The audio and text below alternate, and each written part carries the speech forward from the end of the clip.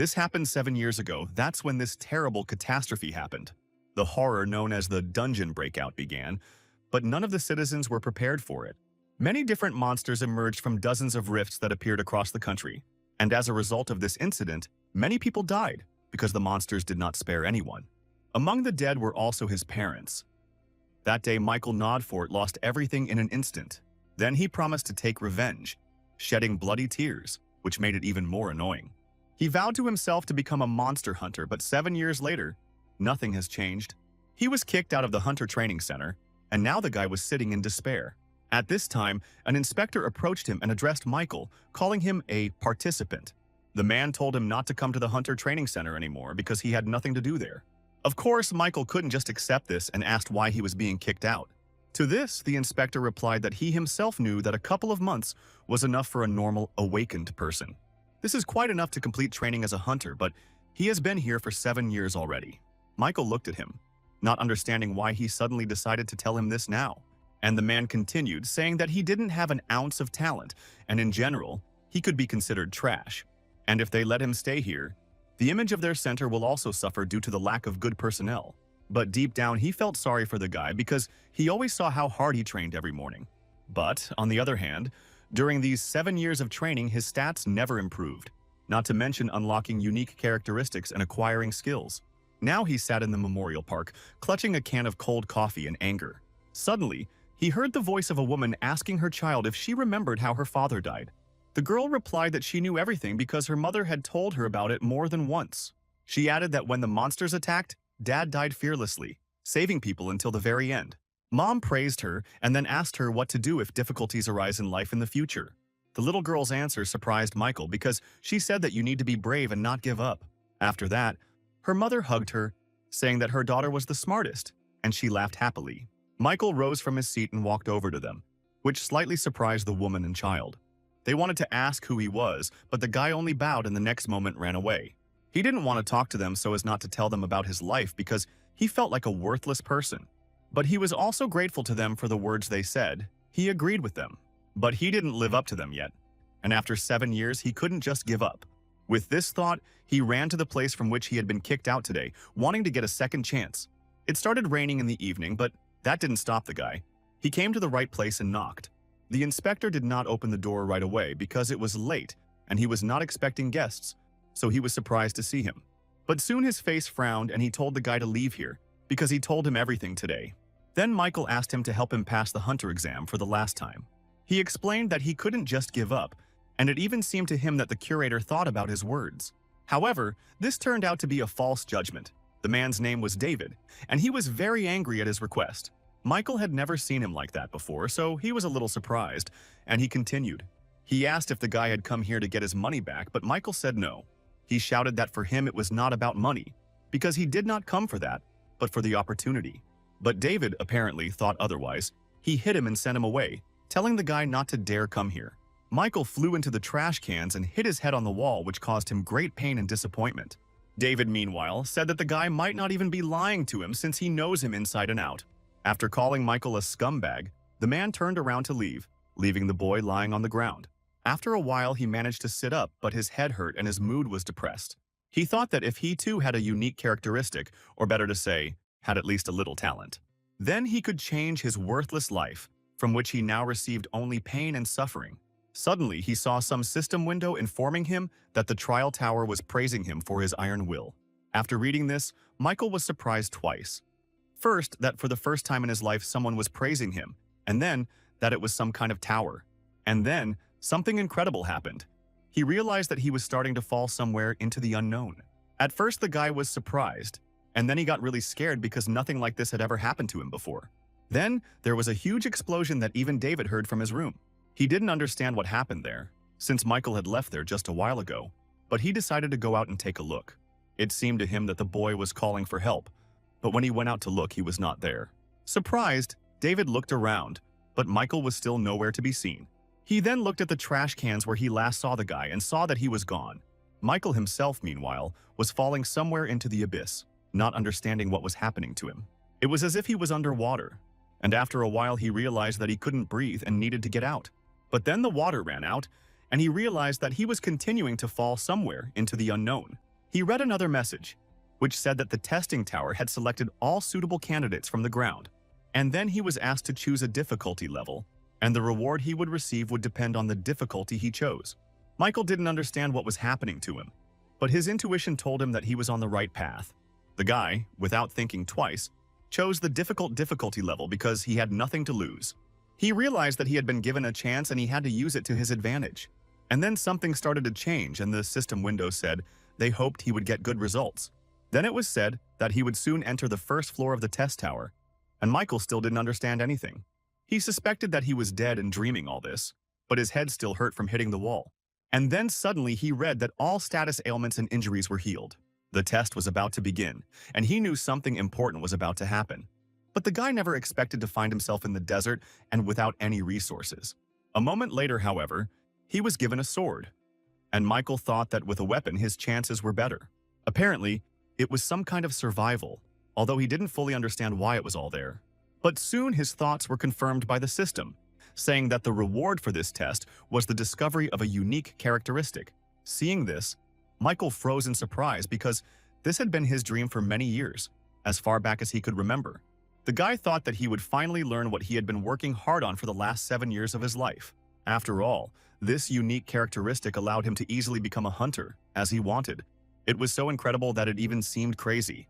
And Michael even thought that he had gone crazy. But he soon realized that his mind was not clouded, and the first thing he decided to do was take his new weapon. But as he approached the sword, the sand beneath his feet suddenly began to stir and move. Michael began to run away from him, and he rose higher and higher, forming a huge hump of sand. The guy read in the system window that a training test was about to begin. His difficulty level, which he had chosen, was displayed there, and Michael realized that this was not a good thing. A huge sand golem suddenly appeared in front of him, looking just at the guy, and he froze in horror. For him, this was something incredible, because in his life he had never defeated a single monster. And then the status window announced that he had to survive for 10 minutes, and then the task would be completed. Michael was not happy with this prospect. He began to run away as fast as he could to avoid being hit by the golem. He was also surprised that the punishment for failing this test was death in the real world. He ran away from the monster in the hope that it would not pursue him. But of course it did not. Michael himself began to doubt whether he could escape from him in this way, because it was exhausting. Moreover, the golem turned out to be much faster than he thought, and this only made his survival more difficult. First of all, because of the sand and his stamina, it was impossible to run for 10 minutes. And it was also worth doing this without rest, because at any moment he could be overtaken by death at the hands of the golem. The system had given him the sword and told him to survive, so he had little choice, and Michael knew it. He would either die trying to escape or he would die fighting. He preferred the second option. So the guy stopped and quickly thought about how he could defeat this creature, since it was made entirely of sand. Suddenly, the faces of all those who had laughed at him all these years and mocked him flashed before his eyes. Michael remembered how many times he had been called a loser and shouted that he was fed up with it. He didn't want to die a miserable death trying to just run away, even if it seemed safer. But he will never become a hunter and will never avenge his parents, who died as a result of that disaster. Of course, he wasn't going to agree to this. The guy decided to fight to the end, even if he lost. When it came to theory, he could confidently say that he knew more than many hunters. So he knew that running away was a bad idea, because the golems would only stop moving in one case. If their core is destroyed, however, it is usually located in hard-to-reach places. And if so, then he must first find the location of the core, and then destroy it. Michael ran up. He knew that the core was usually located near the heart in humans, but sometimes it could also be the hand. All that was needed was to detect a faint red glow, as if from the heart. Michael decided to give it a try. He pushed off from the sandhill, intending to hit the golem with his sword. It turned out to be more difficult to do than he imagined, but Michael did not give up. He managed to reach the top of the hill just as the sand began to pour out. This played into his hands because, with his movements at the foot of the hill, he caused a small sand avalanche. Thanks to her, the golem lost its balance, and Michael was able to approach it on a sand wave. He thought he could only do it if he timed it right, so he waited a bit. And then he pushed off and jumped. A moment later, he was already on the body of the falling golem and saw its core. Michael stood up happily and walked towards him, swinging his arm to strike and keeping his balance. And then he hit it with all his strength, and the blade went straight into the core, but for some reason not all the way. It turned out to be harder than Michael thought, so only a crack remained on it from his blow. Michael froze in surprise because he hoped to end everything with one attack. but it was not enough. He realized with horror that he would need one more blow to break it completely. But the guy couldn't do it because the golem suddenly screamed in pain and started waving its arms. Michael realized in horror that the golem was about to tear him to pieces, and this thought made him nervous. He decided that he would have time to hit again, because that should be enough, but the golem's hand was already near his body. The monster grabbed him and squeezed him tightly. If it had been a stone golem, there would have been nothing left of the guy. Michael screamed furiously in pain. No matter what you say, sand in large quantities squeezes worse than a boa constrictor. For a moment, instead of the golem, he saw the faces of all those who laughed at him, mocked him, especially now. Then the guy decided that this could not go on any longer, and he would either die in battle or win. Michael gripped his sword tighter and shouted at them all to shut up, and suddenly rage gave him strength. He managed to free his hand from the golem's grip and threw his sword straight at its core, hoping to pierce it. And then, to his surprise, it happened. The sword hit the monster right in the heart and it loosened its grip. After that, he screamed loudly and began to crumble, since he was made of sand. The system window displayed a message that the guy had successfully destroyed the sand golem's core in 3 minutes. This meant that he had completed the training trial and would soon receive a reward. Michael himself was left with almost no strength. He spent the last of it to throw the sword, and now he was lying on the ground. He didn't know how long he lay like that, but if it hadn't been for the heat, which was unbearable, he wouldn't have gotten up. The boy fell to his knees, covered in sand from the fight with the golem. He couldn't believe he had done it. He was spitting blood and breathing heavily, but he was alive, and this thought warmed him, giving him new strength. Of course, it was dangerous, and at any moment he could say goodbye to his life, but he still succeeded. Michael stood up and was very glad that he survived, and the system window congratulated him on passing the first floor. As a reward for clearing it, he received a unique characteristic and 1,000 points. He also received the quick recovery skill as an additional reward and another 500 points. Michael looked at all this with wide eyes. He still did not understand what all these glasses meant. However, if this was true, then the most important thing for him was that he was receiving a unique characteristic. He put in so much effort over the past 7 years, and all he got in return was scorn and ridicule. The system window gave a message that he was receiving a unique necromancy characteristic. The boy thought with excitement that now he too could finally become a hunter. In this way, he will realize his dream, but this will only happen if he survives. He wanted to think about it some more, but suddenly he felt some strange changes in his body. And then, at the place where he killed the golem, some strange red round thing appeared. It was covered in black fog and resembled ball lightning.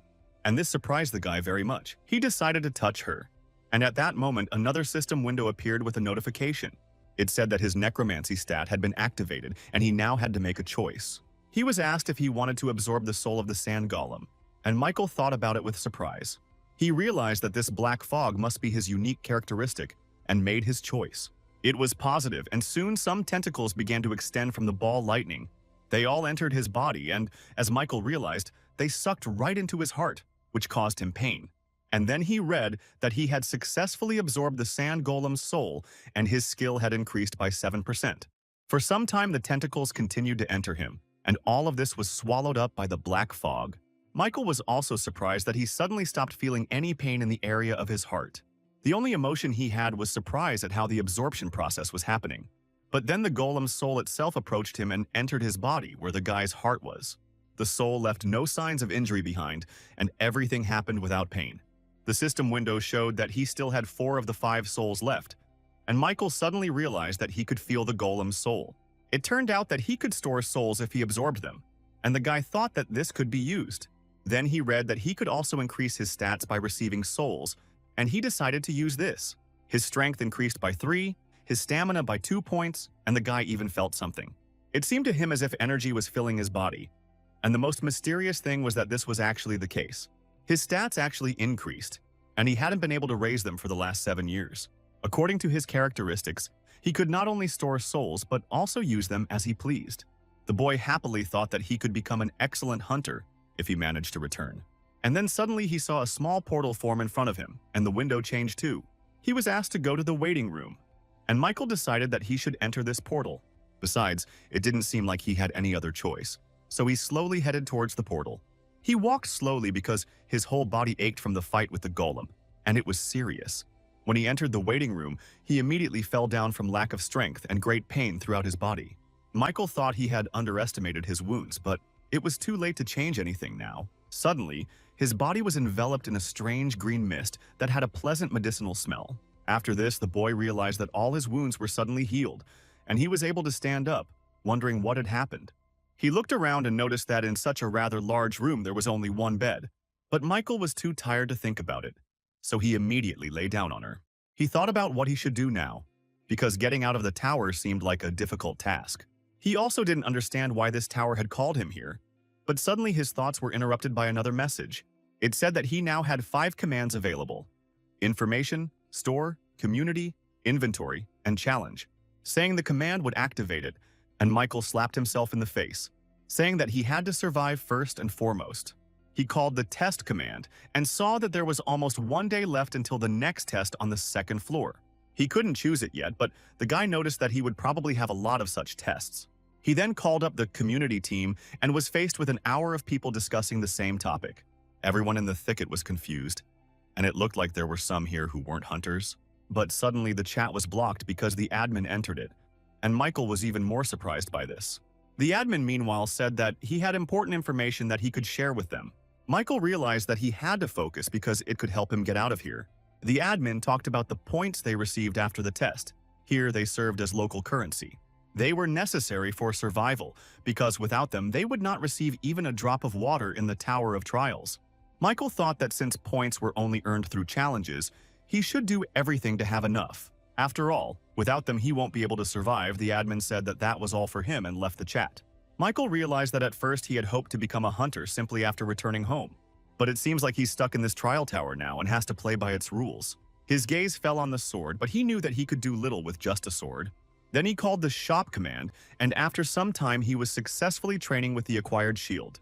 It seemed to Michael that all the hunters had lost all their stats when they entered the tower, but they had an advantage. After all, they should be able to more easily master the skills they had previously mastered, and this was important to Michael. After all, he was at different levels than them, so he had to train to catch up with the others. After a couple of minutes of exhausting training, he fell to the floor, exhausted, breathing heavily from fatigue. He thought about taking a break, but suddenly he felt his strength returning. Thanks to the healing effect of the waiting room, he realized that he could train without any problems. But soon the guy felt a new problem. It was hunger, which was ruining all his training. Of course, he couldn't just leave it like that, so he called the inventory command. There he saw the items he had already purchased, on which he had spent almost all of his points, of which he had only 40 left. If it weren't for the additional reward, he wouldn't even be able to dream of a shield. But now he needed to satisfy his hunger. Time flew by unnoticed, and there were already 17 minutes and the same number of seconds left before the 2nd floor test. Michael noticed that even the restless chat had quieted down, as it was almost time for the next test. For a moment he wondered if he could survive again, because this time everything would be even more difficult. However, the guy quickly dismissed this thought, telling himself that he would definitely survive this time too. Meanwhile, there were only 10 seconds left before the test, and apparently every participant was on edge. And then the waiting time was over, and everyone heard a deafening sound in their waiting rooms. A final message from the system appeared, asking if they were ready for the test. Michael responded positively, and soon a new portal appeared that he had to enter, and the guy did so. The guy was surprised to notice that this time the location was a forest, and on the one hand it made everything easier. Then he read that the purpose of this test was murder. He had to kill the leader of the orc tribe. Most likely he had such tasks because he chose the hard difficulty. But killing the chieftain of the orc tribe was nothing compared to the sand golem, and that made him nervous. Michael couldn't believe that he would have to sneak into a camp infested with monsters and kill their boss. He stood on the mountain and managed to count at least 20 orcs who had not yet noticed him. The guy decided that it would be harder to survive this time, but that didn't mean he was giving up. As you know, orcs are not particularly developed creatures. They kept to small camps and had their own boss. All the monsters obeyed him, but at their core, each one was just a dumb creature with honed skills. Michael knew he could defeat the chieftain without even engaging in a fight with the rest of the orcs, but it would be difficult. The guy also knew that usually in the dungeons, if there is a sentry in the orc tribe, one should also expect a hunter. However, Michael was not sure that he could defeat even one hunter, because they were stronger than the others. The problem was that there were too many orcs, so hunters usually had to form a group. He couldn't do it alone, and Michael knew what he had to do, but the idea seemed ridiculous to him. He decided to take a step back for now and come up with a plan, because he was impeccable in one thing, and that was his mental skills. After a while, he realized with a smile on his face that he had come up with a way to pass this test. After some time, he had already collected the required amount of materials needed for his plan. Now there was only one thing left to do, to move on to its implementation. Michael constructed some kind of torch, and then he called the inventory command and sent his new product there. The system window with his inventory showed that he had a new item, and Michael smiled contentedly. This meant that his theory had worked, and now he could move on to the next point of his plan. Although orcs look like lazy pigs, they are actually quite a diligent race. They stay in small groups, which allows them to quickly respond to any danger. Hunters always leave for hunting in the morning and return by sunset, so he still has plenty of time. The biggest obstacle in this mission was breaking through the numerical superiority, so he had to use something that would make all the orcs scatter and open the way for him to reach the chieftain. Michael knew that, according to the Hunters Association, the orc sentry was not always on guard. They usually return to the village to eat or rest for a while. Therefore, he must use this time to perform a deceptive maneuver for his plan to work. Michael threw the torch into the bushes and hurried to the pond, which was located near the village. After some time, when the fire spread, the orcs also noticed it, and the boy knew that if the flames completely engulfed the village, he would not have to worry about meeting the hunters. After all, they would be returning from hunting, but first, he had to kill at least 2 orc workers. As expected, several of them ran to the pond to get water and put out the flames. That's where he was waiting for them, and when one orc filled a bucket with water, the guy went behind him. The next moment, his blade pierced the orc's neck and he dropped the bucket from his hands and fell to the ground. Michael, meanwhile, activated his unique necromancy ability. The system window asked if he wanted to absorb the orc's soul, and the guy answered positively. When he did this, his skill increased to 9% and he felt another soul inside him. However, immediately after that, he heard someone approaching him from behind. It turned out to be an orc guard. Michael managed to react to his attack in time and put his shield under the blow, protecting his head. This orc was stronger than the others, and the guy barely managed to hold back his onslaught, but he did not give up. Then, an unexpected solution came to him. He realized that he could add strength to himself if he lacked it. Why did Michael use the absorbed soul of LRK to improve his stats? As a result, his strength increased by 4 and his agility by 2 points, allowing him to repel the sentry's attack. After a couple of minutes, the orc was defeated, and Michael activated his characteristic again, absorbing his soul. He increased his stats again, and in the meantime, his quick recovery skill was working. Thanks to the new soul, his agility increased by 3, strength by 2, and endurance by 4 points. After some time, he moved away from the pond, the area around which had already caught fire. He was noticed by the other orcs, who were preparing for another battle, but Michael's face showed confidence.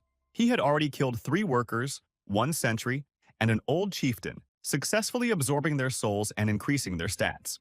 The boy understood that if he was careful with the sentries, he would have no problem defeating the leader.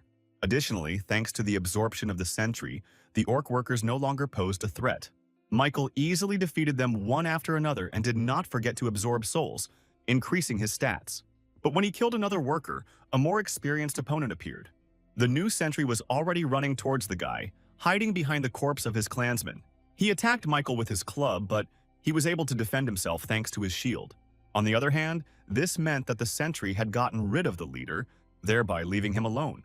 Accordingly, this sentry was the last obstacle on the way to the leader, and Michael had to overcome him. He dodged his new attack and caught the moment when his opponent weakened his defense. The boy then charged at the orc guard, ducking under the blow he was hoping to use to get him. He pierced the monster's stomach, causing it to die, while Michael successfully absorbed the soul of the last sentry. The guy used it to increase his stats, but at that moment the chieftain brought his staff cane, which turned out to be magical, and then he attacked him with his... Michael didn't even know how to react to the charge from the pillar of fire that fell right on the guy, as he froze in place from fear. But at the last moment he managed to put up a shield, with which he managed to defend himself from the leader. He looked surprised because not everyone could survive his fire attack, but this guy could. Seeing that the enemy was still standing on his feet, the leader screamed in a strange broken voice. Meanwhile, Michael read in the next system window that he had a new skill, fire resistance. He also received a new achievement, the one who passed through fire and prepared to finish off the orc leader. He looked him straight in the eyes, and the leader did not take his eyes off the guy. He was interested in who he was. And then he pointed his staff at Michael again, intending to finish him off with another attack. But this time the guy was faster. In the blink of an eye, he approached the leader and swung his sword. The blow passed near his head and cut through his mask, and the orc closed his eyes in surprise and fear. He realized that he could not cope with this opponent because he was much better than him. So the orc couldn't think of anything better to do than run away. He rushed into the tent in the hope of getting away. But Michael is not going to let him go so easily because all he has to do is kill the leader and he will receive a reward. The guy followed the monster into the tent, expecting that he might still pull some kind of trick. He cut open the entrance to the tent and prepared for a surprise attack, but it did not come. Instead, the guy saw a slightly strange sight, which was definitely not to be expected. The orc chieftain sat in the center of the tent, clutching two small orcs to himself, all of them looking scared. Then another baby orc approached Michael's leg and began to tug at his leg with tears in his eyes. The guy thought that even these monsters have loved ones, and for some reason he even felt sorry to kill them. He remembers his own parents who also protected him on the day of the disaster. They did it so that he could survive. But while the guy was thinking about it, the little orc reached for his weapon. He took out a small knife and aimed it at his leg, hoping that his opponent had let his guard down. But Michael was on edge. He couldn't let himself die, so he hit the baby first. Even though the blow was delivered with the hilt of a sword, it was enough to crush the small skull. Seeing this, the chief rushed at the enemy, wanting to avenge his child, but Michael pierced him too. For a moment he hesitated, but then he remembered that he had to kill monsters. It was the least he could do. When he found himself back in the waiting room, Michael considered purchasing a new shield. He also drew attention to the chat, from which it could be concluded that half of the contenders did not survive. And then he suddenly froze in surprise when he saw one participant write that he had used his question. He did this to find out how to return to Earth, and Michael realized that such a way existed. After a while, he figured out that they could ask questions in the information command. In the community chat, players came to the decision that they should all share any information with each other. Once they reach level 5, they will be able to purchase temporary return stones to Earth, but only for a couple of days. And starting from the 8th level, they will have access to new items, one of which will allow them to return to Earth forever. Michael looked at his stats again. His necromancy had already reached 65% mastery. The boy thought that he would be invincible if he had such powers on Earth, so he wanted to return as soon as possible. But for now, he was only at level 2, and 8 was still so far away, so he decided to look for something positive. He found it in the fact that his stats were at rock bottom, but now they are approaching 20 points. To begin with, Michael decided to absorb the 5 souls he had captured, considering that he almost died in the process. After that, almost all of his stats were close to 30 points, and only magic was at 13. Michael noticed that with each improvement he felt more and more powerful, and he liked it. He suddenly started running around the room and climbing the walls without falling. Like a spider, these were not human abilities. The boy realized that he had finally overcome human limits and felt incredible strength. He jumped from the ceiling he was standing on, and miscalculated the speed with which he rushed towards the next wall. As a result, he crashed into her, leaving a dent. It was quite painful, but the healing effect worked. Michael thought that he had leveled up so quickly, which is why his body most likely had not yet gotten used to the new strength. He then opened a shop and purchased a dead tree shield which cost him 2,100 points. This shield was created by a black mage from the wood of a huge dead tree. It activated a buff when losing health. As a reward for the trial, he received a black steel dagger, which improved his stats, and also the killer's cloak, which allowed him to remain more undetected and move faster. When everything was ready, Michael exhaled. All that was left was to get used to the new items and stats. He had to do this before the next test, but that was not all. The guy wanted to become stronger than anyone could dream of, so he continued training. After a few more days, which flew by very quickly, he entered the 3rd floor of the test tower. The theme of this test was a duel, and the system once again reminded him that he had chosen the hard difficulty. Michael looked around. Apparently he was in some kind of cave where, as he thought, the duel would take place. Then suddenly a new message appeared, saying that in 10 seconds a Guardian of Darkness would appear. The guy realized that he would be his opponent, so he got ready, not knowing where he would attack from. As expected, the enemy acted unexpectedly. He went behind Michael, and he didn't even notice. At the last moment, the boy felt something scatter in the air near his head, and he realized that he was under attack. He barely managed to turn around and cover himself with a shield, but the attack still slightly hurt him. The Guardian of Darkness looked quite terrifying. He was also strong, and this forced one to act more carefully. When Michael saw it, he realized that it was a Doppelhauner, which he had read about in Hunter's reports, so he knew that physical attacks worked best against them. And with that thought in mind, he kicked him. The monster flew away a decent distance but quickly got back on his feet and they looked at each other. Dopenhellner smiled evilly. He was clearly confident of his victory because not everyone could defeat him alone. But Michael was not going to lose. He had to win at any cost in order to survive and move on. The injury he received quickly healed thanks to his quick recovery skill. And then the guy noticed with surprise something strange in the behavior of the Dopenhellner. He was made of dark matter, so he could take any form, and now he was imitating it. The monster took the same stance and suddenly he also had a sword and shield. To make sure he would copy him exactly, Michael went on the attack. In the blink of an eye, he found himself behind his opponent, intending to attack from behind. But the Dopenhellner did not have time to react in time, so the attack was successful and the monster was wounded. This meant that he could only copy his movements, but they were no match for Michael's strength. However, now the course of the battle had changed. The guy noticed that the Dopenhellner had stopped copying him. On the contrary, it seemed that he was angry, and the wound on his chest also began to tighten. The monster looked at the guy. He was surprised that he was able to touch him, so he didn't know what to do next. And Michael said mockingly that it seemed like he had the skill of restoration too. Dopenhellner did not answer him and again rushed into the attack. Now he was going to repeat the new maneuver. It was the same attack that Michael had used on him, so the monster copied it. However, the guy knew that he would act like that, so he easily anticipated his movements. When the monster swung his sword, he dodged and then kicked him. He already knew how to defeat him. After all, he had an advantage. He knew how to counter his own techniques. The initiative was clearly on the guy's side. He was pushing the Dopenhellner towards the wall in order to finish him off there. During this time, his fencing skills had improved significantly, and he thought that his training had not been in vain. But suddenly, when he was about to knock out his opponent, the guy saw a sword right in front of his eyes. He was able to quickly regroup and block the attack, but the monster was also able to retreat. Michael froze in surprise, not understanding what just happened, because he did not use this move. And then the Dopenhellner took the initiative into his own hands and began to push Michael against the wall. It was no coincidence, as they had only been fighting for a short time, but the monster had already evolved. It was now harder to block his attacks, even though he still copied all of his movements. Michael then activated his assassin's cloak skill, and his movement speed increased by 15%. This also meant that he had to finish everything in less than a minute. After all, it was only for that long that the effect of the cloak lasted that Michael rushed to attack the enemy. He also seemed to notice that the guy had become faster. But for now, the monster decided not to retreat. Michael, meanwhile, was already opposite him and swung for another attack, which was a feint. So when the Dopenhellner swung his sword to deflect it, Michael kicked him. The monster was not ready for this, but it was not the end. The guy was already preparing to finish him off. Then came a sharp lunge that pierced the doppelganger. But the guy did not foresee the consequences of this. He thought he had succeeded and decided to kill the monster completely as soon as it fell to the ground. So far, the Dopenhellner had only screamed loudly from the injury he had received, but then something strange happened. For some reason, Michael's hand was also cut off, and he was unable to even scream from the immense shock and horror. He expected this, although everything indicated that it must be somehow connected with the monster's copying ability.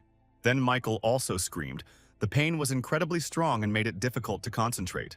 But the guy understood that this was not the end, because if he won, he would certainly get his hand back. Besides, the Dopenhellner hasn't moved yet either, which means that he does have the recovery skill. But it looks like he needs time to recover from this kind of attack. So this was his chance to win. But without a sword, it was difficult to do so. Michael came up with a plan. He has 15 seconds of the Assassin's Cloak effect remaining, meaning he will soon lose his speed. Deciding that he had nothing to lose, he grabbed the shield, telling himself that he would win. After all, it was better to take a risk than just wait for death.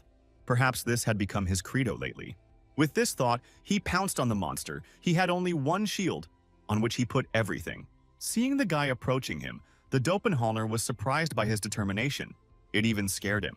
He swung his remaining arm to block the attack, but the guy couldn't even attack.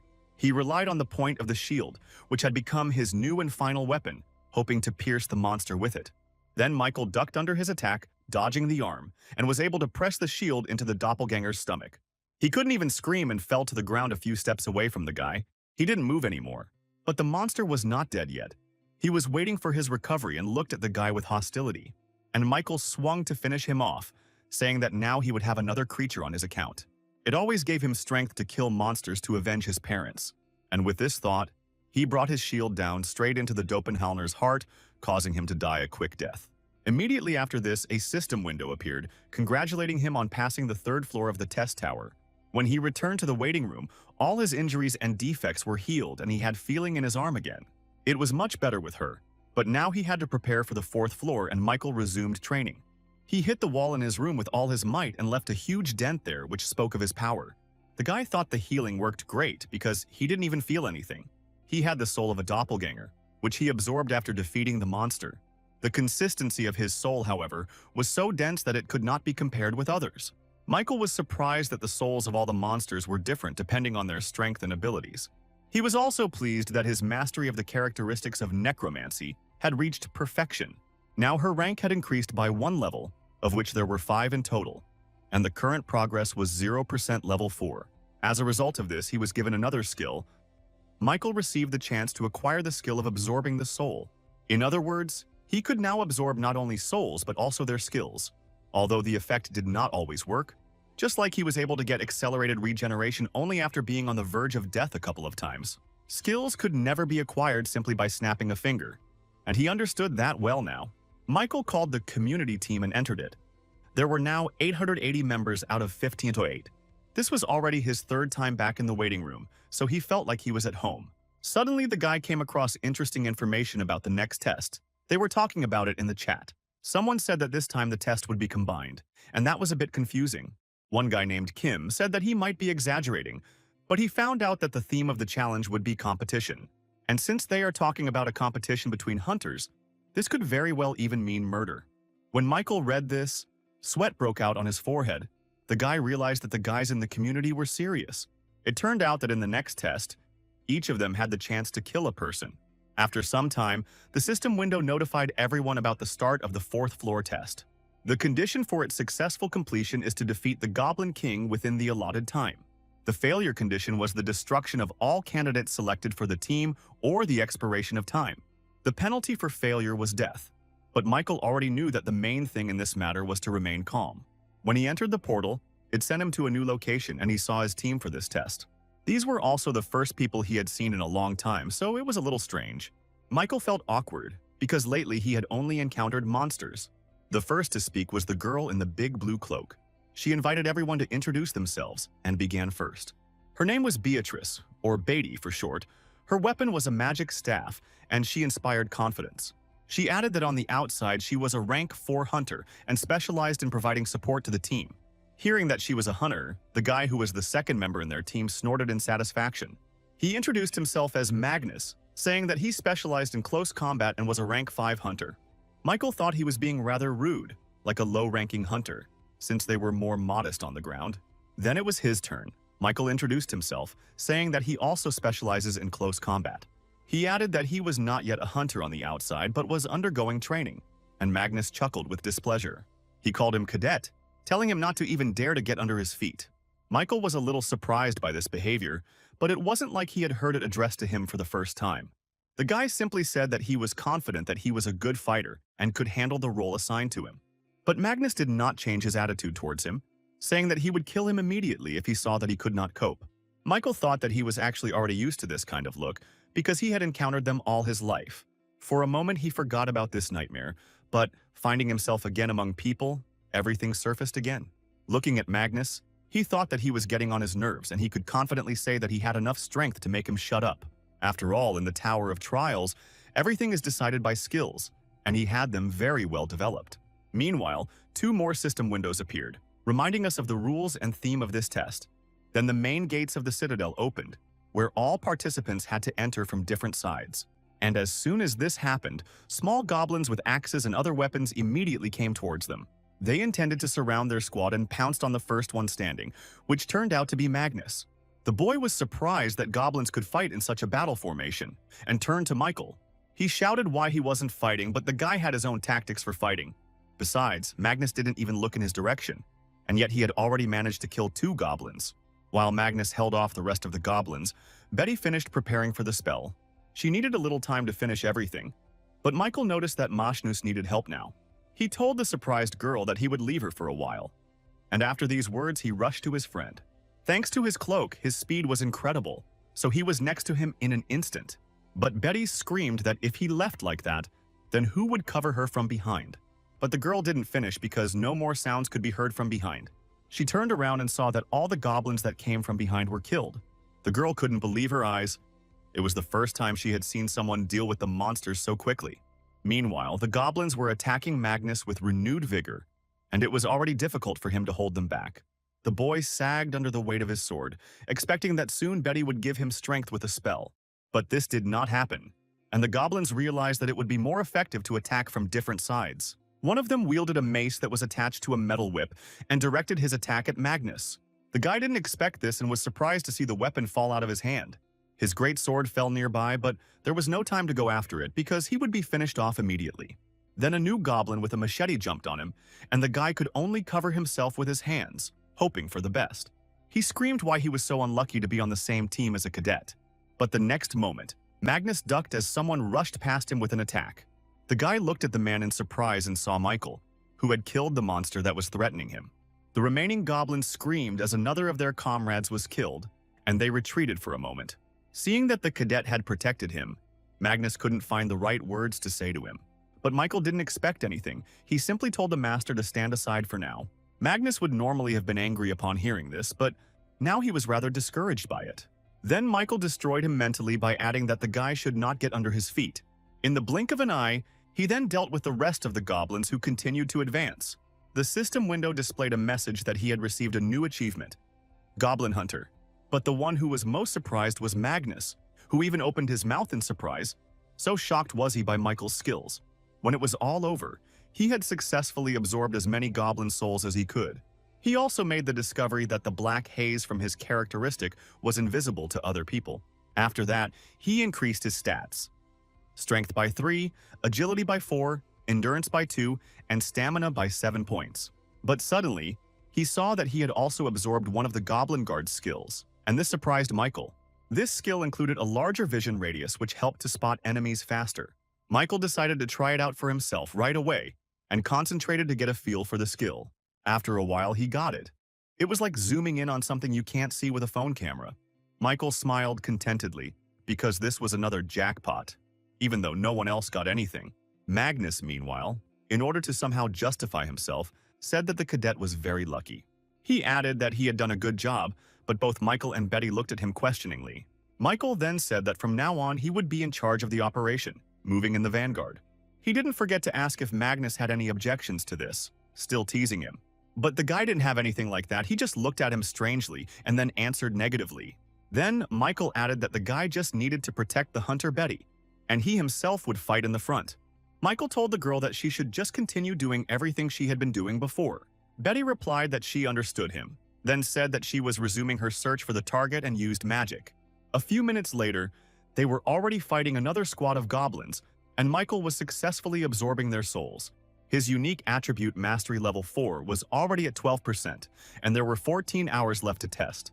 It soon became dark and they set out to find shelter, saying that the battles with the goblins had been exhausting. Although they attacked with varying frequency, everything had calmed down now, and Michael began to think. Then he suddenly jumped up and ran somewhere himself, while his partner stood there in surprise. Betty asked what was going on, but suddenly she saw what Michael was running towards. It was water. To be more precise, the beautiful fountain is probably the only thing that has survived in this area. Magnus said he thought the other contenders had already been here, and everyone was surprised at their speed. Michael, meanwhile, leaned over and tasted the blood of a goblin killed nearby. It was still warm. Therefore, if they hurry, they will be able to catch up with other contenders because in case of victory of the other team, those who fail the test will die, and they will never return to Earth, but will be buried here. Neither of them liked the prospect, so Michael said they'd better hurry. Meanwhile, the other team met the Goblin Squad again, but they posed no threat to them. There was a guy on their team with equipment like Michael's, and he did a great job too. There was also another guy present who had mastered an unknown ghostly art.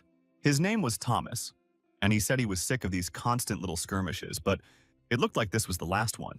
The boss was supposed to appear after that, but for now, it was necessary to focus on fighting the goblins. The guy had been sitting on the head of one of them the whole time, but then he cut it off and pushed himself away from the dead body. He rushed at the goblins that remained, his eyes burning with hatred for the monsters, and it was terrifying. In a moment, all the monsters were finished and he stood among the goblin corpses. His comrades praised him, saying that he had done a good job and done an excellent job. But Thomas replied that he was tired of this ugly hunt because he had to do everything alone. He then turned to one of the guys, whose name was James, asking if he liked skimming off all the cream. He didn't quite understand what he was asking, so Thomas irritably ordered to simply open the boss's room. They already wanted to finish everything as quickly as possible and rest in their rooms. James went to open the door as he was ordered, but the boy didn't like being ordered around like that. When he opened the door, the system window notified everyone that all members of the Challenger team had entered the spire. This was the home of the Goblin King, but the battle with him would not begin until one of the two teams remained. It was also reported that at this point it will be impossible to escape from the current location. As if to confirm this, a huge red barrier formed across its entire territory. Thomas looked at him with disdain, asking why this had suddenly happened and what these two teams were. But then he understood everything himself when he saw that there really were 3 new people standing on the other side. Michael's team arrived just in time, and now the boy was looking at those they were about to fight. Thomas grimaced in displeasure, saying that he had hoped to end everything quickly. But Michael suddenly said that he would fight alone, which greatly surprised his team. Secondly, he asked Betty to provide him with a buff that increased agility. Everything else she could supply to Magnus. To this, the girl replied that she had the chance to see with her own eyes how strong he was. However, perhaps people would be more terrible than all these monsters put together, and that was true. Michael said he heard her, adding that he would signal if he thought he was in danger. Until then, he counted on their support, and with these words the guy rushed into battle. His agility was increased by 2 points, and this effect lasted for 10 minutes thanks to Betty's spell. Michael himself has already become convinced that he has surpassed the skill level of the average hunter. Besides that, he had just killed over 30 goblins. The guy noticed the other team getting ready. Finally, Michael thought that his current self was strong enough to handle this challenge. With this thought, he rushed to attack 3 people at once, which surprised and alerted them a little. Thomas didn't understand where he came from, but he saw that the guy looked quite confident. He ordered James to use his shield at full power and to do so immediately. The guy with curly hair began to carry out the order, activating the defense. Apparently, he had a magic shield. That was true, and Michael realized it too when he saw the boys covered in a magical dome. However, it couldn't be called a strong barrier, so he prepared to break it. He pushed off the ground and hit it with all his might, causing it to split into many cracks. A moment later, the protection disappeared completely, and James, who was controlling it, fell to the ground. Meanwhile, Michael was already almost close to Thomas, and he realized that this opponent was quite strong. Michael attacked their team, and the guys didn't have time to react in time. He even wounded some of them. Betty and Magnus watched all this with surprise, clearly not expecting to see such skill. And Michael continued.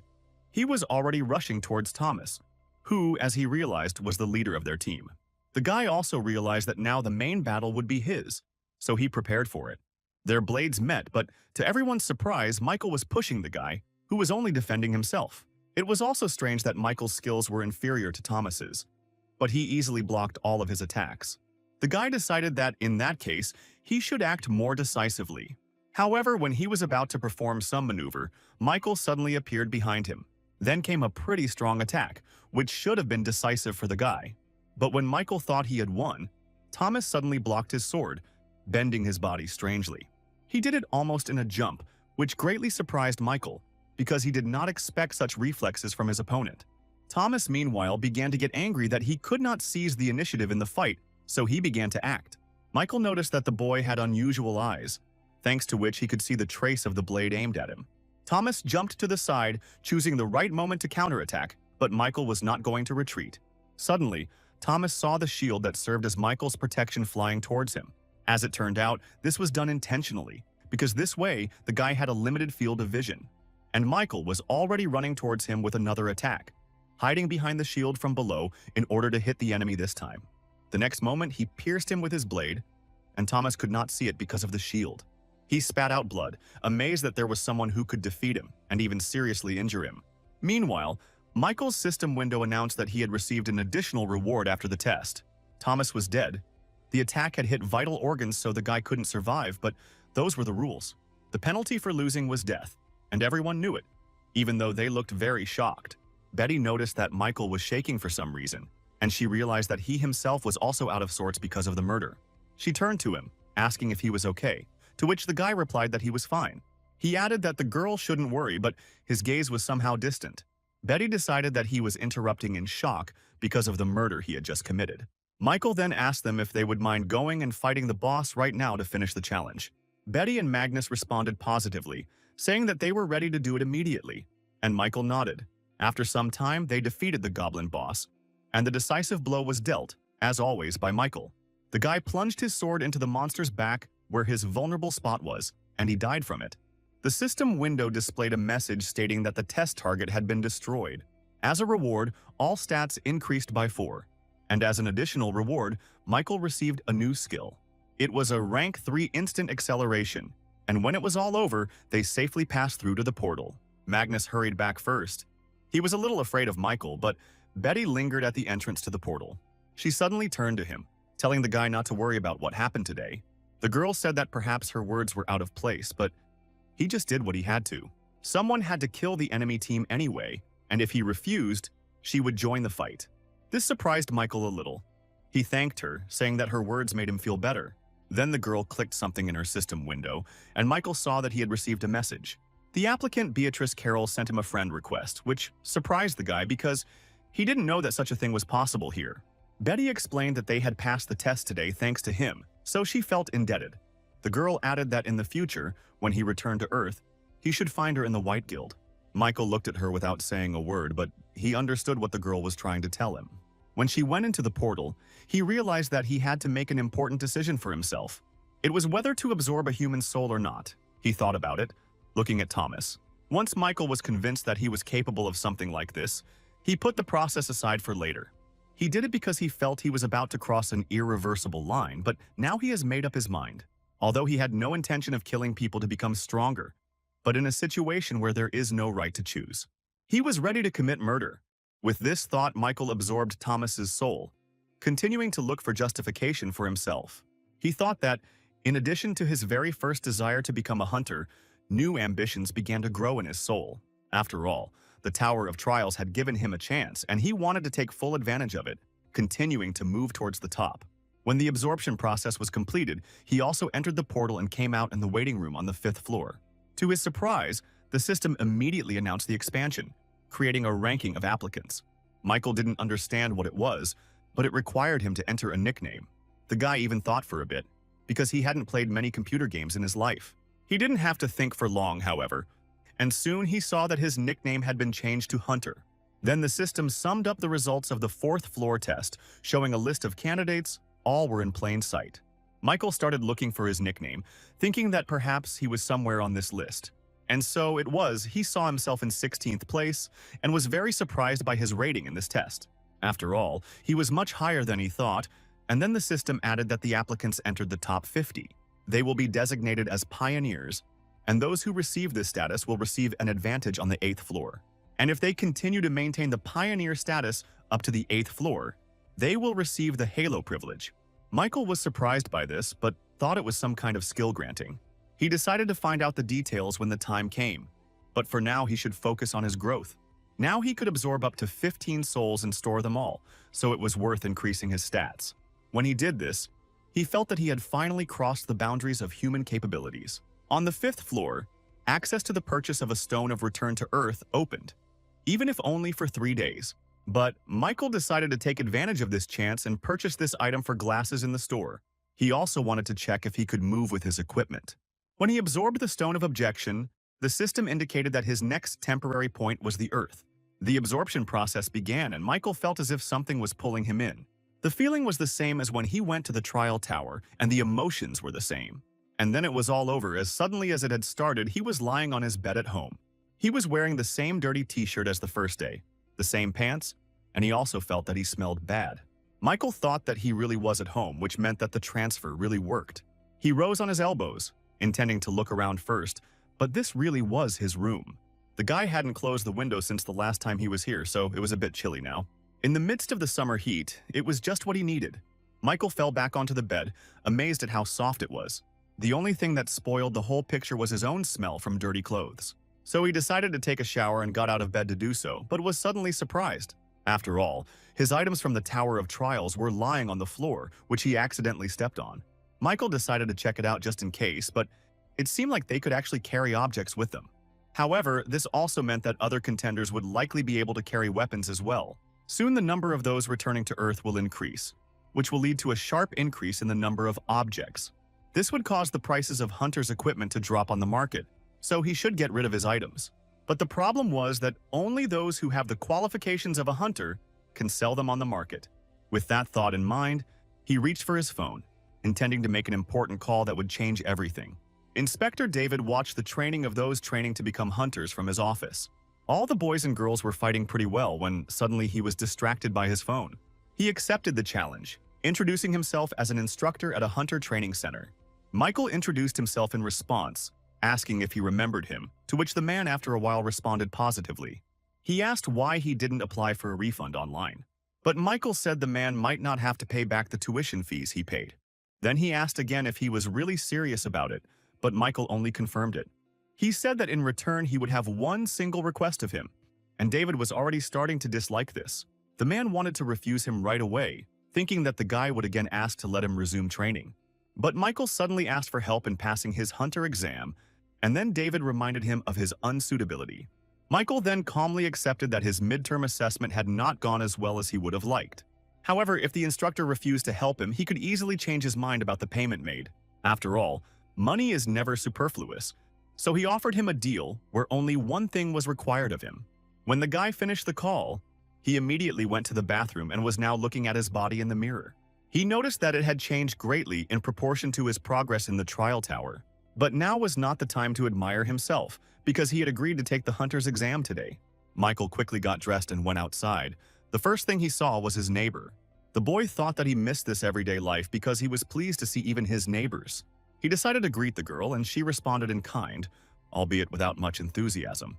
But Michael still wished her a good day, because he knew that everyone in the house thought of him as a loser. And it really had been that way until now, because today he would make them all look at him differently. A couple of minutes later, he was already hailing a taxi, raising his hand up, but no one stopped. Time was running out, and Michael realized that at this rate, he might even be late for the exam. So, without thinking twice, he decided to use his skills and made his way across the rooftops. He thought that running to his destination was also a good option, considering that it would avoid him getting stuck in traffic. At this rate, he arrived at the place even faster than if he had caught a taxi, and he liked it.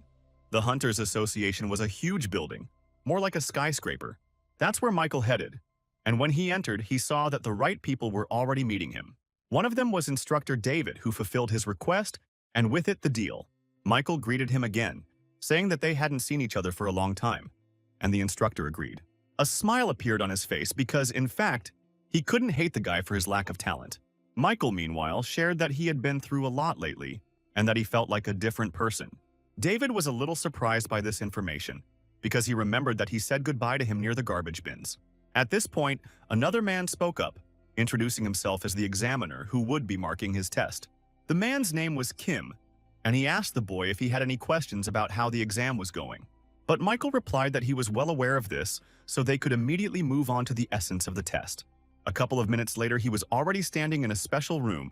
He was given a sword, and the guy got ready. David approached Mr. Kim, asking if he remembered his request to expel the boy as soon as possible. The examiner replied that there was no need to worry about that and turned to Michael, telling him to choose the desired difficulty.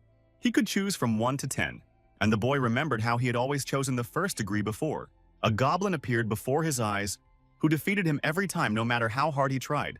But the problem was that he didn't have enough of them then, because he was very weak. The feeling when David announced that he had failed the test was so bitter that he almost cried. David advised him from the balcony to choose the easiest first level of difficulty. But Michael unexpectedly chose the 10th, which greatly surprised the instructor and examiner. The guy himself watched their reaction with satisfaction, since probably few people chose the most difficult level. David thought he was crazy, because he remembered very well that he had lost even to a first-degree goblin. And then the exam began, the essence of which was to hunt a firebird, and Michael saw it. He also felt his movements slow down, which turned out to be a special effect.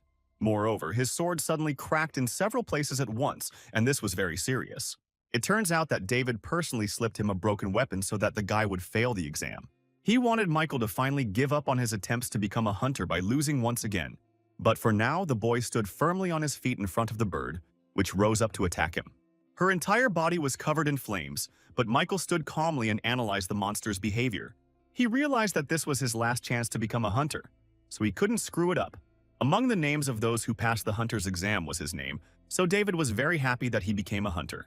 At that time, it seemed to him that he was the best, but in reality, everything turned out to be completely different. Gradually, the gap with his peers began to widen, and eventually he gave up trying to fill the gap. The man thought that the world of hunters was based on innate talent and stopped trying to change anything. People are forced to give up when they feel they have a wall in front of them that they cannot overcome. And not only he, everyone does this, because this fact must simply be accepted and you must continue living the life that you have. So the same thing should have been done to Michael Nodford, David thought, watching him fight desperately. However, it was time for him to give up and stop trying to prove to himself something that would never happen. Michael, meanwhile, saw that his blade had cracked, and this greatly surprised the guy because it was given to him. He thought that even if it was a low-level weapon, there was no way it could crack so easily. Then he realized that there was some outside interference involved, and he looked at the instructor. And David smiled maliciously, quietly asking what he would do now with the broken sword. Moreover, the bird began to attack, directing a fireball towards the guy who was defenseless. But Michael was even glad that everything turned out this way, because it was an ideal situation to test his skills. He learned a lot in the trial tower, so he would show it to everyone right now. With this thought in mind, he used the skill. It was an instant acceleration that pushed him off the ground and brought him closer to the bird. She didn't expect the guy to be so agile, and besides, he was now standing on the ceiling and looking straight at her. Michael noted that this skill was much better than the speed increase from the assassin's cloak buff. The bird, meanwhile, formed a fireball again, intending to finish him off here. But Michael decided to act ahead of the curve and ran towards her first, which surprised the monster a little. He didn't even need a whole blade to wound the bird before it could attack him. He plunged the sword straight into her eye, thus limiting her vision, and the bird screamed furiously. As expected, the sword was too short, so it was not enough to kill the monster. Michael glanced at the tile that had cracked from the bird's attack and decided he could use it. He chipped off a piece of tile and threw it with all his might at her head, intending to stun the bird. But the tile, pouring at high speed, turned into an axe with its power and chopped off her head. The piece of floor did not stop there and crashed into the wall of the balcony where Director Kim and the instructor were standing. David was surprised to think that Michael had done something incredible, but it seemed he was already finished. The bird fell unconscious to the floor, and he was congratulated on passing the exam. Michael did not forget the instructor and the examiner, apologizing for not calculating the force. He smiled contentedly, since he was able to pass the exam even with the broken weapon that was slipped to him.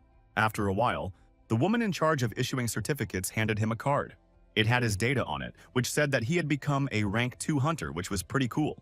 Michael thanked her, and the woman added that he could now visit dungeons and sell items at the market. Meanwhile, David was asking the examiner Kim how it was even possible for the guy to pass the test. After all, the man said that he would fail within 10 seconds. But in the end, on the contrary, he managed to cope with everything in that time. But the examiner replied that he had done everything in his power because, based on the data provided, the guy would have failed. David then asked if they couldn't have given him a lower rank, but Kim replied that they had already done so. Their conversation was interrupted by Michael, who entered the office and announced that he had received a hunter's license. He then approached David, noticing that he looked a little pale, and asked if he was okay. The man replied that he was fine and congratulated the guy on his new achievement. And Michael suddenly said that if his memory serves him right, the instructor reached rank 3 before retiring. He added that he briefly recalled him calling him trash, because he really did think so. And suddenly, the thought crept into his head that perhaps David himself was the scum he was talking about. Hearing this, the man jumped up from his seat to hit him, asking if he had lost his fear. And Michael thought that, contrary to his expectations, the instructor had easily fallen for the provocation. He dodged his blow and swung to deliver his own, wanting to demonstrate his strength once again. David winced in pain as the guy hit him right in the solar plexus, and he understood that nothing would happen to him for this, because he acted in self-defense. And this was a response to the aggressive actions of the instructor, who also received a slap in the face. David had time to think and wonder where a second rank got such strength from, and then he lost consciousness. In the evening, when the guy was saying goodbye to Director Kim, he asked again if he was really offering him a job. The man responded positively, saying that he would work directly for the Hunters Association, and his salary will be about 1 billion won. With these words, he handed him his business card. Finally, the man added that he was doing this because he could see his potential, but Michael was not interested. He said it appeared the difficulty level of the exam had been adjusted arbitrarily. Seeing that this made the director's face change, he said that he would not make a big deal out of it. However, it was not in his nature to make a deal with someone he did not trust at all. The remaining 2 days flew by, and now he was back in his room ready to leave. The news reported that recently there had been rumors among hunters about a mysterious phenomenon called the Trial Tower. Michael thought that everyone finally knew about the towers, so he was convinced that he had done the right thing.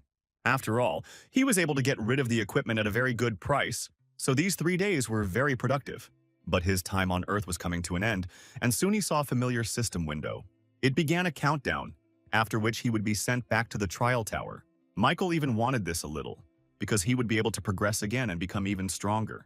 The guy thought that after his return he would again have a lot of work to do, and for some reason this thought made him happy. Within seconds, he was back at his waiting team in the tower, also in full gear. As expected, they were able to move objects between the tower and the real world without any problems. He took a small chest and a stone with him and decided to throw it all into his inventory for now. Then Michael jumped out of bed, deciding that he would first stretch his body a little and exercise. After that, he wanted to challenge the 5th floor, but suddenly the system gave him a new achievement and a new skill. The skill was called the Eye of Truth and was of the highest rank, which surprised Michael greatly, since he had never mastered anything like it. Based on the description, this skill allowed him to obtain all the information about the target he was observing. Of course, he still lacked skill, but the guy was most surprised by the following property. With this skill, he could determine whether the opponent's words were true or not, which was incredible. Michael thought that with this eye, he would now always be able to tell when people were lying to him. It was a pure jackpot, because not everyone could afford it, and even less so among hunters. Then Michael decided to do some shopping and went into the store, first of all buying a rank 2 Thunder Sword. After that, he bought a rank 3+ Hunter Scout Shield. For all of this, he spent a whole 9,300 points. However, although they mostly went for the sword, Michael really liked its options, so he couldn't help but buy it. This was because it had a 10% chance to apply a lightning effect when hitting an enemy. Then the guy called the test command and was asked by the system if he was ready for the test on the 5th floor. Of course, he answered positively, and a few minutes later he was already running into the portal, preparing for new battles. The theme of this test was hunting. The difficulty was high as always, and the penalty for failure was death. He had to kill the werewolf boss in the Wolf Ravine within a day, and Michael understood his task. He was looking forward to victory, wanting to see how the werewolves would fight him, because they were half human, half wolf. He found himself right at the foot of the mountain, where apparently there was a cave with a boss, but he still had to get to it. Meanwhile, many small wolves surrounded him and attacked from all sides, but the guy did not even flinch. He wielded his sword very well and finished off all the monsters that were there in the blink of an eye.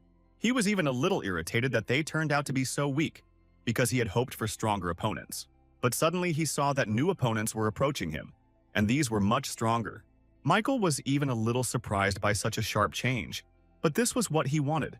In front of him stood another pack of wolves, which were larger, stronger, and more ferocious than the previous ones. One of them snapped its teeth, and Michael felt their deadly energy.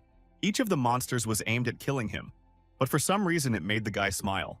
He prepared for battle, realizing that now he would be able to test his real strength, and not like in a fake exam. Michael thought that the Tower of Trials never disappoints and rushed to attack the monsters. The giant werewolves rushed at him in response, barking loudly and opening their mouths to swallow him. But Michael deftly jumped on one of them, dodging all the attacks. He realized that he was even having a little fun. Perhaps he was slowly starting to go crazy, because a normal person would not enjoy trials. However, this did not bother him much because the guy knew that he was getting stronger day by day. The system gave out information that his sword mastery had reached rank 5 perfection, and his sword skill had increased to 5+. And by level 4, his accelerated regeneration skill had increased, and Michael thought that he needed to get a new skill. After all, his current inventory characteristics have almost reached the limit of his growth, so it was worth thinking about it. The wolves, meanwhile, jumped right on him, and if it weren't for his well-developed stats, he would already be dead. Michael enjoyed honing his skills and turned to the monsters, telling them to keep attacking. After some time, everything ended. The guy absorbed the souls of the killed werewolves. He thought that he had already managed to hunt 3 times, but the lightning effect still did not appear. The system window informed him that he had absorbed many souls of mad wolves and his skill had increased by 16%. This was good, since at this rate he could achieve an increase in the rank of his unique characteristic. He had also almost reached the middle of the wolf gorge, so the boss should appear soon. But suddenly he stopped, looking in surprise at what he saw among the high rocks of the gorge. There were torn bodies of other wolves there, and the guy thought that some kind of conflict had occurred in the pack. However, he later dismissed this thought when he saw that the blows were inflicted with a sharp weapon, and the traces left nearby only confirmed his assumption. Michael decided to use his new skill and activated the Eye of Truth to find out the truth. He saw a trace of rank 3 aura that was left behind after someone carefully split the wall. Suddenly he felt uneasy, because there were too many nuances that didn't fit in his head. And then suddenly he heard someone's cry, which it was impossible to distinguish at first glance who it belonged to. But the guy felt that it was somewhere nearby and ran in what he thought was the right direction. As he ran, he saw a medium-sized cave, from where he determined that the roar was coming. But before the guy could enter the cave, a huge pink werewolf flew out from there. He was badly cut up and fell down, lying unconscious, and Michael was surprised by his sudden appearance. He realized that another monster couldn't eradicate him so much, which meant that there was someone else in the cave right now. The system window displayed a message that the werewolf boss had died, and the reason for this was currently being investigated. And Michael looked at the dead monster in confusion, not understanding why this happened on the floor.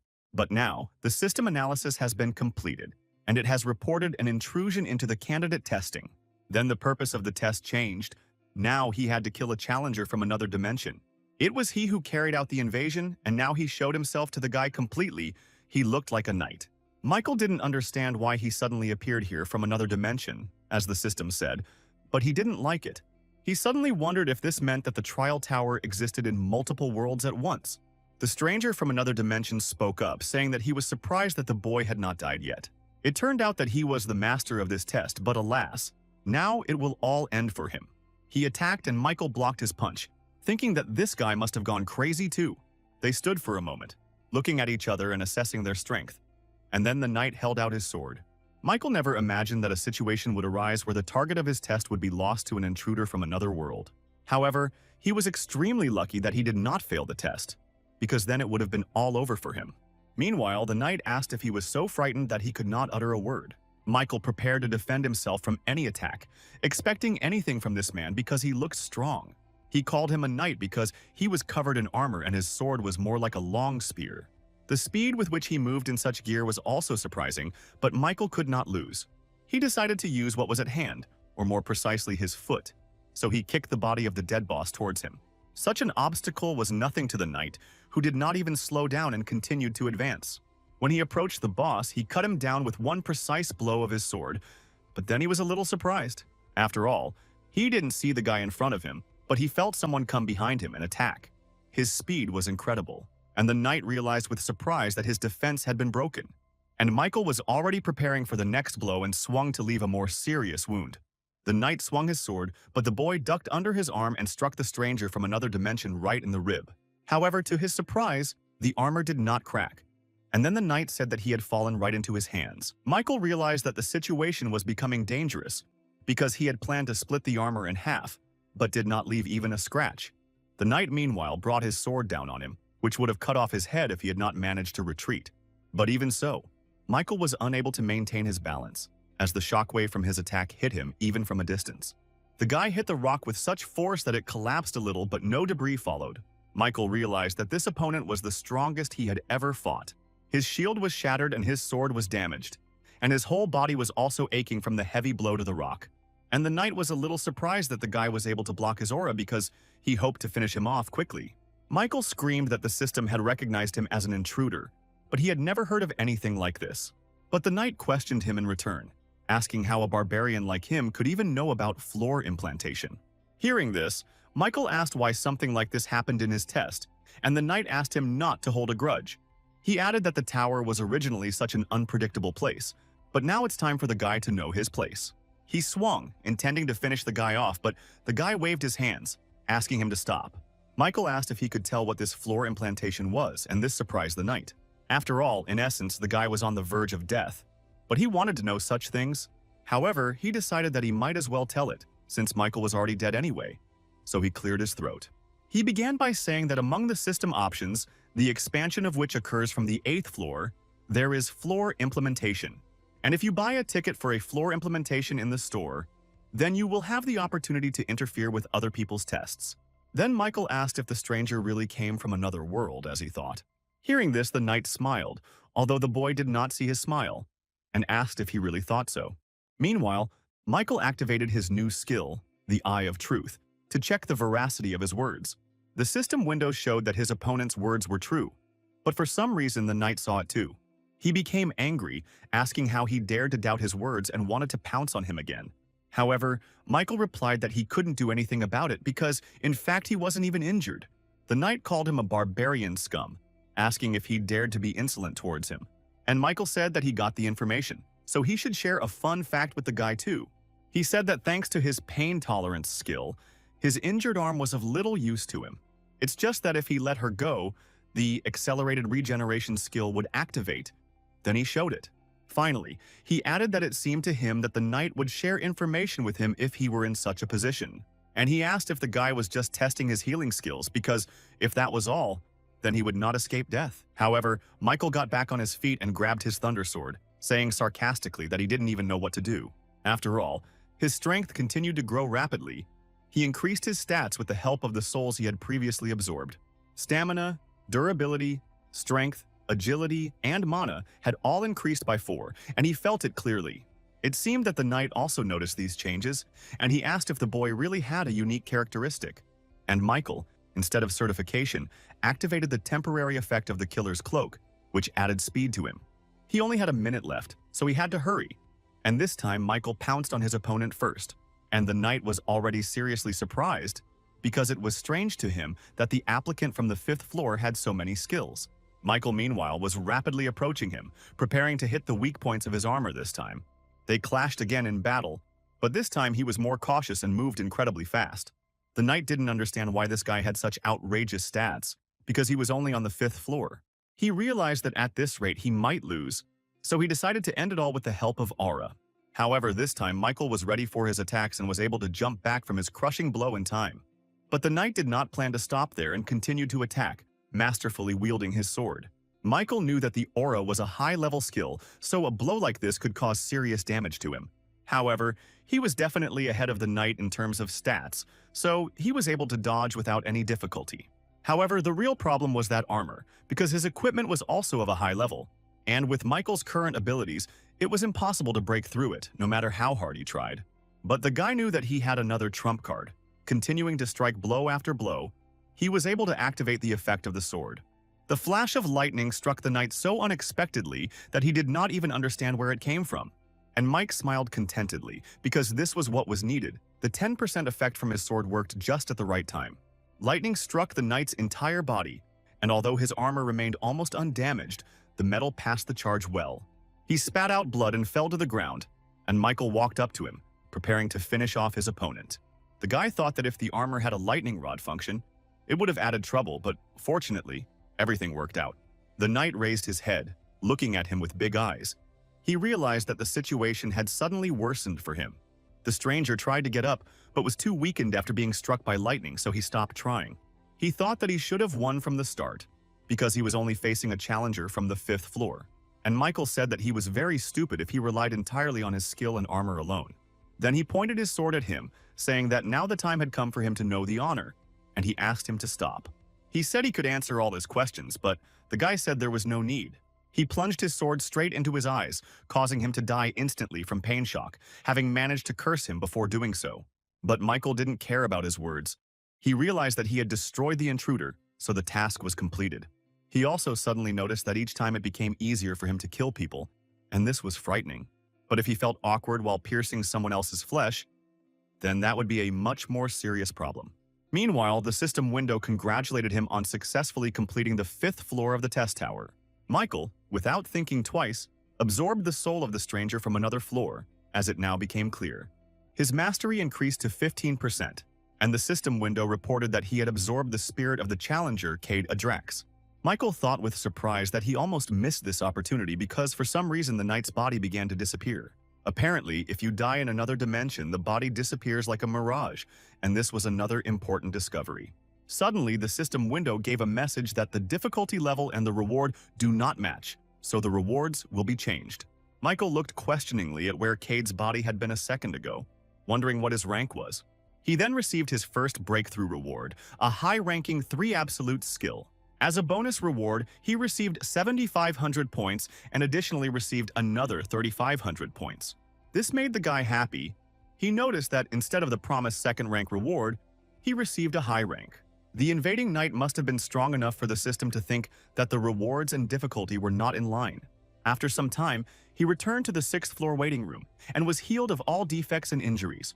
The guy threw his equipment into his inventory. His shield was broken, but now he was thinking about something else. Michael tried to save his tickets to send questions to the 8th floor as much as possible, but he realized he had to use them. He activated the required command. He had 5 tickets in total and therefore 5 questions. Michael wanted to know more about the floor penetration and whether it was possible to find out about the impending invasion.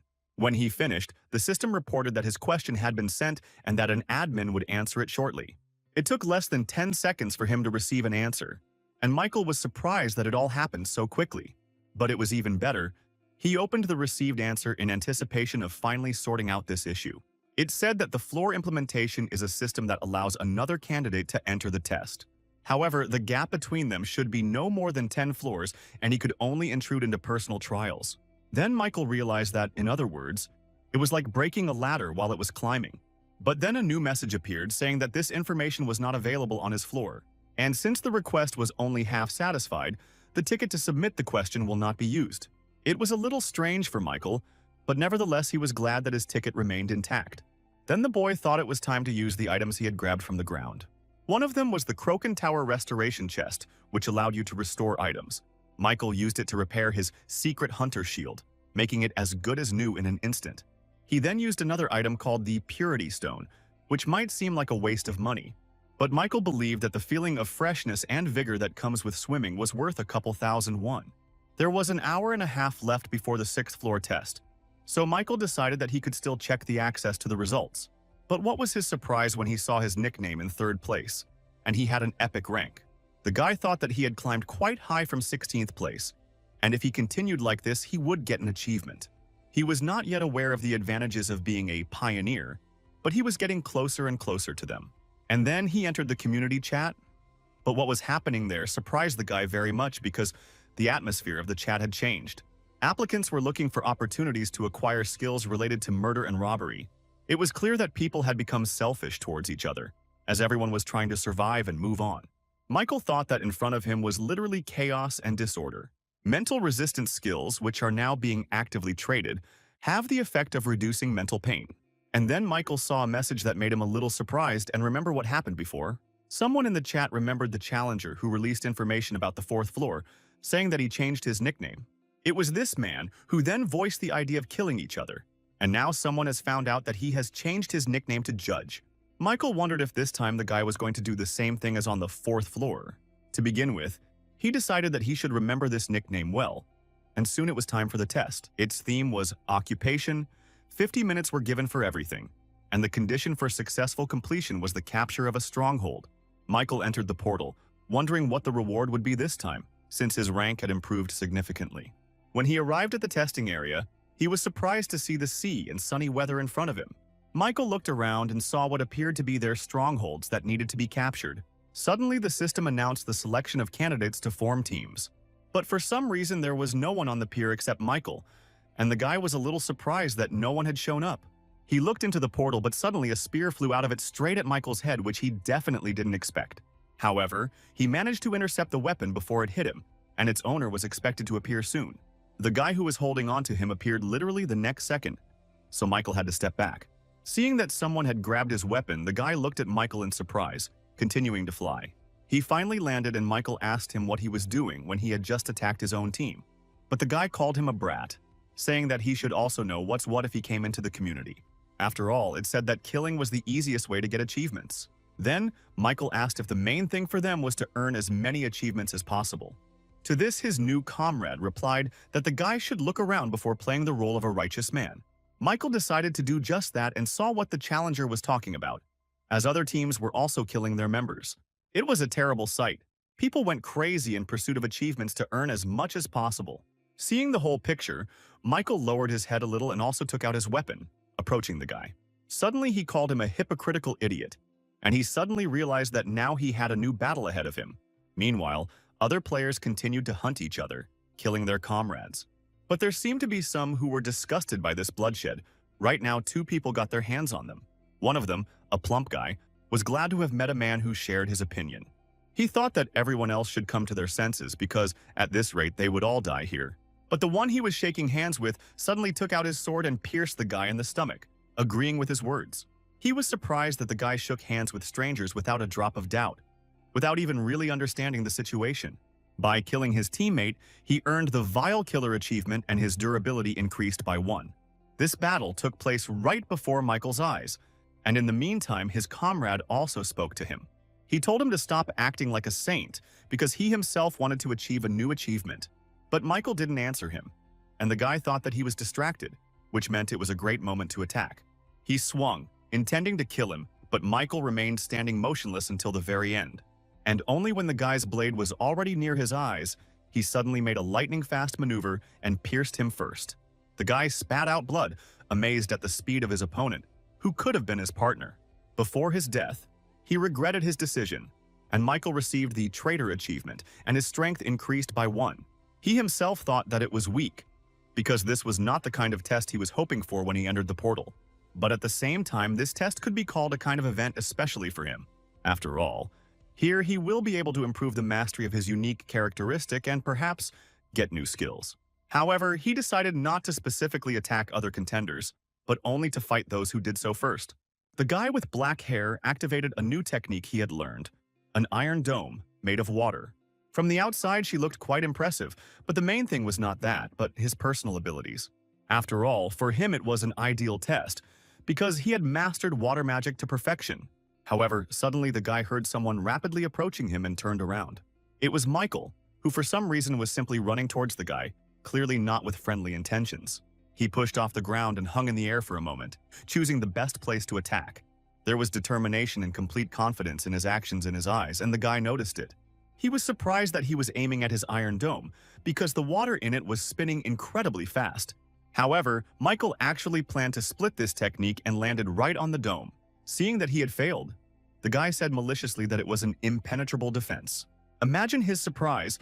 Michael suddenly broke through the top of the dome and flew straight at him. He kicked the guy and then finished him off with one precise blow of his sword, and he only managed to spit out blood. His dome dispersed, and the guy himself fell unconscious not far from Michael, who landed safely. He thought that maybe his actions were a little cruel, but what mattered was the end result. With his actions, he instilled fear in the other candidates, who began to think of him as a monster.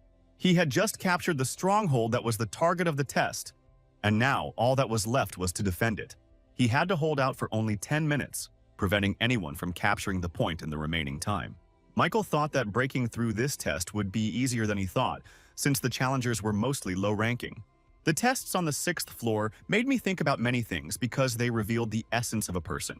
Distrust of other people, darkness and despondency, nurtured by the Tower of Trials, and also hatred and the desire for power. You think that sympathy is real hypocrisy, because even if he managed to drive away his rivals from himself, eventually someone was going to die anyway. The system window gave a message that an enemy had joined him.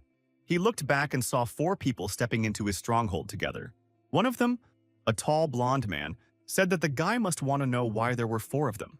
But Michael replied that even without his explanation, everything was as obvious as it could be, because they were just 4 idiots. Gathering together, they formed a squad of assassins to earn more achievements. The blonde happily agreed, saying that he had grasped the essence, and now his sentence would be carried out. He suddenly became serious, telling the guy to die, and after these words, his comrades rushed to the attack. He noticed the fat man had a bucket of water, which surprised him, and the other guy was moving quite quickly and unpredictably. Michael prepared to defend himself, taking a stance, but the next moment his hand seemed to be pierced by a sword. It turned out that the guy who stayed with the blonde used the fusion of hearts technique. It was his unique characteristic, and through its use, Michael now shared his pain. Taking advantage of this, the guy drew his sword and swung it to strike, but he was aiming at himself. And then he pierced his own hand, which made him wince in pain. But it bothered Michael more. Due to the unexpected pain, he dropped his sword and now could not defend himself from the 2 attacking guys. Things were bad, so he activated the pain tolerance skill, and all types of pain decreased by 15%. But the very next moment, a big guy with a bucket of water approached him, which surprised Michael at first.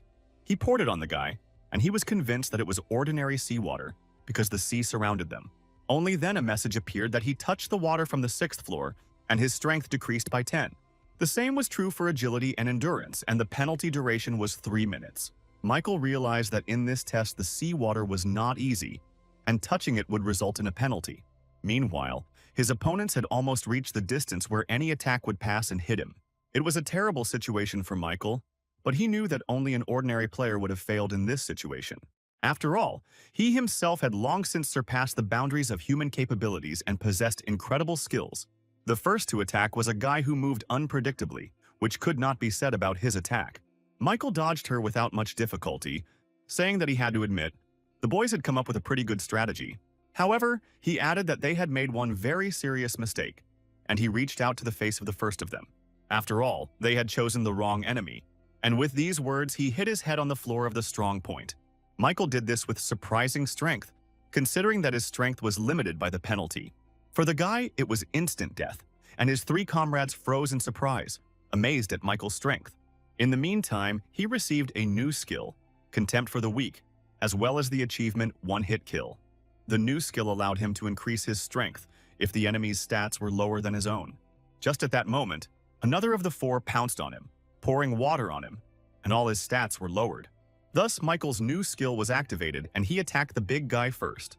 He kneed him in the head, causing the boy's nose to bleed, but Michael didn't stop there. He jumped up and brought his foot down on his face, smashing it completely, and blood splattered everywhere. After this, he received a concussion, from which he died, and Michael received the achievement of Merciless Killer. His agility increased by 1, but there were still 2 challengers he couldn't deal with. The blonde, who was watching all this, grimaced in displeasure. He didn't expect the guy to be so strong. Michael, meanwhile, walked straight towards him without saying a word. He looked him straight in the eyes. The boy who used heart fusion looked at the blonde with confusion, asking what they should do now. Instead of answering, he suddenly swung his sword and hit his comrade right in the leg. He screamed in pain, but it was transmitted to Michael too, who grimaced from the unpleasant sensation. He dropped to one knee, thinking that the blonde wanted to finish off both him and his comrade at the same time. Fortunately, his pain was limited by the effect, but it limited his actions. Meanwhile, the blonde took aim at his comrade again, this time intending to finish him off. He started stabbing him with his sword, and Michael felt half of the pain on himself, the other guy screamed. The blonde turned to Michael, saying that if he took another step towards him, he would slit the idiot's throat. Michael understood that even with pain tolerance, it would be difficult for him to react to the enemy's attacks. So, as expected, upon hearing it, there was only one answer, which again included murder. After all, he must kill the challenger who activated the fusion of hearts as quickly as possible. With that thought, Michael threw his shield, putting all his strength into it, and it turned back into a flying axe. As a result, he cut the guy's throat, which only caused him to think that he was dying, and then he died. Michael himself also felt quite a lot of pain in his neck, but fortunately the skill helped him cope with it. He dropped to his knees, coughing up blood, and the blonde realized that he was now vulnerable to attack. The guy swung, thinking that if not now, there would be no other chance, and pounced on Michael. He continued to stand motionless on his knees, waiting for him to get close enough. And when the blonde was almost at his head, about to cut it off, Michael suddenly grabbed his sword. He stopped him literally a centimeter from his nose, asking if the guy wanted to die first. The blonde chuckled something unintelligible and then said that Michael had simply gone crazy, which was not far from the truth. He applied even more force and suddenly tore the blade of the sword right out of the blonde's hands. Before he could even blink, the weapon was in Michael's hands, after which he cut off his head. It happened incredibly quickly, and he earned the Cold-Blooded Slasher achievement, receiving 1,500 points. And then the system window notified everyone that the test time was up. Michael's stronghold had been captured. This meant that everyone who had managed the same thing had survived and moved on. But there was another observation here. In the end, the ultimate winners were those who kept their team and comrades together. Of course, there were exceptions. Michael looked around and saw many people like him. Those who killed others, and it doesn't matter if they were his comrades or just other contenders. The guy wondered how he looked in the eyes of those who did not stoop to murder and kept their team together. He was probably just as much of a monster as the guys who attacked him at the end of the test. As a reward, he received 8,000 points, as well as a rank 1 random draw box, which went into his inventory. After this, a portal opened and Michael successfully returned to the 7th floor waiting room again. Before this, he did not forget to absorb the souls of the guys he killed, having previously learned all the information about them. Thanks to this, the rank of his unique characteristic increased by 1 level and was now rank 3. When Michael moved to the waiting room, a new feature for viewing achievements was activated. A list opened in front of him, in which he could see all his achievements received in the tower. Among them was even an epic class, which he received for the achievement First Return. He then decided to take a closer look at each achievement and found that some of them immediately granted new skills. Some also came with stat boosts, while others awarded points, all of which he had in his arsenal. Michael was surprised that he actually received quite a few achievements for killing, even though he hadn't planned to commit them. He then opened his inventory, where the rank 1 random draw box had already been moved.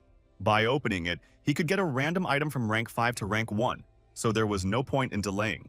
Michael didn't have much hope for this reward and wanted to finish it as soon as possible so he could move on to absorbing souls. He pulled the yellow ribbon that tied it, and the box opened.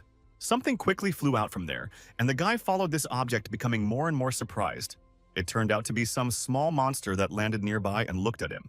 Michael asked the system what kind of Pokemon it was, assuming he needed to catch it, and the monster stared at him. Then the boy pounced on him, reaching out to grab the creature, but it turned out to be agile. He dodged Michael's hands without any difficulty and looked as if he was playing with him for fun. Michael chased after him for some time, but all attempts to catch this creature came to naught. But finally he managed to grab the monster with both hands, and it seemed that he did not expect this. Michael was delighted, saying that now he would not let him go, but still did not foresee that the creature was not domestic. Suddenly, it bit him on the hand, which caused the guy a little pain because the monster's teeth were sharp. This made him let go, although the guy didn't plan it, but his hand unclenched instinctively. When the monster jumped back again, Michael said in a creepy voice that he had been polite to him so far, because he was quite cute. However, now he could not expect mercy. With these words, he attacked the creature with renewed strength. For some time, the monster managed to shorten further, but then the guy suddenly jumped away from him. He pushed off the ceiling and then flew at the creature with incredible speed, swinging his arm to strike. He was no longer able to dodge this because it was too late, so the blow hit him straight in the head. The monster's eyes rolled back into their sockets, and its head suddenly turned red and, as Michael noticed, cracked.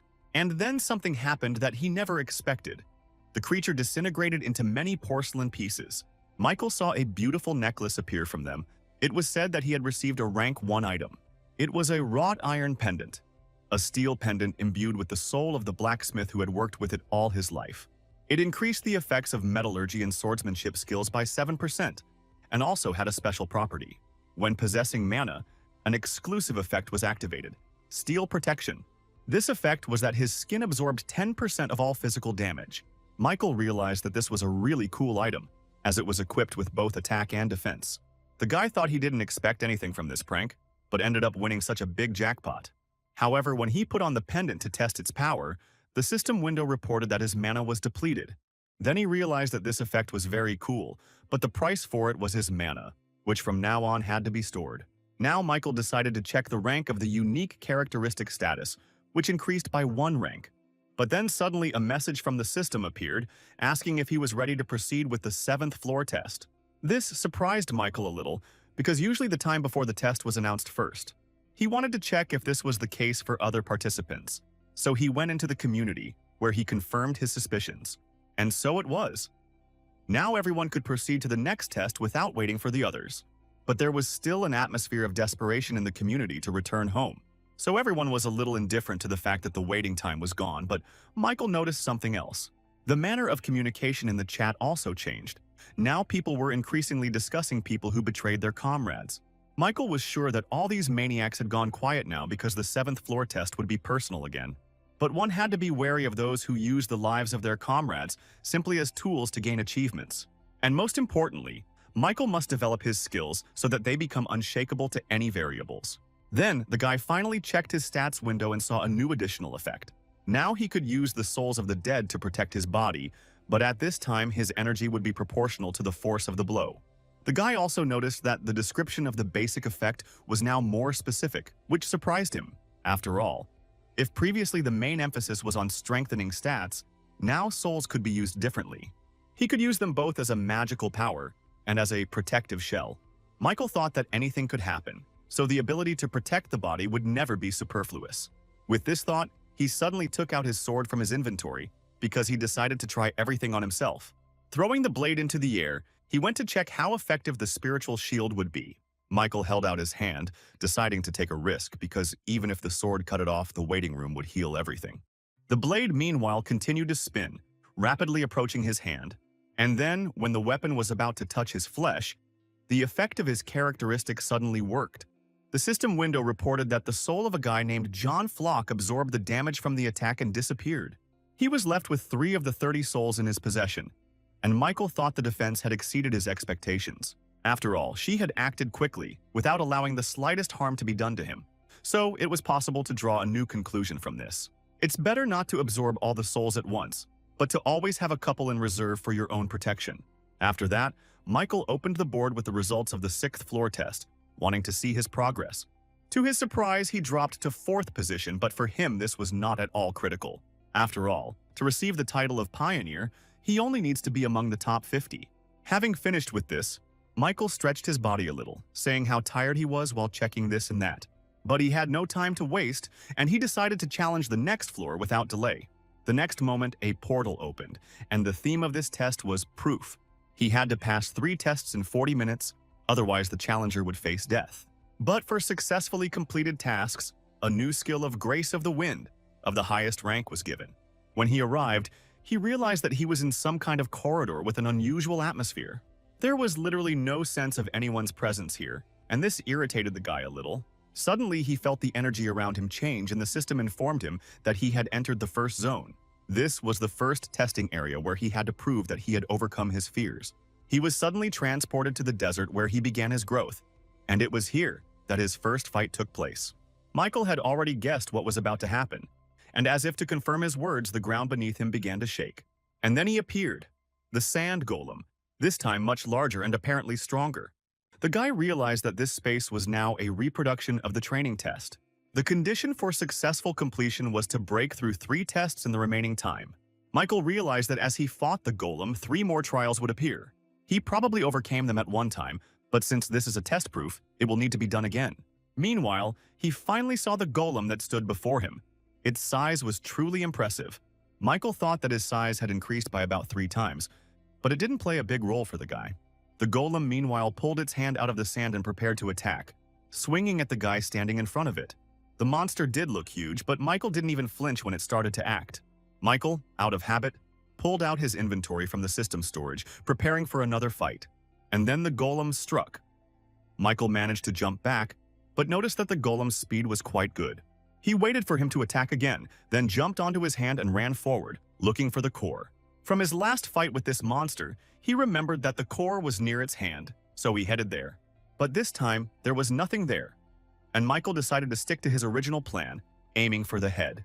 And yet it was strange that he didn't see the golem's core anywhere, and that was precisely where its weak spot was. Then the guy had a hunch that the more massive the golem, the deeper the core was hidden in its body. And then the monster attacked again.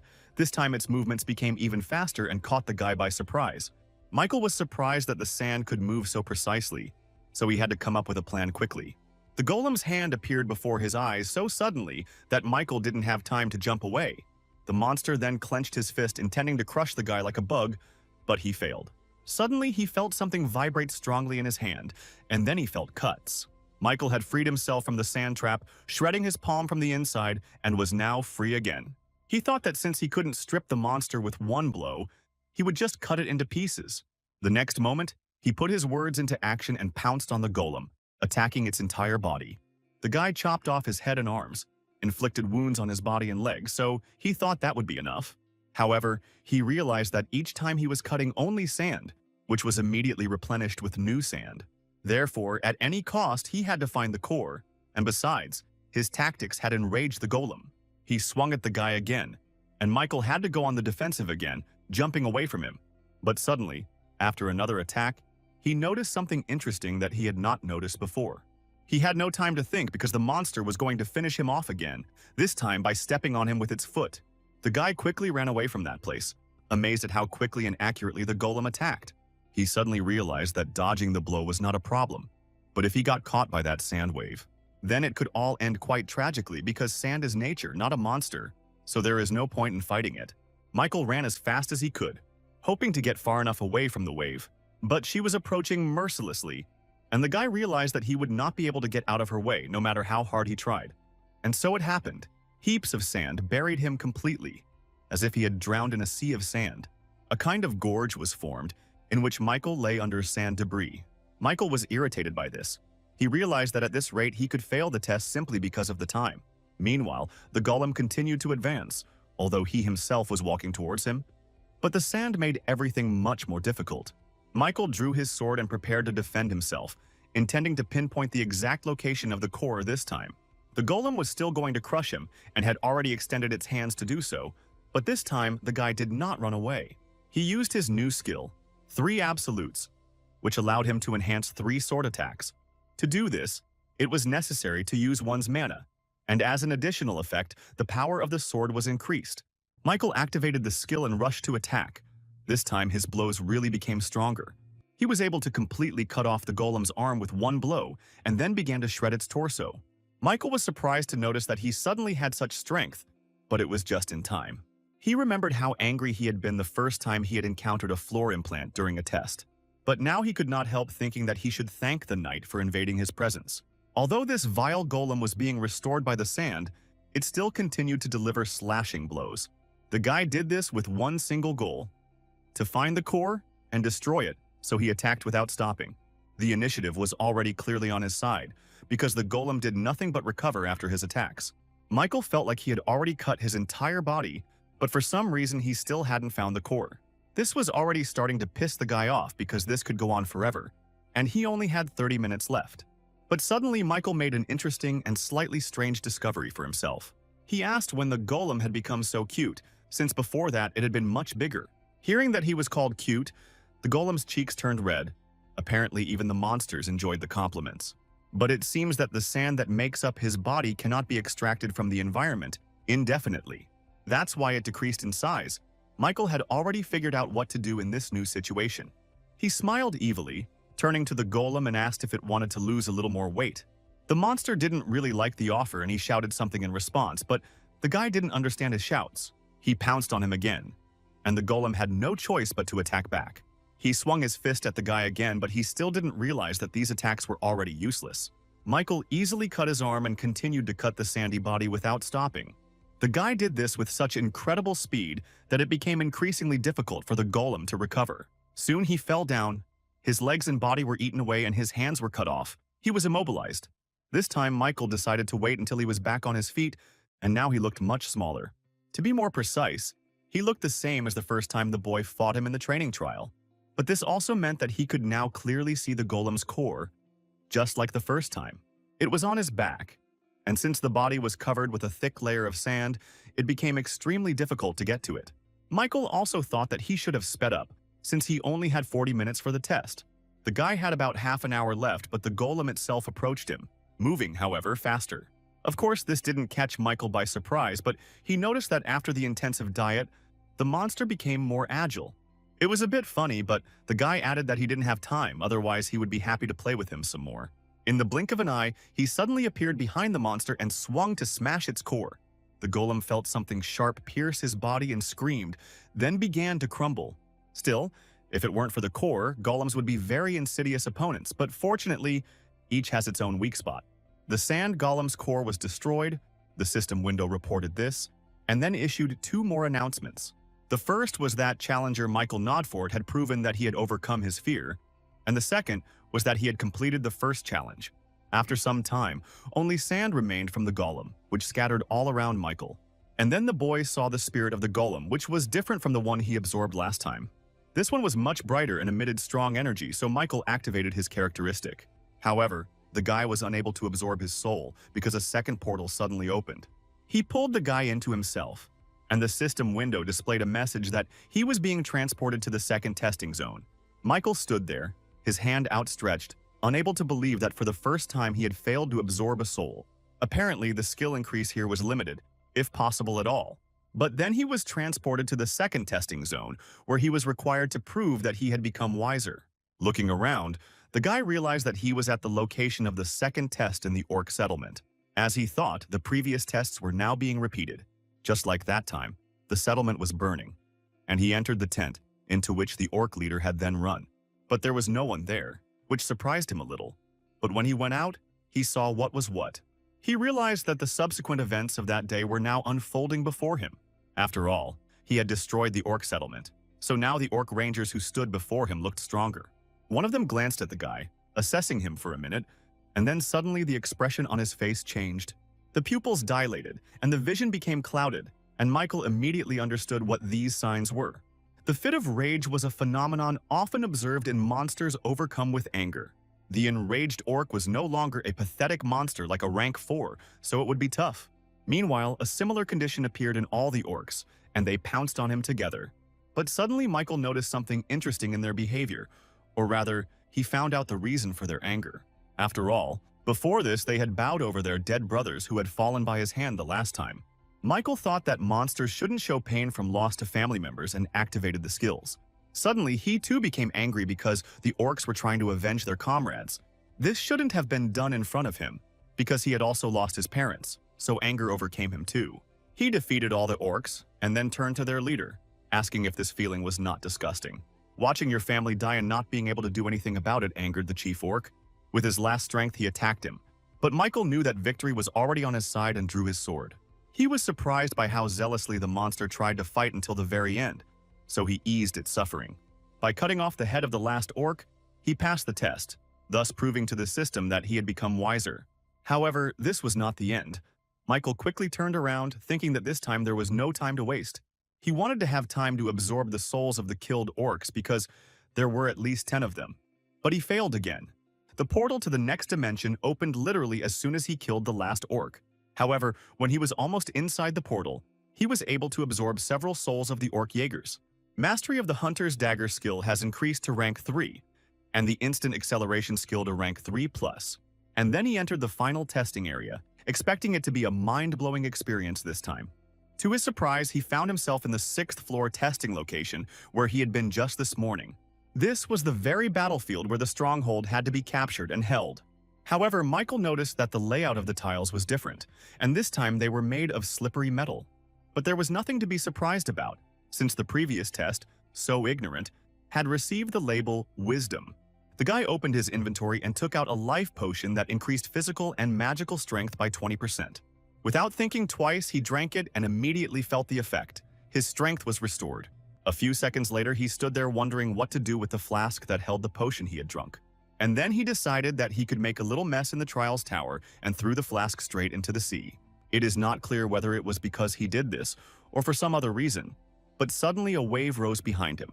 It was so huge that it knocked down the metal plates and started moving towards the guy, and he realized that things were getting hot and activated the exclusive effect of the killer's cloak.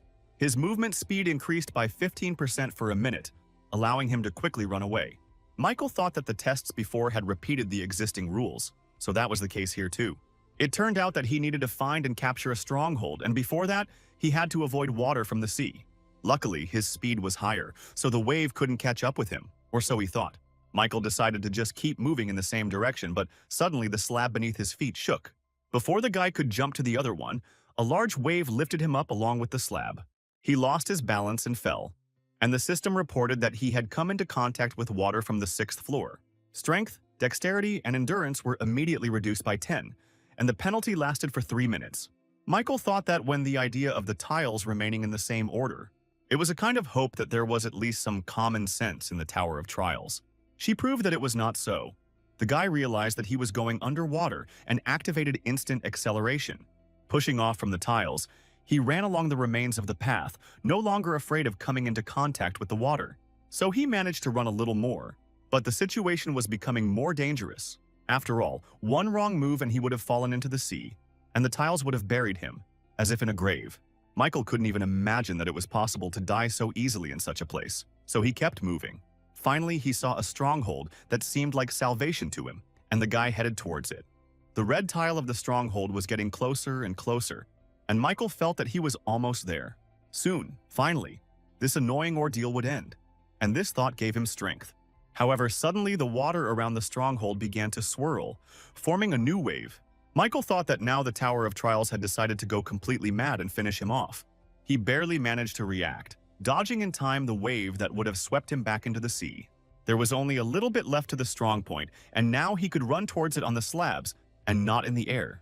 But suddenly, when there were only a few meters left to the stronghold, the wave took the form of a rotating vortex. It was so unexpected that Michael did not have time to jump aside in time, and the wave's attack caught up with him. He realized with horror that he was going underwater, so he decided to try to use the effects with his last strength. He activated the effect of the Forged Iron Pendant, which absorbed 10% of all physical attacks. Also, the soul of the Orc Ranger, which he was able to appropriate for himself, absorbed the damage inflicted on him and disappeared. This happened twice more, and Michael realized that if it weren't for the improved stat rank, he would already be dead. After all, the guy clearly felt the shockwave, but right before the blow could cause him any damage, the shield blocked it, and thanks to this, Michael was able to return back to the path of slabs. It was pretty close, but he managed to survive, so he continued running towards the stronghold. The waves did not retreat either. Rotating, they followed him, rapidly taming the distance. Then suddenly the effect of the assassin's cloak ended, and he lost his speed. This was very bad for Michael, because his mana was already at 0, and what if the instant acceleration failed? That would definitely be the end for the guy, so he decided to use what was at hand, namely his souls. There were still a few Orc Jaegers left in reserve that he was still able to absorb, and now he ate one of them. Thanks to this, he was able to replenish his mana and felt his strength return. It was just in time. The waves had meanwhile almost reached him and were again approaching from different sides for a new attack. However, Michael returned to his speed and saw that there were less than 3 meters left to the strong point. He overcame the last slabs and was about to jump onto the red slab of the point, when suddenly he saw an obstacle. The last plate was lifted into the air by the shockwave that hit from below and created an obstacle. Seeing this, Michael was surprised and even a little scared because he was losing time, and for him every second was precious. He couldn't retreat either because the same water trap awaited him there, so there was only one option left. It was a test where he had to prove that he had overcome his doubts, and the guy understood what to do. Relying entirely on luck, he continued running straight towards the wall of water in front of him. When he entered her, he felt an incredibly powerful wave flow tearing his body apart. But, fortunately, he was saved again by another soul of an Orc Ranger, absorbing the damage, and he was able to get out of the water trap. The only thing he didn't calculate was that the force of the current threw him high into the air. Although he was flying in the direction of the red plate, the altitude was high enough to be fatal. Michael screamed, thinking that this could end very sadly, so he completely relied on the effects. The slab was already right in front of his eyes, and when he fell, he broke it a little from the great force with which he flew. As expected, the orc's soul saved him this time too, and it turned out to be the second to last one in his arsenal. Michael lay there for a moment with his eyes wide open, surprised that the ordeal had been so difficult. He was not even able to stand up on his feet, and the waves were hanging over him, and the guy was seriously scared. However, the system window reported the task had been successfully completed, saying that he had proven that he had overcome his doubts. After this, the waves stopped rotating, forming a vortex, and turned into ordinary water. All this fell upon Michael, and he thought that finally this damn test was over. As a reward for his breakthrough, he received a new high-level skill, Wind's Grace, and 15,000 points. He also saw a message that rank 2+ speed boots would be sent to his inventory as a bonus reward. Then a portal appeared and Michael entered it, returning to the waiting room, now on the 8th floor. When he returned, the guy thought that this time he was unexpectedly close to failure, but he still managed. In the current situation, it was much more alarming for him to return to the 8th floor. He thought that he couldn't continue to be so lucky, but suddenly a message from the system appeared. It announced the expansion, as the number of applicants who passed the tests on the 7th floor exceeded 1,000. Then he read that some kind of intersection point was created in the test, and the floor implantation system was activated. But the most important thing that everyone was waiting for with such impatience was the permanent return to Earth. And the icing on the cake was a message stating that he was among the pioneers. Now he could choose the Halo, an advantage that could only be obtained by maintaining the title of Pioneer. Michael also read that the Halo affects the unique characteristics and skills of the applicant. There were 3 Halos to choose from: Ruler, Hunter, and Monk, and Michael thought about it. First, he had to read the description of each of them and then make his choice. The Ruler had varied performance and was well suited to his current rank. It affected all skills and even the unique characteristic, and also had a special power: skill synthesis. Besides, the Trial Tower openly said that it was the most suitable Halo for him. Then he became familiar with the Hunter's Halo, which was closely related to improving characteristics and stats. His unique power was leveling up, and it also suited Michael perfectly at the moment. The last one was the Monarch, but here everything depended on talent, which the guy did not possess, so he immediately discarded this option. It turned out that he had to make a choice in favor of the remaining two halos, but he didn't know which one. After some thought, he decided that the best choice would be to go with the halo, which had more emphasis on height. The system window confirmed his choice of the ruler aura, and its special effect triggered the evolution of the unique characteristic. The options were sorted by the current abilities of the applicant. There were 3 available in total, but Michael didn't even think about which effect to choose because he decided everything at once when he saw the first option. He chose the summoner effect, which allowed him to absorb spirits to revive his assistants. These were supposed to be powerful skeletal undead, and Michael thought that such help would not hurt. After some time, his body got used to the new effect, and then a message appeared that the halo had been successfully created. The guy decided to look at his stats after these transformations, and also read about his unique power. Skill synthesis allowed 2 necessary skills to be combined into one, which helped create new effects. Michael decided to test this power right away and opened the list of his skills, of which there were only 7. He thought about what he should combine, and then chose Contempt for the Weak and Continuing the Battle. Both skills were level 5, and he hardly used them, so he confirmed the continuation of the synthesis. After some time, the process was completed, and he received a corresponding notification. And then he saw the result, which was a new skill created based on the ones he had chosen. This skill was called Forced Breakthrough, and what was also noteworthy was that it was rank 3. Its effect was that Michael could break through unknown forms of containment. However, his magic level must be higher than the magic level of the one sending the restraining effects on him. Michael thought it was a really mind-blowing skill that made a lot of things easier. He liked how the new unique power worked and decided to try again. This time he chose Ranger Training and Burn Resistance. Both skills were also level 5. The guy froze in anticipation, thinking that the system would not disappoint him this time either. And so it happened. The new skill was called Strong Eye. It was level 4 and consisted of the fact that it could provide good visibility. This worked especially well in poor conditions and his vision became sharper. But Michael was curious as to why he got rank 4 this time. He thought the previous skills were combined better. Based on this, it could be assumed that the combination of skills also played an important role in the synthesis. After that, he closed all the windows and fell on the bed, because he was very tired from the long battles. Michael thought he had already gone from holding the status of a pioneer to receiving the Halo Award. But for some reason he felt a little wounded, as if he had achieved everything not through his own efforts. He lay there for a while longer, lost in thought, and then suddenly jumped out of bed, saying that it was time to get back to work. After all, he didn't get acquainted with another new skill that he received for completing the 7th floor. According to the description, the skill gave +10 to all speeds if you said its name. But there was a nuance. Michael could use it a total of 7 times and increase his speed to 70%. But after that, there would be a 24-hour cooldown. However, Michael was blinded by the thought that his speed would increase by as much as 70%, and he would be able to dodge any attack. Besides, this skill didn't consume any mana at all, so it was very useful and the guy liked it. In essence, Wind's Grace was a skill that had no downsides, and that was good news. Michael then opened his inventory to check his latest bonus, the rank 2+ speed boots. Michael noticed that all the rewards on the 7th floor were related to speed, since the boots also increased it. The guy then opened the skill shop, which displayed all the effects available for purchase. Among them were Enhancement, Steadfastness, Monster Skin, Enchanted Weapons, Instant Acceleration, and others. Michael thought that, contrary to his expectations, the quality of the skill shop left much to be desired. However, he needed a skill related to magic, so he bought a magic chain for 15,000 points. He also acquired magic resistance for 12,000 points. Both skills were rank 3, which already gave him hope.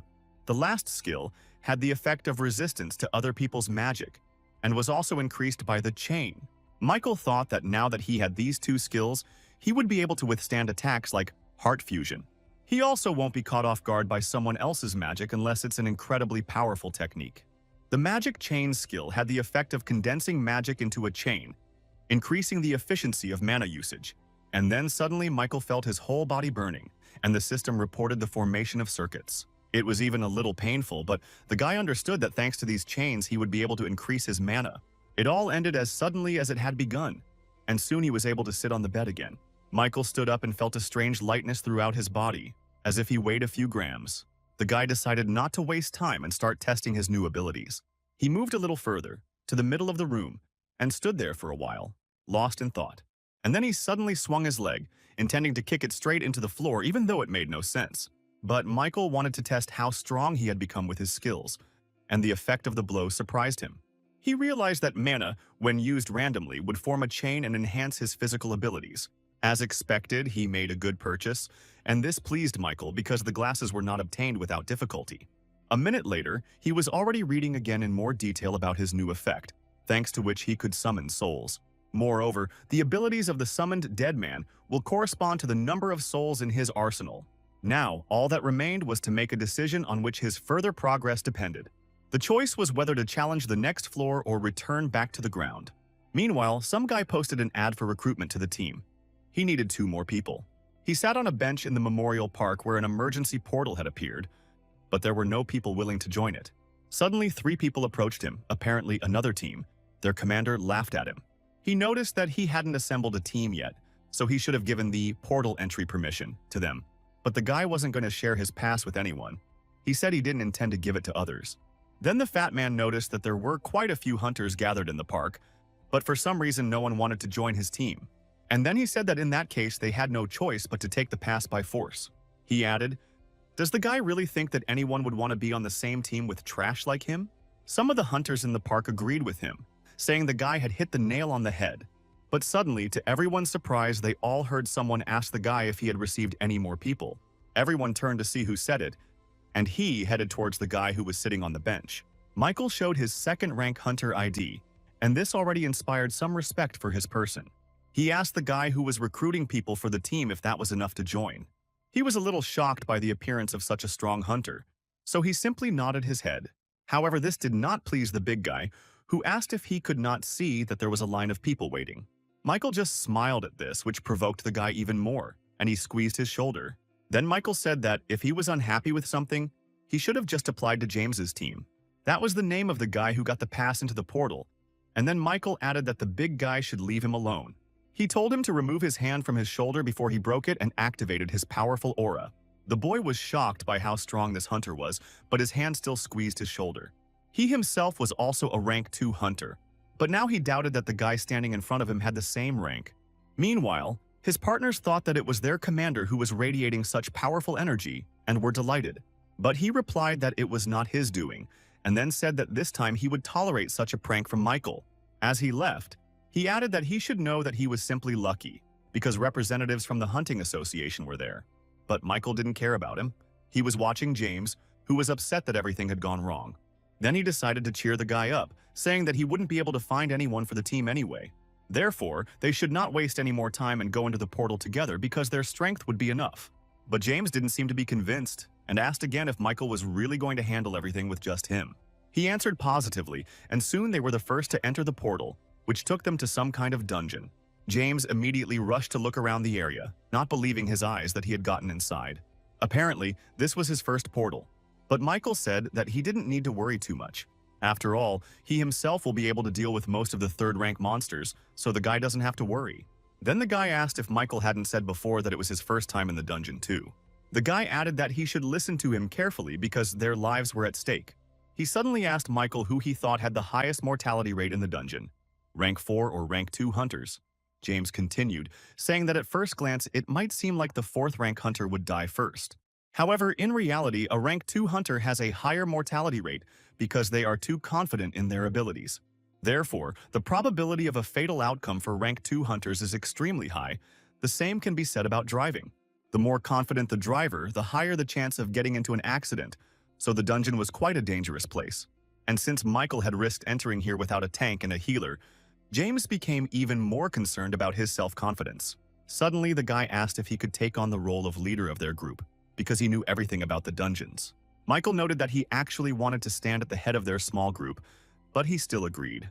James bowed to him, thanking him for his trust, adding that he was doing this for everyone's safety. And then they continued on their way. Michael decided for himself that he would take the initiative into his own hands if the guy couldn't cope. After some time, they saw the first monster of the dungeon, a lizardman, who also noticed them.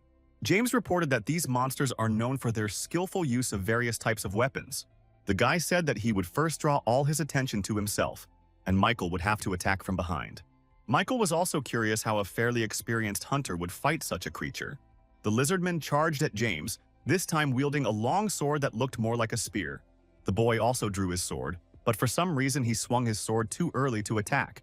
As Michael noticed, James continued to swing his sword in the air, and even the lizard man didn't understand what he was doing. Michael wondered if they were testing their strength of spirit, because if so, it would be some time before it was over. The temporary return to Earth only takes 3 days, but at this rate, it will end faster for him. With this thought, he put on his shield and took his sword in his hands, which attracted James's attention, and he was surprised. Michael said that he had to intervene now, but the guy protested, saying that he couldn't do that. He wanted to add that it was dangerous to interfere with the fight, but Michael had already activated instant acceleration.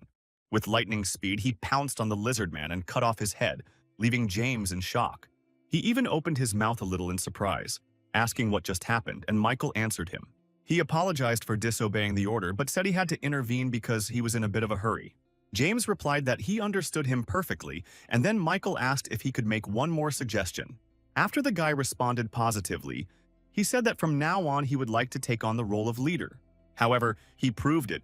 In the end, they encountered the lizard men again. James didn't even have to do anything. Michael killed the monsters one after another, just like on the floors of the Tower of Trials where he came from.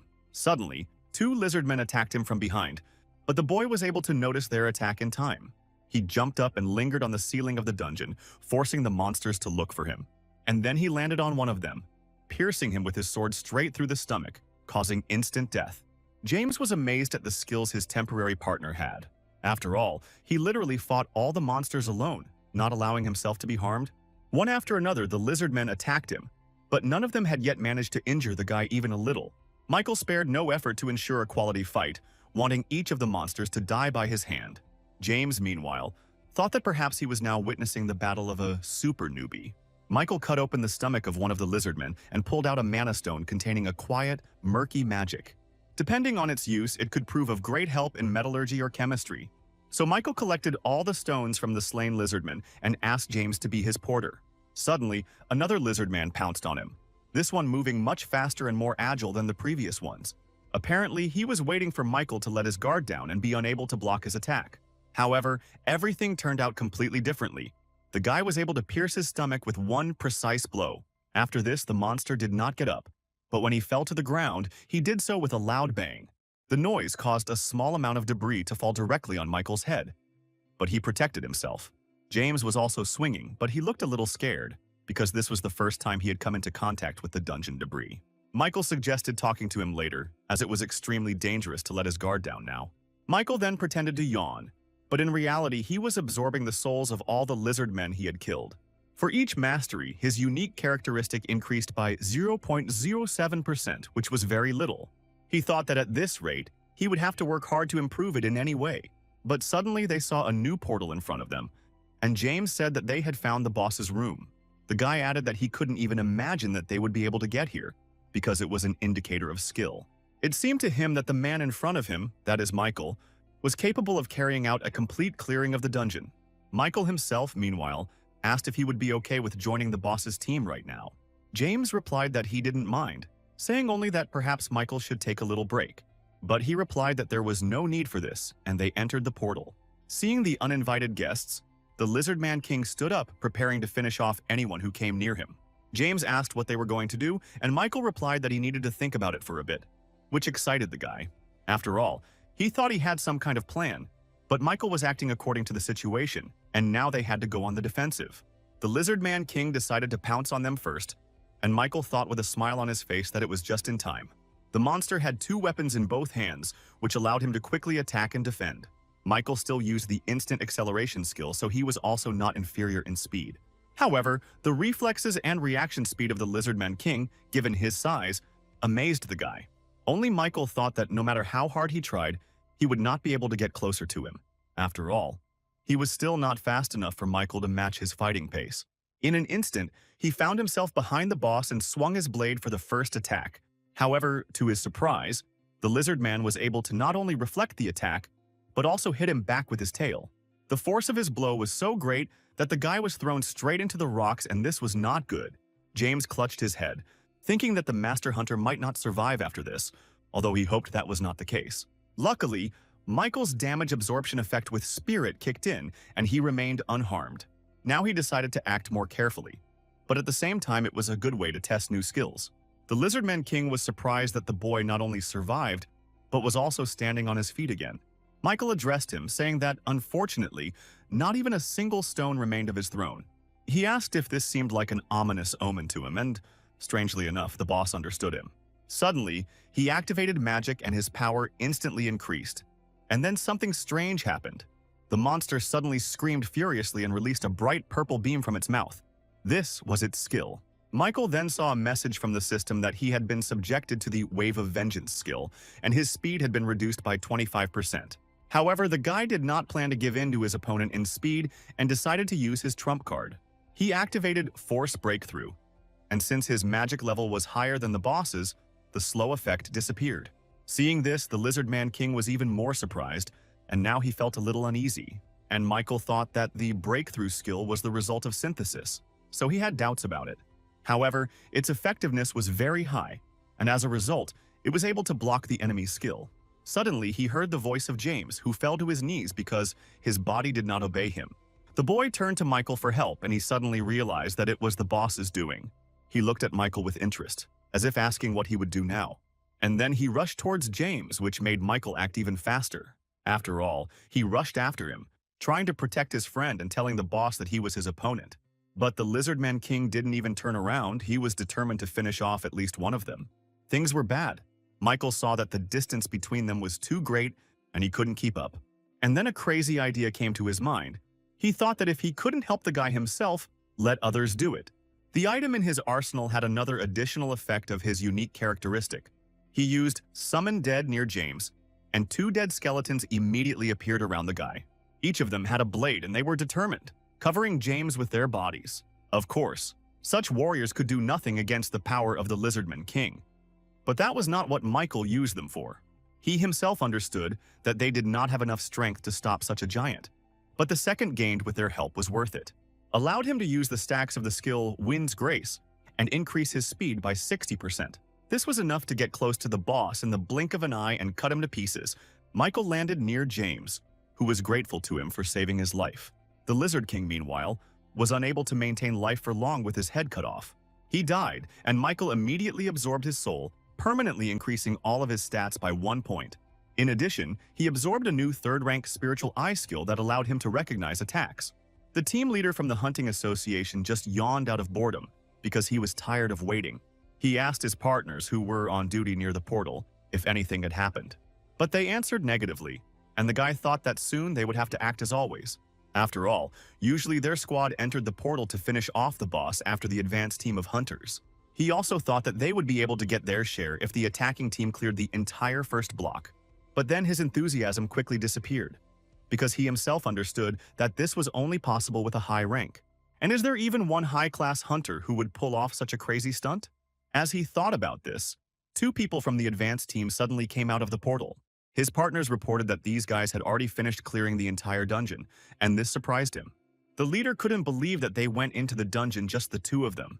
After all, based on this, their group should have gone no more than half the way, but not the entire dungeon. But later, the leader saw that, contrary to his thoughts, the guys were still telling the truth. He saw this on the portal. It suddenly became colorless, and this only indicated that the boss room had been completely cleared. This thought made the manager a little happy, but he was confused, not understanding how this was even possible. He ran up to the guys and introduced himself as the head of the group monitoring the portals of the Hunters Association. James then asked if he was here to buy portal occupation rights. The guy added that in that case, there was only one person in front of him to whom he should make an offer. He said that Michael had cleared the entire dungeon on his own, which made Mr. Roger even more surprised. He asked if the guy was a top rank, but Michael replied that he was only a rank 2. However, he said that it was not important, asking how much he wanted to pay for the rights to occupy the portal. Then the manager cleared his throat, saying that if we return to the main thread of the conversation, then he and his portal control team wanted to buy the right to occupy the portal from him for 200,000 won. These were simply incredible sums, and of course Michael agreed. Meanwhile, Betty worked without rest. The girl thought that after returning from the Tower of Trials, all she did was work like a horse. Suddenly her phone rang, and she was surprised to see who was calling her at such a late hour. Beatrice served as the team leader for the Challenge Tower's Challenger monitoring team.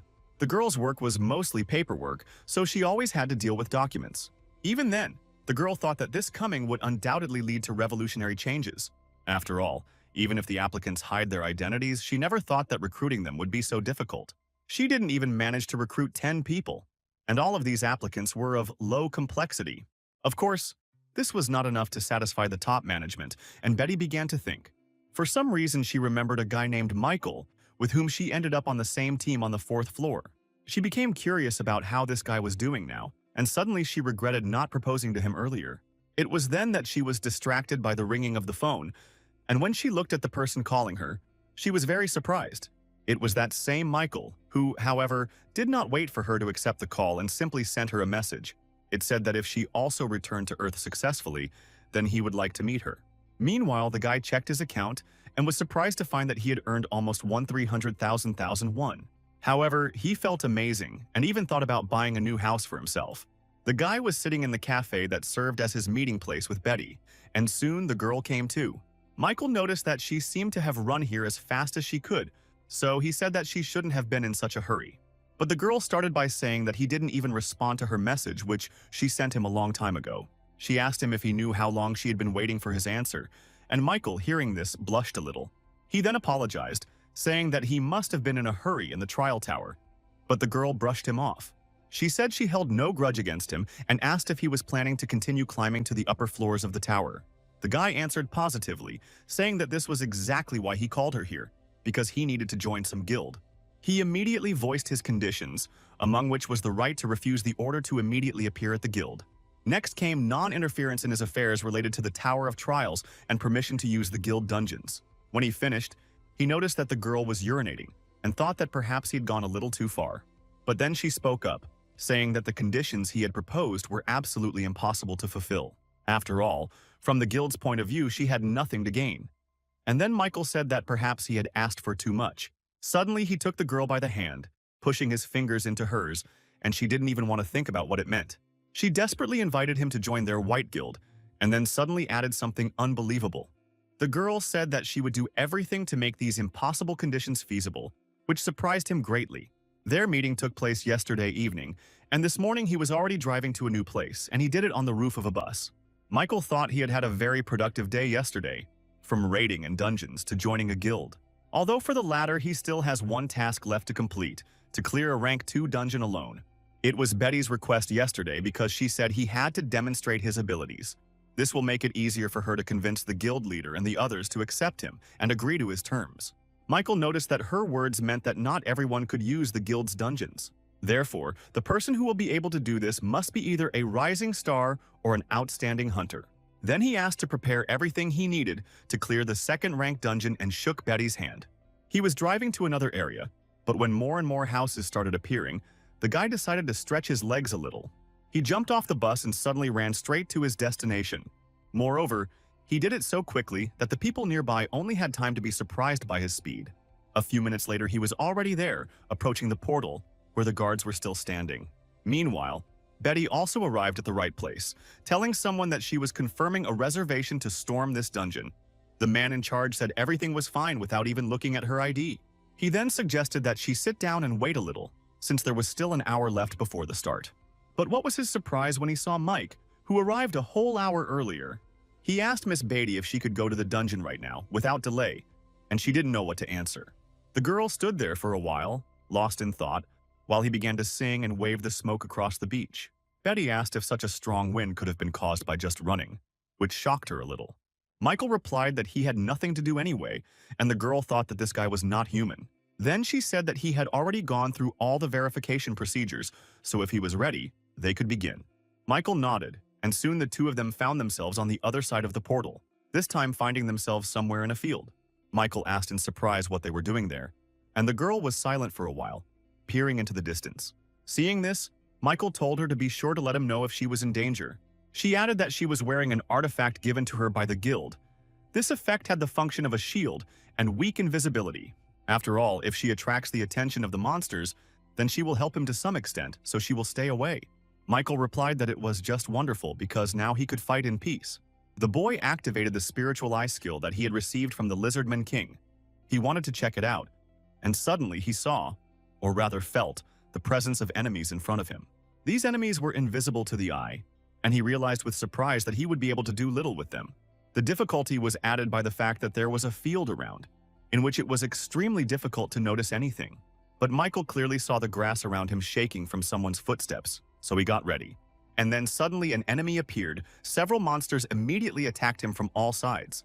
These creatures were somewhat similar to lizardmen, but, as Michael noted, they did not possess any particular intelligence. Seeing the monsters, Betty was surprised to think that it was a poisonous fissure, but it did not match the level of the dungeon. She shouted at Michael to be careful, because the opponent was about rank 1, so it was not an equal fight. But, to her surprise, the guy had already dealt with almost all the monsters with his incredible strength. The poisonous fisherman didn't even have time to carry out one poisonous attack, which made Michael very happy. And Betty stood in shock from what she had just seen, because it was incredible and at the same time crazy. The fishermen kept arriving in greater numbers from the portal leading to the boss room, but Michael repelled all their attacks. He had a lot of skills, but besides that, he had excellent stats, including strength and endurance. The guy didn't seem to get tired. He killed monsters as if he did it around the clock, but in fact, that was the case. Suddenly, his lightning effect activated, and Michael thought that it was so rare that he had already forgotten about it. Suddenly, one of the poisonous fishermen came up behind him, intending to be the first to attack him. But Michael was not going to allow this. He grabbed the monster by the tail and spun it around in the air, and then he brought it down to the ground with such force that after that the fisherman no longer continued the fight. This was the last monster that appeared in the area, but the guy decided to wait a little longer.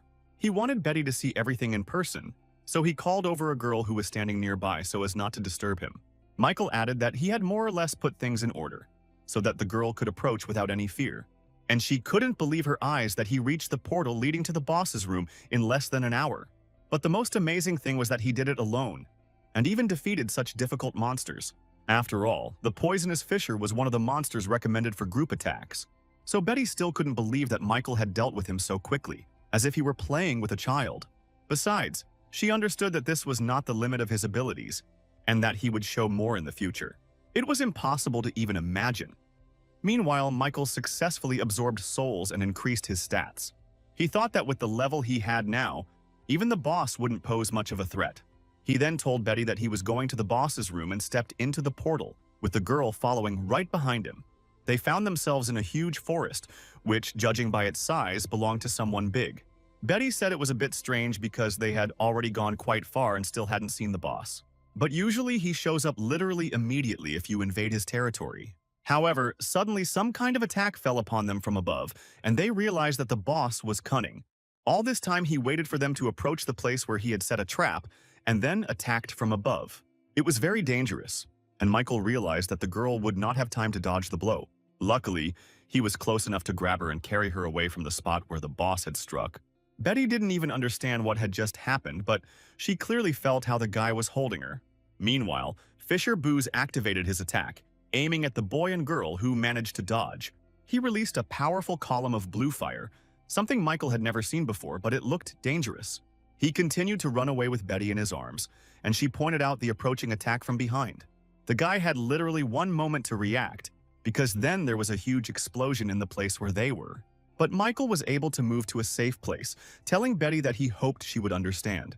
They sat on a tree branch, which were quite large here, and watched the fisherman boss. He noticed them in the meantime and ducked down, taking a new fighting stance to attack.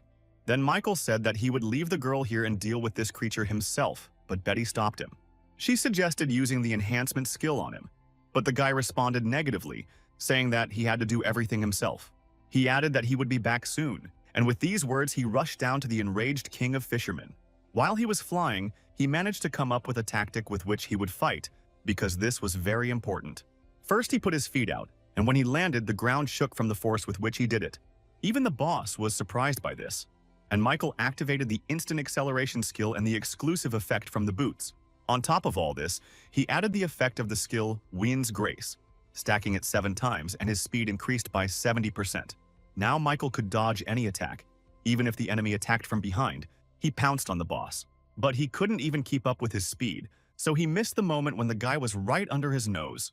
The monster decided to attack based on the fact that he would want to finish him off anyway, and that was the right decision. But before he could do any damage to Michael, he used the 3 absolute skill. Thanks to him, the boss was defeated, and out of habit, the guy chopped off his head and looked up at Betty. The girl kept her eyes on him the whole time. And then a system window appeared, informing her that the boss had been defeated. Betty thought that now she was completely confused about who the monster was, because Michael's abilities were incredible, and he involuntarily thought that he had gone a little overboard with cutting up the boss, but now it didn't matter. When they emerged from the first portal, Betty admitted that she didn't expect a rank 2 hunter to be so strong. She added that now that he had passed the test, he could use all of their guild's dungeons, and then she turned away from him so that the guy couldn't see her face and said that she would go off topic a little. But she said that when they are summoned to the Tower of Trials, the difficulty they initially choose does not matter much. After all, even at low difficulty levels, candidates will face increasingly challenging tests. And vice versa, even at high difficulty, if the performance is poor, then the candidate can slide down to low. Finally, the girl said that, based on this, one could conclude that his level of difficulty was murderous. So she hoped that the guy would try to be a little more careful in future tests. She added that she would like to accompany him for as long as possible and watch him grow. And then they said goodbye. In the evening, Michael sat on the roof of one of the buildings and ate an apple. In 5 minutes, he had to return back to the test tower and thought that these 3 days he had been spinning like a squirrel in a wheel. However, thanks to this, both his stats and his self-confidence increased, which he really liked. But his time on Earth ended, and he returned to the Tower of Trials where it all began. The guy was even glad to move there again, because for some reason the challenges attracted him. Once he had rested a bit on the bed, Michael stood up and called the test command. The system asked if he was ready to move on to the test on the 8th floor, and the guy answered positively. Then he was asked to choose a point of intersection from 3 available ones: tactics, combat, and capture. Michael remembered seeing a mention of creating an intersection point earlier, so everything should be fine. He also thought that he should choose combat if he wanted to increase the effectiveness of necromancy. Next came the message that all of his personal tests would now be based on combat skills. And then suddenly a message appeared saying that he had the title of Pioneer.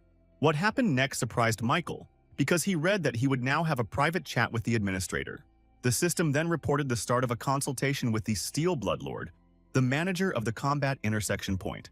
And suddenly Michael found himself in another location, which apparently was not a test, because he did not enter the portal. The guy looked around asking where he was, and the system window told him that he had entered the world of Steel Blood.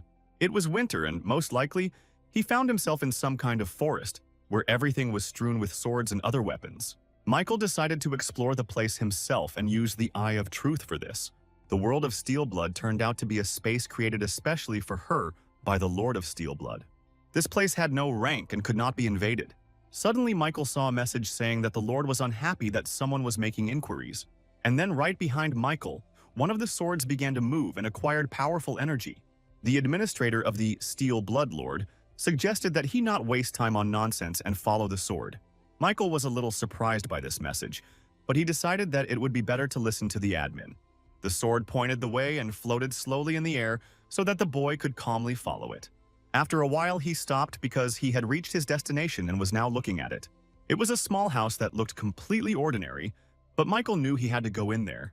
When he opened the doors, he read that the administrator, Lord of Steelblood, was looking at him. There was a rather attractive girl sitting in front of him who said that he had finally arrived. She added that she was the administrator who was assigned to consult with him. Michael noticed that she looked like a foreign beauty, but for some reason she was called the Lord of Steelblood. After all, in fact, before him was a being who carried out control in the Tower of Trials. And then the girl suddenly came close to him, looking questioningly into his eyes. The girl said she was curious about what the monster looked like, and she admitted that it was pretty good. Michael asked if she knew him, and the girl replied that, of course, she knew everything. But she also noted that she only knew about his tests from reports, since it was impossible to observe the candidates below the 8th floor. This surprised Michael a little because the girl was an administrator, but she could not watch just anyone. Then the girl said that he must have misunderstood something because the admins did not control the tower at all. She added that they should rather be seen as creatures subordinate to the tower, so he shouldn't be so nervous. After all, while she was subordinate to the tower, she could not harm him, and this information became a revelation for Michael. Then the girl said that after all, she was there for a consultation, so he could ask her about anything. Michael felt that there was no hostility in her, so he decided to trust the girl. Besides, she explained earlier that this consultation was his advantage earned in the trials. Then Michael remembered how he almost died at the hands of a challenger from another floor when he himself was on the 5th. He wanted to know why the knight had chosen him, and the girl replied that there were advantages to it. After all, applicants from other worlds come from where the tower has existed for decades. They also know that the tower of this world will one day be united with the towers of other worlds. Starting from the 20th floor, the focus is on combined challenges rather than individual ones. And then the guy would have to meet with candidates from other worlds. Michael was not happy about this. Then he asked another, broader question, wanting to know what the trial tower was in general. Suddenly he saw the girl look down and wait a minute before answering. And then she said that she herself would like to know the answer to this question because, unfortunately, she did not have this information. Then Michael reminded her that she was an administrator and asked if the girl really didn't know anything. She then explained that initially the administrators were the same applicants as they were, but those who die after passing the 40th floor are given the right to be reborn as administrators. The thought that the administrators were just former applicants angered him a little. After all, Michael hoped that they still knew something about the top of the tower and where it ended. The girl didn't like these words and she suddenly grabbed the guy by the neck, pressing him against the wall. She said that the words "top of the tower" were not something to be said so lightly. Michael was surprised, not so much by what she said, but by the force and speed with which she attacked him. The girl noticed that he was not particularly puzzled and asked if he was not scared at all. To this, Michael replied that he simply did not feel any hostility from her, and besides, the consultation was to his advantage. He also had no intention of allowing her to harm him so easily and suddenly broke through the wall. The guy prepared to attack, saying that the girl actually said that she obeyed the tower. The administrator was a little surprised by his behavior, but she quickly realized that she had acted recklessly. She noticed that she had been living for many years, but this was the first time she'd seen someone who was able to destroy the administrator's residence. And then she unexpectedly added that the guy's actions convinced her of something, and he became wary. But Michael was not prepared for what she said next, because it was the first time he had heard anything like this. The girl offered him a patronage agreement, which was quite surprising but incomprehensible. After some time, he returned back to the waiting room on the 8th floor and lay down on the bed. Suddenly, he remembered that he could now use the new team and opened an exclusive store. His contractor was the Steel Bloodlord. There were 3 categories in total: skills, strength, and items. The guy remembered how the girl had told him that she couldn't pass up a candidate who was both brave and talented. And then the system window asked if he wanted to sign a patronage agreement. Of course, Michael agreed and read that he would soon have access to an exclusive store. As a special benefit, all of his stats would increase by 1, and he would also receive special points. Michael selected the power category in the exclusive store and became familiar with its 3 components. He wanted to see the list further, but received a message that he could only do this on the 10th floor. It turned out that at the moment only 3 powers were available to him: Purity of Mind, Steel Soul, and the King of Winter. He opened the first one's description and read that it allows one to maintain rationality in any situation. The power of Steel Soul allowed the mastery of all types of weapons to be increased by 2.32 times. The last power temporarily increased the user's stats in cold conditions, and he would not feel the cold. All these descriptions seemed somewhat ambiguous, and Michael thought that he would first accumulate some more CO. However, he quickly changed his mind and still bought his first power, which was Purity of Mind. Thanks to her, he will be able to reason clearly in any situation and not succumb to panic and stress. After all, it was better to raise the bar for survival in this way than to not prepare for anything at all. Because there was a chance that he would face a floor-level implementation again right now. The system asked if he was ready to begin the test on the 8th floor, and Michael answered positively, entering the portal. The theme of this trial was destruction. He had to defeat a lich that summoned skeletons. But when Michael came out of the portal, he was surprised that the number of opponents was so great. He thought that this was an attempt to overwhelm the enemy with numbers, so he decided not to delay and begin the cleanup. The guy jumped off the cliff he was standing on and landed right in the center of a cluster of skeletons.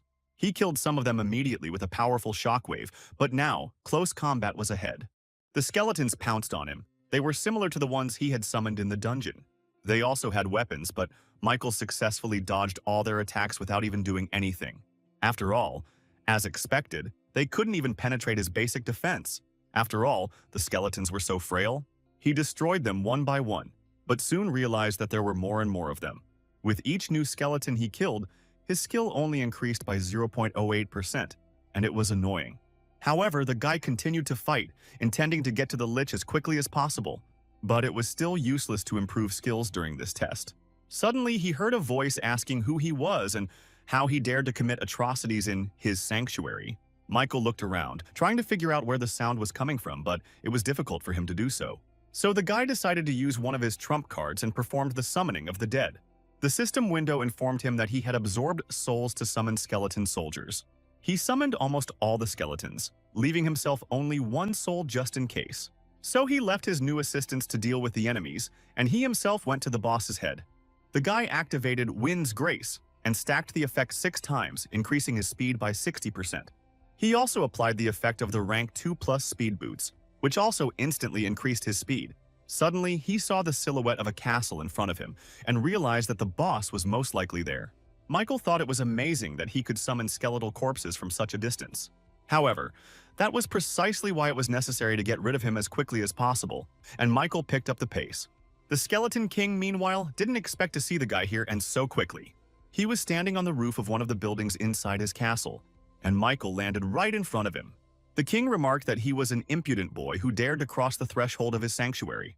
He added that he would make him pay in full for his insolence, and suddenly the king summoned new monsters. This time they were sand golems, and Michael was surprised that this boss could command them too. Then the guy realized that he was probably not capable of fighting on his own, so he called on others. Michael smiled and suddenly asked if he could by any chance summon someone stronger. After all, if he doesn't have any more powerful exhibits in his arsenal, then this will disappoint him a little. Hearing this, the king became angry, saying that these guards would be quite enough to tear him to pieces. The golems were advancing in the meantime, but Michael had already activated the instant acceleration skill. He dealt with all the new opponents within 3 seconds, which greatly surprised the king of the dead. And then he even managed to get scared because the guy rushed straight at him, intending to finish him off. He swung his sword and hit him, causing him to fall, and the system window reported that his mastery had increased by 1.2%. Michael noticed that the undead were definitely increasing his skill quickly, and it was a nice feeling. The king of the dead wondered where this monster came from, because his powers were simply beyond the bounds of possibility. In his eyes, the guy was a real monster, eager to kill all monsters for his own pleasure.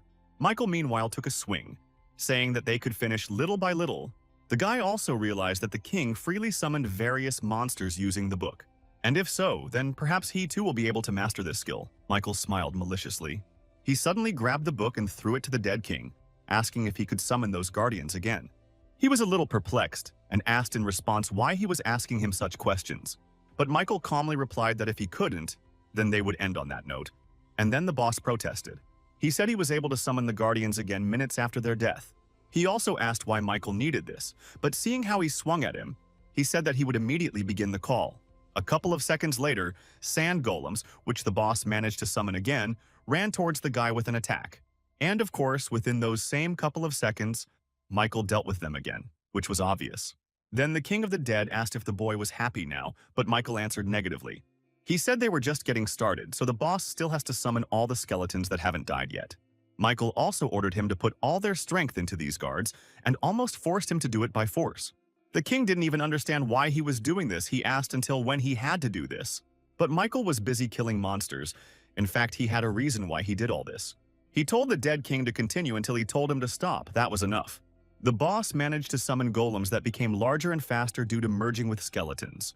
However, it made no difference to Michael. He still dealt with them easily.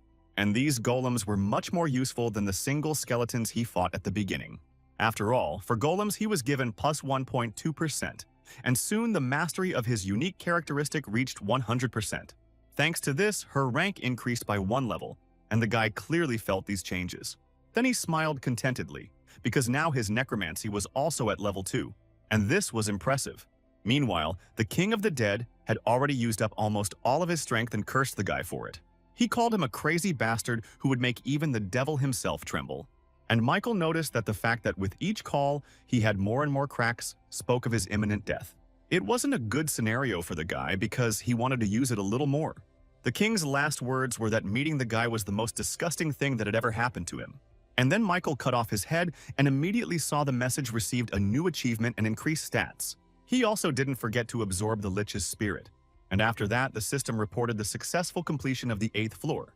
As a reward, all of his stats were increased by 2, and he also received 30,000 points and 1,000 SP.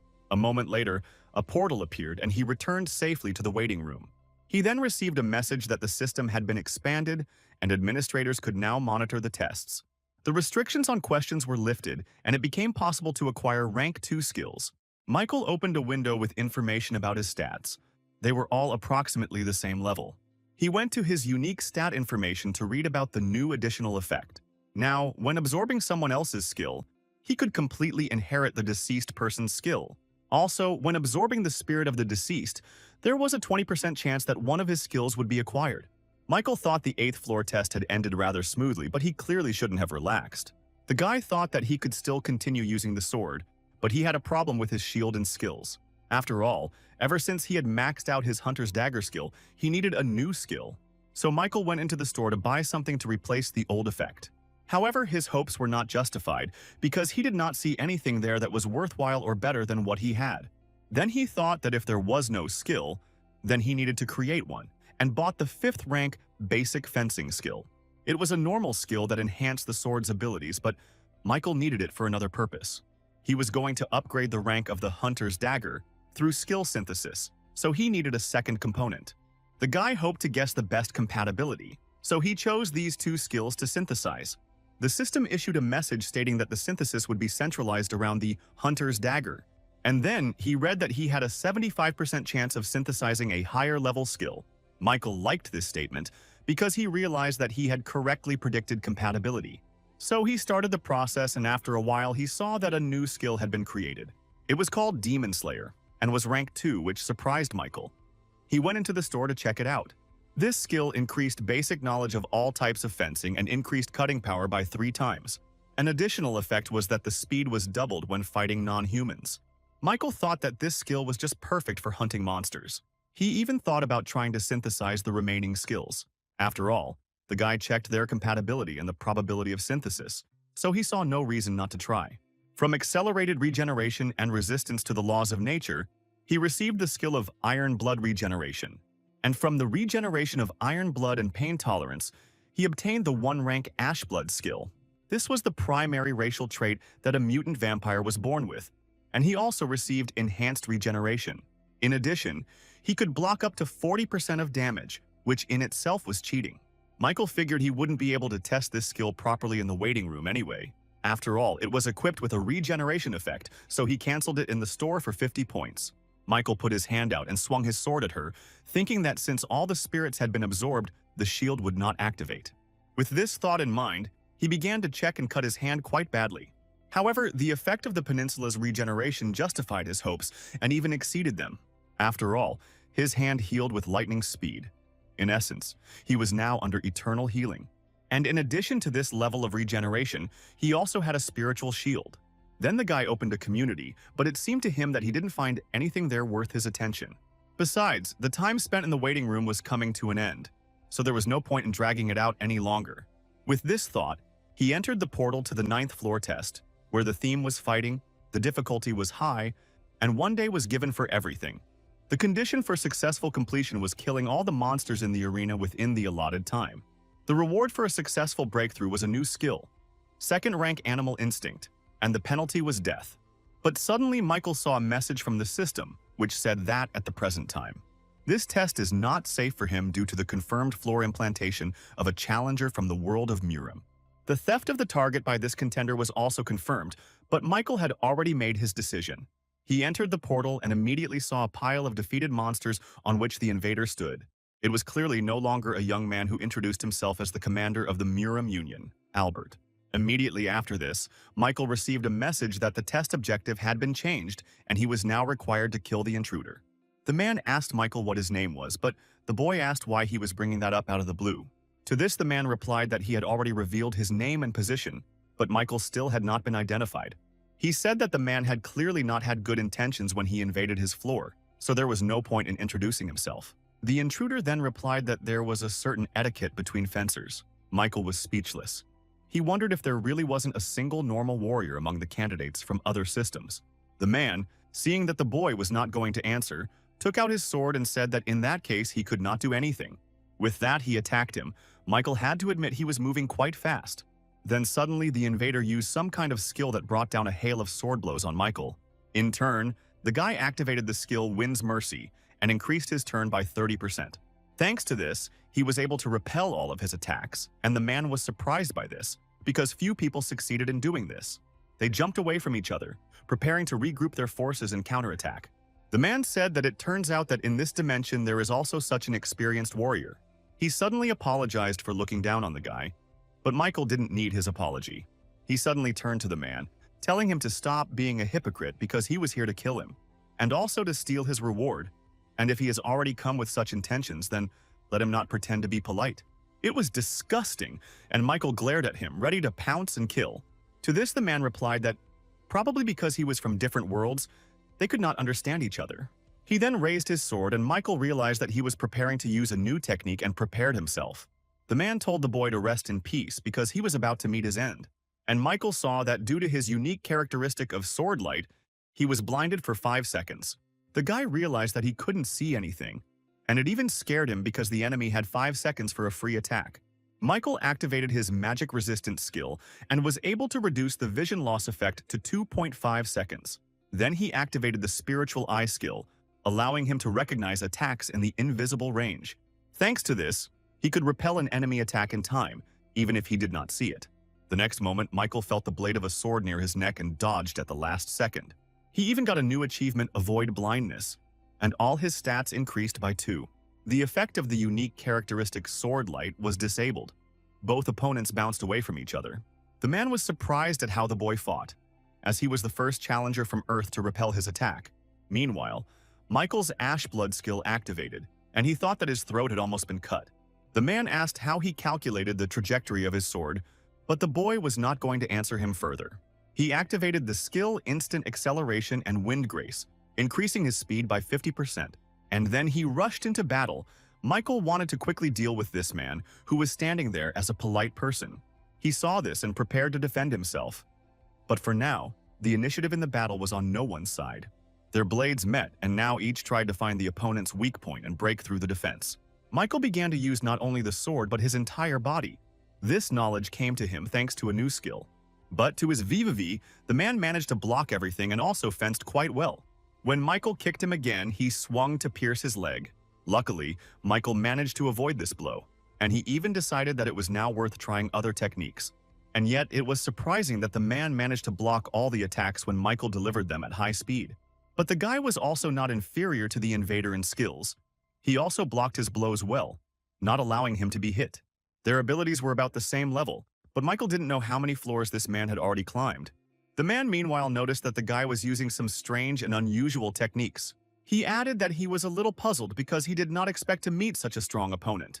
After all, despite his incredible growth, their characteristics were, in essence, on the same level.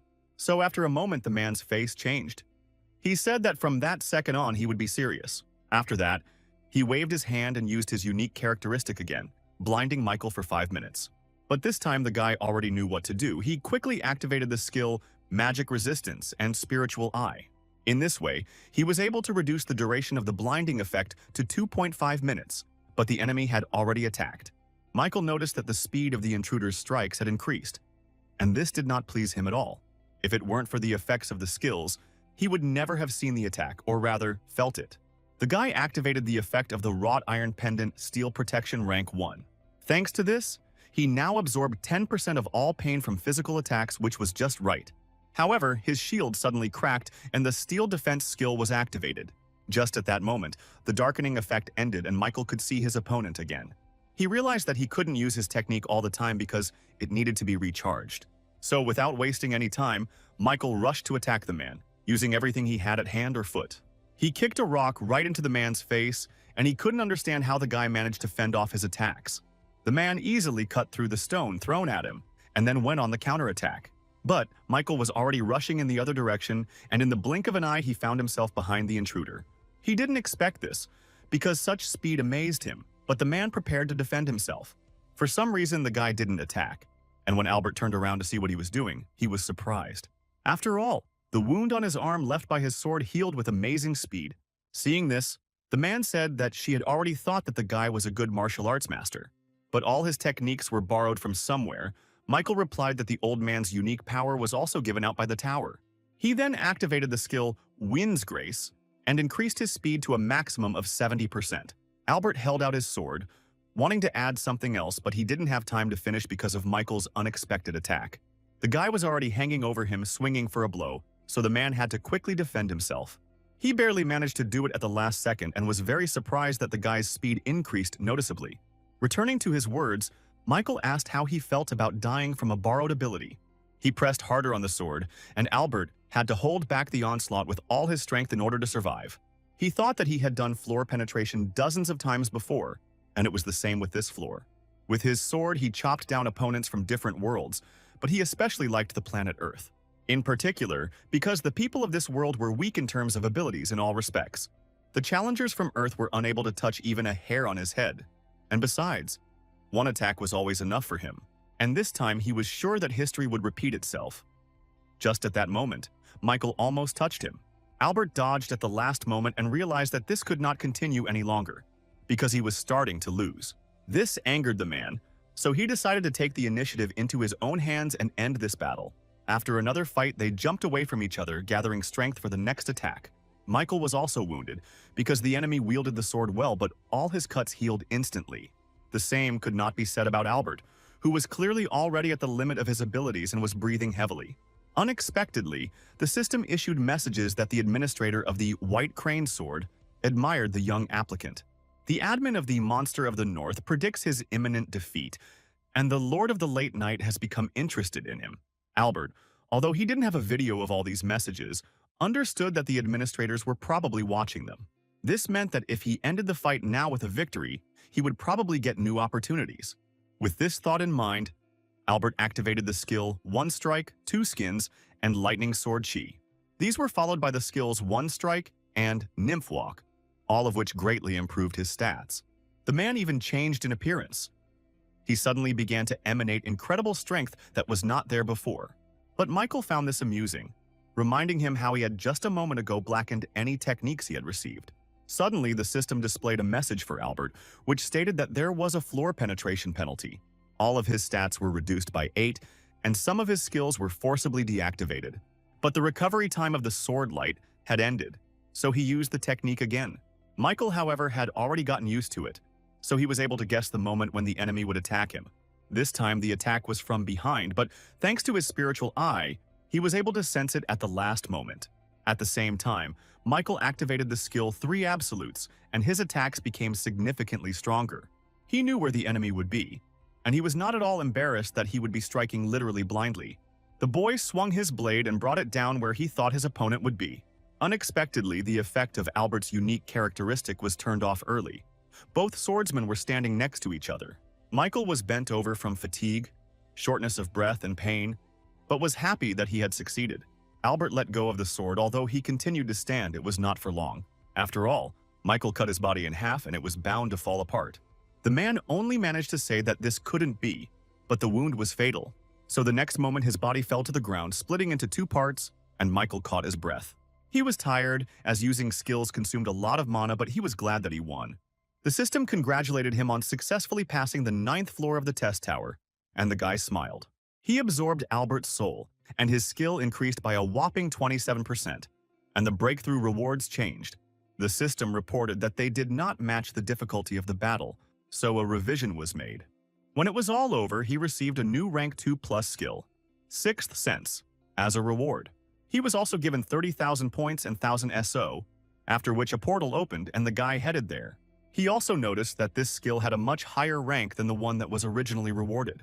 However, Michael decided to look at the details in the waiting room, so he stepped towards the entrance to the portal. Many administrators who watched his fight expressed their impression and delight from his battle. Michael stood frozen in front of the portal entrance, reading all this, and suddenly a smile appeared on his face. Then he remembered that earlier there was talk about expanding the system where admins would be able to monitor him. Either way, they were delighted with his fight, and the guy felt a slight sense of satisfaction. Then suddenly he read that the Lord of Steelblood condemned the excessive interest in the contactor. She added that the guy should not become obsessed with the increased attention from administrators.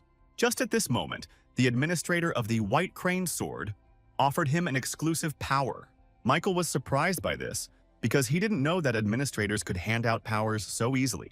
Then he read that the Steel Bloodlord said in a dissatisfied tone that he could accept the power. She added that there are times when they sponsor force to gain the favor of a contractor. White Crane Sword added with a laugh that in the future, they would have many situations where they would have to face each other. And the Steel Bloodlord said that the power provided would be so strong that he would feel a certain burden. Then Michael said that in that case he had no need to doubt and he would accept the power with gratitude. The system immediately reported that the power of the Chi Swordmaster had been added to his exclusive store. The White Crane Sword asked the boy with a smile on his face not to forget this kindness, and Michael thanked him. When he returned to the waiting room, the system had expanded again. Now he had access to the common areas, but the guy didn't understand what that meant. He was interested in something else. After all, he didn't know if the system administrators could watch him in the waiting room too. Deciding, however, that he could not escape it, Michael opened an exclusive contractor's shop. He looked at his powers and found a new one among them, which also turned out to be a good 2+ rank. According to the description, this power allowed him to significantly improve his sword skills as well as the sword itself. He could infuse his mana into the weapon and use the so-called Chi Sword, which was much better than the usual one. But Michael also realized that he now had access to the second page in the exclusive store. When he went there, he saw a new list of powers consisting of 3 options, 2+, high-, and 1 ranks respectively. The first power, Bone Reconstruction, increased all of his stats by 2, and he also became susceptible to any martial art. The power of the Steel Blood Sword allowed one to summon a Steel Blood Sword made of mana. The final power, Hand of Death, doubled the effectiveness of necromancy and black magic. However, each of these forces was quite expensive, and Michael only had 2,000 forge points at his disposal. So the only power he was able to buy at the moment was either Bone Reconstruction or Chi Swordmaster, which was added to his exclusive store by one of the administrators. The first thought was to save up some more SO in order to buy several powers at once in the future. Then the guy remembered that the man Albert, who invaded his 9th floor, was a real monster. This means that in order not to die at the hands of such scoundrels, it was first necessary to buy more strength. After thinking about this, Michael chose the Chi Swordmaster and acquired this power for 1500 SF. Having received new power, the boy thought that the skill 3 Absolutes also uses mana. But here the feeling is completely different. If we call the mana that flows into the sword instantly like a wave a triple absolute skill, then perhaps the power of a Chi Swordmaster should be compared to a stream of water flowing over a sword. After using this power for 1 minute, the system gave messages about increasing mana consumption by 2%. After 2 minutes from the moment the power was activated, mana consumption increased by 4%, and then more. Michael realized that at this rate, his mana consumption would increase by 100% in about 50 minutes. Therefore, he deactivated the power of the Swordmaster Chi and thought that he should distribute the mana well. He also remembered that the reward for completing the 9th floor was a new skill, Sixth Sense, and went to read about it. Everything was extremely simple. All his instincts were heightened to such an extent that they became a 6th sense. This would allow him to make complex inferences, and Michael thought it was a pretty useful skill. Then the guy decided to check the last thing, common areas, information about which he was going to find in the community. As expected, they were the only ones discussed there, since everyone who got past the 9th floor received an extended version of the system. Michael noticed that there were a lot of comments here about common areas in the context of skill sharing. What surprised him most was one comment from a guy who called himself a max-level swordsman. He said that in the common area he had just been asked by a foreigner if he wanted to exchange power with his administrator. Michael thought that the opportunity to see in person many applicants from all over the world was quite good. He decided not to delay and go on reconnaissance himself, so he moved to the common area of the 10th floor. The common area turned out to be a very spacious place, or rather, a whole separate world inside the trial tower. Right now, one guy moved here from his floor and was incredibly happy with what he saw. He even used the question ticket to learn as much as he could about the place, so he already knows the basics. He commanded himself to move forward, intending to extract the maximum benefit before returning. However, he did not know that he was already being followed by a group of 3 people who had figured out who he was. But the guy was a top-ranking Korean hunter, so he was one of the talented candidates. One of their squad said that it is possible to kill outside the common area, so soon Korea will have 1 less hunter. Meanwhile, the guy was walking along the road to the central building in the form of a castle. Next to him was another girl.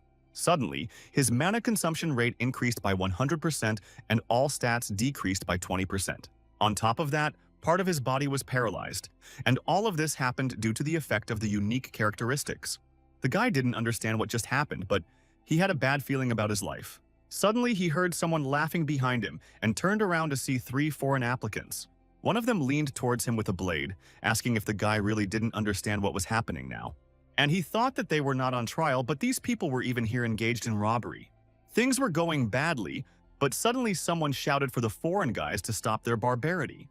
It was the same girl who was walking next to him. She threatened to report everything to the community. But the leader of the gang was not at all frightened by this threat. Instead, he looked closely at the girl, who was quite beautiful. Then he sighed in irritation, saying that he would do as she wanted if in return she would carry out his orders. The guy added further that the girl should undress. Then perhaps he would think about his words. And if she drops all her items, then he will, so be it, leave one of them alive. The girl was clearly puzzled by such a statement, so she didn't even know what she should do. Meanwhile, the guy reached out to her, lustfully saying that he would help her himself if she was unable to. However, while he was still speaking, someone appeared incredibly quickly near their small group. Michael stood with his back to the foreigners, intending to continue on his way unnoticed. The guy, who apparently was the leader of his team, looked at him with displeasure. He addressed him as Black Robe, but Michael will not be offended because, in essence, that is what it was. He turned around and removed his hood, asking if the guy was really talking to him, and he agreed. The foreigner then noted that Michael was also Korean, and Michael did not deny it. He also noticed that these guys were strong contenders from another country, most likely China, and they, in turn, attacked him with their unique characteristics, with which they had previously attacked another Korean. But Michael didn't even blink an eye, because he relied entirely on his effects and stats. He just thought that he just wanted to quietly pass by, but alas, now he will have to defend himself. The guy activated his forced breakthrough and magic resistance skills. Thanks to this, all the effects were cancelled, which greatly surprised the foreigners, especially their leader. But Michael didn't stop there. He took out his sword, saying that he didn't start this first. Now he was preparing to attack, and everyone realized that they had a strong opponent when he activated instant acceleration.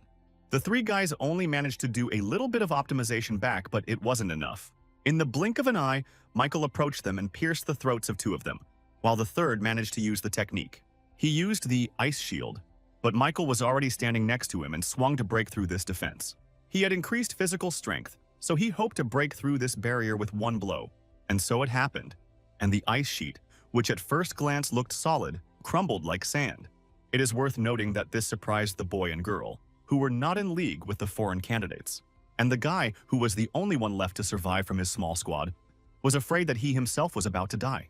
Because when his defense broke down, he saw his opponent, who was serious. The boy screamed at him to stop, saying that he admitted that he was wrong to kill others. He added that Michael should show mercy, but Michael responded by plunging his blade straight into his throat. Why did he quickly absorb the spirits of all 3 of the dead guys? And his skill increased by 6.4%. After this, he turned to go, but suddenly a girl in a nun's robe called out to him. She apologized, saying she should have helped him, but the battle was over faster than she could have thought. When Michael replied that everything was fine and she could go, the girl smiled at him and said goodbye. The guy who stayed alive thanks to him also thanked him for saving him. Michael replied that he just felt like those people wanted to kill him too, so he just took care of himself. With these words, he turned to leave, saying goodbye to the guy, but he was not going to let him go so easily. He suddenly asked Michael to leave him the corpses of the contenders he had killed, and this surprised him. Michael asked him why he needed it, to which the guy replied that he couldn't help but thank him properly. And if he gives him these corpses, then for saving his life, he will repay him in kind by providing him with power. Hearing this, Michael was surprised again because he was not in the mood for such a scenario, but it seemed advantageous to him. The guy he saved had his own unique gluttony trait, somewhat similar to his necromancy. Thanks to her, he absorbed the corpses of the applicants. But what this gave him, Michael could not know, and was not very interested. He just wondered if this was the power that guy was talking about, because if so, it looked impressive. But everything was not as he imagined, because the guy said that the power he promised would be different. It was called Steel Wings, and was added to his exclusive store by the gourmet manager. The guy, meanwhile, explained that it was a power that allowed him to create wings on his back with the ability to levitate. Michael thanked him, saying that he would try it out as soon as he returned to the waiting room. The administrator of the White Crane Sword suddenly said not to bother the applicant he had noticed, addressing the gourmet. The Steel Bloodlord was unhappy with whoever was hanging around her contractor, and the Black Devil was watching everything with interest. Michael wondered what kind of fuss the administrators were causing, since the competition between them had already gone too far. And one could say with confidence that they clearly wanted to get something from the applicants. But Michael thought that he himself would get to the truth step by step. And for now, he followed his new acquaintance. The guy said that the common area is divided into an arena, an auction area, and a gaming area. In addition to this, he also said that there are only 3 other dimensions that were revealed during the floor implementation process. They were called Ares, Murim, and Kalyan. And for example, the candidates from the first world attach great importance to chivalry.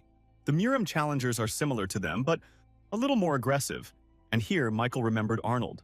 But the pretenders from their world of Kalyan are known for their races, among which were elves, fairies, and beastmen. Michael noticed that the guy was well informed, and he smiled sincerely in response.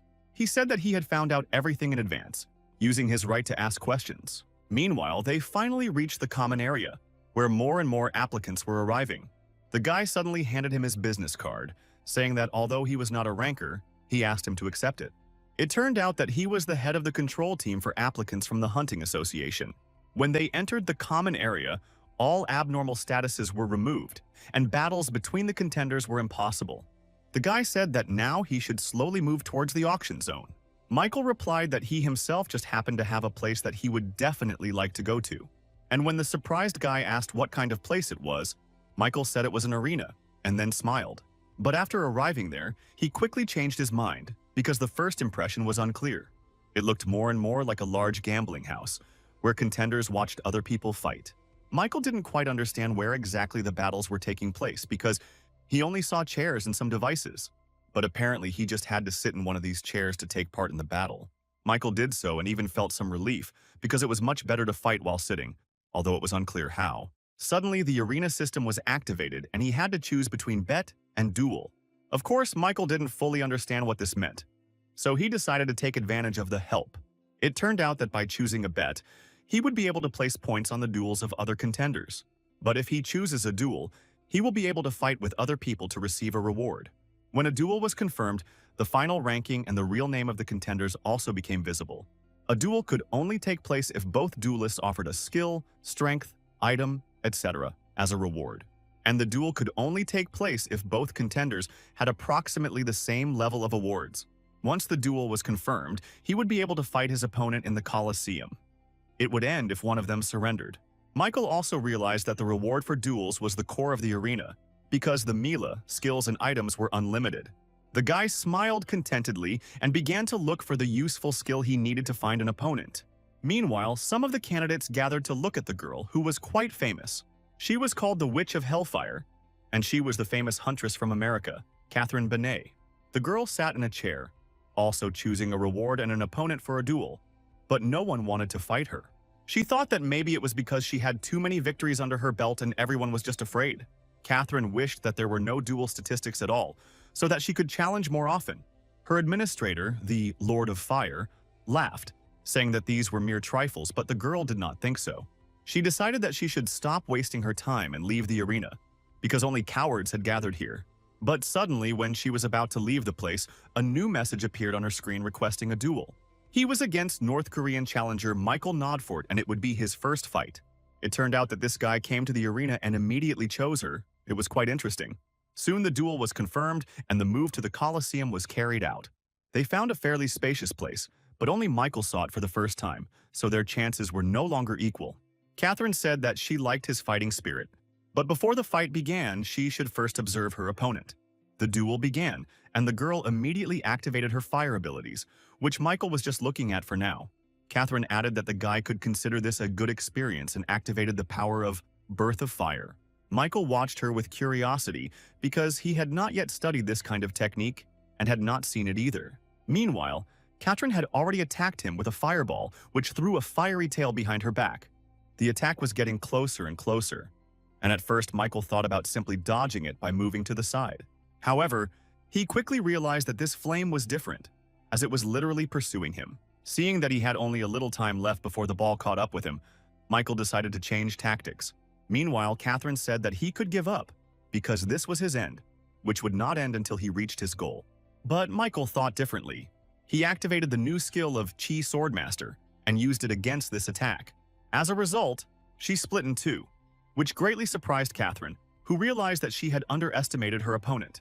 The Chi sword was many times sharper than usual because it was actually created from their mana, so it cut through almost everything. Judging by the girl's expression, she saw this technique for the first time and was very impressed. They were standing in the arena of the Colosseum again, but this time Catherine was waiting for the right moment for another attack. She realized that this was the only way she could hurt the guy, and he suddenly spoke, addressing her. He said that the girl noticed that he could get good experience here, so he would provide it to her too. In a quiet, secluded place where no one lived at all, one girl sipped tea, watching their battle. She looked closely at Michael, who was fighting with Catherine, and it was quite interesting. The administrator didn't expect that he would already have mastered the released Chi energy, which was just what he needed. The girl thought she had made a great move when she sponsored such a wonderful power. In the future, she will need to secure the favor of this contender, and perhaps he will fulfill her long-standing desire. Michael, meanwhile, successfully deflected another fireball aimed at him and cut it down as well. But Catherine didn't plan to give up so easily. She attacked him with 3 balls at once from different directions. However, all that was required of Michael was to simply get away from them, and the skill of instant acceleration helped him with this. The guy found himself in the air but was surprised to notice that the flames were also heading that way. So he used the Chi sword again, which now increased his mana consumption by 2%. However, after cutting through another fireball, he saw that part of his clothes on the back had caught fire a little. More precisely, these were the hem of his assassin's cloak, and this was rather sad because the cloak gave him speed. Michael thought in horror that the effect of the cloak would now be lost if it was damaged like this. He landed opposite the girl, who again offered him to surrender, and then they would do without bloodshed. But Michael had no intention of agreeing to this. He was only thinking about how sad it was to lose such an exclusive skill. Meanwhile, Catherine had already prepared for a new series of attacks, this time forming huge fire spheres. She said that she was even interested in how long the guy could hold out. The administrators, apparently, also watched this fight with interest. Their opinions differed somewhat. The girl sent the spheres straight at Michael, who, although he was ready to repel all attacks, understood his weak side. She had mana, because 4 minutes had already passed since the activation of Swordmaster Chi, and its consumption had increased by 8%. He realized that if this continued, the fight would drag on, and he would find himself at a disadvantage. So Michael decided to give himself strength by absorbing souls and used Albert's soul. Thanks to this, his stats increased, including his mana, and he also managed to absorb one of the man's skills. The first rank lightning sword, Chi had the ability of lightning forming on the blade's edge. Michael wondered if this meant he would be able to launch energy over long distances and hit targets. Catherine, noticing that he was thinking about something, asked if he really had time to be distracted. In this case, she will make sure that all his attention is focused only on her flame. Michael tensed up, and the girl attacked him this time with fire arrows, of which there were quite a lot. They weren't small either, so Michael decided it would be better not to waste mana on the Chi sword and just hide. He dodged the arrows, but there were too many of them, so some reached his body. But the guy wasn't going to let them touch him, so he deflected some with his sword and others with his hands. He wasn't afraid of this because the Ash Blood skill was immediately activated and all the burns were healed. Meanwhile, Catherine was preparing another attack, but this time Michael decided to try something new. He didn't know if he would succeed the first time, but it was worth practicing, so he activated the power of Chi. The newly acquired skill, Lightning Sword Chi, was truly amazing and exceeded all his expectations. Thanks to him, the guy was able to attack back from a distance, using his mana for this, so it turned out to be a powerful counterattack. She was so strong that Catherine even had to use a shield to avoid being hit. The girl was amazed by the power with which this guy reflected her spheres and arrows, and then completely outweighed her in strength. She could barely hold back the onslaught, but she understood that she couldn't just retreat because fire was her element. But Michael had already calculated everything down to the last detail and foreseen her further actions. He stood behind the girl. His sword was near her throat, and Catherine had no choice but to admit defeat. She confirmed that she was surrendering, and as a reward, Michael received the rank 2+ Storm skill. And then it was all over and they both moved to the common area of the arena on the 10th floor. Michael discovered the new skill after researching it, which said it was quite useful for stabbing. The guy thought he was counting on fencing skills, but here we were talking about something a little different. However, this was his first victory, and in the final ranking on his server, he took third place. This was a signal that it was time to start growing, so he soon confirmed a new duel again. This time, his opponent was ranked 11th on the Japanese server and looked the part. However, in reality, it turned out that the guy was better at talking than fighting. She said that she didn't expect the third place of the Korean server to be such a barbarian, at which point Michael smiled.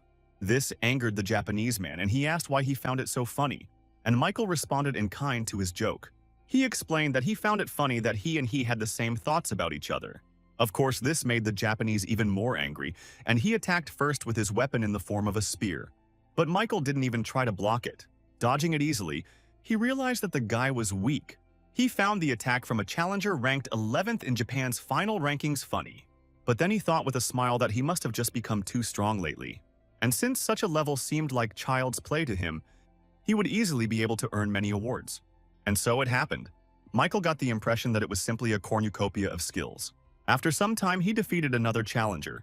This time, the opponent was ranked 10th in Turkey. He was followed by the number 7 from Russia, with whom Michael had to work hard. But in the end, he inflicted serious damage on him. Number 13 from Germany seemed the easiest to the guy. He dealt with it in just a few seconds.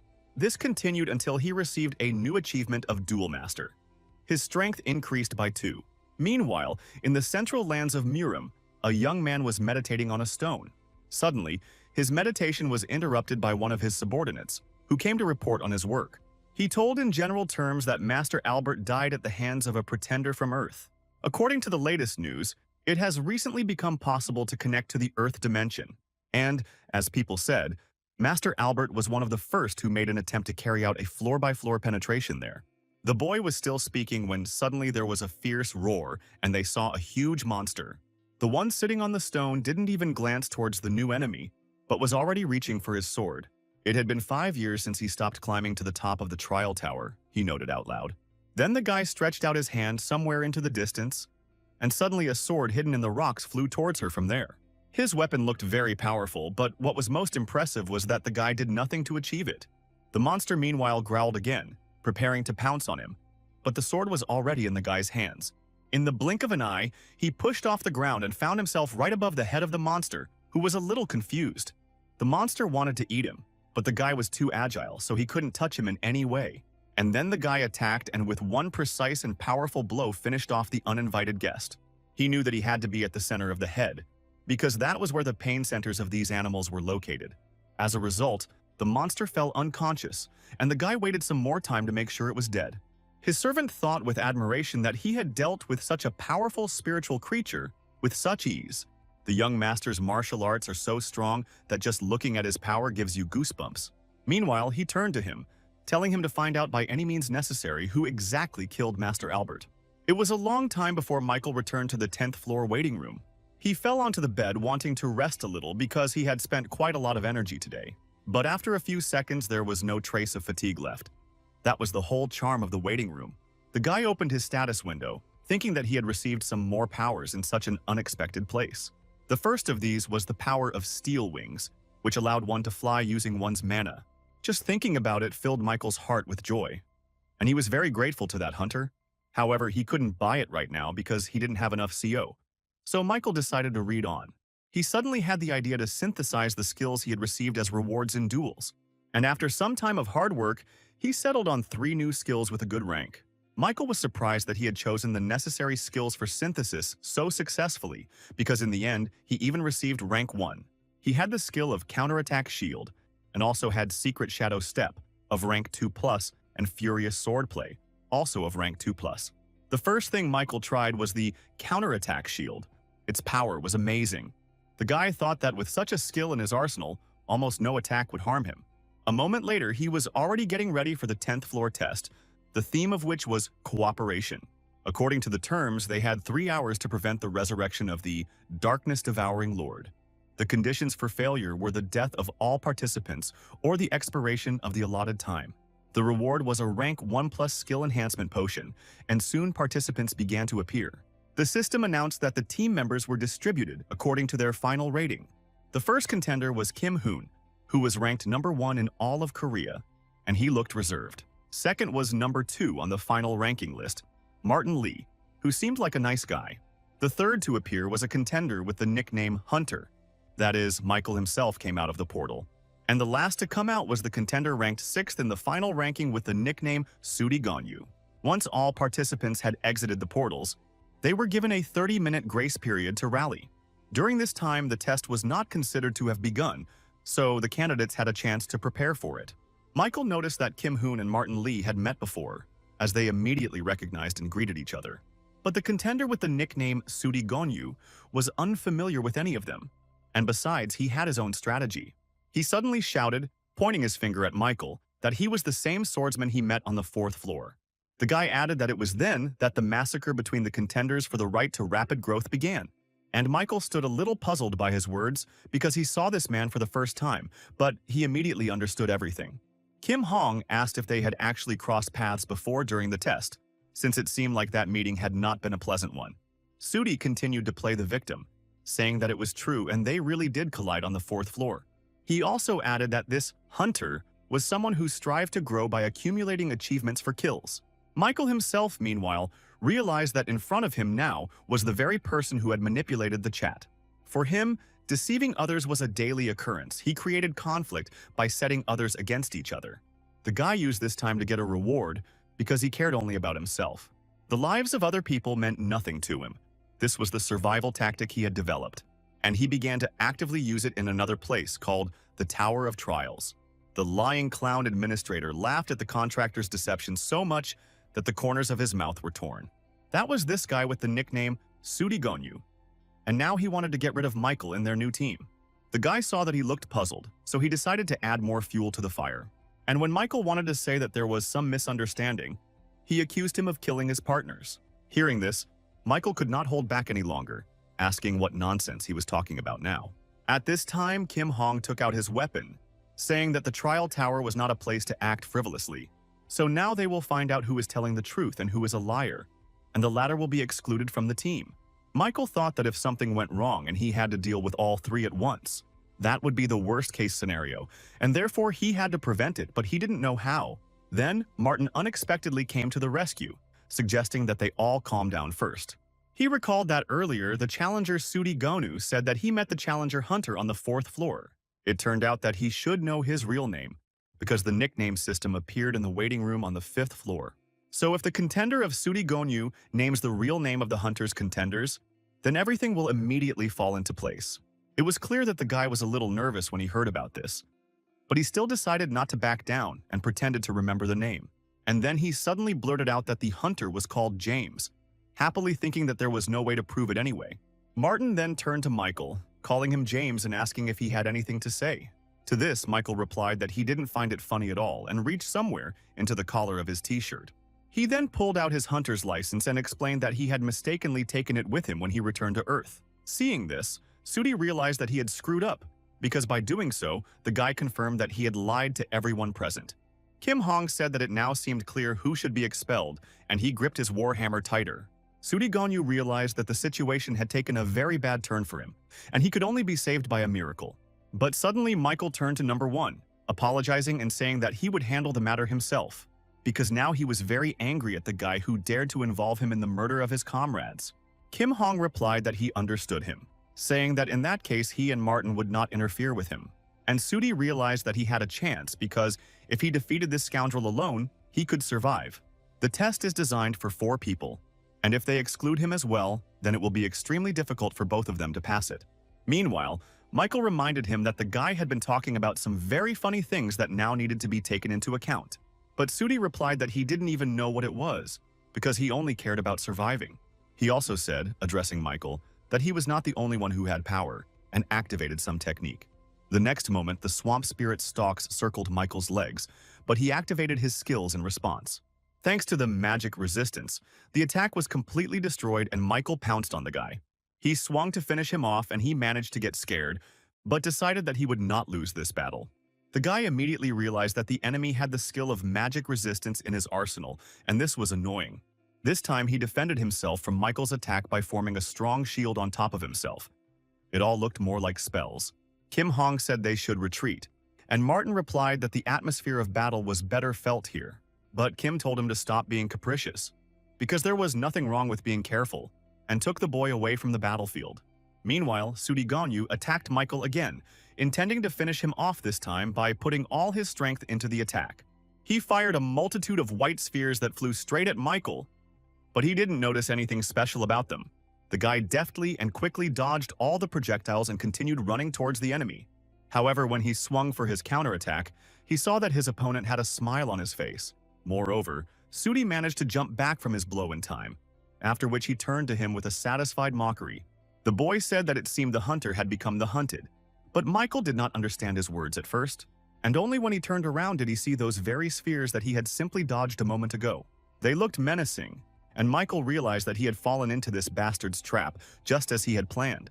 The spheres, meanwhile, merged into one and formed one powerful stream of energy that fell upon him. Sudi laughed contentedly as he saw the boy fall under the rubble of his attack. But then the smile disappeared from his face. It was replaced by surprise and fear because the fog cleared and everyone saw the real picture of the battle.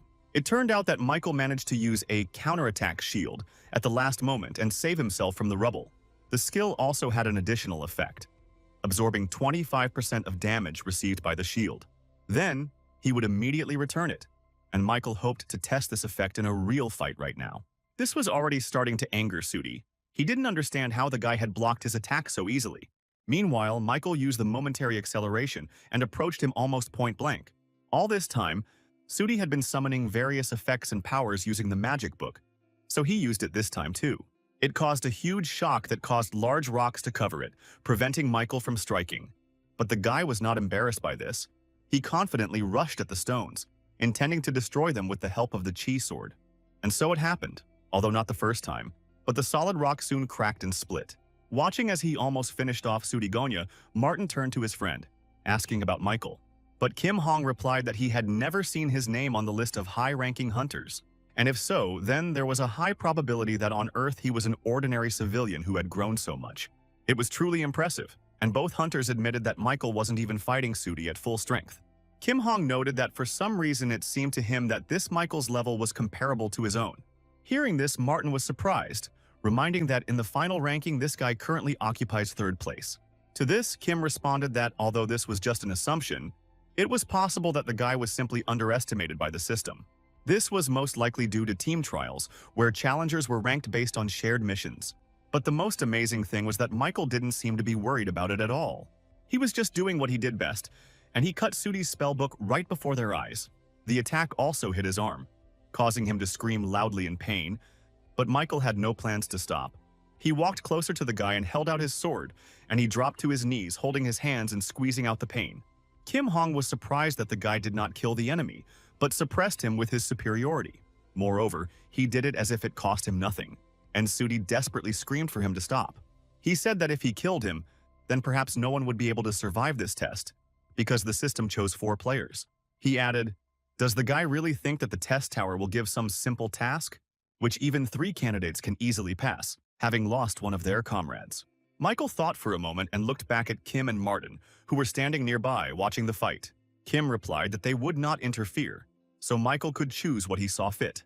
Michael thought for a while about what to do, and Sudi decided to use this to his advantage. Suddenly, he took out his sword and attacked Michael, but he was able to notice it in time. The attack was not even strong. But he was angered by the fact that he did it behind his back, so the guy swung and hit him. His sword pierced Sudi's head, splitting it in 2, but for some reason he remained alive. The guy jumped away from Michael, and he noticed how his bright pink aura appeared and some skills were activated. It turned out that Sudi used his unique stat, Deception, and all of his stats instantly increased by 10. He suddenly shouted that he wanted to hold his trump card until the very end, but now he would finish off Michael with it. He did not understand anything that was said, but prepared himself for any attack from the enemy. He put up a shield, blocking a powerful blow from Sudi, but didn't notice that he had other methods of attack. The purple chains did not penetrate the shield, but went around it from above and ended up behind Michael. The next moment, they pounced on him like snakes, but the guy's 6th sense kicked in.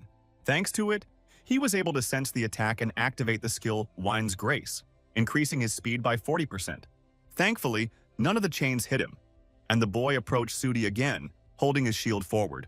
He said he now knew it was far more dangerous to mess with trash like him than to take on the 3-man challenge. Sudi screamed in despair and anger because he understood that now the guy would definitely kill him. And Michael used the counterattack shield skill, which instantly released the accumulated damage. The enemy was not prepared for this, so he was unable to defend himself in time from Michael's powerful attack. A moment later, he was already adding new items to his inventory, including Sudi's equipment. In particular, he liked the old tailcoat of a high- rank vampire count and the bloody rank 1+ heavenly demonic sword. Michael hid all of this, saying that he would use these items properly in the future. At this time, Kim and Martin jumped off the cliff from where they were watching his battle, which was already over. Martin said he was just great, and Kim remarked that there seemed to be no problems between them now. Everyone agreed and decided to move forward because there were 10 minutes left before the start of the test, so it was necessary to prepare. They saw a large statue of a horseman on a horse. It looked a little creepy, but Martin was worried about something else. He asked if she would really come back to life. Since this was the Tower of Trials, then that could very well happen. Michael mentally agreed with him, glancing at the statue. He noticed something strange about it. Firstly, the rider had a crown on his head, and secondly, Michael saw that a barely noticeable black mist was emanating from it. None of his comrades paid any attention to this, and Michael himself did not attach much importance to it. But, as it turned out later, this fact should not be neglected. In the meantime, they came to the right place. Martin was surprised to see a huge room, which was furnished with incomprehensible decorative elements. Kim said they appeared to have come to the right place, but something caught the attention of all three contenders. These were huge statues of ancient warriors that looked quite frightening. Martin remarked that he had a bad feeling about this, and everyone agreed. And in the very center there was a huge throne, on which, as if someone was sitting, only there was only armor there. Suddenly the system announced that the grace period had expired and that a Dark Guard squad would soon appear. The challengers were required to prevent the resurrection of the darkness-devouring lord. The next moment, one of the statues of the ancient swordsman suddenly moved. He was a warrior of ancient times, all in armor, and he looked quite powerful and even fearsome. The other statues followed suit, and then they all jumped down to the guy standing below. Kim said that his bones were just then, so it was time to stretch a little. Suddenly, Michael turned to everyone and pointed to one of the guards standing right in front of Kim. The guy said that he had a head on his back, which the guards were carrying to the ruler for resurrection. Kim agreed, saying that in that case they must prevent this and prepared to attack. He liked that it was all pretty easy, since the boys just had to distribute their forces, one for each warrior. The opponents meanwhile attacked, but all three contenders were ready for this, and the fight began. As Michael advanced on his opponent, he thought it would be better to finish him off with one attack. He planned to use the chi sword for this, so he dodged the warrior's attack and went behind him. But the guy didn't calculate that stone statues can use mana and create streams of energy to attack. To his surprise, the enemy attacked him back and even blocked his own attack a little. Michael jumped back and began to analyze his opponent, as he always did in such situations. Much to the boys' surprise, the stone warrior also possessed chi energy and had just used it. This meant that these warriors were not as simple as they seemed, and Michael wondered how the others were doing. Things weren't going so well for them either. Kim also noticed that the enemy was using the same techniques as him. And then there was a pretty big explosion, and the warrior who was fighting Kim used it. He ran towards the darkness-devouring lord, or rather towards his armor, clearly with the intention of resurrecting him. He even almost managed to get close to him, when suddenly an unexpected attack followed from the side. The Dark Guard managed to block it with his halberd, but time was lost, and this made Kim happy. After all, it was he who attacked the warrior, this time with a new attack, clearly not wanting to let him carry out his intention. The guy also thought that each of these bastards was of a level equal to the boss. So he turned to everyone, telling them to keep their ears open and not let themselves be caught off guard. Then Martin's voice was heard from somewhere, noticing that Kim himself had just let his guard down.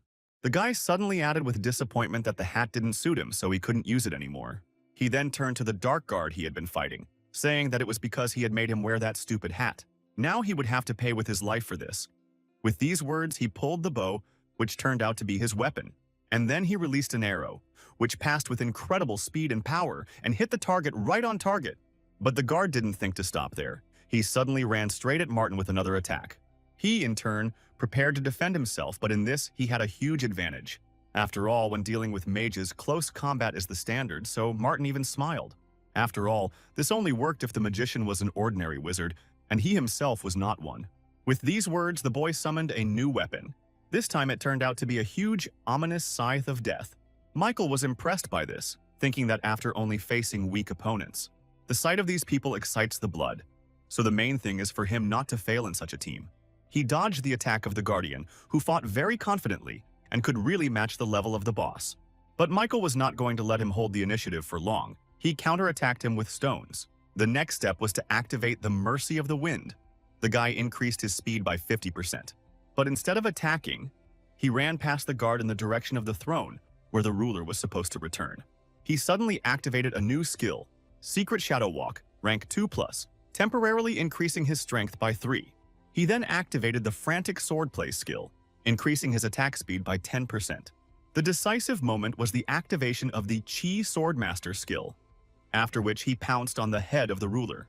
With all the additional effects activated, his power was able to cut her down. Kim Hong, seeing what Michael was doing, decided to help him and also used his depth charge technique. At that moment, the guard he was fighting dropped his weapon from the enormous power that pierced his body. Even though he was just a stone statue, the effect of Kim's attack was colossal even for him. The head of the ruler, which the guard was delivering to the place of the armor, was badly damaged, but had not yet completely split. However, there was still one member of their team left who was already rushing with his attack to make it decisive.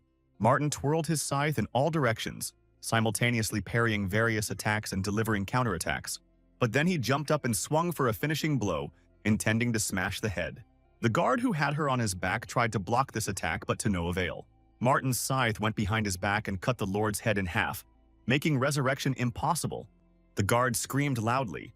Apparently this was a serious failure in their plan. And then the rest of the guards caught up with him and hurried to hide from the battlefield. The guys just watched it. Kim Hong said that they should also slowly wrap things up, and the others agreed. They ran after the guards, but it turned out to be a mistake because the guys did not calculate one detail. Michael suddenly heard a strange sound approaching them, as if someone was riding a horse. Just as unexpectedly, one of the guards suddenly stopped and dropped to his knees, throwing his halberd over his back. The other guards also dropped to their knees, thus forming a small springboard. The guys understood who it was intended for the next moment when a rider ran across it. It was the same knight who stood at the entrance, and now he was flying straight towards the Lord's armor. The situation was dire, because the knight also had a head, which he intended to put into Vladimir's armor. Kim was the first to react and hurried after the rider, but it was useless, because he was already almost close to the target. Michael quickly assessed the situation and realized that it was really too late to run after him. This was bad. The rider, meanwhile, jumped off his horse and, in a jump, aimed at the armor in order to thrust the ruler's head into it. Then Michael, with his last strength, decided that the best solution would be to throw something and swung his sword. The guy used all his speed for this, hoping that he would at least be able to knock the head out of the guard's hands. He threw his sword, into which he also put sword chi, but it was unclear whether he had time. After all, the guard had almost put his head into the armor. There were literally a few centimeters left. However, at the last moment, Michael's attack still caught up with him and prevented him from completing his action. The crown fell from the head, and the head itself also slipped from the hands of the guard, who was not ready for this. He was even a little surprised that he couldn't perform the resurrection, but that wasn't the end. Suddenly, the guard screamed. His scream was quite eerie, and the guys realized that something else was about to happen. Martin, however, praised Michael for buying them some time before the head was back in the guard's hands. Michael himself was no less surprised than the guard that his attack was successful, since there was almost no time to aim. But suddenly the guard lifted the crown of his master, after which he performed an unexpected action. He put the crown on his head, and at that moment the boys became worried that they had failed the task. After this, the guard took his weapon and shouted loudly, and then pierced his own head with a spear. The boys were very surprised by this, but soon they understood his plan, because the guard decided to sacrifice himself. He wanted to leave the crown on his head, and then cut it off and insert it into the ruler's armor. The guys were already running to stop him from doing this, and in the meantime he raised his head above his body. All three contenders jumped up at the same time and swung their arms for a joint attack. Meanwhile, the guard was closer than ever to resurrecting the ruler, because his head had already touched the armor. The next moment, there was a huge explosion that threw the contenders a short distance away. As the fog cleared, a message came from the system stating that the condition for resurrection had been met. As a result, the Lord who devours darkness was resurrected, and the guys froze in anticipation of what would happen to them now. Michael was the first to read the next message, which spoke of a special mission to destroy the Overlord. The system also reported that any damage would be nullified by the power of immunity, and only challengers whose stats are higher than those of the darkness-devouring lord will be able to deal damage. All three were surprised by this because no one had ever heard of monsters being able to use power. The lord, meanwhile, summoned his sword, which glowed with a bright red aura and looked ominous. And then, the lord demonstrated his power by striking his sword where the boys were standing, and they had to dodge. Michael thought irritably that this was rather unfair if the damage itself was impossible. That means they can do absolutely nothing against this terrible monster who possessed the abilities of a challenger. The Overlord attacked again with his long and sharp blade, and Michael barely dodged, but the attack still hit him. These problems fell on their heads because they failed to complete the mission, but it wasn't that bad. Suddenly, a good idea came to his mind that could work, and Michael decided to implement it. At that moment, Kim and Martin ran up to him, asking if he was okay and saying that they needed to come up with a plan. Kim suggested that they first deal with the Lord's guards, but Michael suddenly turned to them with a request. He asked the boys to delay the Lord for a while, because he had an idea with which they could win. All he needed was a few seconds, and then he would immediately join his comrades. When Kim asked what idea he had come up with, Michael simply replied that there was a way to kill the Overlord. This statement surprised Kim a little because even he didn't understand how this was possible if their stats were lower than his. However, he said that they would trust Michael and fulfill his request, but he also had to hurry. After all, they can't stand it for long, so Michael shouldn't drag it out, and he agreed. After this, Kim and Martin pounced on the Lord, although they did not understand what exactly to do with him. But the main thing is that Michael had a little time to carry out his plan, and he smiled. The guy turned to the three guards, saying that they would have to play an interesting game with him for a bit. Kim, meanwhile, activated his Warhammer for another attack, intending to compare their stats. He used a depth charge, and in an instant the Lord's body was subjected to incredible power. But before any damage could be done to him, the technique was cancelled by power and inviolability. As expected, their attacks were of no use to her, so the boys retreated, deciding to just wait. But the Lord suddenly counterattacked and activated his power. Lord's greatness. The system issued a message that the boys should show respect to the Lord. Any action that does not satisfy this requirement will be blocked. The Overlord has attacked. Kim and Martin dropped to their knees, but they did so involuntarily because their bodies were paralyzed. Kim activated the skill Magic Resistance, which partially removed the blockage on his body, and he was able to move. Then the guy got to his feet, but saw that the ruler had already swung his sword to attack, and they had only a few seconds left. Besides, Martin still couldn't move, and Kim quickly decided what he had to do. He grabbed his friend by the cloak and jumped to the side, throwing him over with his body weight and blocking the attack. But, unfortunately, the Lord's blow thus hit him himself, and Kim felt severe pain in his back. Martin was seriously scared for his friend, because he usually never allowed anyone to hurt him. He ran up to him and put one arm behind his neck, supporting him so that he wouldn't fall to the ground. But, unfortunately, it was still in vain, because the Lord had already swung at the two of them again to finish them off. His blade hung right over the boys' heads, and they were already preparing for the worst, when suddenly someone blocked the blow. Michael arrived just in time and used his counterattack shield to protect his friends. He apologized to the surprised Martin and Kim for being a little late, and they were unable to respond in return. The only thing they saw was that the guy had just saved their lives, and apparently had also come up with some kind of plan. Michael did have a plan. He quietly used one of his additional necromantic skills. Thanks to the spirits of the Guardians, he increased his strength by 4, agility by 3, endurance by 3, mana by 6, and tenacity by 4. Thus, his stats increased quite a bit, and the guy was now able to use his shield skill. He instantly released the accumulated damage straight into the darkness-devouring Overlord and used the power of Swordmaster Chi. But this wasn't enough for him, and Michael activated a new skill, Lightning Sword Chi. Thanks to this, his sword became similar to the blade of the ruler, and the boy was also able to attack using aura. He put the maximum amount of his strength into this blow, but he couldn't give it his all so as not to lose consciousness. However, this turned out to be quite enough, especially since the surprise effect worked. Michael saw that the attack had gone well and breathed a sigh of relief, since none of the Lord's effects had worked. This meant that with such attacks they now had a chance of winning, but the Lord suddenly shouted furiously, and then he activated his Majesty of the Lord power again, causing Michael's body to become blocked. The guy felt paralyzed and unable to move, but fortunately he had the necessary skills in his arsenal. He activated Forced Breakthrough and Magic Resistance, which removed all blockages from his body. At this moment, his skills of Force Breakthrough, magic circuit, and magic resistance, increased by 1 rank, rank 2. The boy then activated the counterattack shield again and pounced on the Lord with a new attack. What was also strange was that the situation actually looked very dangerous.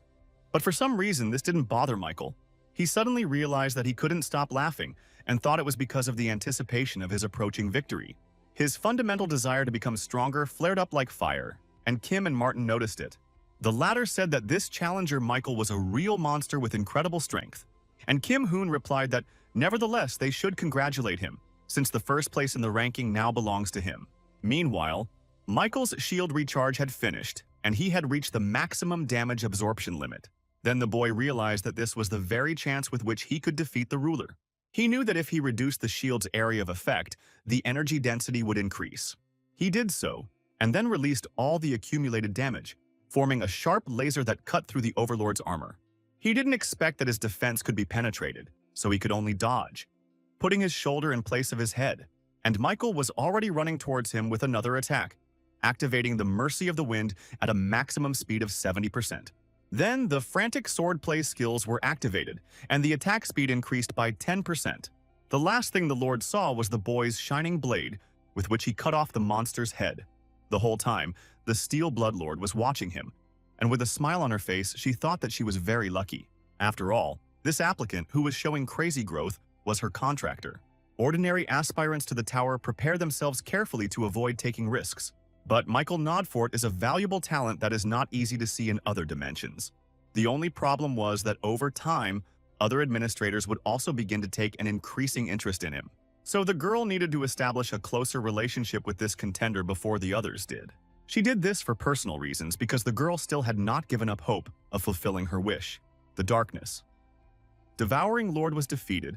The system announced this, but everything was clear anyway.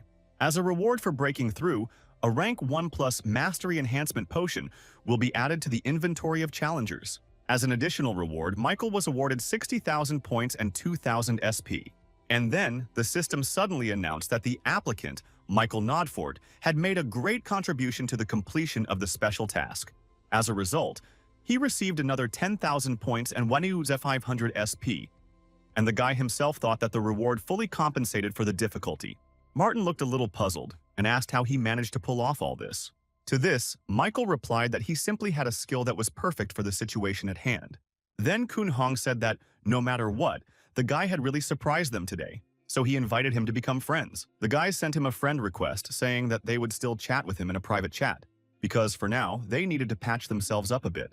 As it turned out, more than 1,000 applicants successfully broke through the 10th floor, so the expansion of the system began. A new category, Dimensional Travel, was created, and other dimensions were now available to them. Michael thought that this meant the two worlds, Ares and Murim, which James had told him about. Suddenly, the system reported that the administrator's monitoring area had expanded. This also applied to his area of intervention, and communication with him in the waiting room was now possible. However, an additional contract with the admin and the transfer to his personal possessions also became available. However, it could only be concluded once, after which additional contracts would be limited. In any case, Michael thought that he still couldn't know for sure about all the intricacies of this scheme. First of all, the guy decided to figure out what he managed to get on the 10th floor, namely the reward for the test. According to the description, he could increase any of his skills by 20% if he accepted it, which he did. Michael chose Wind's Grace as the skill he wanted to improve, which was his highest minus rank. Thanks to the potion, his mastery reached perfection, and his skill increased to simply highest. An additional effect has also appeared, according to which Michael will consume 1% of his total magical power. This will be applied when the total stack reaches max, and was instead of the entire skill being recharged. The next step was absorption. Michael started with the Spirit of the Lord devouring the darkness. With its help, he increased the stats, strength, by 5, agility and endurance, by 4, mana, by 7, and stamina, also by 5. Unexpectedly, one of the master's skills, namely the highest minus rank mana control, was also absorbed. After reading the description, Michael realized that most of his mana restrictions were removed. Now he could control her like someone with natural talent, but he couldn't just stand there and watch. Suddenly, he received an invitation from 2 administrators at my property. They were sent from the Steel Bloodlord and the White Crane Sword. but Michael was surprised by their simultaneousness.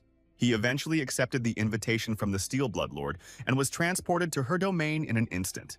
The girl's familiar hut, with a light on, immediately caught his eye, so Michael headed there. Literally a second later, the girl herself came out from there, wearing only a light dress. She walked out to meet the guy and then laughed, saying that she knew he would choose her. The girl said contentedly that thanks to him she won the bet, and Michael understood why the invitations were sent at the same time. The administrator caught up with him, and they walked together. Michael also asked if she was cold, but the girl answered negatively. Michael then said that he had gotten the mana control skill by accident and asked if she knew anything about it. Then the girl noticed that he had received a very powerful skill and told him to use it now. She explained that this was how the guy maximized the magical power in his body, and Michael did just that. Suddenly, his entire body was permeated with incredible power, so strong that it even became painful. The system announced that his rank 3 magic chain skill had been forcibly increased by mana management. Michael felt as if his physical attributes had increased several times. He suddenly wanted to test it and swung his fist straight into the ground without any equipment. The Steel Bloodlord even covered her eyes with her hands to keep the snow from getting into her eyes. But then something awkward happened. The strong wind that was generated by Michael's blow tore the dress from the girl's body, and it flew towards the hut. The guy froze when he saw the naked girl in front of him, because he definitely didn't expect this. A moment later, they were sitting at the table in the hut, and the girl said that you couldn't tell that Michael was capable of something like that. The guy replied that it was just a misunderstanding, but the administrator herself understood this. She just smiled at him. The girl then told him to try activating mana-using skills with mana control anyway. Michael nodded back at her and then asked her why she had called him here, and she smiled again. She said the real goal of expanding the system is to make sure admins are seriously nurturing applicants. But Michael didn't understand what this meant. And then the girl snapped her fingers, saying that he would understand everything himself now. The system reported that the administrator, Steel Bloodlord, was transferring power to the contractor using the interference zone. The power of the highest minus rank Steel Bloodsword was imprinted in Michael's soul. The guy asked if the administrator could not do something like this before, to which she replied in the negative. The girl explained that the additional context function was also open and he could choose any new admin for himself. However, she helped him because she saw a huge opportunity in him. But the guy didn't understand this. She then told Michael that administrators are rewarded for developing applicants. But this is not the final goal because everyone, without exception, invests in one or another candidate in order to fulfill a long-standing desire. It was clear that the girl wanted to say something else, but Michael suddenly received many messages from the White Crane Sword. And then she said that she would end her story here for those who were too impatient. And besides, she had already transferred the power anyway. Michael nodded gratefully to her and accepted the invitation from the administrator of the White Crane Sword. He entered the forest and noticed that the clearing looked ideal for training. The boy couldn't resist trying out the new skill he received from the Steel Bloodlord. As expected, the mastery of all his skills has improved thanks to mana management. It was truly magnificent, and Michael decided to further improve his chi sword skill. But to his surprise, nothing worked, and the sword remained unactivated by the new skill.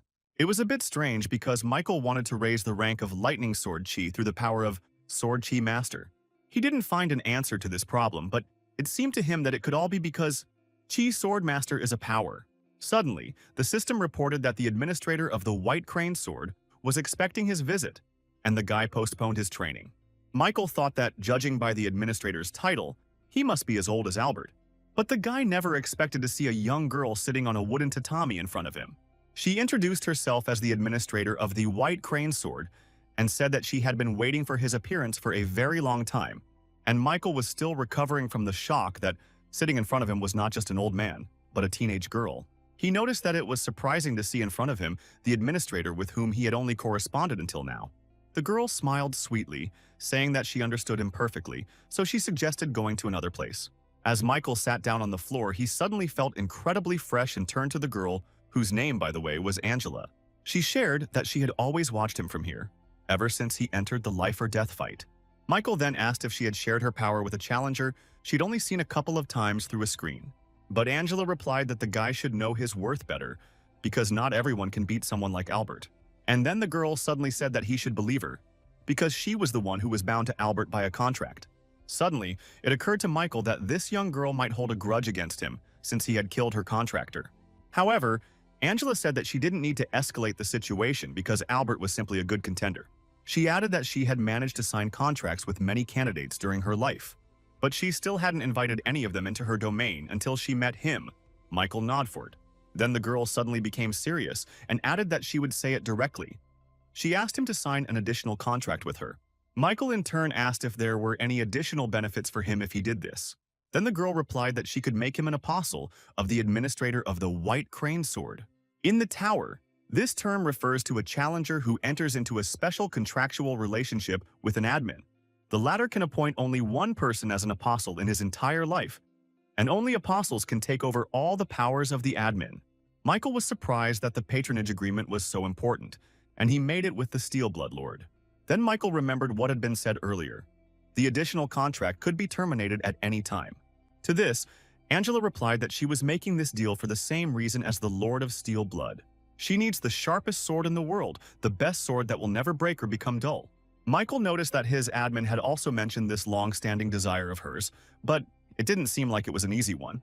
The boy then decided to ask the White Crane Sword about this, trusting that this young girl would tell him everything.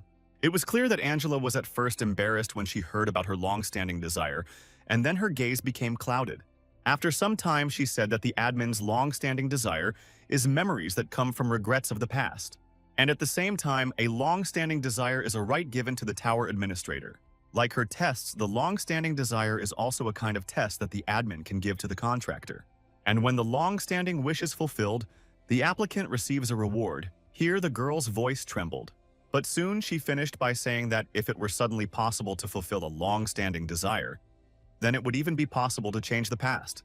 Upon hearing this, Michael objected, saying that it was absolutely impossible to change any event in the past. But Angela replied that he should know perfectly well whether she was telling the truth or lying, because he already knew what the tower was. Then Michael remembered all the strange events and abilities that were only revealed in the Tower of Trials. He suddenly thought that if it was about her, then everything became possible, and it turned out even time. The guy suddenly turned to the girl, asking if he could ask just one question. He wondered how high he had to climb in the Tower of Trials to fulfill her long-held wish. Hearing this, Angela felt a little embarrassed because she didn't know how best to answer this. But soon she said that she thought it should be at least the top floor. A few minutes later, they signed an additional contract, and the girl was as happy as a child. Michael thought that he had to go for it in the end, but the conditions of his long-standing desire were not pleasing. So far, all he knew was that the top floor of the tower had become the goal he had to reach. In addition, he was recognized as the true apostle of the White Crane Sword and received plus 10% to all skills in the Miram dimension. As a privilege, his strength also increased by 3, and he was also recognized as an apostle by 2 admins already. The guy thought that he couldn't miss out on this kind of advantage that would allow him to become stronger right away. In addition, he received an unexpected gift from Angela, who wanted to strengthen her bond with him. She asked if he had heard anything about that woman, but Michael didn't understand who she was talking about. And when he asked the girl what exactly she meant, she said that she was talking about a woman who was looking for him. Then Angela added that it seemed like this woman had complete faith in him and all his powers. Of course, she, Angela, also believed in him, but she still thought that she had to tell him something. She warned that this would use his question tickets, but Michael didn't mind, since he had plenty of them. However, suddenly the system reported that all his tickets were used up, and the guy wondered in surprise what kind of topic this was. Then the girl began her story, saying that in the Miram dimension, there was a huge force called the Miram Union, and Albert, whom he killed on the 9th floor, held an important position as a commander in this union. Because of his high position, there were people from the Miram dimension who are now looking for him. Michael asked if the girl was talking about the Miram Union going to hunt him down to kill him, but Angela responded in the negative, saying that the Union was currently in disarray due to the struggle for the position of commander. Therefore, someone else had a grudge against Michael, namely the Namgung family's dragon sword. The heavenly dragon sword, Akutagawa Namgun. He was a being that lived in the Miram dimension, where everyone is obsessed with martial arts and learning new techniques. He is called a genius among them all. He searches for Michael using revenge as a pretext, but in reality he is driven by simple curiosity.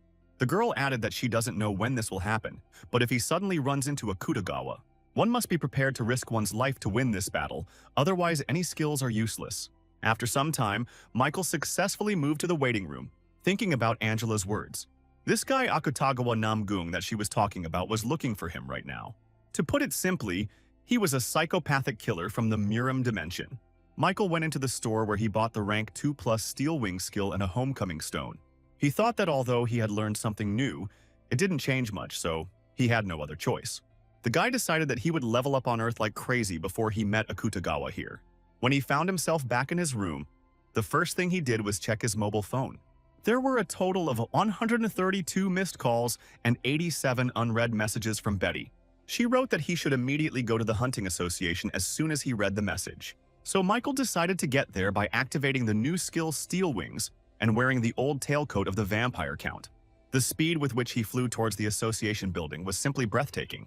It wasn't even 5 minutes before he got there, and some people were just coming out of the building. Several guys were talking among themselves, and Michael overheard them discussing some kind of mobilization. Suddenly, the two froze in place as they noticed a man who was literally flying on wings. Michael landed a few steps away from them and then apologized, saying that he was still getting used to his new ability. After that, he ran to the building of the hunting association, and the guys looked after him in surprise. They asked in amazement if it was really a man who had just flown, and other people noticed it too. When Michael entered the right office, he saw not only Betty, but also, to his surprise, James. Michael greeted them both, asking what business they had asked him to come to them with such urgency. The first conspiracy was Labati, saying that a serious incident had just occurred in Japan. But James said he didn't think talking was effective, so he suggested Michael see for himself. He included video from surveillance cameras of Japanese hunters, which was published in Japan. Sensing the strong wave of gate generation, the Japanese Hunters Association formed a response team. 7 top-ranking hunters were sent to the scene, but the man who appeared from the portal shockingly killed 6 of them. It is believed that this is the first time that an intrusion into the earthly dimension has occurred by a pretender from another world. Michael then asked if they were trying to recruit a team to support Japan. The thought occurred to him when he remembered the 2 guys leaving the building, but James didn't confirm his guess. He said they did not recommend supporting Japan, and then switched the screen again. There was a recording of the only Japanese hunter who came out, in which they could see him. It was a young-looking guy with black hair and a fierce, maniac-like look. He introduced himself by saying that his name was Akutagawa Namgun. He was the Heavenly Dragon Sword and he had come to avenge Albert. Hearing this, Michael thought that he never imagined that he would cross paths with this guy so soon. Then someone tugged at his sleeve, and Michael saw Betty, who said that this was not a forced mobilization at all. She added that it was the first time they had met again, so she suggested having lunch together first. But seeing how the guy was hesitating, the girl changed her train of thought, asking if he was really going to enlist in the squad.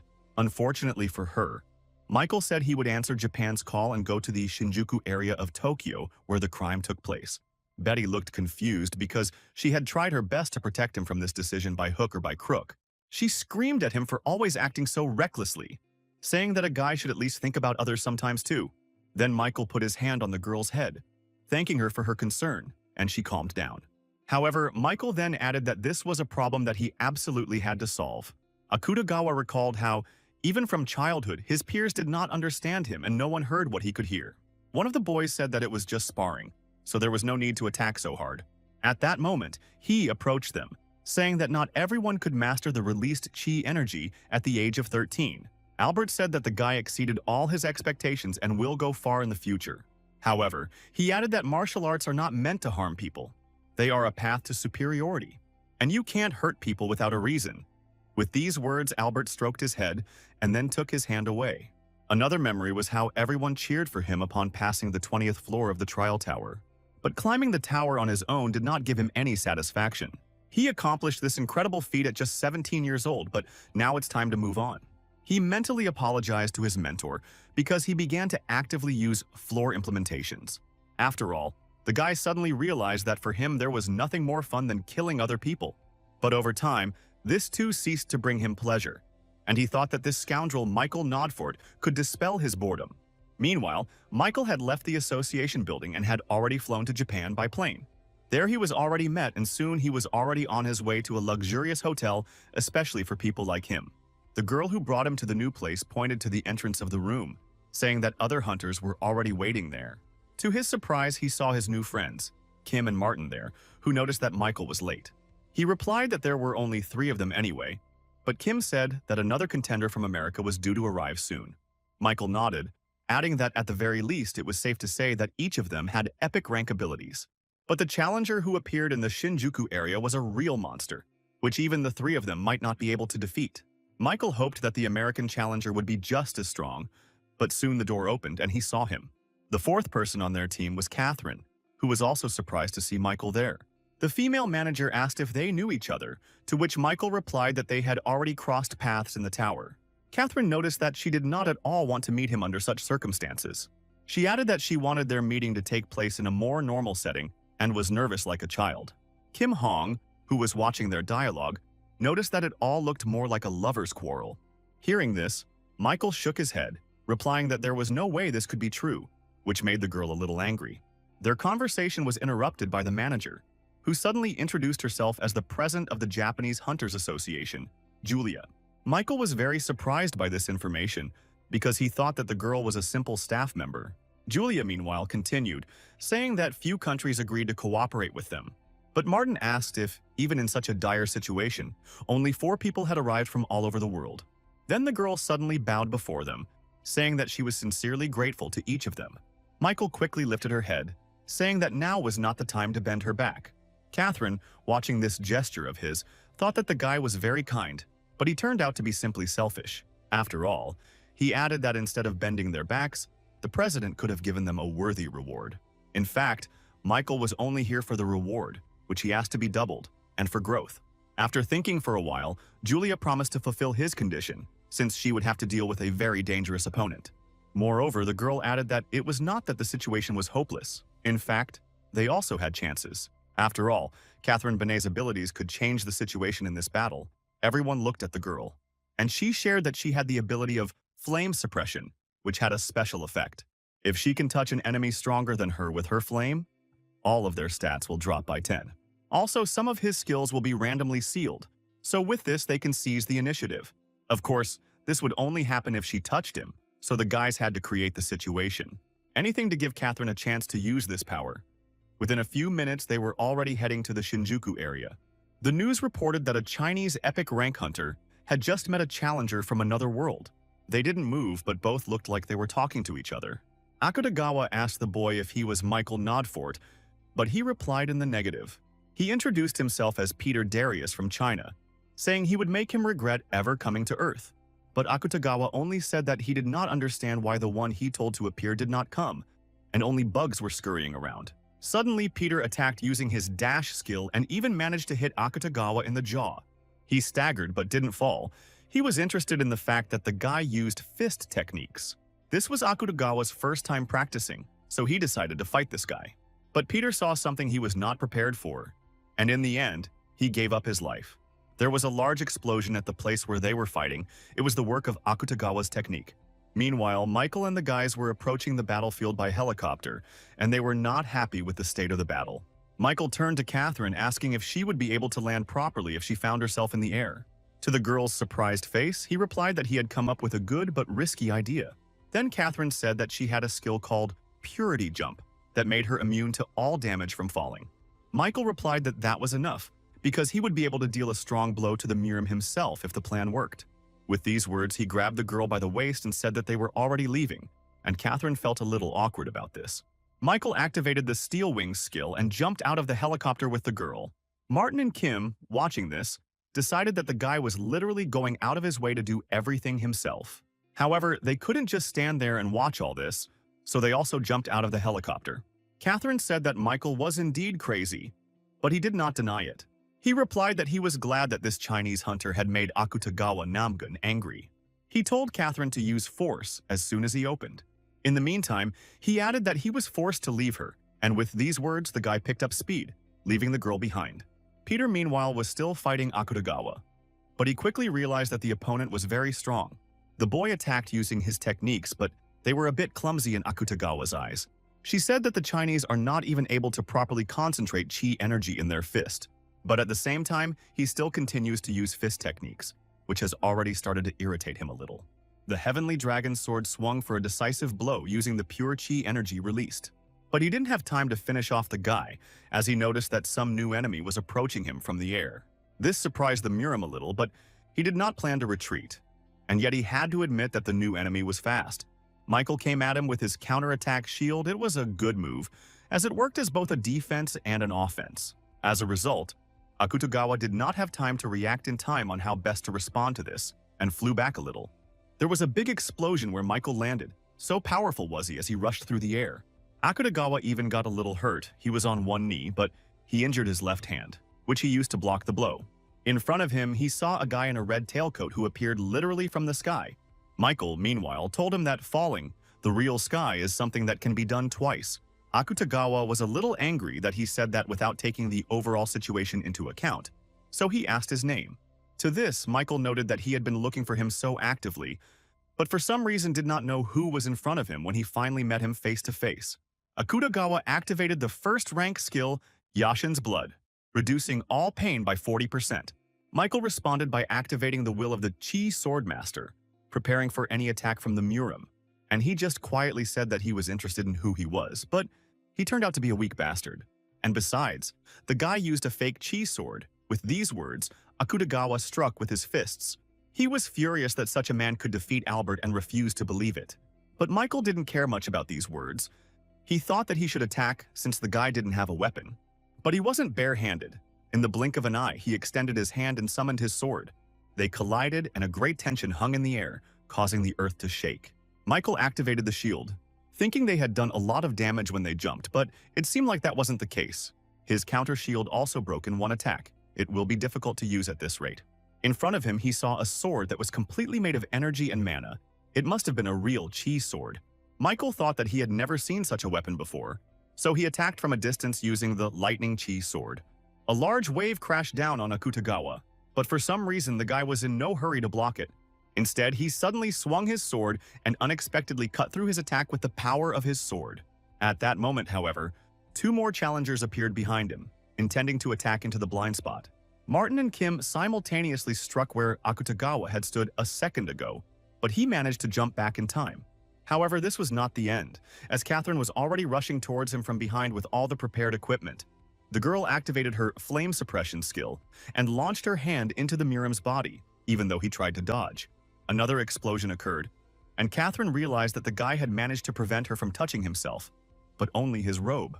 Martin meanwhile pointed upward, warning everyone where the enemy would attack from.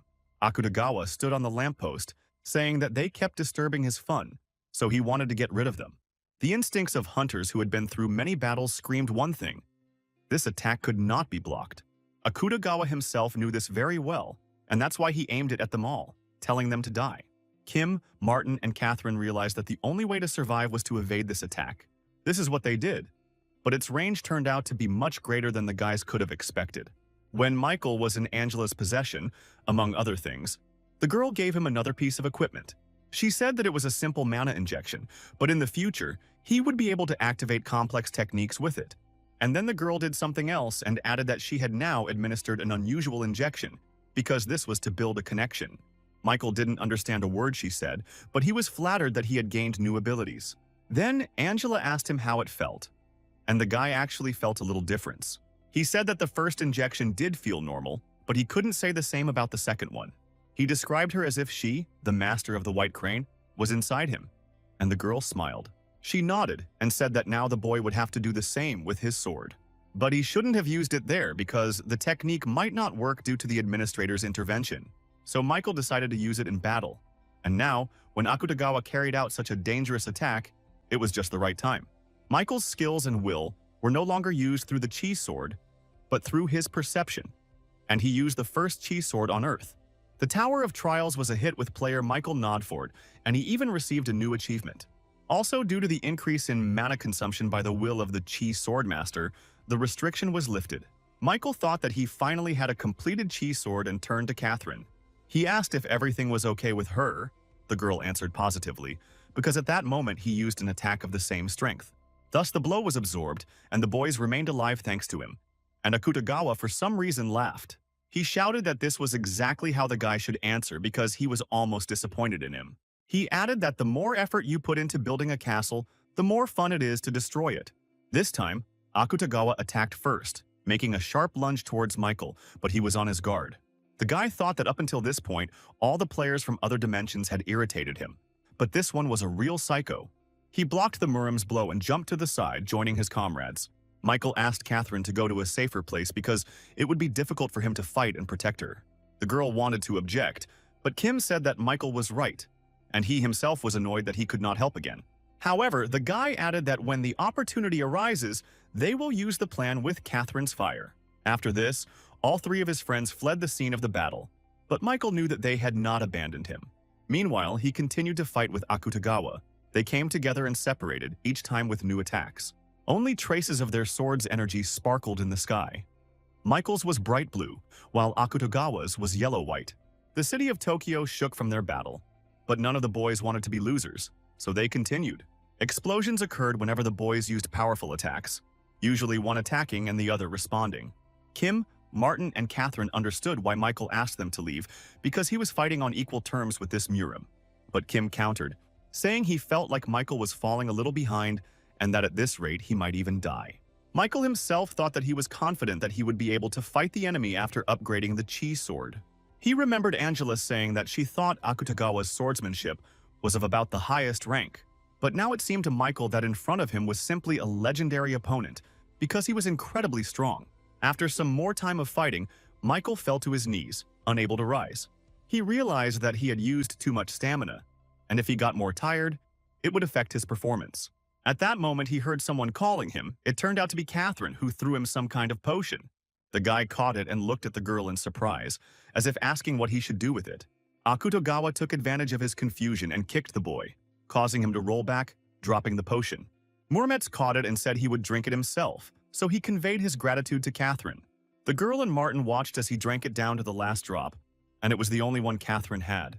Michael gritted his teeth in anger that he hadn't been able to react in time, although he had still managed to do something. Thanks to the potion, Akutagawa's stamina was restored a little. He said that people always have hope, and he, Michael, was the same, because he probably always told himself that he could win if he tried. However, destroying such thoughts, the moment when optimism turns into despair, only this brought him pleasure.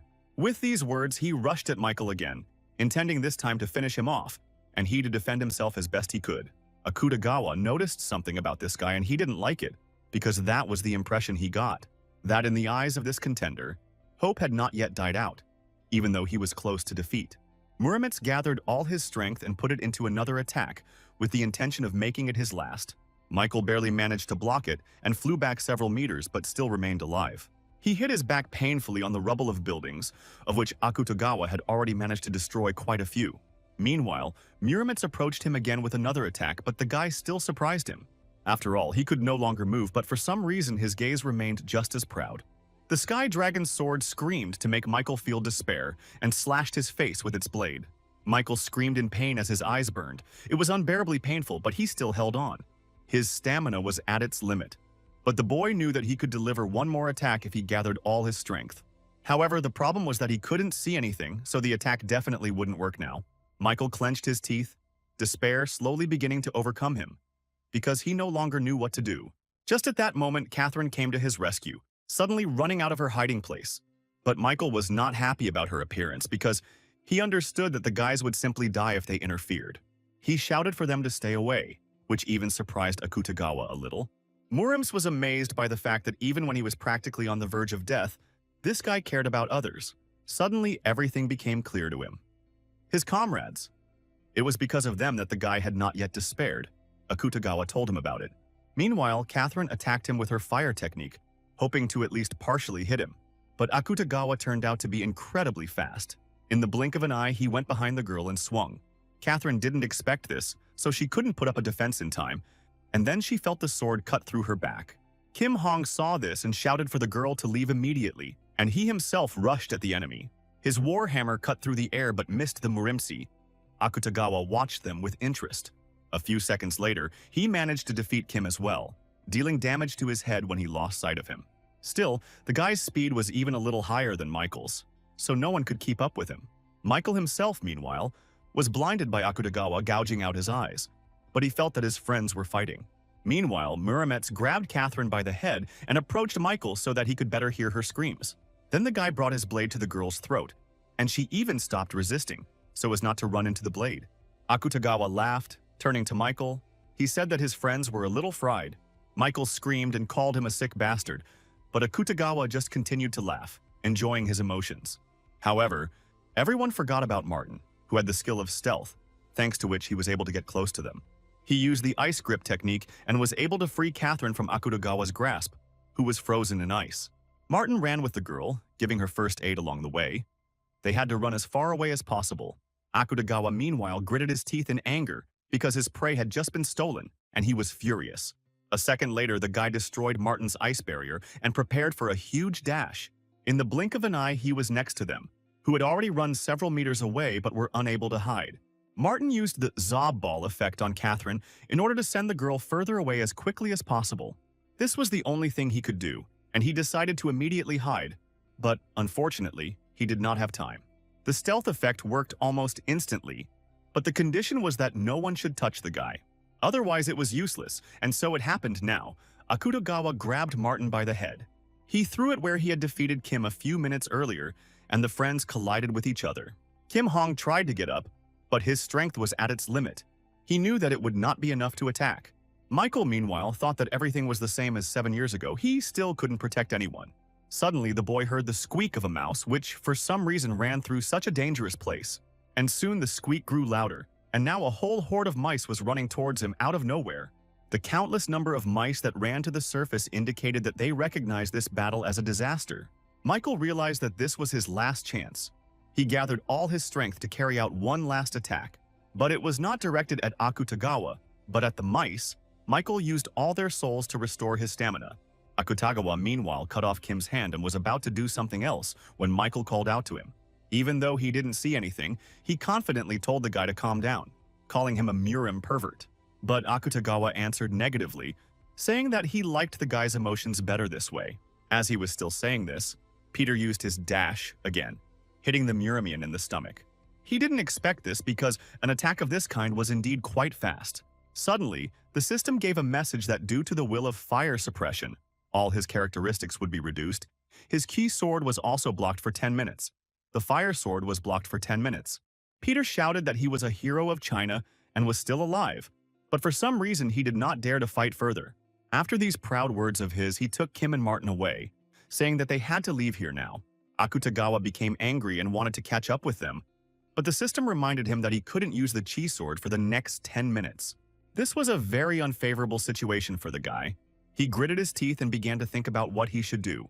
Then the Murimets used one of his skills, Forced Battle, forming hundreds of swords in the sky. They all fell on the area where the battle was taking place, and only Michael could not see it to dodge. Thanks to this unique ability, a barrier was activated within a radius of 30 meters, through which no one could pass. Akutagawa angrily noted that his sword chi was blocked, but he could freely use his body chi. He pounced on Michael and smugly asked what this blind fool could do. Michael stood motionless, like a statue, until the very end. He did not understand when it happened, however. The eyes of the soul can foresee attacks.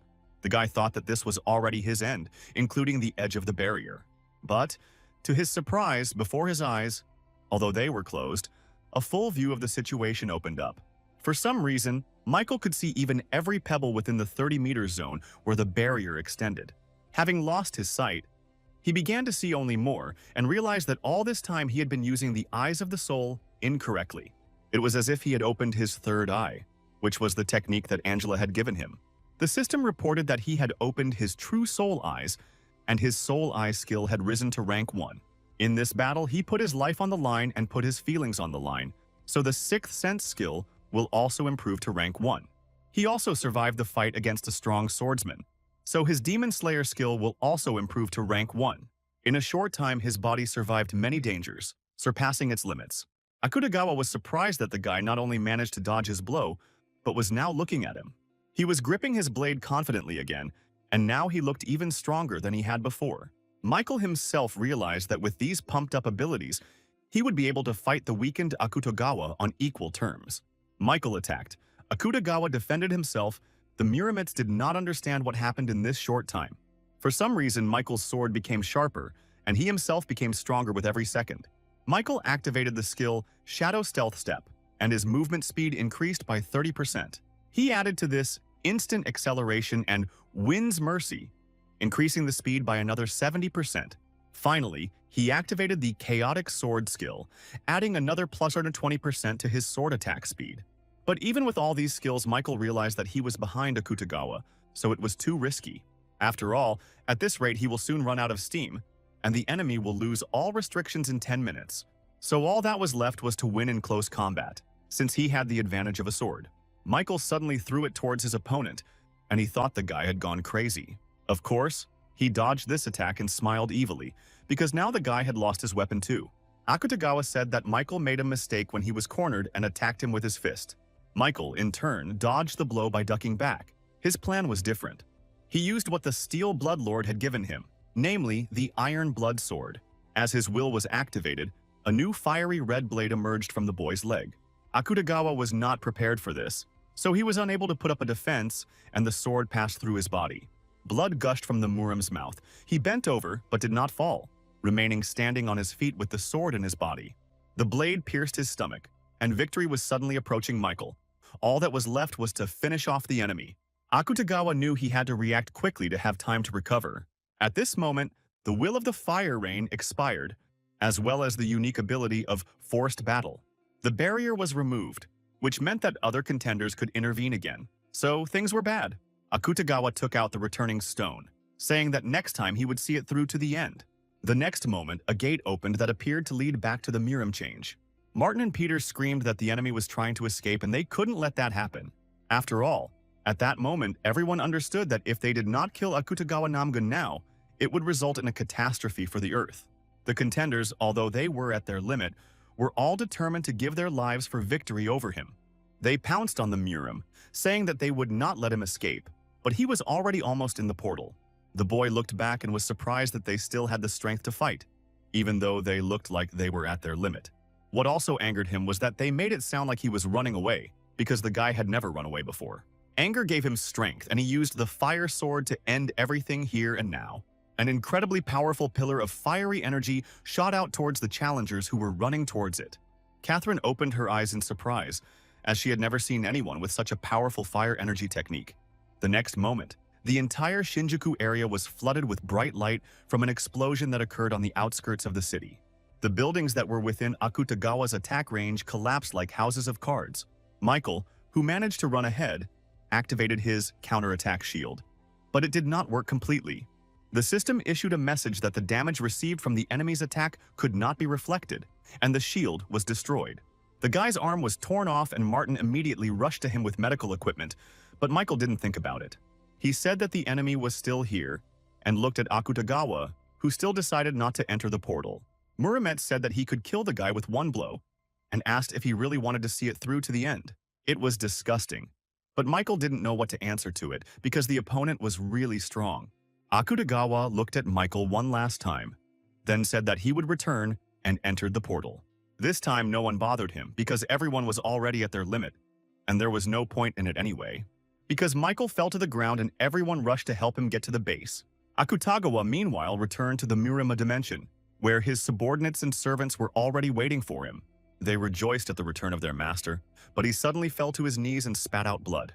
The servants immediately went to fetch a doctor, and Akutagawa swore to take revenge on Michael Nodfort at any cost. At that time, he was also lying in a Tokyo hospital, where he only regained consciousness in the evening. He tried to get up asking where he was, but Julia, who was on duty next to him, laid him back down. The girl said that he couldn't move yet because he was so badly wounded, but Michael didn't care. Then Julia admitted that she didn't even know how best to thank him in response to his great sacrifice. But instead of answering, Michael suddenly extended his hand from the place where it had not been a second ago, which surprised the girl. It was the Ash Blood skill that worked, allowing him to get his arm back. The first thing the guy did was ask where the others' rooms were, and first he looked in on Catherine. It turned out to be a bit of an awkward meeting because the girl was just having a medical examination and was sitting half naked. Things were no better for Martin, who was prescribed crutches because he had broken his leg in the battle. However, when he saw Michael, he was glad, and he was even more glad that he was able to get his hand back. Martin also noticed a slap mark on his friend's face, and he explained that he had gone into Catherine's room and, judging by her strength, she was fine. Michael then said he did not see Kim Hoon in his room, asking if Martin knew where he was. But he replied that he had only seen him in the morning, adding that his friend was now in a bad condition. After all, he lost his right hand, which Akutagawa so brazenly cut off, just for fun. It was already evening, and Michael went to the roof of the hospital to ask Martin for advice, where he saw Kim. He noticed that the guy had healed his hand with the skill and said that it never ceased to amaze him.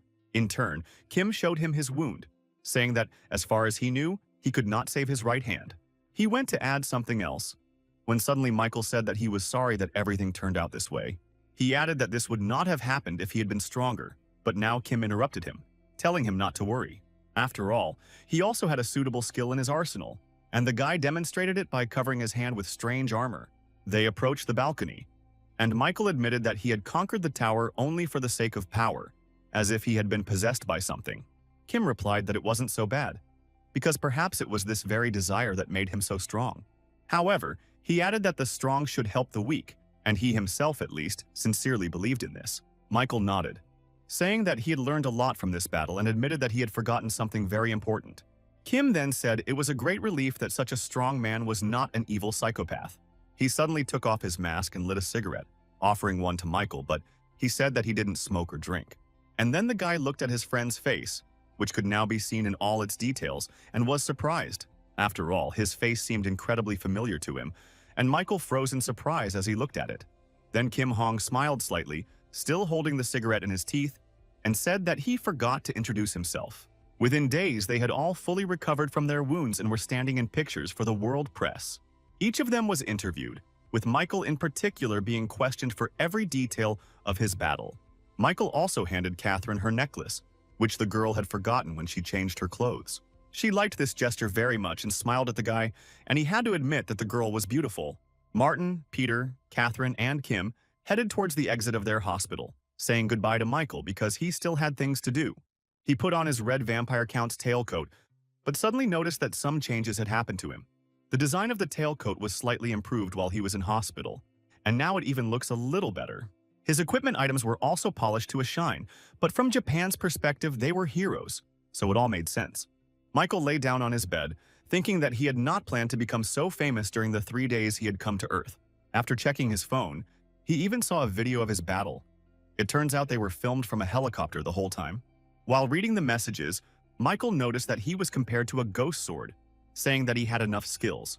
Michael was flattered by this title, but he never expected that Kim Hong himself would turn out to be the Emperor of Lightning. Even among the 30 epic rank hunters, he was rightfully considered the strongest in Korea from this squad. He defended portals with a speed that other epic rank hunters could not even dream of.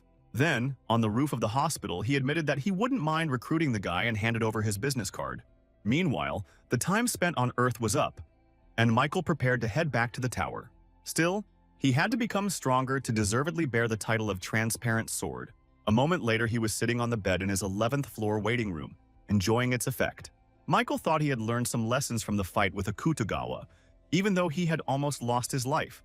The talk was about endurance, which, as it turned out, he lacked fully for long battles. Ashen Blood is a recovery skill that boasts effectiveness among all of his other skills. However, it won't activate if his stamina is at 0, so it's time to get a new skill. The only problem was that all the skills looked pretty good, but Michael knew what to do. The best way to deal with doubts while shopping was to buy everything that was available. He bought the skill Automatic Recovery Rank 3, Moonlight Absorption Rank 4, also Sunlight Absorption Rank 4 and Excessive Growth Rank 2, having spent almost all of your points. Michael's account has already been debited by 55,000 points, but he knows he can afford one more skill. It was the second rank Call of Blood for an additional 20,000 points, but the guy just liked its characteristics. After all, he has accumulated enough points to afford himself all the necessary skills, and now he can begin the most interesting part. Michael used his unique power of skill synthesis, deciding to start with the most compatible ones. The first skill he successfully created was Rank 2 Photosynthesis, which allowed him to even absorb mana through light. This was already incredible, but Michael decided to add the Call of the Blood to this for greater effect.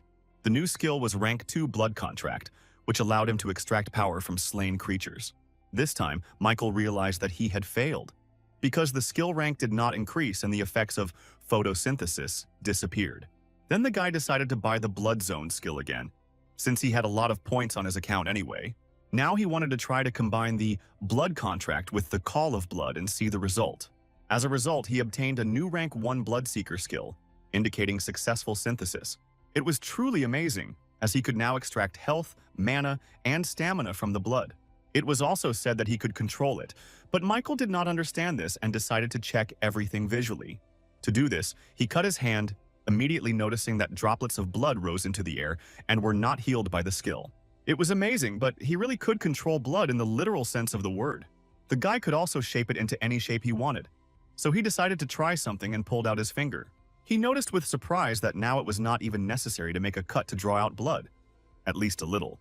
As a result, Michael felt that this skill would be quite useful, so it was worth saving. He returned back to synthesis because he still had to improve the skill of the Eye of Truth. This time, he obtained the high plus rank Fire Dragon Eye skill, and now he could see invisible things. An additional effect was that he could see all the information about objects and recognize lies. Michael looked at his items with new eyes, seeing phrases that had not previously been in the description. The Vampire Count's tailcoat was said to be able to temporarily create a blood shield, and now he looked at his sword. It was said that the sword's true ability would be unlocked when the user reached its maximum stage. Michael suddenly realized that they were talking about the same flaming sword with which Akutagawa destroyed the entire Shinjuku district. It turned out that only those who had reached the flame sword stage could awaken the true ability. Michael decided not to drag things out, and rather continue improving in the test tower. The theme of the 11th floor trial was a mentality test where he had to break through all 7 gates. He was given 7 days to do all this, and the penalty in case of failure was, as always, the death of the applicant. When Michael was transported to the right place, he suddenly saw a man in front of him who greeted him. In front of him stood a man on one leg, who said that from now on the boy would carry out God's tests. He explained that the 7 supreme trials of the god Ares awaited him, and now he was in the temple of testing. Seeing, however, that the boy did not understand a word, the man sighed because he would have to explain everything again. He started by saying that the tests in the temple of verification were quite simple. At the beginning, they checked his body, and at the very end, they will reach the most difficult part, checking his mentality. It was very easy to break through the gate, in which room the high priest would be waiting for him. All he has to do is convince them or kill them, but at any cost break through further. When he finished explaining, the man suddenly lowered his leg, saying that they would now begin the first test. He pounced on Michael, attacking him from all sides, but the guy easily repelled all his attacks. He thought that such strength was quite enough to become a contender with the qualification of a pioneer. However, unfortunately for the man, he was not in the mood to waste any more time here, so he activated the Bloodseeker. This time he took the form of a firearm and took aim, then fired at the enemy. The man was not prepared for such a turn of events, but it was already too late. A bloody bullet hit his skull. He fell to the ground dead, and Michael thought he had come across a truly mind-blowing skill. He absorbed the spirit of the first priest, whose name was Johann, and his mastery increased by 5.8%.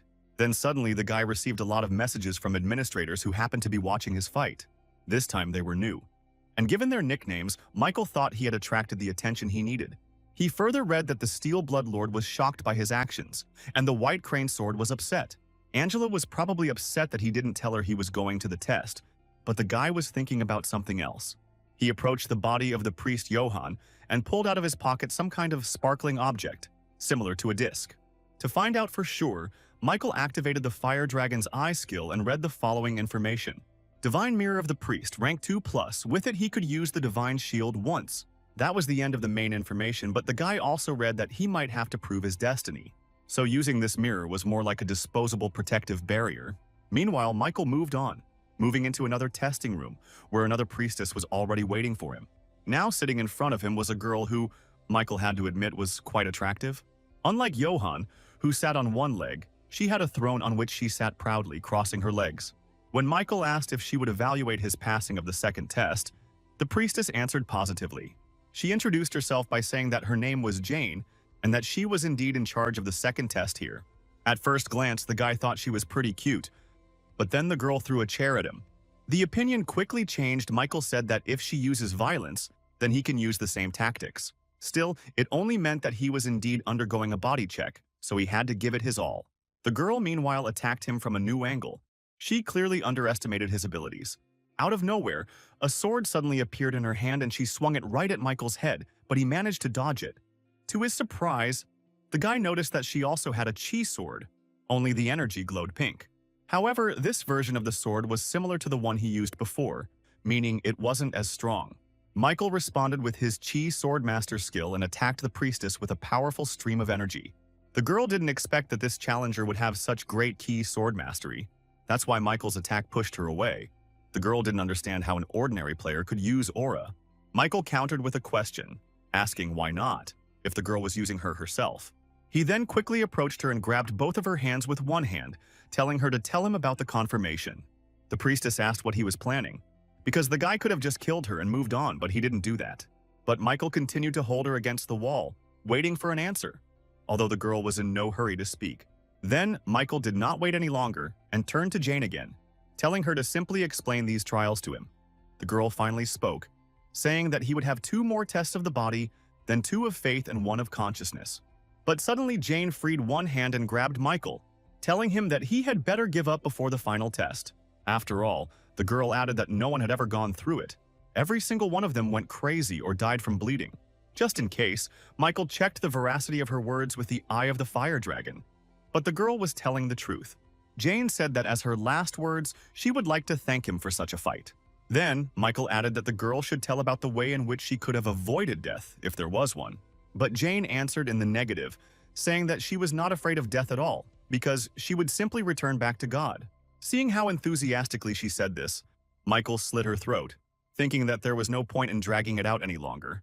After absorbing her soul, his skill increased by 8.8%. But for some reason, the guy felt disgusting. Either the mood was bad, or all these priests were as one obsessed with their god. But, nevertheless, he continued to walk further and very soon approached the doors of the 3rd room. Michael opened them wide, preparing to see another priest in front of him, but still could not hide his surprise. This time, he was met by a middle-aged man who introduced himself as Lucilian, the future sword of the god of confirmation. With these words, he thrust his blade forward, saying that today he would test the boy's martial arts. So Michael had to prove that he was worthy of going further, otherwise he would die. As expected, the old man also wielded the Chi sword, and his skill was significantly different from Jane's. Michael even noticed that, although unstable, the man was holding that same flaming sword in his hands. A blade of this kind already spoke volumes at the 3rd test, but Michael was prepared to defeat it too. He realized that he would probably have to risk his life, so he rushed into the attack, not thinking about losing. However, at the very first fight, the boy realized that something was wrong with the way this priest wielded the sword. After all, it, like the capabilities of his body, was worse than Michael's, so he couldn't compare with the guy. But this did not stop Lucilian from continuing to attack him, each time trying to touch at least a little bit of his body. But, to Michael's great surprise, even though the old man was inferior to him in skill and mastery, for some reason the boy's Chi sword was destroyed. After seeing Akutagawa Namgung use a flaming sword, Michael thought it was an advanced skill. But while fighting Lucilian, the boy thought that maybe Akutagawa was just damn strong. After all, in reality, it didn't depend on skills.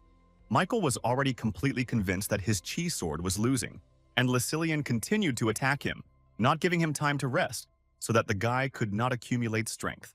He suddenly turned to Michael, saying that although his sword was strong, he was not able to destroy this sword in his hands. He added that it could only be destroyed by those who could endure what cannot be seen. Michael, meanwhile, analyzed the enemy and concluded that he was stronger than him, but the flaming sword spoiled the whole situation. It was a little annoying, because it was like the feeling when someone dumber than you gets good grades. Michael decided he didn't care about what can't be seen and prepared to attack again.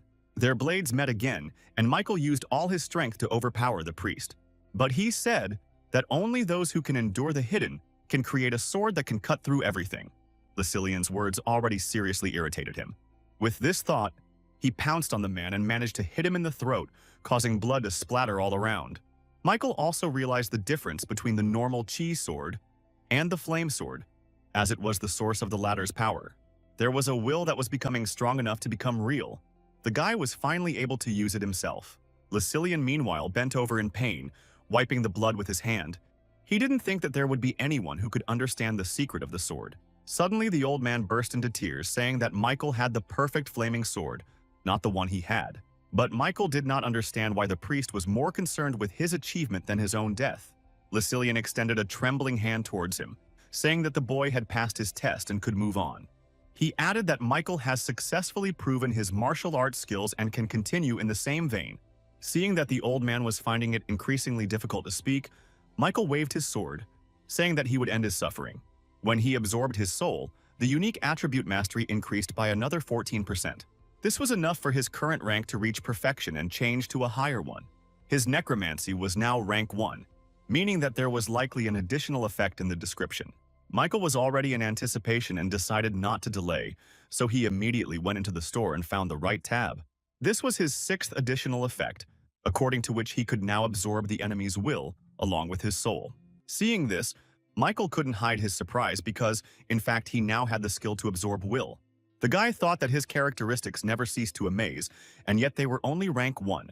Opening the window with his stats, he noticed that they were almost reaching 100, which was very impressive. Before, he thought that he would never reach such a level, but now the result was in front of him. Michael absorbed the souls of all 3 priests as a stat boost, increasing his strength by a whopping 8. He also received one of Lazilian's skills, Unbending Will, of the highest minus rank. There was no one in the room where the body was tested for the last time, which was quite strange, considering that all the priests had been sitting right in the center before. Suddenly the guy heard someone's voice, which, oddly enough, came from somewhere above, and Michael froze in surprise. When he turned around, he saw a boy who was floating in the air with the help of real wings. This time, Michael decided to attack the enemy first, even though he didn't know his abilities yet. The boy easily dodged his powerful stream of aura and noticed that the guy didn't seem to be in the mood for conversation. But then he added that it was even for the best, because this way they could get straight to the point. He spread his wings, introducing himself as the priest Kyrain and saying that he would conduct a test of his body according to the rules. The system told Michael that he had met a strong opponent, so his Unbending Will skill was activated. The guy himself already understood that the energy of this boy was incomparable with the previous priests. Kyrain meanwhile activated his chi sword, which the boy had achieved its true form. Besides, it didn't look fake, and Michael barely managed to dodge his attack by jumping to the side. But he didn't realize that the room was made of large mirrors, which reflected the attack back at him. If it weren't for the fiery dragon eye skill, the guy would have been dead from an attack from behind that he couldn't block. Michael realized that he had to attack while the enemy was using his chi sword again earlier. With this thought, he pounced on the boy, who flew back even further and even higher to defend himself. And then he immediately went on the counterattack, flapping his wings with such force that Michael flew off in the other direction. As he fell, Kyrain was already preparing to finish him off with another attack from his true sword chi. But to his surprise, the guy quickly pushed off the ground and was back next to him, blocking the attack. He just didn't want to let him fire that beam again, especially since the flaming sword was already new to her here. Michael suddenly felt like he understood how this priest could possibly always win fights. So the boy gripped his blade tighter and activated his aura, saying that this time everything would be different. Kyrain meanwhile prepared to attack again, intending to launch it at the room with mirrors. However, seeing that the guy was preparing for something new, he said that he would also prepare a small surprise for him. It turned out to be his new attack from 4 sides at once, and all 4 beams emitted incredible power. Reflecting off the mirrors in the room, they quickly reached Michael, who stood below and simply watched. And then there was an explosion, and Kyrain thought that another contender was finished. However, the system gave a message that the accumulation was complete, and when the fog cleared, the priest saw everything for himself. It turned out that Michael used a counterattack shield at the last second, absorbing the damage from all of his beams. Now his shield released all the damage it had received, which Michael directed straight at the priest, increasing the subtlety of the attack. It passed right through, ripping open Kyrain's stomach, which he was completely unprepared for, so he was unable to dodge. The boy spat out blood, amazed that this was the first time someone had been able to inflict such a wound on him. He asked the guy with a smile on his face what just happened, because he didn't think that he had magic. Then the priest asked if Michael had a divine will, but he replied that he did not know what it was. Then Kyrain announced that he had passed the 4th test because he did not run away from the fight and won. The priest then died, and Michael absorbed his spirit, increasing his mastery by 13% and also receiving a message. It said that he also absorbed the enemy's will since he was stronger than him, and it became Divine Power of rank 2+. Seeing this, Michael thought that the priests must have used it as mana, and now it had been transferred to him. He felt some kind of energy in his heart, but he couldn't control it, because it was different from mana. After this, the guy absorbed Kyrain's soul as an improvement to his stats, increasing his strength by another 4. Dexterity and endurance have been increased by 3 more points, mana has increased by 4, and durability by 5. After some time, Michael was already standing on the threshold of the fifth room with a test of his will. There he was met by a little old lady who greeted him and called him a martial arts freak. She explained that the guy strives to win, to grow, and one day become the strongest, and that's why he was crazy. Michael thought that he really wanted to become stronger, but he didn't even think about being the strongest. He thought that his grandmother was exaggerating, but she suddenly said that this was not so, because everything came down to the result of his efforts. The very fact that she had read his thoughts was alarming, but besides, the old man was behind him. The guy didn't notice this and was surprised by her agility, but he also remembered that she was his opponent. Michael swung his sword, but to his surprise, his grandmother was nowhere to be found, and she spoke from his head. She added that it was not a test of physical ability, but only a test of faith. Then it finally dawned on him that such movements were impossible, and the boy realized that the priestess had invaded his mind. It was a strange feeling, as if he was fighting but could not hit the enemy. The strength suddenly left his body, and there were many grandmothers in his head, and they reached out to his face. His whole body was tightly wrapped in someone's hands, and in front of him he suddenly saw the open mouth of the priestess. Before he could do anything, Grandma absorbed him, and Michael thought he had lost the fight. But the next moment everything stopped, and he was again standing in the fifth test room in front of the little old lady. She suddenly announced that the guy had passed the fifth gate, although the taste of his faith was quite specific. Grandmother explained that initially the fifth gate begins with contemplating mental images. In other words, only those who have an unwavering will be able to look into their own world of images. And she felt this unshakable will in him, this desire to kill anyone in order to become stronger. She added that if he wanted to kill her, a feeble old woman, then he should hurry. However, to his grandmother's surprise, Michael replied that he would not do this, which was a very unexpected answer. The priestess even doubted for a moment whether she had read his thoughts correctly, and then asked why he had decided so. Then Michael reminded her that she herself said that the test had been passed, so he saw no point in killing her. He didn't even quite understand why he was asking about something so obvious. But for the priestess, it was an unexpected turn. She said she thought he would have been able to handle it even if she had given him the official 5 gate tests. After that, she patted him on the shoulder, saying that the guy could go further, and she wished him to pass through all the gates. Michael thanked her and indeed moved on, but soon his view became severely limited. He realized that the surface of the mirror was swallowed by darkness, and very soon he found himself in a void where nothing could be seen. Suddenly he heard someone come close to his ear and whisper a greeting. It was a girl. Michael quickly realized that he had just met the priestess of the 6th gate, so he swung his sword to get her to leave him alone. He wondered if he had entered the world of mental images again, and the girl's voice confirmed his guess. She introduced herself as the priestess of Kenir, saying that she had planted a seed so that he could enter the world of mental images. Suddenly, Michael realized how the old man had patted him on the shoulder, guessing that this could be a sign for another priestess. In reality, the girl smiled at him, telling the guy not to worry too much about it, because she will take good care of his physical shell while he is in the world of mental images. Michael thought that for some reason he wanted to be even more nervous about this, but the girl didn't like it. Then he asked how he should test his faith in this trial. Henir noticed with a smile on her face that the guy immediately changed his tone after she put the knife to his throat. But then the girl explained that he was now in the world of his mental images. Here he simply had to try to see the northern world of images, and as soon as he did this, the gates would open. She added that the world of a person's mental images depends largely on his beliefs, but no one can observe its creation, Michael clarified, asking if he needed to see something like his thought patterns in this void. Henir replied that he had hit the nail on the head again, so she could begin testing the 6th room. She announced the start of the 6th test, and suddenly Michael felt water right at his feet. It was as if he was standing on water, and then he fell through and began to sink deeper and deeper into the bottom of his consciousness. Of course, everything seemed real to him, and he even held his breath so as not to swallow water in this state. And Henir slyly said that she forgot to tell him that the pain in this state would be similar to real pain. Therefore, the guy had to quickly find a solution to this problem. Otherwise, he would drown without any water around. Suddenly, to the priestess's surprise, Michael activated the skill Tranquil Mind. He was rank 2, and his strength prevented him from losing his composure, and the limitations of mental images weakened. Now the situation was improving because the guy got rid of panic and could hold his breath longer. Henir was impressed that he was not only able to escape the mental images, but also move his body.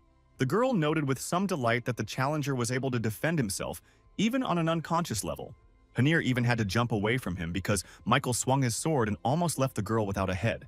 However, this was only his physical body, and mentally, he was still under the water of his mental images. Henir didn't understand how this was even possible, because in just 2 hours the guy was able to completely regain control. And Michael was surprised by her words because he could say with certainty that no more than a minute had passed since he found himself here. From this, I assumed that, in reality, time moved much faster than in the world of mental images. It was dangerous because he only had 7 days to complete this test and he couldn't spend them all here. Michael thought that since he was able to feel his body again through the use of the skill power, this means that the activation of another skill was also possible. The guy activated the Eye of the Fire Dragon. With this effect, he was able to see his own world of images, and not even a few seconds had passed. The water suddenly retreated from the guy, and he felt the ground under his feet, on which he was able to lean. Michael wondered if he should call what he saw a sea of blood, because that was exactly what it looked like. Hanir, meanwhile, grabbed her head, asking how it was even possible that a world of images had opened up to him. But Michael himself already understood that the test had been passed. He activated the steel wings. Seeing them, the girl asked if he was really human, because he had simply monstrous abilities. Instead of answering, Michael attacked the priestess, intending to finish her off for almost killing him. While carrying out the attack, he thought that the world of his mental images, which he saw with the help of the Eye of the Fire Dragon, it looked extremely ominous and alarming, although Michael had no idea what it could mean. The boy activated his technique, which he borrowed from Akutagawa, and many swords appeared in the sky. Michael directed them all into the image of his thought world, which still instilled fear and some anxiety. He also pulled out his blade, which had acquired a new color, indicating an improvement. Following the swords, the guy himself landed, shattering his ideas about his world, thanks to which he returned to reality. He turned to the priestess, asking why his world looked the way it did and whether he himself had made it that way. It also turned out that he had been able to pass the test of faith, but Michael did not understand how this had anything to do with it. Then, Hanir explained that the test of faith was simply a matter of self-confession. It was surprising that people themselves did not really understand what they believed, so that was the purpose of the test. The girl also shared that she read in his world of mental images a promise to himself to become stronger. However, even having such simple desires and thoughts, remaining faithful to them is another story. At this point, they parted. The girl wished him luck, and Michael opened the doors to the final test room. Having reached the 7th gate, Michael found himself in a completely different world, which looked more like a fictional universe. Looking up, the guy saw a huge light coming from somewhere above, and soon a message from the system appeared. It said that the god of verification was watching him right now, and Michael realized that it was not just a light. Soon his guess was confirmed, and he noticed how a real eye, like a human one, was now looking at him. He remembered Jane telling him that no one had ever passed the 7th test, and then an unexpected force pinned him to the ground, forcing him to bow to the god of testing. Michael had flashbacks to his childhood, where he huddled in a corner, trembling in fear of death. It was that moment when he lost his parents that Michael realized he couldn't bear it. He swung his sword and pierced his hand, causing the ash blood skill to instantly activate. Michael screamed that she was going to die helplessly because she could break through anything. This is exactly why the Tower of Trials was created, so that even those who had no talent could shine. Michael didn't know if he could hurt that eye called the God of Testing, but it was worth a try. After all, if there was even a small chance and if he got even a centimeter closer to the enemy, the boy knew he could cut it because it was the only way to pass the test. He attacked with his cheese sword using a powerful flow of aura, intending to leave at least a scratch on the god's eye. At first, everything looked pretty good, and the attack actually went on a trajectory straight into the eye. But the closer she got, the worse Michael saw her, because his consciousness suddenly began to blur.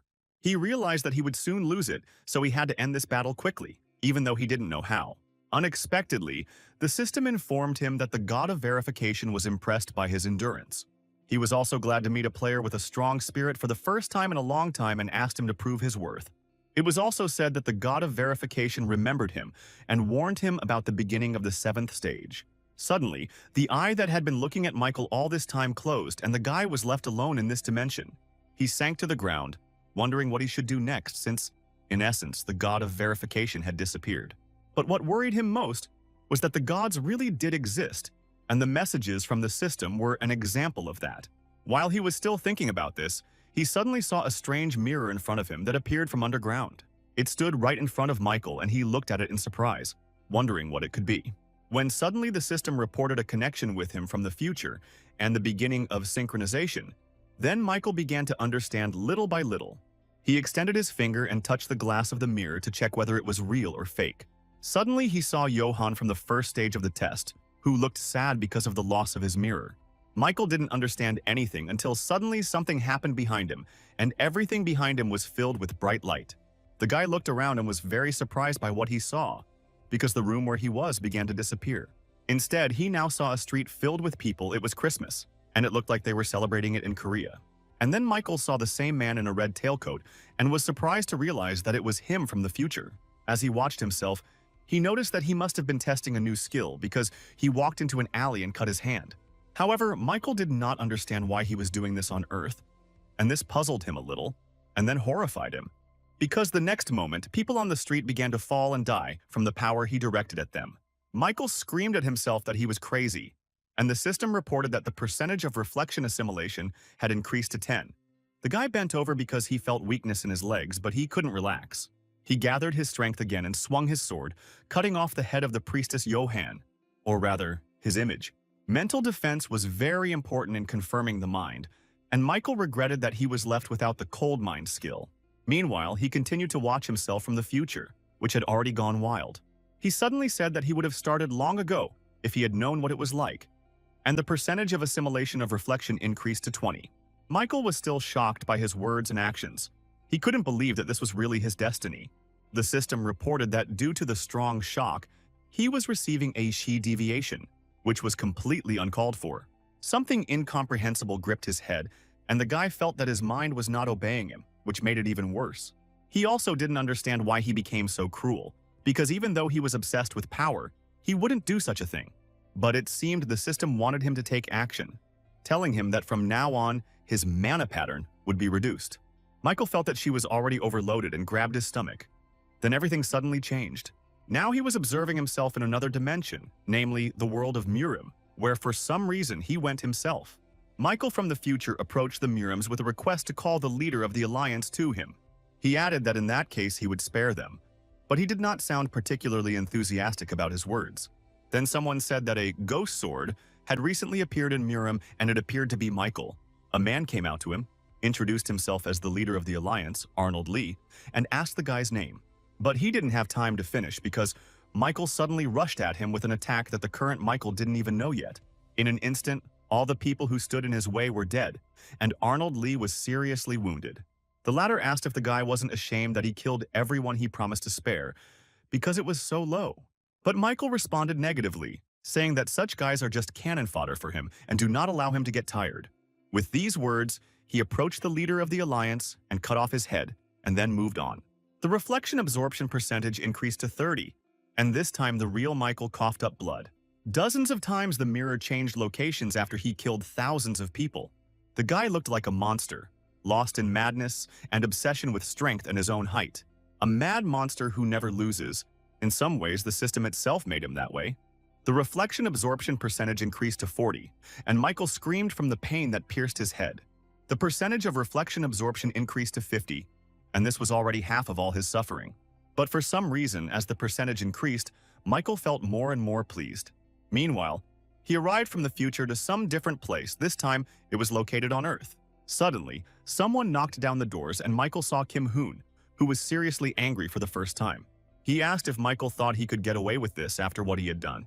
And then suddenly, the real Michael noticed how his future copy was holding Martin's body in his hands. Betty came with Kim and quietly asked why he did it. The girl couldn't even look him in the eyes. But then she screamed desperately. Why is he killing people to become stronger when he has already achieved so much? Then Michael asked her in response, why ask such a stupid and useless question? He threw Martin's body. After all, she said that she really does kill people because it makes him much stronger. Then Kim Hong, heading towards him, asked if the boy knew that he controlled lightning. Then he added that in such weather he had better prepare for death, and his whole body instantly became electrified. He pounced on him, saying that people like him should die. And Michael spread his arms as if he was waiting for him. He noted that even he should not consider Kim Hun an easy opponent, but he was the all-powerful Michael Nodford. The next moment, he cut Kim Hun in half, and he didn't even have time to use a single attack. Betty was left alone, and tears came to her eyes because two of her friends had just died at the hands of a third. The girl screamed desperately for him to stop, begging him to wake up, and strangely enough, It worked. The real Michael could barely stand on his feet because he realized that just one mistake, and he from the future would absorb him. Already at 50%, his brain felt like it was bursting, so he had to find a solution before it was too late. Meanwhile, the reflection absorption percentage increased to 60, and the mastery of his mana pattern skill decreased even more. The feeling was terrible, and Michael swung his sword with all his might, wanting to drive away all these thoughts. O could no longer look at it, because he could no longer distinguish between pain and pleasure, and the percentage reached 70. Suddenly, when the guy thought he was already losing consciousness, he felt someone touch him. It was the priest Johann, who asked if he had taken his mirror, and the boy remembered how he had found it. One of its characteristics in the description was the ability to create a barrier and reduce the percentage of absorption. Then Michael decided to grab this chance like a last straw and use it for its intended purpose. He activated the divine mirror of a 2+ rank high priest, and a divine barrier now protected his mind. The chi deviation was cancelled, and he from the future froze with a sword in his hands near the frightened Betty. Suddenly he felt that it was not even his body, and he realized that he had to free himself from its shackles. Michael screamed loudly and pulled himself out of it, saying that he would not allow it to consume him and do such things. He tried his best to preserve the remnants of his mind, which were now protected by the barrier, and he succeeded. The system reported that he had received a steel mind, and his stamina had increased by 1. On that day, at that moment, a large explosion occurred at the place where he stood. In reality, this mirror shattered into pieces, and the system notified that he had proven that his faith was not broken. And then Michael read a message that the god of verification wanted to meet him and was forcibly summoning him. The guy didn't understand what was happening, but the system window said that he was being summoned to the divine region. The verification god also used his power for the sake of power in the tower, and the admins could no longer observe him. For Michael, it was like a free fall, and he even screamed in panic. It all ended as quickly as it began, and soon the guy was standing in the middle of the endless sky. And then he saw him, the god of verification, who descended to him, all bathed in blinding light. God asked the boy who he was, because for some reason he also felt divine power from him, but Michael was unable to answer. Finally, he was able to move his lips and asked if the tower had created him too. And God suddenly asked him the same question. He asked if Michael himself was a divine copy created by the tower, but he didn't understand. Then God clarified that such people are usually called administrators and asked if the guy was really one of them. But Michael replied that he was a simple player, and the god of verification, after thinking a little, also agreed with this. He added that the boy had his own divine power and also shared his thoughts. He thought that they had finally realized that they could not create the real using divine copies. So they decided to use the apostle of the divine copy, but Michael thought that he had only killed Kairain. Thanks to this, he received divine power. But as the god of verification noted, the guy had no idea what it was. Michael decided to say that he was just lucky. But God asked if it was really possible to just be lucky enough to perfectly clear God's tracks. He added that the guy might not have known, but it was not a simple coincidence because he clearly senses cause and effect. God thought that the Tower of Trials expected a lot from him, and these words made Michael surprised. He asked how the tower could expect so much more from a mere player like him. But God replied that he had made a mistake and that he should not have spoken about it because the tower was now angry. He said that it was time for them to say goodbye, but he would be watching him, and Michael wanted to stop him. He had so many questions, including what cause and effect were and what would happen to him in the future. The verification. God thought for a moment, seeing the boy fall to his knees from the sharp pain in his head. He concluded that he seemed to have looked too deeply into the future and told him to remember one thing. When you look at the abyss for a long time, the abyss begins to look at you, because it always wants to swallow up the mind. With these words, the god left him, saying that the boy would soon return to where he came from. Michael asked in desperation if they could talk anymore, but God replied that he had no choice. He added that he would answer all his questions at the verification temple and finally told him not to trust other gods. This ended his test, and Michael received a whopping 70,000 points and 4,500 SP as a reward. He also saw that an old verification mirror of epic minus rank had been added to the inventory. As Michael found himself in the waiting room, he thought again about the god he had first met. It was the being who told him everything, that Kairain's divine power was not an accident. So the tower wanted the guy to take his power, and that was probably the cause and effect. Plus, the tower expected a lot from him, but even if we assume that all the contracts with the admins were her idea, Michael still didn't understand why the tower needed this, because he was just an ordinary player. one of millions of others. Administrators, divine copies, the power of the gods, and the creation of the real. The gods' words were all mixed up in his head. Michael didn't understand anything, and that made him sad. But he remembered the last advice of the god of verification. At the very least, even if the other gods consider him an enemy, they cannot harm him thanks to the tower. And then suddenly there was a new expansion of the system, with Earth now becoming the official dimension of the tower. This created a defense against invasion, and a penalty was imposed on players from other dimensions. Also, player Michael Nodfort became visible to the administrators again, and they bombarded him with congratulatory messages. Suddenly, Michael remembered the words of the verification god, who said that the admins were those very copies. It turned out that they were also connected with divinity, and the guy suddenly wondered if he could trust them. A moment later, he realized that he couldn't trust anyone and bit his lip in frustration. But Michael was still determined to find out more and went into the world of his admin's iron blood. His administrator immediately ran out of the hut and immediately asked if he was injured. However, instead of answering, Michael suddenly attacked the girl, and she barely managed to dodge the blow. She stared at him, and Michael asked in a strange voice if all the admins were cooperating with the tower to use him. Then the girl realized that her contractor, it seemed, had not yet recovered from the verification of the mind.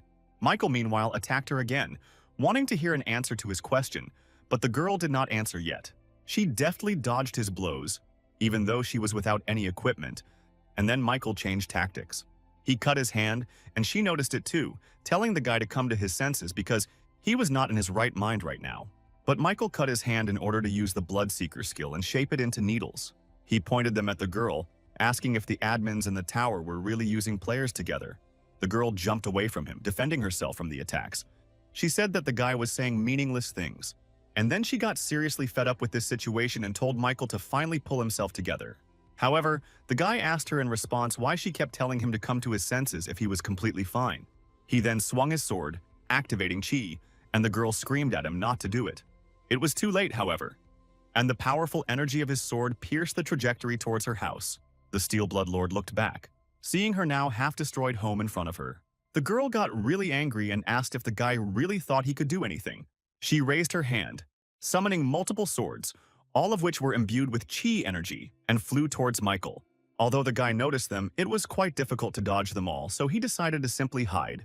However, the girl asked where he was going. She suddenly appeared right behind him, and Michael didn't even notice. She then grabbed his head and slammed it into the snow that covered her domain, and Michael cooled down a little. He managed to put his hands out so that he didn't end up completely in the snow, so he was still able to continue the fight. The guy swung the hand that held the sword near the administrator's face, but she managed to dodge it. Seeing that the contractor was not showing any signs of being upset, she again pointed her swords at him, which restricted Michael's movements. Some more time passed before the girl managed to stabilize the situation and grab the guy. She tied him up and hung him on the rubble of her house, and when Michael came to his senses, he asked for forgiveness. To this, the girl said that she would, of course, untie him, but she was afraid that next time he would destroy her house. She put down the cup she had been drinking tea from while Michael was coming to his senses and told him not to worry. After all, it seemed to her that when he came here, there was still darkness left in him, and she would forever be a part of him. After all, even though he saw himself from the future, it was still him. So his suspicions about the admins were not entirely true. She said it bluntly, saying that no one knows what the tower wants, not even they, the administrators.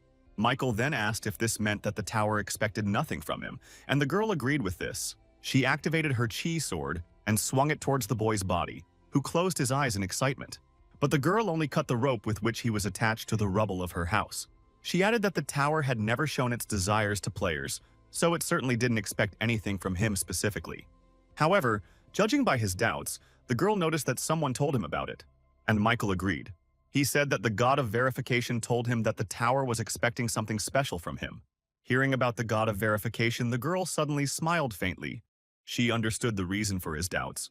However, getting up from the table, she said that all administrators, like him, were subordinate to the tower. She also added that she was glad that the guy liked the tea, saying that it was made from black dragon urine. Michael stood there with his mouth open, the remains of the tea leaking out, and now he was starting to feel sick. However, he quickly came to his senses, saying that the god of verification also mentioned that the admins had entered into some kind of contract with the tower. But for some reason, the girl said that she couldn't tell him about the divine copies yet. She added that the guy would find out about it very soon anyway. And then Michael asked about one more thing. He revealed that the White Crane Master told him about her cherished wish, which all the admins had. But Michael wanted to know, asking the girl why she trusted him and revealed it. Then the girl thought for a bit, and then unexpectedly answered that she was just scared. She continued by saying that Michael underestimated himself, but she saw how obsessed he was with his height. Therefore, for the sake of his growth, she thought that the guy would immediately want to pass the test of his cherished desire. Hearing this, Michael thought that perhaps he was so obsessed with height because he had no talent of his own. And the girl, as if reading his thoughts, said that very soon he himself would understand how much he underestimated himself. After all, the test of the 12th floor was talent. With these words, he suddenly realized that he was back in his room. He sat on his bed and thought that talent was a gift from heaven that could not be changed. In the world of hunters, it was divided into 3 parts: gaining skills, increasing stats, and abilities. They are called the 3 gifts of a hunter, but Michael was born with none of these. He couldn't gain skills, his stats didn't level up, he had no unique abilities. If he had talent, he would have become a strong hunter even without the tower. And the guy even felt a little sad about this thought. But suddenly he remembered the words of his admin, who said that very soon he would understand that he was underestimating himself.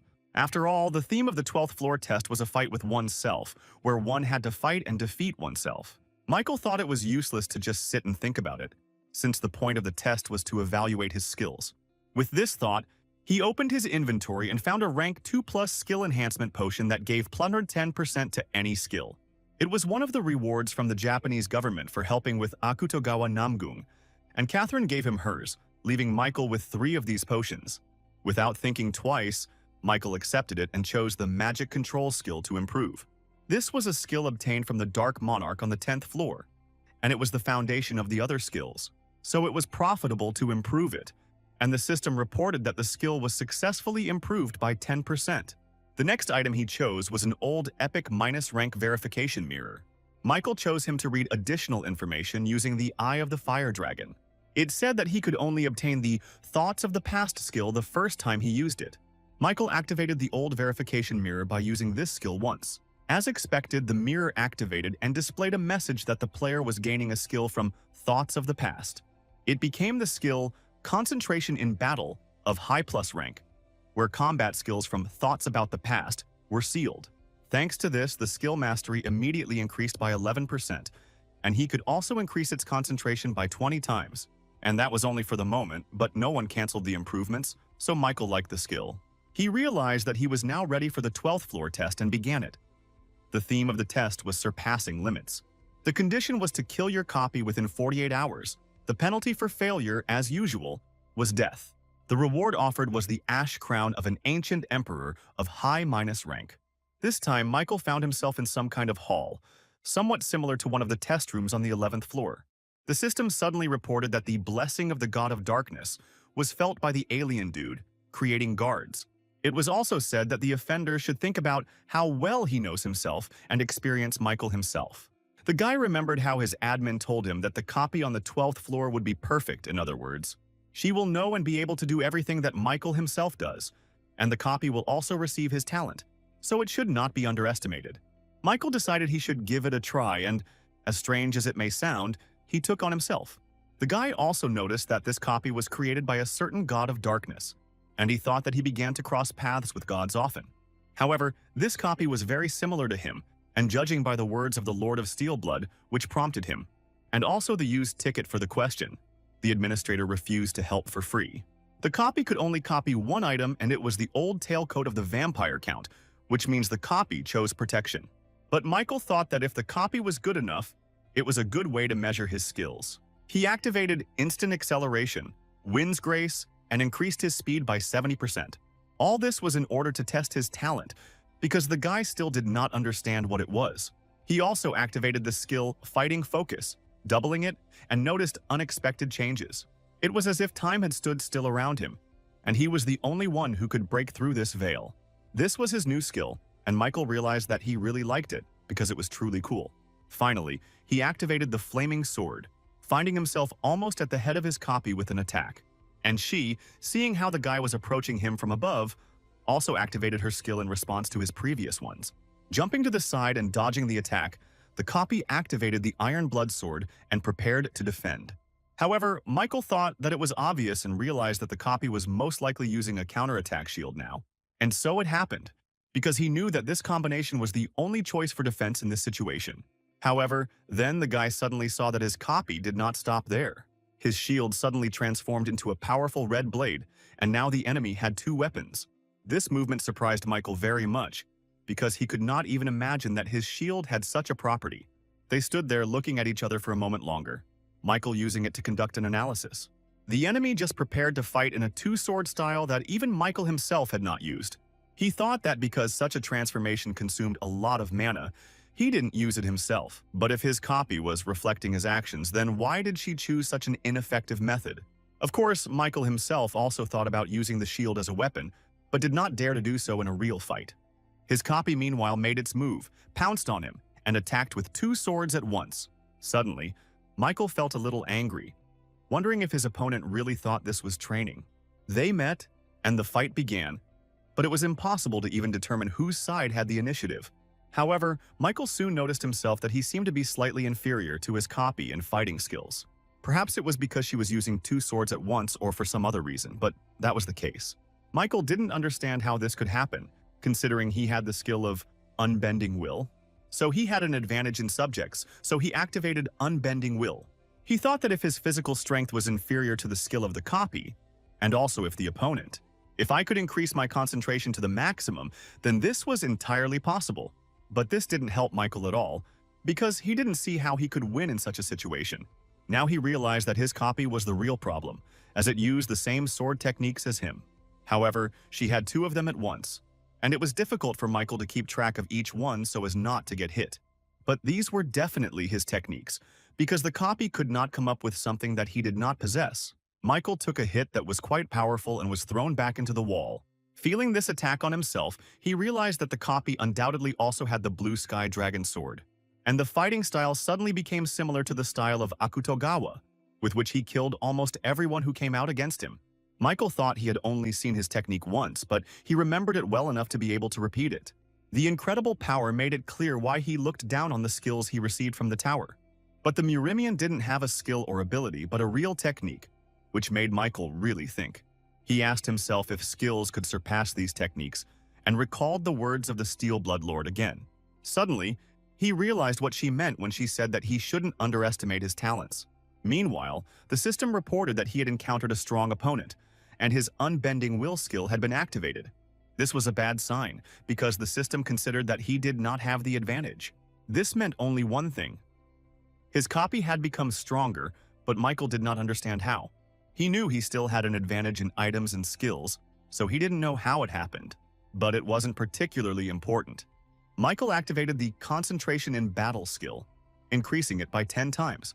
He thought that since he couldn't find a way to win, he would use all his skills that the copy didn't have. However, after a few seconds the guy jumped back from the opponent, who did not allow him to touch him. He wondered if he really was on the same level as him, because the copy was just a monster. Then, Michael increased his concentration 15 times, reminding himself that this was just a fruit of the God of Darkness. This meant that he, like the original, would be able to defeat him, and it worked. The guy ended up behind his copy. He swung, glad that he had finally reached it, and attacked with all his might. He also knew that this wouldn't be enough, so he activated the steel wings to maximum speed. His concentration meanwhile increased by 17% due to the skill's effect, and Michael screamed. His copy even looked a little confused because she didn't expect such a turn of events, but the fight was not over yet. Suddenly, the enemy extended his hand towards the approaching Michael and stretched the veins on his hand. At first, Michael didn't understand why he did it, but then everything became clear when his hand burst and splattered blood everywhere. It also worked as a blinding effect because Michael didn't have time to close his eyes and blood got into them. He slowed the attack for literally a second, but it was enough for the copy to escape. The enemy tore off his hand and disappeared. Michael was surprised, wondering if he himself could do such a thing. However, the copy's actions did not end there. He suddenly felt a powerful energy from behind.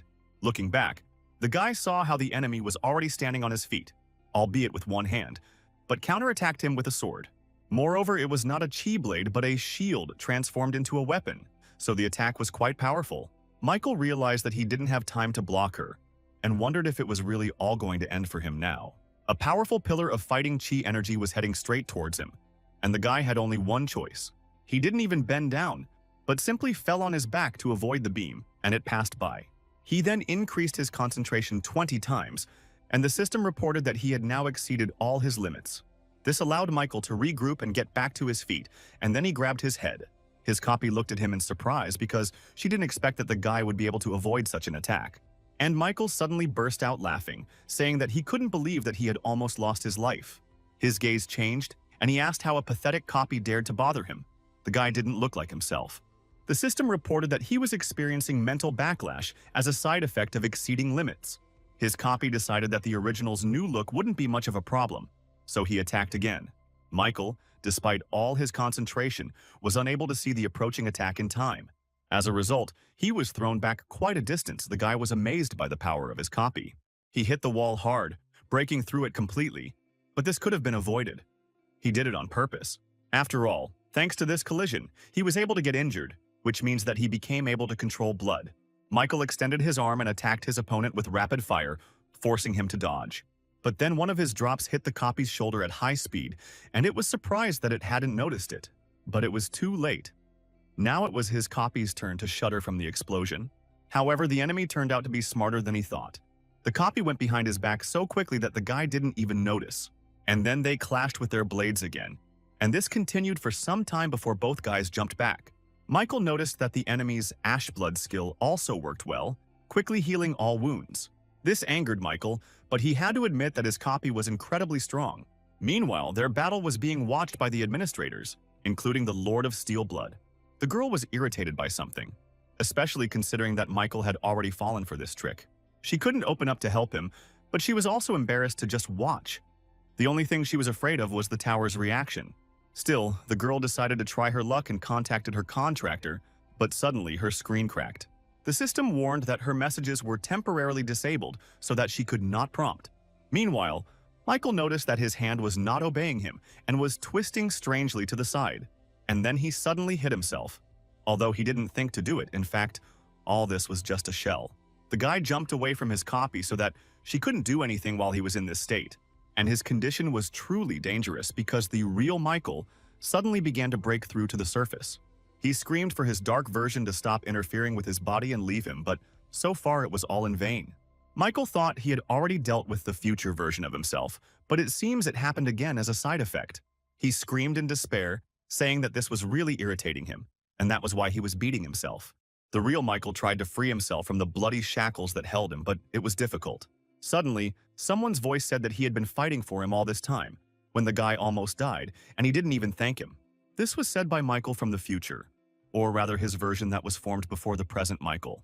He screamed at the guy to just leave his body right now, but he interrupted him, saying that his original was a fool. He asked if Michael hadn't understood the most important thing up to this point, adding that he should think about it carefully. Future Michael continued, saying that he trained so long and hard that he reached the 12th floor of the tower, but he can't even look at himself. Hearing this, Michael gritted his teeth in anger. The words of his future self were so overwhelming that he couldn't help it, and was immediately eager to fight. Unexpectedly, he managed to break the bloody shackles and he attacked himself from the future with his fists. He was a few centimeters away from his future self, when it suddenly stopped him with a bloody great. Future. Michael smiled evilly and turned to leave, while the real one screamed in despair. He started to beat the bars, but to no avail, so he asked where he was going, leaving him alone there. Then his future self suddenly said that if he always relies on skills, he will never be able to use real techniques and will just look at everything for the rest of his life. And he himself will take control of his body. With these words, the guy left, leaving Michael alone behind bars. And he screamed for the umpteenth time, but he realized that everything he had just said was true, albeit unpleasant. Meanwhile, his copy, created by the God of Darkness, noticed some changes in the behavior of the original. He was still under the control of his future self and said that he seemed to have gotten used to the feeling. However, he was unable to continue the fight because the administrator Lord Steelblood sent him an item. It was a rank 1 Black Dragon potion. When used, mental strength increased and the mind was cleared, and the real Michael understood what he needed to do. He strained all his strength, trying to break free from the bloody bars, and he even began to succeed a little. This was reflected in his body, which began to act according to his will again, and not according to the will of his future version. Michael thought that at this rate he would be able to completely take control and stuck his hand into the inventory. All he had to do was grab the potion the Steel Blood Lord had handed him and drink it. However, at that moment, a copy of Michael approached him and swung his sword, cutting off the hand that held the potion. The vial of potion in his severed hand flew to the ground, but Michael did not despair and simply jumped on it. When the potion spilled, he managed to put his mouth to the broken bottle, drinking the new liquid. The copy jumped back, a little shocked by his behavior because the guy didn't react in any way to the severed hand. And then the copy was even more surprised to see that the original, who had been fighting from the very beginning, was standing in front of it again.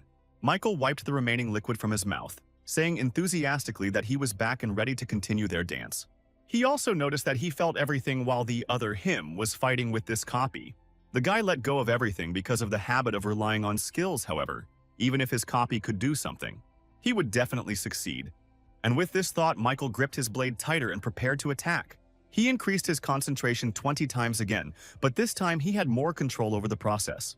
The guy felt his thinking speed up again, and his psycho version's ego rising. But with his thinking quickened, he finally felt enlightenment in that endlessly long moment. His copy did not wait for the original to gather his strength and attacked first. Michael dodged the blow without difficulty, and thought that this time he had to throw away all his accumulated skills. By getting rid of common sense and stubbornness, he gained the achievement Enlightenment, and his stamina increased by 1. Michael continued to rid himself of everything unreal, and received a new achievement, Trance. This time, his mana increased by 4, and the system suddenly reported that he could defeat his opponent in battle. The skill Unshakable Will deactivated on his copy, and Michael pounced on it, full of confidence.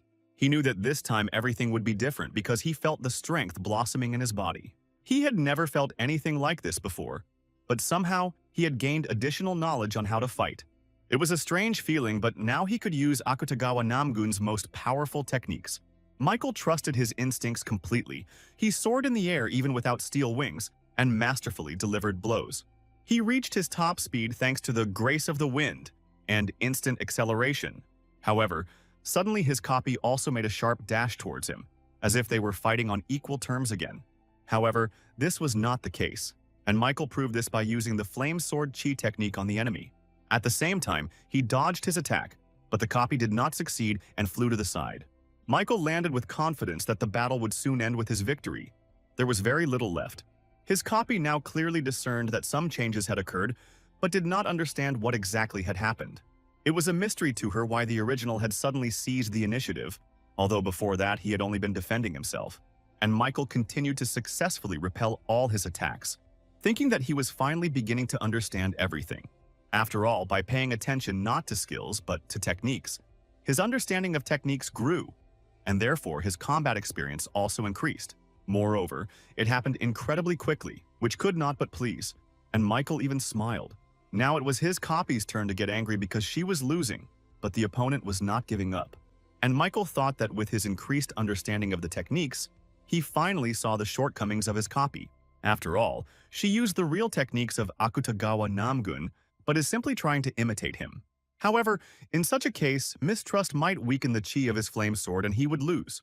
This means that even during training with Akutagawa Namgun's techniques, one must focus on strengthening the flame sword. Michael realized just in time and concentrated all his aura into the sword, which he held against himself. He swung it like a transformed counterattack shield, making his attack as dense and fast as possible. As a result, he managed to wound the copy with a beam in the shoulder, but he understood that it would not end there. The boy activated the True Blood Seeker skill, transforming the drops of his blood into many needles, and then he unleashed them all on his copy, who realized that he couldn't repel them all. After all, Michael used her blood only from the wound, but he also got it through his body. He could do that too. His copy, sensing his imminent death, tried in surprise to understand what was driving his original. Then there was an explosion, and when the fog cleared, the winner of this battle became immediately visible. It was the original Michael, who went behind his opponent while he was trying to figure out what was going on. Then he attacked him again, and the enemy barely managed to put up a counterattack shield to reflect his blow. But even despite the protection, it was clear that the copy was beginning to lose significantly to the original, and Michael was pleased about this. He managed to break through the shield and wound his opponent in the shoulder, causing the opponent to grimace in displeasure. Of course, his regeneration skill worked right away, but Michael understood him better now. The copy rushed to attack, and the boy noticed that she was twirling the sword in her hands with the second one to block his blows. The opponent then used both hands to form a windmill, like in the movies, but it wasn't enough. Oddly enough, Michael couldn't break through his new defense, but he didn't need more. He suddenly noticed that the copy's fighting style had also changed and become more aggressive, as they were fighting to the death. But then, to his surprise, the copy changed its aggressive method into a soft sword. It was another one of Akutagawa's techniques, and Michael asked how much longer he was going to imitate him, but as the French say, nothing ventured, nothing gained, so Michael decided he had nothing to lose. He activated the skill Counterattack Shield and used it as a sword, just like his copy. The latter was surprised by this, because the original usually did not take such risks. After all, such a technique consumed mana. But Michael asked, something surprised him, because he was not the only one who had the courage to use such techniques. Besides, he had the same skills as him. Michael said that soon everything would end for his copy. The boys clashed blades again. This time the original attacked, and the fight took a completely different turn. After all, both opponents used two swords at once, and this was impressive, and so far no one was giving in to the other. Michael realized what his problem was, after all. He had only just mastered the true Shi flame sword. So he couldn't yet reload as quickly as the copy sword could, but he could take the risk. Suddenly, he turned his body and kicked his opponent at the blocked weapon. Michael used this to push back and counterpunch from a different angle that should have worked. However, the copy was already too angry with him, so it immediately rushed after him, and the original had no choice but to accept the fight. Michael thought that the copy had also turned its shield into a sword, and had done so first as soon as they began fighting. But that meant that his own sword in sword form had to be of that level as well. Suddenly, however, his blade broke in half from a powerful attack from his opponent, and Michael barely managed to jump back. He suddenly thought that he could even die if the copy had hit with this attack, but for some reason he threw away the sword. The guy thought that if the copy was himself, then now, when the counterattack shield disappears, his opponent will think that this is his chance, will want to take advantage of it, and will attack with all his might. And so it happened, and the copy pounced on him with an unexpectedly large surge of strength, and Michael was barely able to block it. He held back the onslaught from himself and couldn't help but think that he could admire his own strength. After all, it was his own personification in front of him. But suddenly it hit the guy in the stomach and he flew back. Michael hit the heavy tile, but a plan had already matured in his head on how to overcome himself. He landed and rose to his feet, preparing to carry out his plan, but realized he needed to move away first, because the enemy was angry and pursued him, not giving him a second's rest to gather his strength. But this is what Michael expected from his copy. He put his hand out, saying that he was finally caught. His copy didn't even understand what happened, but at some point Michael's blade passed through her body. This was done by the bloody hand that Michael had been controlling with his skill all this time.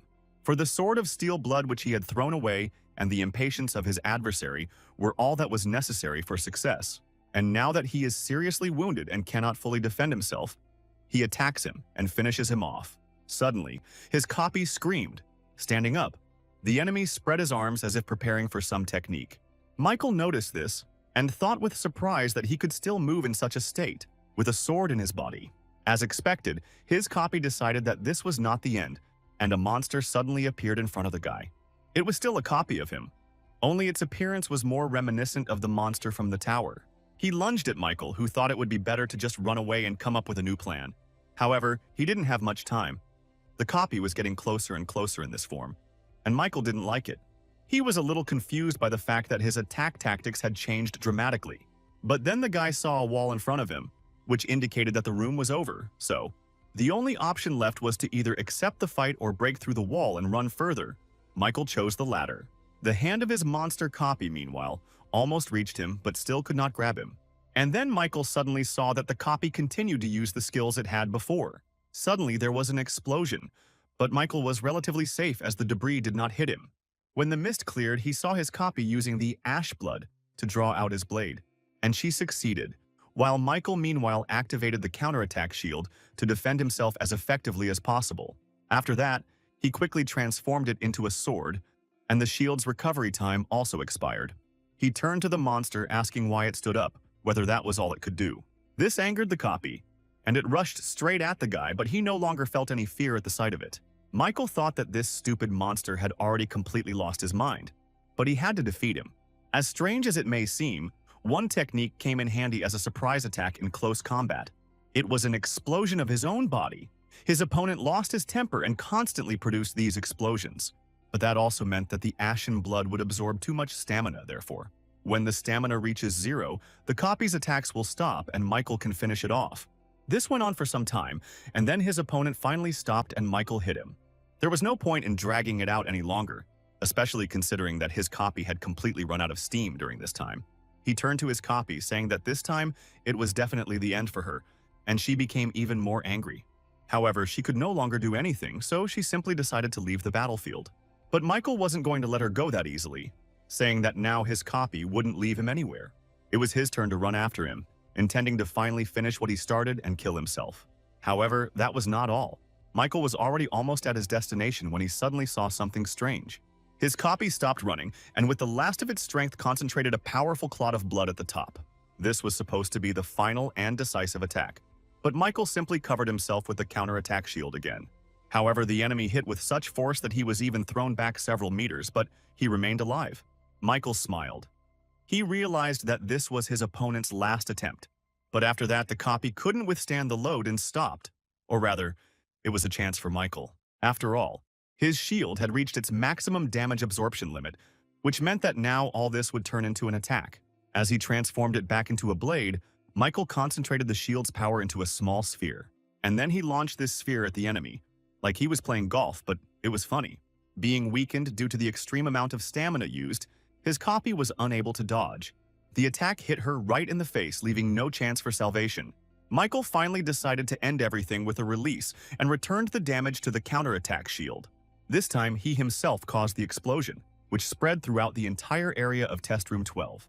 There was nothing left of his copy, and soon he received a message about the successful completion of the 12th floor. As a reward, he received the Gray Crown of the Ancient Emperor of High Minus rank and 80,000 points. In addition, he also received 3,500 SP and an additional skill, Last Resistance, rank 1. When Michael returned to the waiting room, he immediately saw that the counterattack shield had increased by 1 rank. Suddenly, the guy felt sick from the reboot and spat out blood as his biological needs. This showed that the battle was truly difficult and the enemy was incredibly strong. The skill Ash Blood worked, which never failed the guy, although he hoped that it would heal and rebound too. If he didn't have such a trump card skill in his arsenal, he wouldn't have been able to go so far. Michael suddenly asked himself whether it was even possible to climb the tower with a clear conscience. Before heading back to the waiting room, he forgot to absorb the spirit of his copy.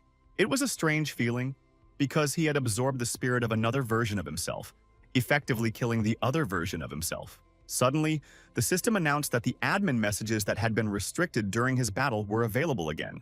The Steelblood Lord complained about the system due to the sanctions imposed on her because of a contractor's cup of tea.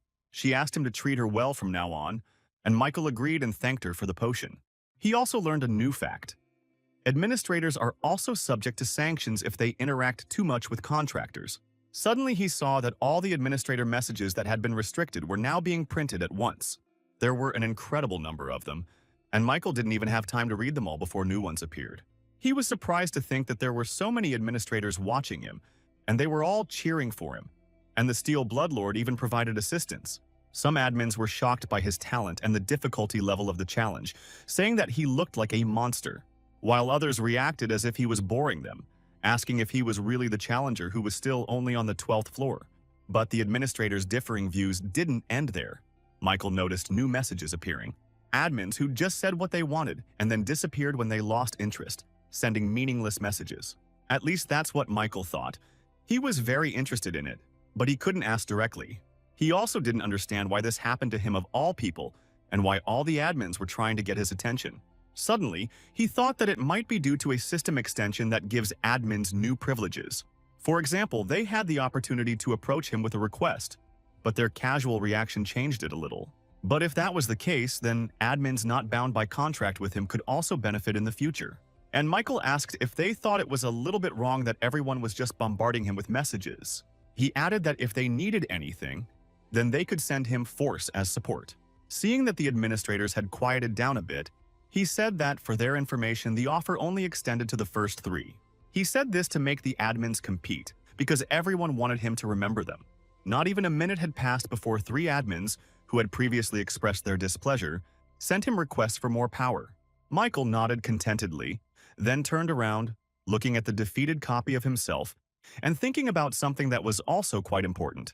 After all, he had absorbed the enemy's soul, but had not yet used it, since he did not know what would happen. This is because the enemy not only has the same stats as him, but also skills and powers. So it was even interesting what would come of it. After completely absorbing his spirit, his mastery immediately increased by 28%, which was the highest he had ever received.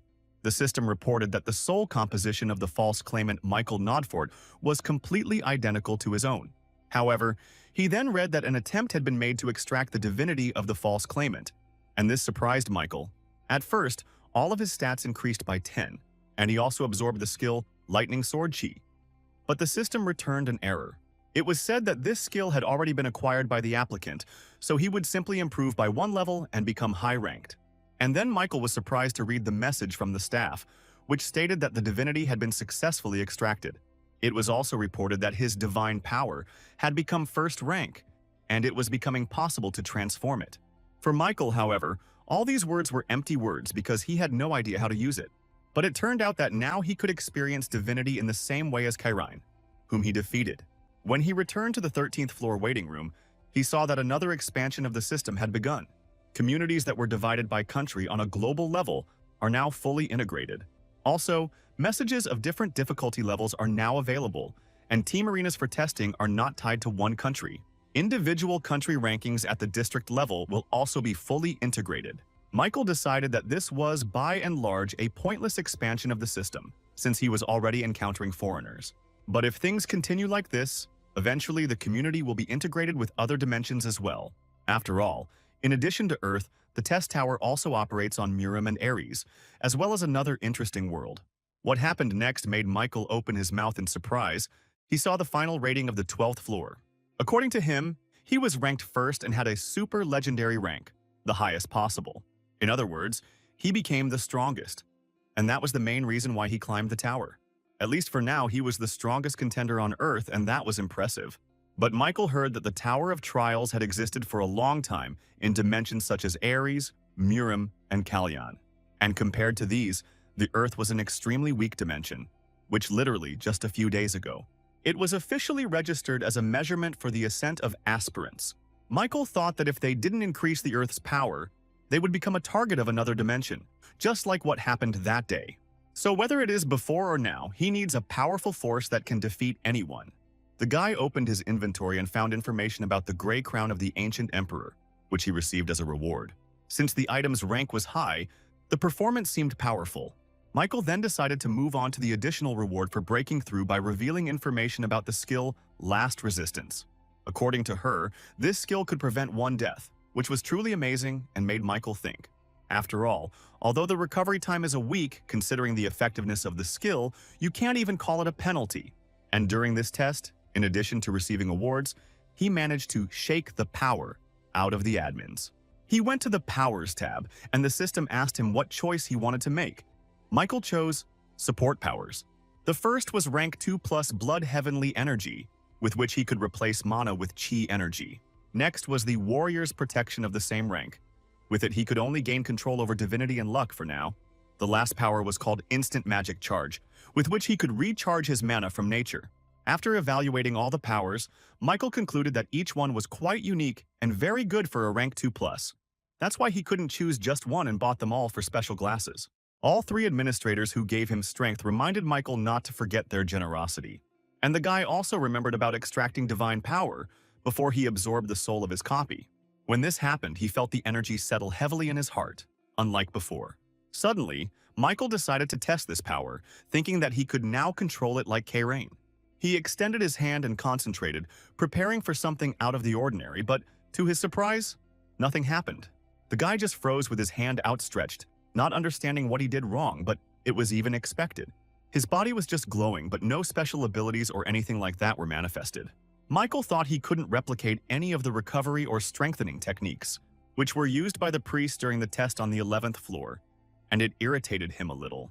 After all, the guy was full of expectations, but in the end he achieved absolutely nothing, so all his efforts were in vain.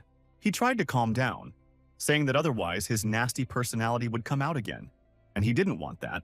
Suddenly, he received a message from the White Crane Sword. The girl invited him to her domain. She said that she would be happy to help him master divine power, but for some reason, Michael refused. The system reported that Angela began to cry due to the shock of the contractor's refusal of her invitation. But Michael said he could learn to use divine power later if needed. He added that he wants to do everything on his own, without relying on other people. He also thought to himself that what was more important now was not divine power, but his skill. Michael remembered the look Akutagawa had given him when he said he would be back. So now he had to focus on what he could do to become stronger. At least, this will continue until he kills Akutagawa, because he will certainly return to Earth. With this thought, he went into the store and found one of the powers he had acquired from the administrators. Blood Heavenly Energy. The description also said that when entering battle, his senses are increased by the energy of the blood of his entire body. Michael decided not to hesitate and quickly try it out. He activated the power and immediately felt a strange feeling. It was as if he had been reborn as a fighter. His blood was boiling, and he knew that this was exactly what he needed. The guy was just thinking that this was a great skill with no backlash, when suddenly his eyes started to hurt. Michael grabbed him, but his dark personality had already come out and the situation had become dangerous. Michael grabbed his face and began to stretch it, willing the vile version of himself to come out of his body. The guy felt that this person was a little different, also crazy, but not like before. He, or rather his personality, activated the Sword of Steel Blood, telling the original to finally die. Michael took advantage of this and with the last of his strength activated the Flame Sword Chi in his other hand for defense. One hand with a Sword of Steel Blood attacked him, and the other blocked it. From the side it looked funny. However, Michael was not laughing. His second personality said that he was going to get rid of what he could not get. Michael swallowed nervously. He had not foreseen this situation, but he needed to find a solution urgently. His left hand was giving more and more, and he realized that soon he would not be able to control it at all, and the blade would pierce him. However, the boy noticed that the sword was absorbing the blood energy generated by the Blood Heavenly Energy. Suddenly, the system reported the creation of an improved Heavenly Demon Blood Sword. It was said that the user, having reached the level of the Flaming Sword, had activated the exclusive effect to the maximum. It was called Blood Energy, and by unlocking the true ability of his sword, Michael was able to turn the tide of the battle. He pointed the sword at himself and then pierced his chest near the shoulder, intending to speed up his vile version of blood energy. In fact, it felt like it turned out a little differently than the guy imagined. The system reported that when the conditions are met, the true abilities of the Skyblood Blood Sword will be revealed. The item's name has been changed to Heavenly Demonic True Blood Sword, and the design has been slightly changed. Michael was surprised to notice that he now even felt a separate slot for blood. The special blood slot looked really impressive. All that was left was to fill it. After thinking for a while, Michael decided to activate the skill Fire Dragon Eyes to find out more information. The basic information stated that he could absorb the blood of the victim he killed and imprint 3 random skills, but additional information said that he could already use the skill Bloody Feast and store skills in the sword. Michael thought it was pretty cool that he could imprint 3 skills right into his weapon. One could say that he had come across an amazing growing type of object that the world had never seen before. The guy decided to try it out right away and went to the 13th floor test, the theme of which was strategic combat. He had to work together with his comrades to kill the vampire count in 2 days. The reward for breaking through was a random skill book of high plus rank, and the penalty, as always, was death. Michael was a little surprised to see this because now he had a combined test, and that meant that although he didn't have the best memories of this type of test, but nevertheless, seeing the award with a rating of high plus, the mood slightly improved and the guy accepted the challenge. The team selection has begun, and 4 portals for 4 candidates for the team have appeared on a small site again. Michael was the first to come out and immediately thought about whether it would be possible to go into the city and kill everyone there himself. After all, with the abilities he now has, he is capable of destroying at least 1 city. Meanwhile, all the contenders also appeared from the portals, and their nicknames became visible for better teamwork. One of his comrades was a red-haired guy nicknamed Tarkovsky, who kept wondering why he ended up here. The second member was a boy with the nickname Legendary Ninja, who felt a little awkward. And the last one was an old man nicknamed the Wizard of the Clock Tower, who also greeted everyone. Seeing their nicknames, Michael suddenly became thoughtful, remembering the board of final results from the previous floor. He remembered that below, there were definitely nicknames of 2 of those present, and each of them had a good rank. The first to speak was the old man who was smoking a pipe. Imitating his style, he noticed that the place they were now in, it was completely reeking of the smell of blood, and no one wanted to survive it because the sight of the room spoke for itself. The old man suggested that they might have been in the vampire's dining room, and then suddenly two of them appeared behind him, agreeing with him, praising the old man for his attentiveness. It was a vampire girl and boy who attacked the wizard, asking if the dessert had really come to them. They added that they would eat it with pleasure, but the old man was a little confused and did not react right away. But his two comrades had already dealt with the opponents, cutting the vampires to pieces in a second. Tarkovsky chopped off the head of the vampire guy, and the legendary ninja took on the girl, and both did it with lightning speed. The boy turned to Tarkovsky, saying that he guessed that the man was the best in the Ukrainian guild. The man replied that he had no intention of hiding it, adding that his name was Andrei. Then the boy also introduced himself in full, saying that his name was Soito Michimoto, and he was a Japanese epic rank hunter. Then, Soito asked if they were ready for battle, since the vampires could sense the death of their comrades and would soon come here in droves. Then the old wizard spoke up, saying that they need not worry about that, since he had set up a barrier in advance. He added that thanks to him, vampires would not be able to feel anything, and Soito looked at him with interest. The old man then introduced himself, saying that his name was David Taylor, and he was a humble wizard of the clock tower. Soito apparently knew something about this, because he said with delight that this was the best of all the magic towers in their world. David smiled, saying that he was lucky to be drawn into the Tower of Trials in his old age. At this point he finished, and everyone turned around looking at Michael, who also decided to introduce himself. He said he was a South Korean second-rank hunter, Michael Nodfort. He added that he heard something from the administrator about this test on the 13th floor. Even weak vampires could easily surpass the skills of rank 2 hunters, let alone an epic ranked count. And his special ability was physical regeneration, so undressing with him would not be easy. The tower indicated that the key to this test was the salvation of the priests. They were hiding in different places, but if you find them and help them, they will refuse them great help. The boys sat down by the fireplace in the guest room and began to discuss the best way to get into the city. David suggested that Saito use the stealth skill, and he would put up a barrier to block the presence. Michael stood and silently listened as they talked among themselves. But when he heard, "The guys expect to complete the test in 10 days, but I couldn't wait any longer," and expressed my opinion. He noted that taking the test this way was extremely ineffective. David frowned and looked at him suspiciously, asking if he knew of any other way. Michael answered positively and smiled, saying that there was a method with extremely high efficiency.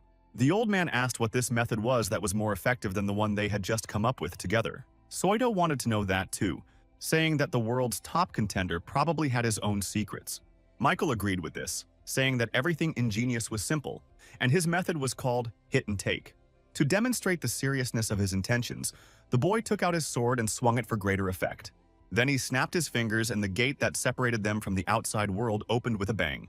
It was night outside, and there were still many vampires standing there who couldn't get to them earlier because of the barrier. Michael finally said that if the boys would just shut up and attack, they could kill them all and pass the test. The vampires, meanwhile, smelled the scent of human flesh and began to approach Michael. They all pounced on the guy, but he himself was expecting this, in order to show his partners how it was done. All three of them opened their mouths in shock at the same time, and Soito asked if he had intended to kill them by accident. But Michael enthusiastically said that from now on they would begin a frontal breakthrough operation and was the first to rush at the vampires. Of course, he couldn't stop them all at once, so some of them ran towards the rest of his team. However, when the vampire approached them, he saw how the guys gradually disappeared from sight. The other vampires warned their comrades, saying that these human spawn were using magic. This was indeed the case. David had put them in a group blackout, saying it wouldn't last long. He wondered to himself why, during every combined test, there was always some fool who wanted to cause a commotion. This infuriated him, and he told the others that, unfortunately, it would be better to exclude Michael Nodfort and retreat for now. Michael, meanwhile, was amazed at the vampire's strength, asking if they really had the basic Bloodseeker settings. This was quite an unexpected discovery, because the monsters in human form use their own blood. They also knew how to transform it, giving it any shape, and directed hundreds of needles at the guy. His comrades retreated. Soito turned to look at Michael one last time, wondering why he had done this. After all, the guy didn't understand why he made such a reckless choice. But suddenly he was forced to take his words back. He drew the others' attention, telling the boys to look in the direction where Michael was fighting. Meanwhile, he activated his fresh Bloodseeker skill, forming large spires from it. The vampires even wondered if the guy was one of them, because his ability to manipulate blood was amazing. To be more precise, she was superior to them in strength, and Michael demonstrated this by attacking them with his spikes. Seeing that they couldn't cope on their own, the vampires panicked and decided that they needed to call the Count for help. And the guys thought that in such a situation it made sense to move forward according to the plan. Having encountered such an enemy, David was especially amazed. The old man did not understand how such an ignorant method of Michael could work. David Taylor was a high-level combat wizard who spent a long time on the front lines. In addition, he was distinguished by a sharp mind and intelligence that not everyone could boast of. In the Tower of Trials, he also overcame all the tests every time with his outstanding strategies. And when he found himself on the 13th floor, he used his sharp mind and developed a clear strategy. There was simply no more effective strategy than the one he had come up with. But then, he met Michael. When he first told him about his hit-and-take strategy, the old man thought what kind of nonsense he was talking. After all, planning actions was the first thing that needed to be done to solve the problem. Michael Nodfort suggested that they just shut up and attack, assuring them that this way they would pass the test. And now, apparently, he has proven to them all that these were not empty words because half of the vampires are already at his hands. Meanwhile, Andre turned to the old man, asking whether it wouldn't be better in that case to leave everything to Michael. Soito said he supported the idea, saying the guy was doing a great job, but David raised his hand. So he called them to listen to him and said that he recognized that Michael Nodfort had incredible power.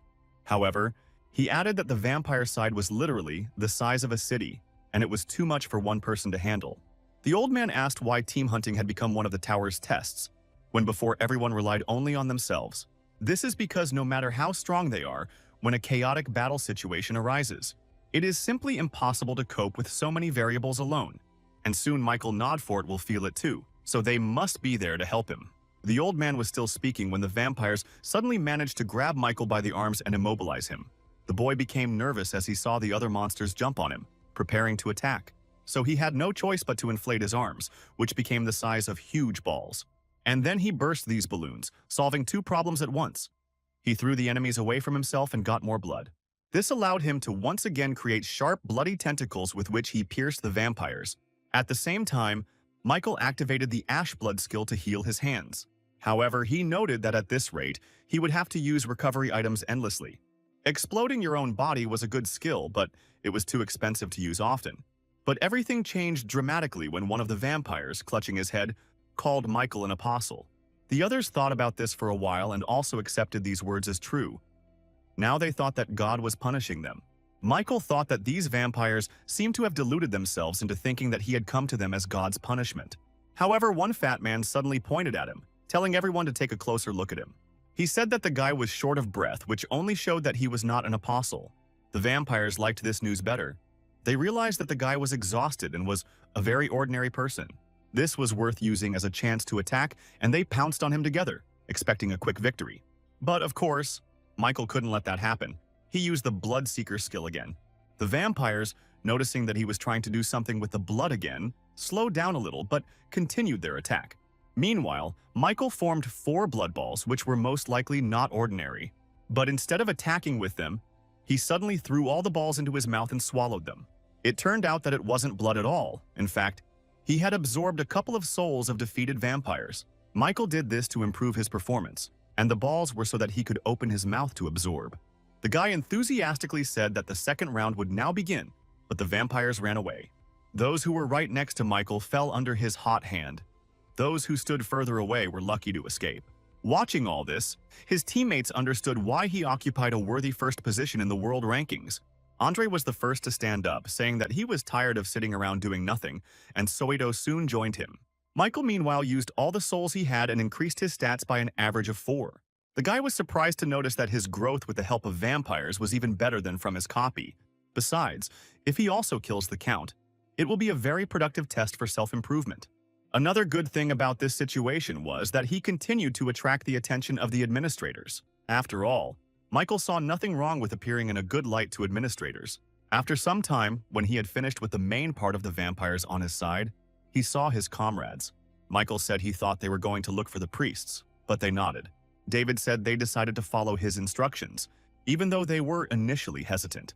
Michael noted that they had all finally realized the effectiveness of the hit-and-run strategy, And that was a good thing. He activated the sixth sense skill to better assess the current situation. And, frankly speaking, she didn't make him happy.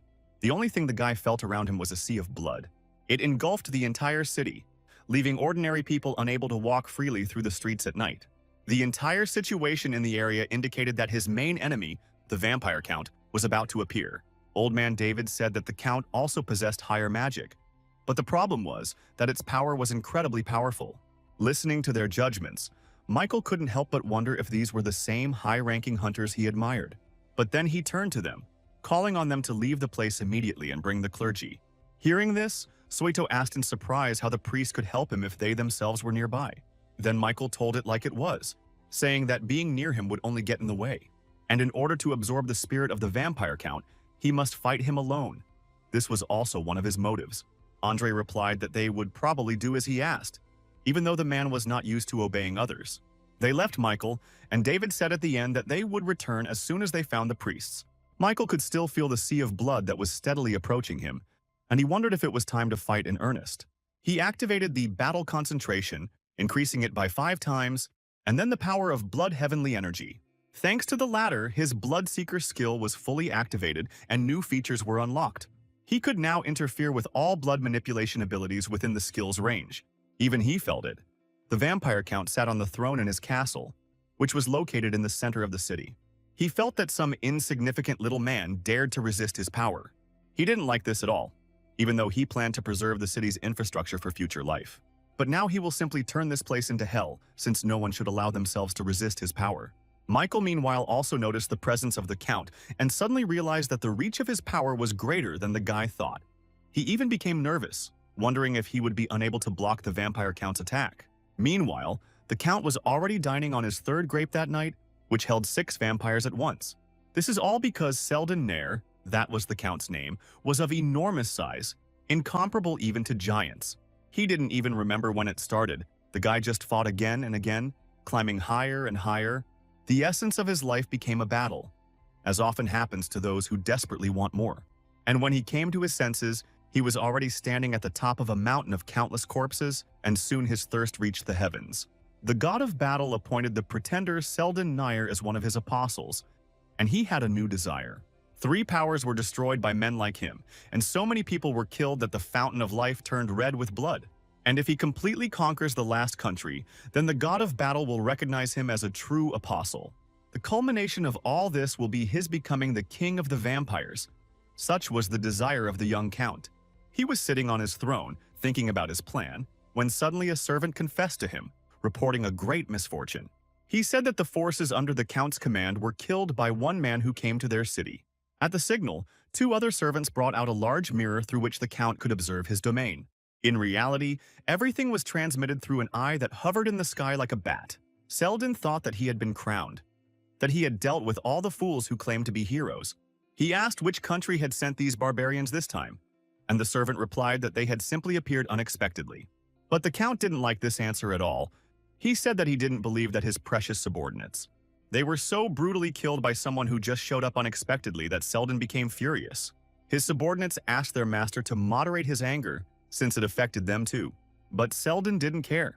He thought that he would have been a true apostle long ago if he had conquered this city. Michael decided that it would be better for him to retreat for a while, since the Count's attack was too powerful. The guy thought that since everything had turned out this way, he should forget about the city and focus on saving the lives of his comrades. It wasn't hard to find them because David's barrier was clearly visible in the middle of that sea of blood. Michael rushed towards his comrades with all his might, but the wave of a huge bloody stream inevitably followed him. Michael pushed off and jumped towards the barrier, hoping he would make it in time and put his hand forward. Finally, he found himself in front of his comrades who were still standing under the barrier and activated the counterattack shield. This was a rather wise decision, as it allowed the water to smash against his shield and cause less damage to the barrier. However, it was incredibly difficult to hold back this onslaught, and besides, Michael did it with only one hand. But he knew he had to hold on a little longer, because every second was worth its weight in gold. Suddenly, his shield shattered into hundreds of pieces, and the guy froze in surprise, still holding out his hand. A huge stream of water knocked him off his feet and threw him to the ground, where the guy continued to be thrown from side to side. When the wave passed, he was badly beaten by the current, lying on the ground. Michael could barely move. While his comrades rushed towards him, the boy activated the Ashen Blood skill, restoring his health. He asked the boys if they were okay, and they answered yes, saying that they survived thanks to him. However, that was not the end. Suddenly, they all heard someone's roar, which was so loud, as if they were shouting into a microphone. And then the boys saw the vampire count himself, to whom this roar belonged. Selden landed near them, saying that he was surprised that people managed to survive such an attack. This meant that the killing of his people at the hands of these barbarians was not a mere coincidence, as he had first thought. Looking at their team, the Count judged that 3 of them were key figures, and Michael was barely alive. This meant that it was fashionable to ignore him and focus on these 3. The Count prepared himself. It is no secret that he could possess blood simply magnificently, forming a bloody dagger from it. The Count shouted that all people were like annoying bugs that were always bothering him. He added that he would tear them all to pieces if they stood in his way, and this agitated his comrades a little. But then Michael, who was already on his feet, suddenly responded and told the boys to step back. And they weren't even against this scenario, saying that they would retreat for a while, but the guy could always rely on them. This did not please Selden, who shouted that he would not let anyone go so easily. After these words, he rushed after the 3 applicants who were trying to leave this place. The Count was angry because he had never met such people before. Usually he dealt with everyone within 5 minutes.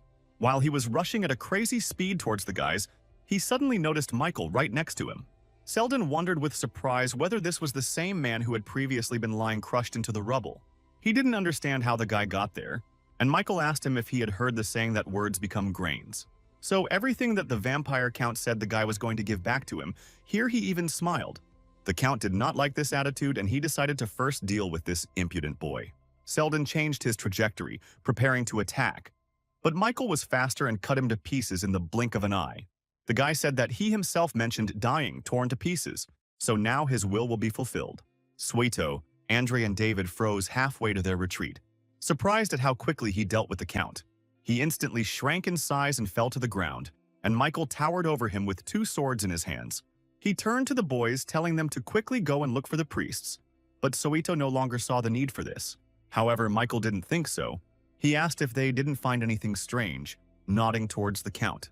After all, a message about the end of the test should have appeared a long time ago, but for some reason it didn't. Michael activated the Fire Dragon's Eye, hoping that the skill would show him the whole truth about his enemy. Looking at the Count's hand, he saw a message that Selden's body was currently recovering. This happened due to the power of regeneration, and everyone was surprised that the monster was capable of such a thing in this state. Then Michael said again that they should hurry and bring the priest to find some relics. Suito replied that searching was his specialty, so he would try to find everything as quickly as possible. Meanwhile, the Count's body had already recovered halfway, and only a little remained until his full appearance. A few seconds later, Selden was standing in front of them again, and this time he was serious. He screamed, "How dare Michael do this to him," saying that now he would not leave here alive.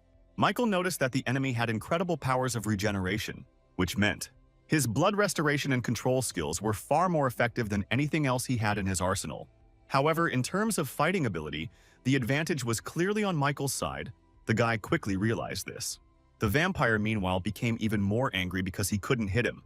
Then, instead of attacking his body, he used his blood manipulation skill and grabbed the piles of rocks. Covering them in blood, the Count directed this stone rain straight at Michael, but he remained calm. He realized that he would not be able to defend himself against all attacks at once, so he decided to act differently. The size of the stones was big enough to even kill him, but that also meant something else. He could dive under them. Michael instinctively dodged the largest pieces of debris, covering his head with his hands, while the rest simply flew past. They crashed into the walls that were still standing from some of the buildings, but it seemed that they too had now met their end. Selden was pleased that he was now in control of the battle, saying that he was the best in blood control techniques. But Michael didn't care at all. He activated instant acceleration and quickly found himself behind the enemy. But he didn't understand what this meant. Selden turned around to see the enemy, but Michael had already attacked. Suddenly, the Count felt a strong pain that pierced his body like an electric current. Then he was cut up again by Michael. But the boy knew that even though he had cut him into smaller pieces this time, the vampire still regenerates, and he even became curious as to whether the Count really was impossible to kill. At the very least, this required something holy, or priests who might no longer even be in the city. After all, it was now completely destroyed, and it would be much stranger to see even one living priest. While he was thinking about this, Selden finished regenerating and appeared before him again, this time in his original form. He asked if the guy really thought he had the strength to kill him because it was absurd. But Michael replied with a crazy smile that he was just curious how many more times he could cut him up. After all, sooner or later the vampire had to die. And it didn't matter who did it, the priests or himself. The Count, meanwhile, noticed that his body was shaking and wondered if it was really he, Count Selden Nair, who was trembling with fear. After that, he shouted that the guy should not dare to underestimate him, because he would become the king of the vampires. But in response to this, Michael only cut his body into pieces again. This was already his third time.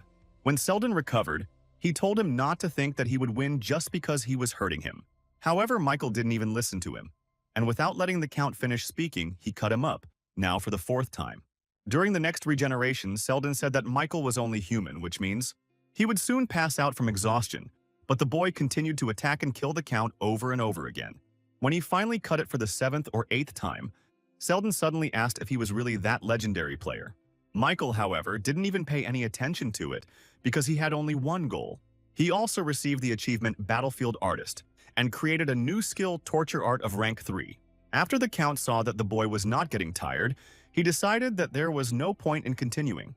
Being almost naked, Selden decided that it would be better to leave the city immediately in order to stay alive. However, Michael was already waiting for him on the retreat road, reminding him that he would return to him all the words that he had said to them. One of those phrases was that the Count said he would not let them leave here alive, and Michael twirled his sword with a smile. Selden was no longer just trembling, he was afraid of the guy, thinking that this was not a man, but the devil himself in human form. When his body was cut up for the 10th time, the Count offered him a deal, saying that he would do anything to make him stop. However, Michael continued to ignore his words, paying no attention to the Count's suggestions.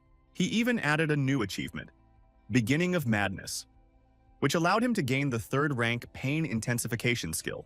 Meanwhile, Selden could no longer bear this torment, begging the guy to stop and saying that he would give him everything. And suddenly Michael stopped, as if thinking about his words, which made the Count very happy. After thinking for a bit, he suddenly beckoned with his finger to the half-chopped Selden, who was confused. However, when the Count realized that this was his chance to end his eternal suffering, he immediately confessed to him. Michael said that he had a plan here, and added that if the Count cooperated, he would grant him the blessing of death.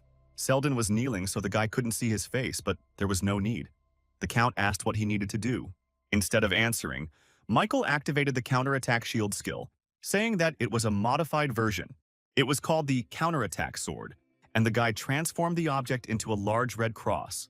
He stuck it into the ground near the Count, who was still kneeling with his head down.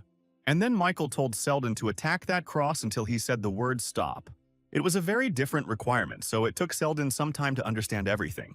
But Michael helped him by reminding him of the Count's eternal torment, which would continue if he did not do this. Selden couldn't get his head around the chain of events that had happened to him today.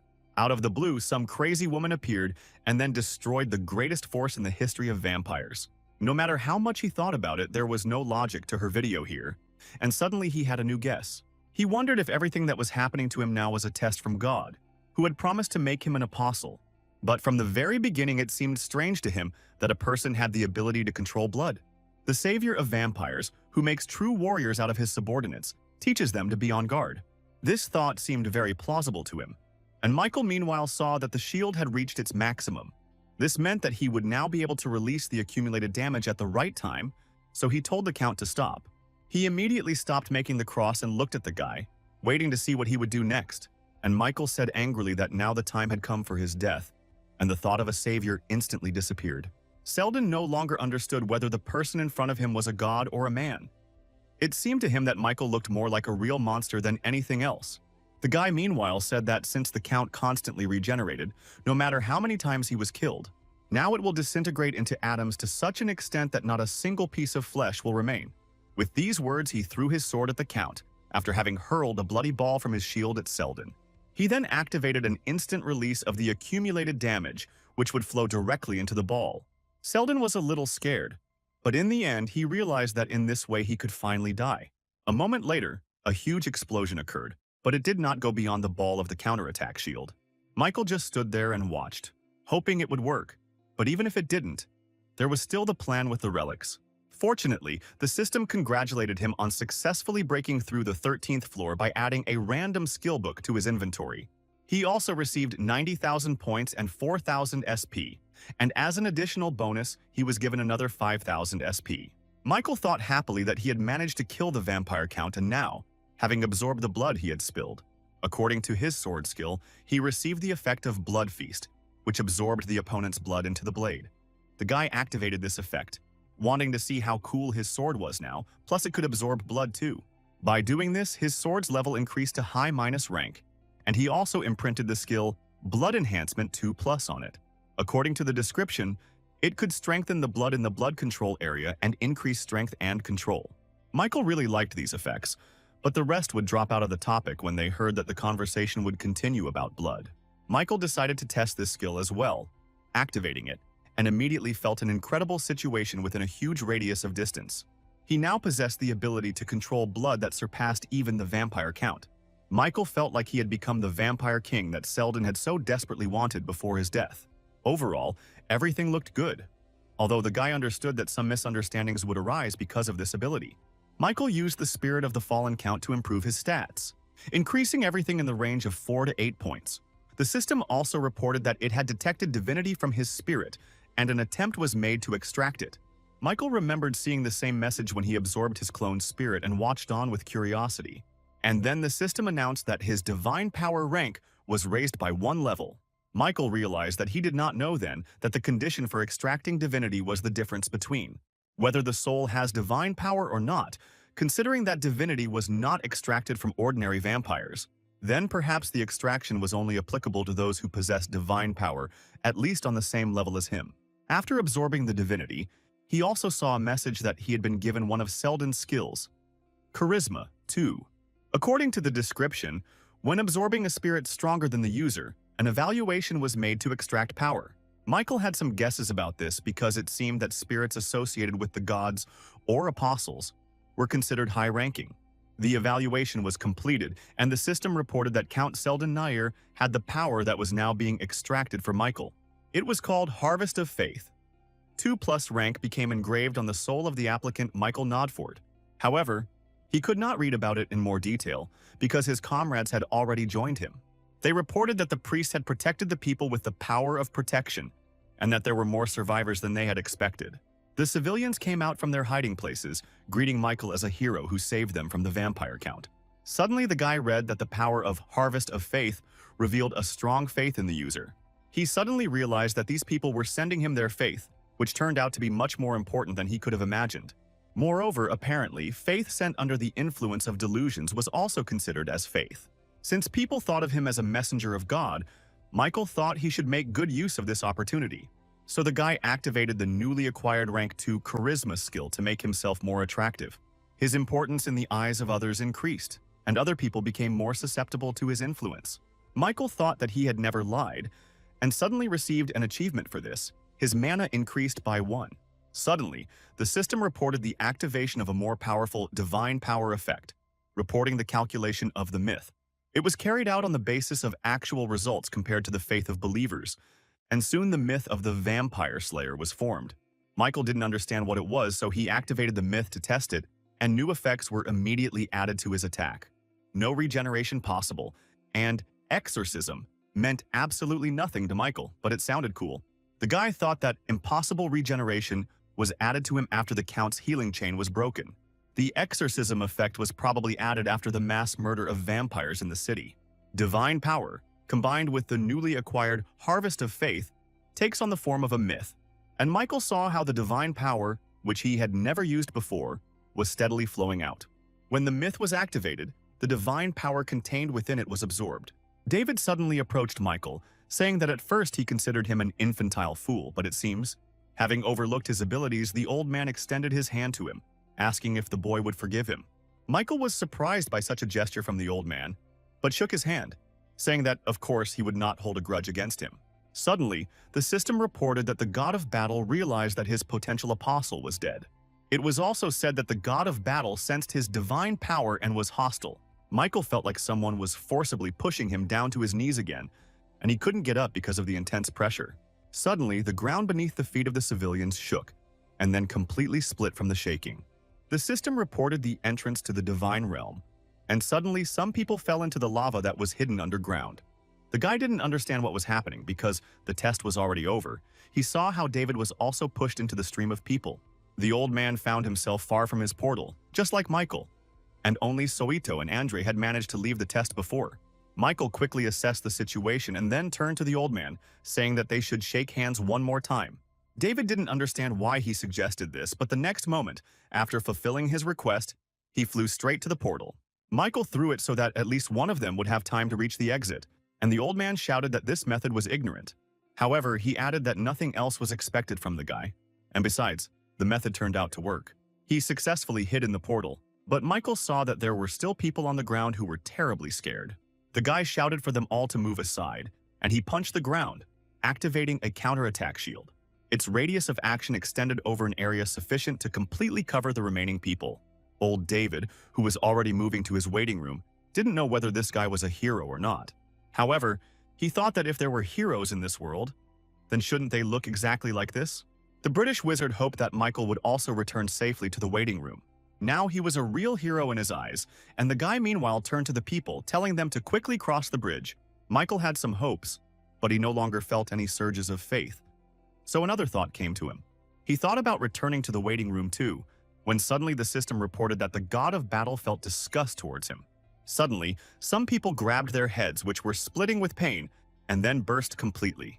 It was so unexpected that Michael froze in place, watching everything from his point of view in surprise. After a while, there was not a single living person left under his shield, but Michael could not do anything. The system reported that the god of battle said that the pathetic dog raised by the tower had crossed the line. Michael stood motionless, thinking about his words, and suddenly felt very sorry for the innocent people he was trying to save. The guy turned to God, knowing that he could hear him. He said that the one who had just crossed the line was himself. After all, as long as he has the protection of the tower, the god will have problems if he tries to harm him. Michael added that if God had nothing to say, then he went and headed towards the portal. The system showed that the god of battle was laughing fiercely in response and saying that he was looking forward to the mortal's imminent end. When Michael moved back into the waiting room, he saw that the system was expanding again. Also added were items like elixir and items to improve the halo. These were all the innovations. The guy felt like he was covered in the blood of the people he had failed to protect today. In any case, all the floors were just spaces created by the trial tower. He also thought about the god of battle, since it turned out that he was on bad terms with him because of the murder of the count. Michael remembered the words of the god of testing, who warned him not to trust other gods because they would consider him an enemy. Then Michael decided that he should stop thinking about things that were beyond his control. Instead, he should concentrate on what he could do now, and the guy took the stone of freshness. After that, he opened an exclusive store and was surprised to find that he had a whopping 11,500 SO in his account. He purchased the epic rank Path of the Ghost power by spending 10,000 forge at once, but it was worth it. The description said that he would be able to develop his own skills, and it would be easier for him to realize his own enlightenment. A few minutes later, Michael was already standing in the forest, the location of the domain of the administrator of the White Crane Sword. Angela was already waiting for him, noticing that they had not seen each other for a long time, and she was glad to meet him again. The girl said that she heard from that woman that his enemy was the child of the Namgung family. Michael agreed, saying that it went something like this. But Angela noticed that he was worried about something. She said that it must be because of Akutagawa that he used SO to buy her power. Michael nodded.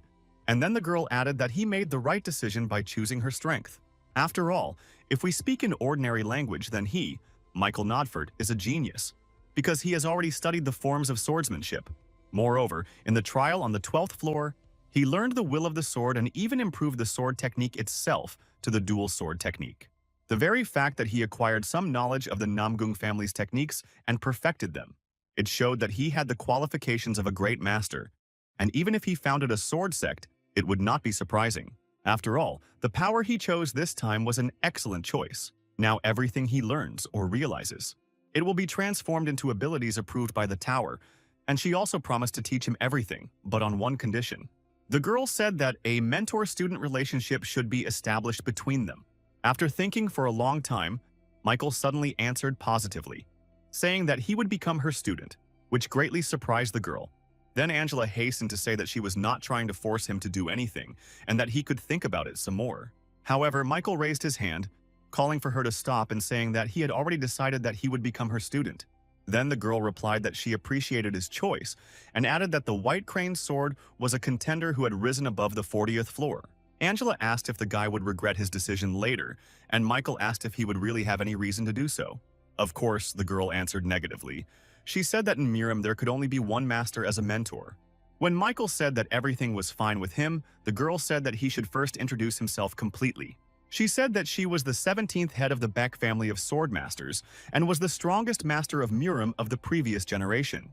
And from now on, she, the warrior Angela Beck, would be his mentor, and Michael was amazed by her words. He was especially surprised that the girl was the strongest master of Miram. He bowed to her, following the procedure. And then Angela began to explain the theory. Martial arts are largely divided into spiritual and physical methods. The spiritual method is a technique that purifies and stores the external mana inside the body, and the mana accumulated in the purification process. It was called internal energy. The physical method was a technique that used his body, which included all of his skills. Michael suddenly wondered if his blood heavenly energy was a spiritual method. He asked Angela if he would have any problems learning if he already had a spiritual method. He added that he had already even managed to master it, and for some reason the girl looked at him strangely. She suddenly asked him to explain everything in more detail, and Michael said that he had imagined something. Hearing this, Angela asked if he had learned how to cultivate aura from the Steel Bloodlord. Michael replied that it wasn't quite like that. He didn't know whether to trust the girl since she was also an administrator. And she suddenly said that she didn't believe him, adding that she needed to see for herself. Angela instantly approached him and, lifting his tailcoat, put her hand on his stomach, as if checking something. Suddenly he felt some energy coming from her hand and asked the teacher what she was doing. But Angela only replied that he should sit quietly for a second, and then she would explain and show him everything. After some time, she reported that she saw no traces of mastery of any spiritual method. Michael then thought that the Blood Sky energy was a power sent to him by one of the administrators. Her activation improved his combat sense, so he often used this power, but now the girl disappointed him. After all, it really wasn't a spiritual method, but power. So Michael had nothing else to think about. The guy turned to his mentor, asking if she would stop sitting in such an ambiguous pose. Hearing this, Angela immediately jumped away from the guy, apologizing for checking in such an unusual way. However, the girl said that she did not like this arrangement, which surprised Michael. She was angry that the bastard from the Blood Demon Church dared to send out such a base spiritual method as power. When they changed the setting and went out into the garden, the girl asked if maybe he would not study the spiritual method. After all, he is able to accumulate mana without it, and if he has mastered it, he will simply be able to use various methods. Moreover, her martial arts techniques were practically not limited by the spiritual method. Michael activated his combat concentration, increasing it tenfold, in order to grasp everything he was taught on the fly. Meanwhile, Angela activated her chi sword, and the guy saw her sword skills for the first time, which were excellent. He thought that all this time he had only seen the soft image of the girl, so he didn't even know how she fought. The girl, meanwhile, announced that she would now demonstrate the first technique of her method of 7 techniques of the White Sword. It was called the White Sword that cuts through the sea, and suddenly Michael felt all of its energy. At least what the administrators put out in their shots was truly mesmerizing. Angela apologized, saying that perhaps he hadn't seen everything properly, but that was the minimum speed for such a technique. However, to her surprise, Michael replied that everything was fine, saying that he thought he could do it again.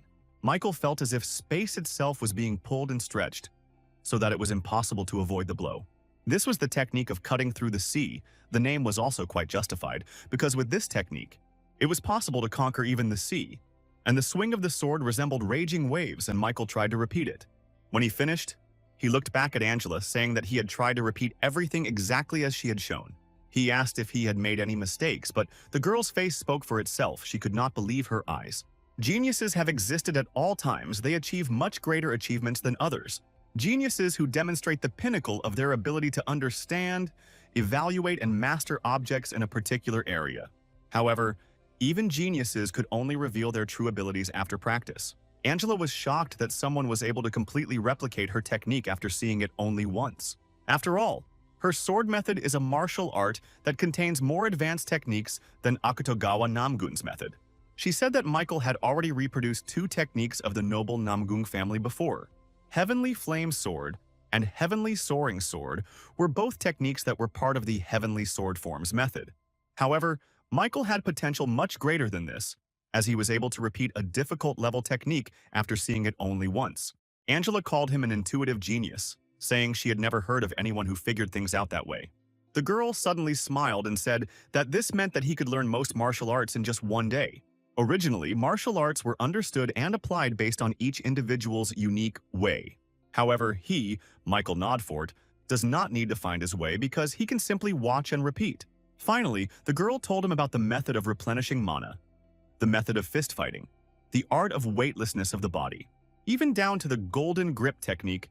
Michael eventually mastered everything he could, and in the midst of all this, the most effective method of wielding the sword was the 7 techniques of the white sword, the first of which he had already been shown. The second technique, White Sword Piercing the Sky, was powerful and piercing, allowing one to break through the enemy's defense. White Sword Creating Emptiness is a defensive technique that distorts the space around his sword. Seeing him successfully mastering them all, Angela clapped her hands happily like a child. After quite a long time of training, Michael thanked her, saying that he had learned a lot. He still addressed the girl as a mentor, and she was glad that she was now someone important to him. However, the time came to say goodbye, and Michael bowed to her, saying that he needed to go back already. He promised that he would definitely drop in on her later, and until then, he wished the girl good health. He again called her his mentor, which completely won Angela's heart, who was very happy. But she still managed to come to her senses and, as if nothing had happened, responded in kind, wishing him luck.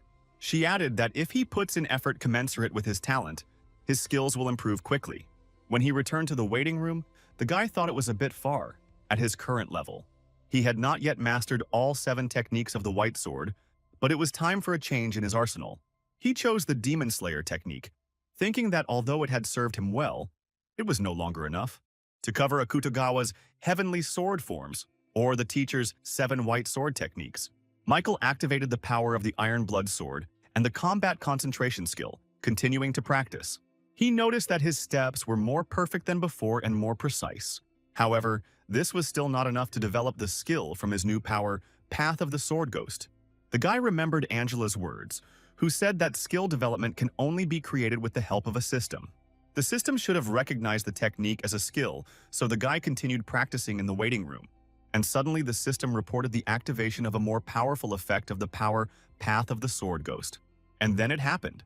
A new skill, Sword of Mixed Beginnings, of high minus rank was confessed. Michael was happy with this effect, because he had just managed to create his first skill based on the embedded effects. However, while it was good that adjustments had been made to the skill description, there was still something that upset him. The guy opened his inventory and found the reward for the 13th floor challenge, which was a random skill book. According to its description, he could obtain a random rank 1 skill, and the book itself could not be given to anyone. Michael thought he could cheat a little and activated the warrior's defense skill, temporarily increasing his luck. As a result, he obtained the rank 1+ Demonic Blood Spirit Sword skill, which imbued his blade with demonic properties. But this was not enough for Michael. He activated the synthesis of skills, centralizing it around the Sword of Mixed Principles. After some time, he completed the synthesis and received a new skill. The guy was worried to look at it. The skill was called Demonic Sword of Mixed Origins and had an epic minus rank. After reading the detailed information about him, Michael realized that he was now ready to test the 14th floor and went into the portal. The theme of this test was a water fight, where he had to kill all the monsters in the lake in the allotted 7 days. The reward for a successful breakthrough was the High Wind Spirit Boots with a plus rank, and the penalty was unchanged. Literally, as soon as Michael found himself at the location, the system reported that he had encountered a strong opponent. Standing before him was none other than Akutagawa Namgun, who had already defeated all the monsters of the lake. He asked why Michael had taken so long to show up, because he had already thought that he had come to the wrong place. And he just smiled, seeing his sworn enemy. The guy immediately activated instant acceleration. Next came Combat Concentration, Warrior's Protection, Indomitable Will, and of course, Grace of the Wind. This time he increased his speed by 70% at once, but it increased a little more due to the effect of his boots. The two boys charged at each other, each of them having been preparing for this fight since they parted ways on Earth. Akutagawa was the first to notice the changes. as he clearly remembered that Michael had not used the flaming sword last time. The fact that he was able to master it in such a short time surprised the Murimian, and he asked Michael about it. However, he asked in response why this surprised Akutagawa so much, since this was only the beginning.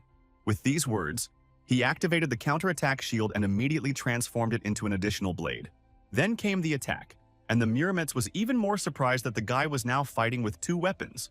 Michael meanwhile kicked him in the stomach and the opponent flew back, but he didn't hit the wall, managing to put his legs out. But this didn't help him much, because Michael was already preparing a new attack, and Akutagawa was again surprised by his speed. A huge wave of powerful energy sent out by the sword chi was rapidly approaching him. The Murimian had no more than a second to defend himself, but he was able to do so because he was no slouch either. Although Akutagawa used only one sword, he did it so masterfully that even Michael envied him. However, the advantage was still on the guy's side. He asked the Murimian how he felt about these new attacks. He added that it was his newly created epic rank swordsmanship skill. Demonic Sword of Mixed Origins was considered to be a combination of various demonic sword techniques. The sword attack in a double attack can be performed twice more, completely repeating the movements of the original. And with the same force as the sword he swung himself, Michael thought that this was already a kind of cheating. But it still worked. He turned to Akutagawa, pointing to the wound on his cheek. The guy said that she would torture the Murim until he died, and these words made him wary. However, the next moment, he activated some power of his and healed his cheek, saying that it was just a scratch. And then Akutagawa pounced on Michael, wanting to take revenge for the fact that the guy managed to at least touch him like that. Their blades clashed again, and this time the battle lasted a little longer, but still without a winner. Akutagawa noted that the swordplay and movement techniques Michael used were clearly from the Marima world. He asked why the guy had hidden this fact earlier, and he replied that he had not hidden anything, because at that time he was scared to death. So he learned all of this, and Akutagawa wondered if he had really managed to master such techniques in such a short time. He suddenly replied that although they had not seen each other for a long time, the guy was still the same impudent liar. After all, he dared to talk nonsense about how he was able to master martial arts in less than a week. To this, Michael replied that he would not force the Murim to believe this, but he did not intend to go back on his words. They rushed at each other again, but their strength was still equal, and the only difference was their attitude. Akutagawa was thinking about how to finish Michael off quickly, and Michael was thinking about how to use his new skills more effectively. After all, every fight is, in essence, training. And what could be better than sparring with such a tough opponent? Suddenly, Michael went on a more aggressive attack and began to push Akutagawa back, and he opened his eyes in surprise. After all, he recognized the martial art with which Michael attacked him. And that was also unexpected. Suddenly, he became angry and shouted, "How dare the guy steal the swordsmanship of the noble Namgung family?" This infuriated Akutagawa, and it was clear that their battles would now take on a completely different character. And Michael replied that he actually created it, diligently repeating the attacks of the Murametz because he only had to see it once. He also added that the problem was most likely that his fencing techniques were too primitive. Akutagawa couldn't stand this. He screamed in anger and attacked Michael again, and he involuntarily began to think. As expected, the Murametz was excellent. Fencing and movement techniques, as well as unconventional lunges. Everything testified to Akutagawa's mastery, but he had no idea that he was giving Michael a masterclass. The guy knew that now he needed to remember everything well and then hit back. Akutagawa, meanwhile, once again activated a new technique called Battle of the Strongest. Michael hadn't seen this before, so he prepared himself to defend himself, even though he didn't yet understand how this technique worked. The system reported that within a radius of 30 meters, a dual zone would be formed through a unique characteristic. It was something similar to what the Murametz had used last time, but now the walls looked even stronger. Akutagawa said angrily that the guy had been caught and that he would finally finish him off because he was already irritating him. But suddenly the Murametz was forced to stop because now it was Michael's turn to attack. He used his new skill, Bloodseeker, which surprised Akutagawa again, as he had never used it before. He added that in fact the Murimian had made a mistake in restricting them to this barrier and had directed his attack at him. Akutagawa still didn't understand how one could master the art of blood, because even he himself didn't know how to do it. He said that even after mastering martial arts, the guy took up his tricks again. Meanwhile, Mike had already approached him and began to deliver blow after blow with lightning speed. Murametz felt that he was not able to block everything, and now he had already missed several attacks. And then a powerful blow to the stomach sent him into the air. which he certainly did not expect, and even made him a little worried. Akutagawa realized with surprise that he had been thrown back to the height of the barrier, which meant he was open to a frontal attack. And soon she followed. Michael was already waiting for him to deliver the decisive blow and finish off the Muramian. Therefore, Akutagawa had no choice but to forcibly deactivate his unique characteristic. He managed to avoid the guy and jump away, but to his surprise, Michael was already standing next to him. He still managed to hit his opponent, and quite hard, because he flew back again. Michael, without thinking twice, rushed after him to finish the job and make sure that the Muramets would never get up again. When he ran, he destroyed everything in his path, except perhaps people, but there were none here. Akutagawa lay on the ground unable to rise, but he quickly recovered and realized that the boy was attacking again. When Michael approached him again, he managed to get up, but the amazing thing was that he was losing. Michael turned to him, saying that such floundering was not in keeping with Miram's title of genius. Hearing these words, Akutagawa closed his eyes and then quietly laughed because the guy really thought that about him. A moment later, he burst out laughing, which surprised Michael greatly because he did not understand what was funny about what he said. The guy thought that the Muramets had gone crazy, but then he remembered that this was true and simply watched him. And he said that he didn't know how he managed it, but he really was able to master martial arts and become stronger. He added that Michael is an amazing fighter, even though he uses the tower's tricks, however. With these words, Akutagawa took out some kind of stone, and Michael decided that this was a sneak attack and pounced on him. But Akutagawa continued, asking if he really thought he wouldn't have a backup plan. He squeezed the stone in his hand. Some energy was released from him, which the Muramets absorbed, and now he felt much better. At that moment, Michael just pulled it out, and they met blades again, forming a huge wave. The stone Akutagawa used was called the Floor Penetration Penalty Removal Stone. Now, all the limitations on his skills and the reduction in characteristics that were a penalty of implementation were cancelled. This meant that he could use his power without restrictions, and the Muramets did so. He asked Michael if he was curious why he was called the Dragon Sword, and then a dragon's head actually appeared on his sword. Michael watched all this and was shocked, because he had never seen the sword take such a powerful form. Akutagawa added that a bastard like him shouldn't have seen this enhanced chi at all, so the guy could consider it a great honor, because not everyone gets such a chance to fight with the most powerful chi.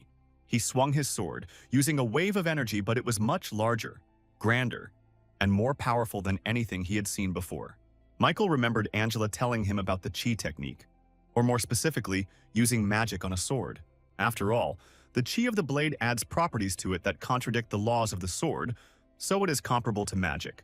The flame sword, for example, adds one more property, and the next stage is enhanced sword chi. It allows one to use all the magic around them without any problems, and Michael saw this clearly in the case of Akutagawa. The guy didn't swing his sword very often yet, because the attacks were so powerful that one or two were enough. They were aimed at Michael in the form of a purple dragon, under the light of Akutagawa's magic. And Michael had a hard time. He didn't think he would meet the enhanced chi so soon, but he continued to dodge. It didn't sound so scary when the girl talked about it, but it was a truly amazing skill. The range of his attacks increased greatly, so it became difficult for the guy to even get close to the enemy. In addition, his movements became stronger and faster. All of them were unusual and dangerous, as if the sword turned into a living dragon and acted according to the will of Akutagawa, who was its master. The onslaught of each attack, when Michael didn't have time to dodge and block them, was crazy. If it weren't for the two swords he was still clutching in his hands, he would have given up on the attack long ago. The boy thought that Akutagawa was a little stronger than the vampire count, but this turned out to be a stupid assumption. Sword Enlightenment. Michael felt it when he listened to his mentor, but it seems like the people from Muram. Skipping a few stages thanks to enlightenment was also a kind of cheating. Akutagawa, meanwhile, decided to move on to more serious attacks and turned to Michael with a smile on his face. He asked if the guy wasn't having fun anymore since, a couple of seconds ago, he said that he hadn't run out of new skills yet. Michael thought with annoyance that he should have gone all out right away and finished off his opponent before he used the stone. After all, initially he wanted to learn something, but now everything became more complicated and he had to fight seriously. The boy activated the will of the Heavenly Blood Cultivation Technique, which was another skill he had learned. Michael ran towards the enemy with only one thought. He remembered that this man was a destroyer of many people on Earth. Akutagawa, meanwhile, attacked him again with his chi-enhanced attack. But now Michael knew what to do. He activated his next trump card, which was the White Sword of Voidfold technique. Thanks to him, he was able to compare their strengths and respond with an equal amount of energy to the Muramian's attack. Seeing this, Akutagawa shouted, "Who else did he steal techniques from? Because all of it was useless in front of the enhanced chi." With these words, he gave his attack more power and increased it to such a size that the boy could not reflect it. Michael, in turn, activated the skill Combat Concentration, increasing it 20 times, thanks to which he was able to dodge in time. All this time, his speed was also developed to maximum, and in an instant he found himself behind the Muramets. When he realized that he had entered his blind spot, he decided to use this moment for his counterattack. He struck Akutagawa with his sword, but he couldn't even turn around to put up a defense, and a big explosion occurred. To his surprise, it turned out to be a Muram defensive technique, and Michael sank to the ground from the pain inside his stomach. Blood started to come out of his mouth, and he realized that he had been hit in the inside, which was not at all a good thing in this situation. And then it was his turn to feel in surprise how the enemy approached him from behind, preparing to attack. With the last of his strength, and also thanks to his skills, he was able to dodge and avoid fatal damage. But Akutagawa did not retreat, attacking him more and more, and the guy already felt that his strength was running out. He broke through the enemy's attacks at the last moment before they could touch him, but this could not continue forever. Michael thought that the Muramets used two techniques at once to keep an eye on him, and he didn't like it. Out of the corner of his eye, he saw Akutagawa swing his foot to kick him in the stomach. However, the guy did not expect that the blow would be so strong that it would knock him off his feet. Akutagawa, meanwhile, punched him in the stomach with such force that Michael sank under the water, going deeper and deeper to the bottom. But he still managed to free himself and emerge, where another knockout from the Muramets awaited him. The guy was thrown back onto the rocks and was now quite seriously injured, spitting blood from his mouth. Akutagawa, however, felt great and pounced on him with another attack that Michael probably wouldn't have blocked. Muramets screamed that this was his end and put all his remaining power into the attack, and Michael was no longer even able to block it in any way. He simply put his hands out, covering his head with them. It was primitive, but he thought that at least the enemy would be weakened by this. All that was left was to hold back the blow. When it was all over, he found himself without his tailcoat, which was buried under rocks at Akutagawa's feet. Muramets looked in surprise at the guy who, although he was breathing heavily and was all wounded, but he still withstood such a powerful attack and was still able to continue fighting, albeit to his own defeat. Akutagawa admitted that he was surprised because he didn't think that the guy would fight against him for so long. However, he said that his torment was over and raised his sword again, activating the enhanced chi. With a crazy smile and look on his face, Akutagawa said that it was fun and he would remember their fight. Meanwhile, Michael stood up on his feet, saying that after everything he had been through, he simply couldn't die that easily. He activated the counterattack shield skill at the last second, absorbing the damage from the enemy's powerful chi energy. His shield limit filled up so quickly that he almost immediately released all of the accumulated power as his counterattack. Akutagawa smiled, amazed at Michael's strength of spirit. But it seemed to him that victory was on his side. Suddenly, he made a sharp lunge to the side, and instead of parrying the attack, he moved closer and pierced the guy's throat. Finally, he saw fear in Michael's eyes, and it gave the Murames indescribable pleasure. He was clearly crazy. He cut off the guy's head, and Michael only had time to think about the last skill, which he had not used before. This was the last battle, a reward from the 12th floor, thanks to which all critical damage was reset to 0. All of his senses were also heightened for a time, and his skills were enhanced. With a recharge time of 1 week, Michael's head miraculously returned to his body, and it happened as if in slow motion. After all, the enemy could not somehow interfere with this process, and Michael again felt the beating of his heart in his chest. He thought that the time had finally come for him to make use of this extra reward for the 12th floor. There was another reward on the 12th floor. He activated the exclusive skill of the Ancient Emperor's Ash Crown. When using it, his mind gradually became polluted, so Michael also activated the Cold Mind Will. Now he could use rank 1+ Spirit Magic, saying that the Muramets was right and he still had some aces up his sleeve. He added that he was calling his servants, and suddenly monsters appeared behind the surprised Akutagawa. Michael commanded them to kill the Muram, and they pounced on him, forcing him to do something quickly. Akutagawa was surprised that the guy even had necromancy in his arsenal, but he said that he still couldn't defeat him. After all, Ki enhancement was a pretty powerful technique, so some monsters weren't a hindrance to it. Akutagawa dealt with them in an instant and approached Michael again, who did not expect everything to happen so quickly. Muramets grabbed him by the throat, saying that now they would see if the boy could rise again. He swung to cut off his head again, but for some reason Michael did nothing. although this time he could have managed to block. Akutagawa's sword was already near his eyes, and there were only a few centimeters left before it pierced them. However, the Muramet suddenly stopped, discovering with horror that he could not move. He asked what the guy did, and Michael took his hand. Removing it from his neck, he threw it away. Then he turned to Akutagawa, reminding him that he had already told him that the wound was on his cheek. It will hinder him all his life. After these words, the monster that was summoned by Michael emerged behind the Muramets.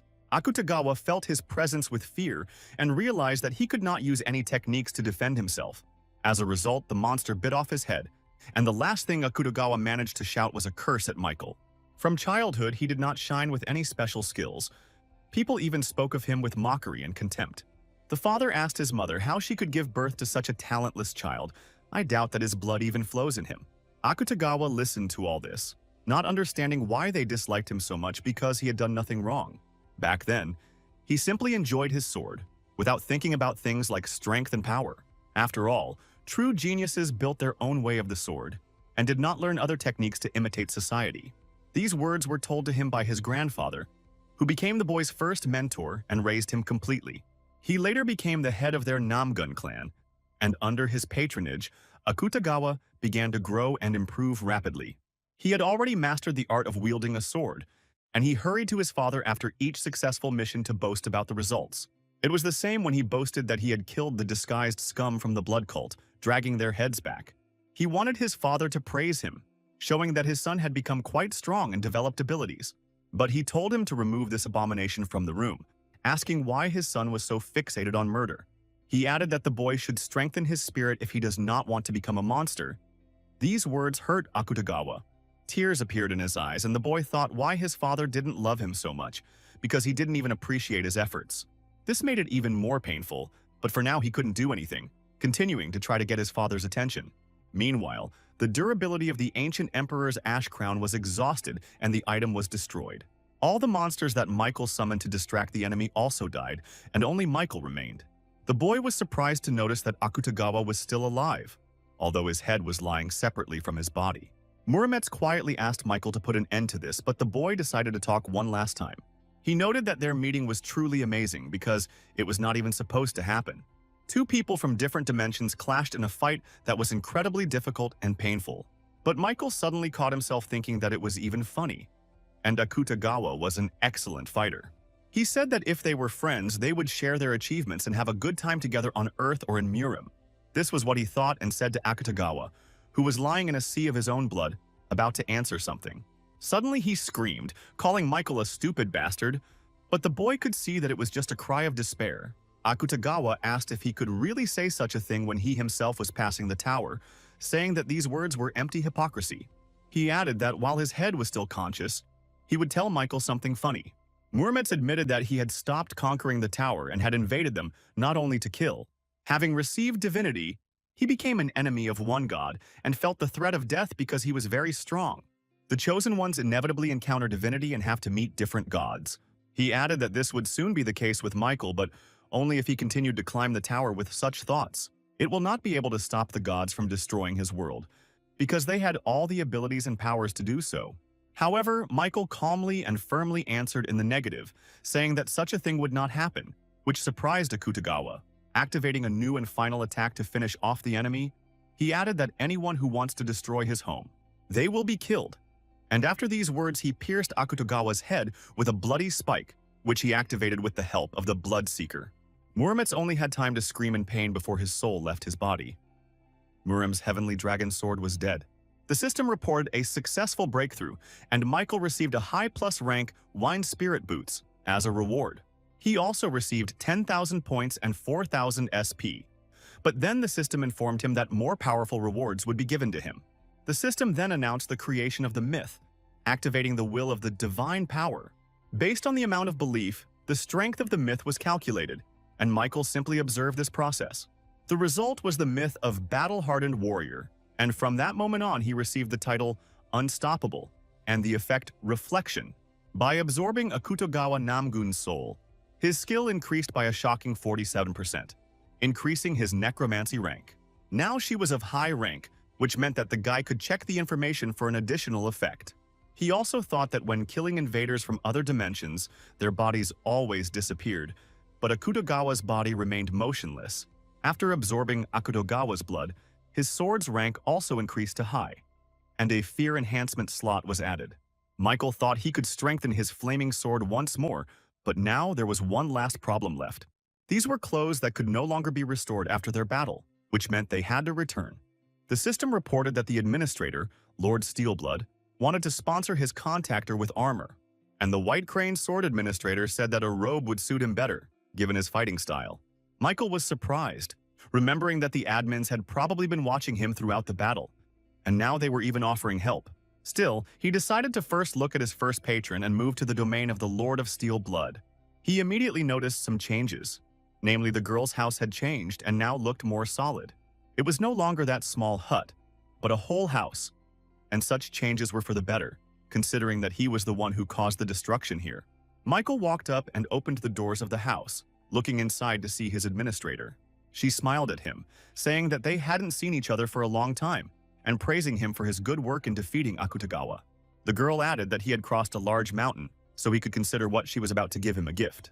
Michael noticed that she said she would give him armor, but instead the girl hands him some kind of pendant. But she just laughed, saying that the armor would appear if she added a little magical power. Michael thanked her, saying that he would find a use for it, and then set off for the domain of the White Crane Master. He greeted his teacher, and for some reason she looked a little offended at the guy, pouting like a child. The girl said that she thought he would come to her first, but he chose the Lord of Steelblood. She added that she was disappointed, and Michael bowed his head to her, asking the girl not to be angry. Then Angela said she wanted to ask him something, and Michael looked at her curiously. It was clear that the girl blushed a little, but she still said that she wanted to do his hair. Hearing this, Michael was surprised and even a little scared of his head because he doubted her skills. Besides, she didn't have any tools, but Angela said that the 7 white sword techniques would be enough. She warned him to move or he might get hurt, and Michael put his hands out in an attempt to dissuade her. However, it was useless, because Angela had already started working. She turned out to be much more experienced than he thought. Michael was able to look in the mirror at the result of her work within a few minutes, which was even faster than at the hairdresser. Besides, his new hairstyle was very nice and the guy liked it. He told the girl about it.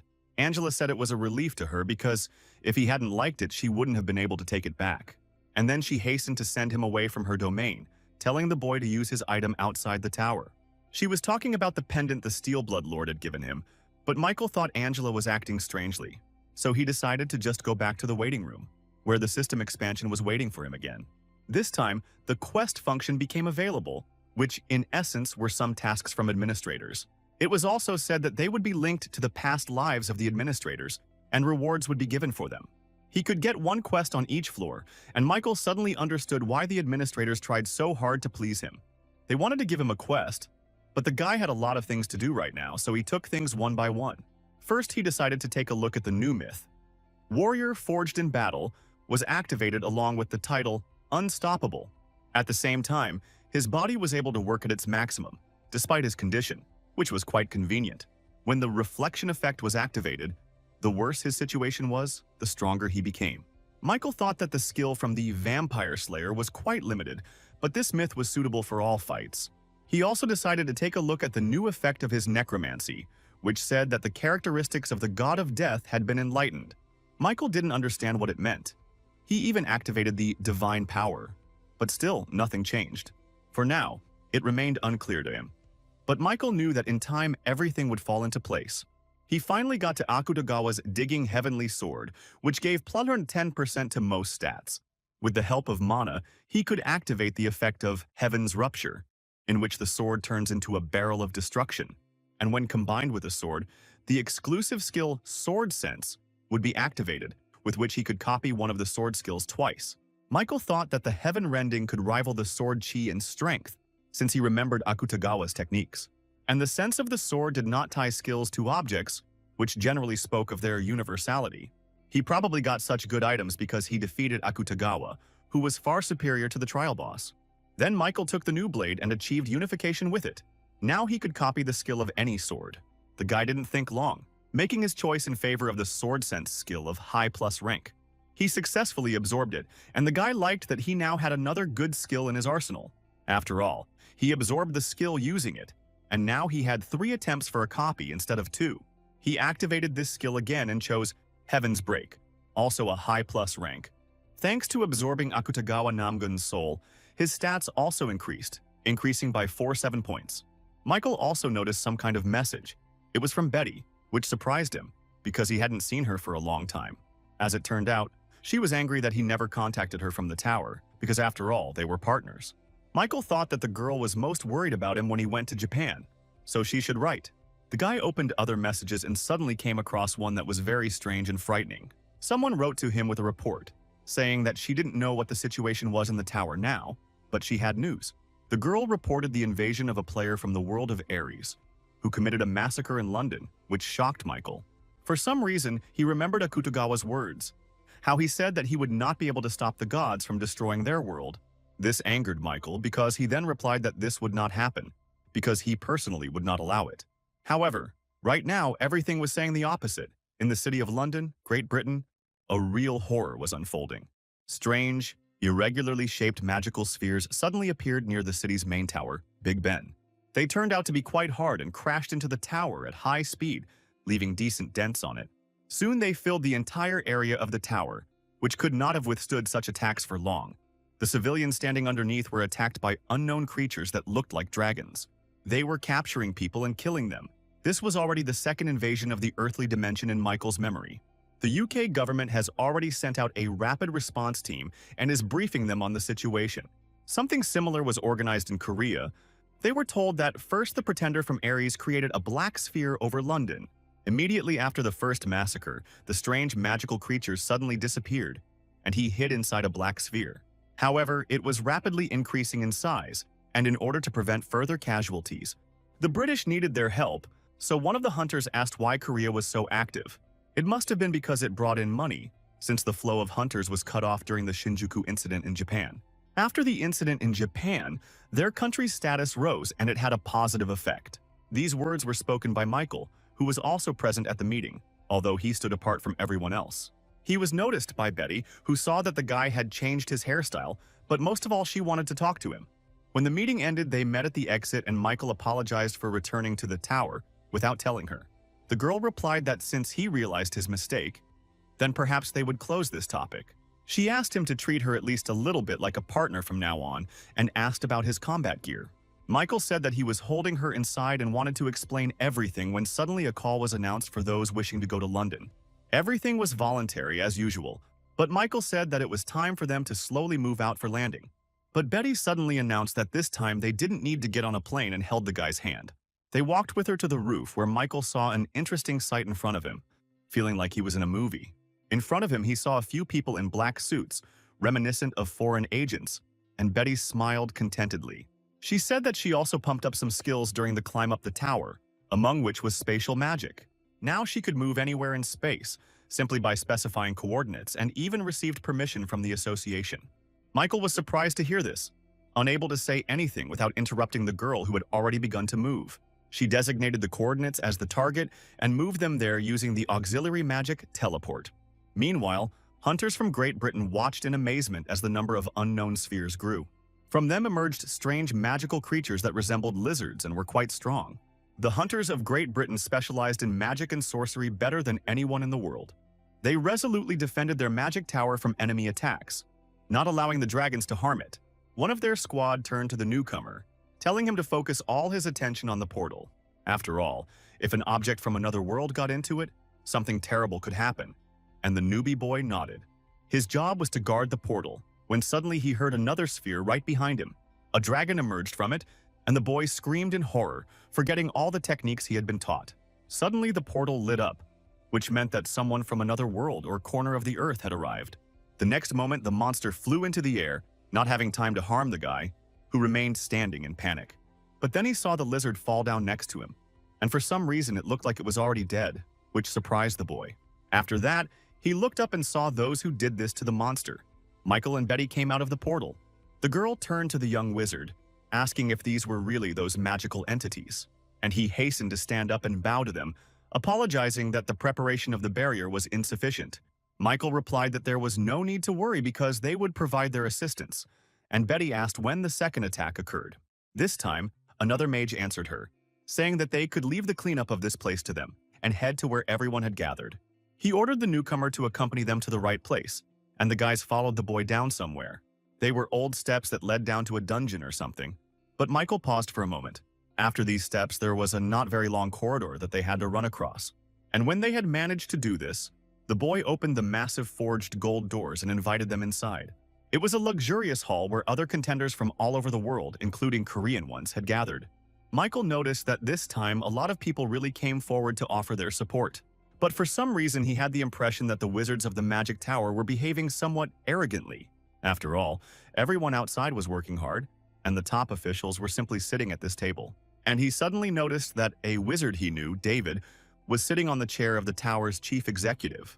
Seeing Michael, the old man was also very surprised, not hiding his delight, because he was glad to see the guy alive. David said he never expected to be greeted like this, adding that it was a great honor for him. Betty looked at the guy with some surprise, quietly asking if he really knew this person. But Michael didn't have time to answer because he got down to business, saying that the huge black sphere was a high-level barrier. Although they almost succeeded in destroying the black sphere when it was still small in size, now the opportunity was lost. From that moment on, no matter what they did, there was not a scratch on the sphere, and suddenly David handed over his place to Michael. The other magicians watched this in surprise, asking who this man was, but some knew his name. But the old wizard thought that giving up his place at the head of the table for the sake of saving the country was nothing. After all, other people didn't know anything, but he knew for sure how strong this young man was. David asked if he thought there was a way to solve this problem and smiled, waiting for his answer. And Michael said that he would simply destroy that black sphere himself, which amazed everyone present. David was a little shocked by his self-confidence, daring to say that it was impossible. The other candidates and magicians were also shocked that the guy said this so easily, and he continued in the meantime. He added that he would do this on one condition, and David prepared himself to hear anything as encouragement. But he was not prepared for what Michael said. The guy asked him to give him the awards of everyone present. Of course, the others didn't like this and they protested, asking who he took them for. The old man was also a little shocked by such a request, but said that he needed to consult with the responsible persons about this issue. Michael replied that he didn't mind waiting, but at this rate London could disappear from the face of the earth. He knew that people would move even if there was no reward if their cause was pushed to the extreme. So nevertheless, he must take care of what is due to him. And the old woman in the meantime looked again at the sulfur. He suddenly agreed, shouting that he would achieve this at any cost if the guy fulfilled his promise. The magicians present in the room rushed to stop him, saying that it was not such a simple decision, but David did not listen to them. He asked Michael to destroy this damn sphere as quickly as possible, and that was all he was waiting for. He took out his pendant, which was given to him by the Steel Bloodlord as armor, and activated it. In the blink of an eye, protective equipment appeared on him, and the guy now had 2 swords in his hands. He suddenly swung them and directed his attack towards the wall, behind which a black sphere could be seen. It wasn't the best way to get to her, but at least it was the fastest, and the guy broke through the wall. He prepared to go and destroy the sphere when he suddenly heard someone calling him, and it was Betty. The girl looked a little worried, and Michael wondered if she was worried about him again. He smiled at her, showing that he would be fine and that he would quickly get this problem over with. And then the guy jumped off the tower, saying that he would be back soon. Now he had to come up with a plan. He activated the exclusive effect of the Wind Spirit Boot's wind path of the high plus rank. Thanks to this, he was able to run through the air straight to the black sphere and had already figured out how he would act first. Meanwhile, the hunters and magicians simply watched him, amazed at his speed because he was already almost at his goal. A moment later, Michael was already standing on a sphere that seemed even larger up close. However, the guy took out his swords, saying that it was time to start trying to cut this stale biscuit. He activated the skill Heaven Destruction, which had the additional effect of being able to destroy magical power. With this thought, he swung both swords at once and prepared to strike at the center of the sphere. With his new skill, even the system reported that he had no limits on what he could break. Michael decided to test it. He struck with all his might, and the people watching him, even from the tower room, felt this incredible power. The black sphere suddenly split open, and the characteristic purple light from Akutagawa's sword effect appeared around it. Michael smiled at the thought that he had managed to get his hands on it, and even copy it onto his original sword. He squeezed it tighter, pushing it deeper into the rift in the sphere, which was already almost cracked. The crack had by now reached almost the middle of the sphere, but it was still somehow holding on. But that was enough, because a hole formed in the center at the top, where Michael stood. It was big enough for a person to enter, and Michael, without thinking twice, jumped into the sphere itself. The system reported that he had entered the magical zone of emptiness, and so far the guy had not felt anything. He wondered if the inside of the barrier should be considered a completely different dimension. After thinking for a while, he realized that he could find out with the help of the spiritual eye, but what he saw shocked him. It was said that any entities other than the owner of the zone would see a terrible illusion that could not be dispelled by skills. Also, all skills related to feelings were sealed, and a penalty was imposed in the form of a decrease in all stats by 18. Michael turned around, seeing in front of him many monsters, which, although they were only illusions, looked very real. Suddenly, one of them attacked him, and the guy had to defend himself. He hit the monster and killed it with the first blow. However, what surprised him was that the illusion was so strong that it was even capable of using physical force. Michael activated the power of Tranquil Mind, and the effect of the empty magic zone was cancelled. Through the skill Magic Resistance, disorientation was also cancelled, and the sealed parts of skills were cancelled. Through the skill Forced Breakthrough, the penalty in the form of reducing all stats by 18 units also ceased to apply. All the monsters surrounding him disappeared, and Michael saw a bright light that marked the end of the abyss. But luckily he landed on his feet, but it was still dark around him, and that irritated him.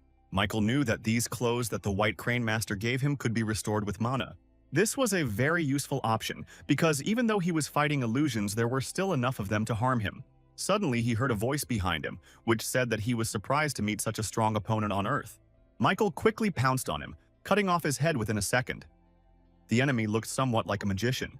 He suddenly said that it was interesting that in such a wretched dimension there was an experienced master. But he also took this scenario into account. Michael covered his face with his hands from a large flash of light that almost blinded him, but it gave the enemy an advantage. Michael activated the battle-hardened warrior myth, and the indomitable effect was added to his divinity control. Seeing this, the magician asked in surprise if he was really an apostle, saying that in such an insignificant dimension, there could not be gods. But Michael decided to prove him wrong. Using the Bloodseeker skill, he aimed at the enemy, and he, seeing that the guy was strong, used the invisibility effect to hide from his attack. But it was useless, because Michael simply concentrated its power in one hand and then spread it throughout the entire area. Bloody tentacle needles pierced the mage, as well as all of his clone doubles that he had created to confuse him. He was amazed that the enemy was able to hit him and all his clones so quickly and accurately, despite the fact that they were invisible. However, suddenly he appeared again whole and invisible before Michael, saying that even if he is an apostle, this didn't mean that he could do whatever he wanted in the mage's domain. But the boy knew that it was also a fake. The magician meanwhile released some small creatures that looked like elves, saying that he would not escape death anyway. This turned out to be a whole technique of invasion of self-destructive spirits that flew at Michael. The boy decided to use his counterattack shield against them, giving it the shape of a bat to fight off the elves. And he was very good at it. So far, not a single spirit had come close enough to him to hurt him.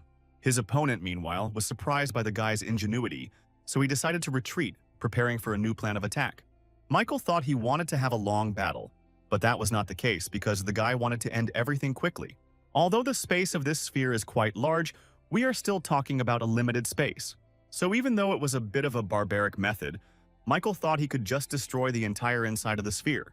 He released the accumulated damage from his bat, activating the Heavenly Demonic Sword Imprint skill, after which the exclusive effect of the skill Demonic Sword of Mixed Origins, Double Attack, was activated. He then directed all this power at the wall of the sphere, causing a huge explosion inside it. From the outside, the sphere looked as if it had been cut with a knife, but not all the way through, which made it seem even bigger. Inside, things were a little different. Michael stopped trying to break through the wall and approached the enemy, who did not even notice him. The magician breathed heavily and dropped to his knees, surprised that the guy was able to hurt him in his own space. This made him angry, and he also asked Michael why a monster like him was in such a wretched dimension. But the guy didn't even let him finish, telling him to immediately destroy this black sphere. The magician replied that it was complete nonsense, because he had put so much effort into it, and that was why Michael had broken his arm. To do this, he used two skills, one of which was pain enhancement, and from now on his enemy felt double the pain. The magician winced in unbearable pain, asking how he dared to do this to the future archipelago of the Empire. The enemy could no longer even stand on his knees, sprawling on the ground in a pool of his own blood. He understood what Michael was trying to achieve, so he shouted that he couldn't destroy the sphere. Michael used the fire dragon's eyes, but the skill showed that there was no lie in the applicant's words. Then the guy ordered him to introduce himself, describe his dimension, and tell about the purpose of the invasion. It turned out that the magician's name was Saindal, and he was from the dimension Ares, and the purpose of coming to Earth was to gain faith. Michael was surprised, asking what he meant by that, and Saindal asked if he had come here without even knowing that. Michael didn't like this tone. He stepped on him again with his foot, reminding the magician not to talk in vain. Then he said that in the hidden ruins he saw an ancient text, which said that outstanding wizards and knights can break through the wall of skill improvement through faith. Through people's faith, divine power accumulates in the heart where the ring is located. Then Michael interrupted him, asking if he shouldn't have been saving people to gain their faith. Saindal replied that fear of the absolute was also a kind of faith, so he decided that it would be faster to achieve it this way. When Michael asked why he chose Earth, the magician replied that there seemed to be no gods here who could hinder him. Michael removed his foot for a moment, saying that he had one more question. He wanted to know about the god of verification. But Saindal replied that he didn't even know if such gods existed, but that was a lie. After all, Michael still had the spiritual eye skill activated, and he could tell when the magician was lying and when he was telling the truth. The guy thought he asked this just in case, but it turns out that this Saindal clearly knew about these two gods. So he approached him, saying that he understood that the more important the information, the less likely he was to share it. But he still had a few tricks up his sleeve. Michael activated the Art of Torture skill and used it on his opponent. His gaze was as if he was ready to incinerate him, saying that it would be interesting to see how long the mage could last. Meanwhile, it was already dark outside, and Saindal was screaming from the unbearable pain that pierced his body over and over again. The magician asked the guy to just kill him, but after each torture he healed him with his skill again and again. After some time, he managed to obtain a lot of information about divinity, magic, the god of verification, and the god of battle. And also about 7 hours had passed since he entered the sphere, and the long torture had exhausted his strength. However, nevertheless, he finally understood what divinity was, and this was perhaps the most important thing he learned. First of all, simply having this divinity does not make him a god. And when the magical organ called in Murim, the core in the center of the abdomen, or the ring of the heart, in Ares opens, it became possible to accumulate that very divinity, which, in essence, was the purest energy of them all. The purest form of magic, which most easily responds to any will, and by accumulating this power, he will be able to dramatically increase his level. The only problem was that the guy still didn't know how to use this power properly. There were two ways to accumulate divine power in the heart, but it was very difficult to disassemble and refine the magical power drop by drop. Therefore, the way to solve this problem was nothing other than faith. Because if you gain strong faith, then strength will accumulate in the heart faster. That was all Saindal managed to learn from the ruins. He said that it was a prophecy, and added that the priest of the god of battle ordered not to tell it. Hearing the mention of the god of battle, Michael clenched his blade in anger, as he never expected it to be directly related. Everything was as the god of testing said. He would not trust other gods because they would consider him an enemy. But he had no idea why a god he only knew about through a couple of short messages had listed him as an enemy. But the god of battle's hostility towards him clearly had an impact on the earth as a whole, which Michael really didn't like. If this continues, his world will eventually come to an end, because this has happened before. Michael thought that now this god of battle had become his real enemy, whom he had to destroy. He soon killed Saindal, ending his torment, and then absorbed his spirit, increasing his mastery by 4.4%. By activating the exclusive skill Blood Feast, he also absorbed the blood of the challenger Saindal. Now his sword had gained a new rank, going from high minus to just high, and it had also absorbed a new skill. The blood slot imprinted the skill Grant Ego Soul, rank 1+, but Michael decided to read about all this already in the waiting room. Michael thought that in order to fight God, or rather, at least try to somehow resist him, he must grow his divinity. And then everything was as usual. He defeated the enemy, and his black sphere technique dissipated on its own, and Michael was revered as a hero. He thanked the magicians, saying that he had fully enjoyed the 2-day rest and now had to return back. He carried with him into the tower the space bag that Betty had given him, telling him to handle it with care. Michael patted it. Now it contained all his rewards earned in this raid. There were a lot of them. Potions of increasing mastery, books of random acquisition of skills, potions of improving physical abilities, etc. The guy was able to snatch an incredible amount of items, but for Great Britain it will clearly not be a big loss. He picked up his badge, which showed that his rank had increased and was now listed as high. Looking at this, Michael couldn't help but remember how he had always thought about this. One could say it was his dream. But before, he thought that the desire to become a high-class hunter would remain nothing more than a dream. And now, the guy was asking why he didn't have an epic rank, which would have suited him much better. Following the raid, the British Hunters Association requested a press conference, where, in addition to being asked whether he had any desire to remain in the UK, he was made several irritating offers. In the same way, in South Korea they tried to lure him with various baits, such as various tax breaks. But now, for him, wealth and fame on Earth were not so important, because if the Earth itself disappeared, then there would be no benefit from it. What he really needed to achieve was growth, because he was about to fight God himself. And even if God grants the power to stop him to concentrate in his hands, in Sindal's words, divine power is the result of investing magical power in its purest form. So Michael began to practice his concentration, training his divinity. He tried to feel this Dion, which was the core in the center of the abdomen or the ring of the heart. However, as expected, no matter how much he tried, the result was the same. Although he could improve his magical power to some extent, but he will not be able to bring it to an ideal state so that it is transformed into divine power. And although he tried to do at least something during his stay in that void, he was never able to create either the chi sword or magic. Faith and fanaticism, Michael could not believe that divine power could be launched by such a will. After all, it was faith that served as the basis for the creation of the battle-hardened warrior and vampire slayer. Therefore, as expected, he couldn't make full use of his divine power right now. The guy put on the hood of his sweatshirt and prepared to head back to the trial tower. After all, climbing further along it, sooner or later he would be able to understand what was what. This was the only way. Soon he entered the 15th floor, the theme of which was war, as strange as it may sound. Someone told him to kill these stupid occultists who reject their god of darkness.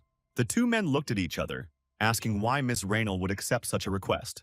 A healthy man, looking slightly unkempt, looked into the tent where Michael had moved. But this did not stop him from yelling at the guy, asking if he really thought of shirking his duties. Grabbing him by the hood, he told the boy to quickly come out and join the fight. After all, the order to attack had been given a long time ago, and he was still sleeping here. The man was clearly angry. It was only when they came out that the man noticed that the guy's clothes were not appropriate for the battlefield. And Michael, hearing about the Holy War, asked if they were talking about religious conflicts. The system announced the start of the 15th floor test. He was given 17 days, in which he had to lead the temple to victory. The reward for a successful breakthrough was a protective bracelet of a nameless god of epic rank plus. Michael quickly judged that the enemy numbered several thousand, which was probably the largest he had ever fought. The men on whose side he fought praised a certain Lady Raynal, who led them all into battle. The big guy explained to Michael that she was the commander of their mercenary squad, whom everyone feared. After all, the girl was an unrivaled user of aura. He said this with such delight that Michael thought about it. Meanwhile, the guard on the tower reported that a new wave of occultists of the god of battle had arrived, and everyone should prepare. At first, Michael simply watched everything that was happening with interest, but when he heard about the god of battle, his face changed. After all, if we put everything that was happening around us in order, we could draw the following conclusions. He's a mercenary hired by some nasty guys who serve the god of darkness. And at the moment they are in a state of war with the side of people who worship the god of battle. Suddenly Michael felt motivated, because in any battle there must be a winner and a loser.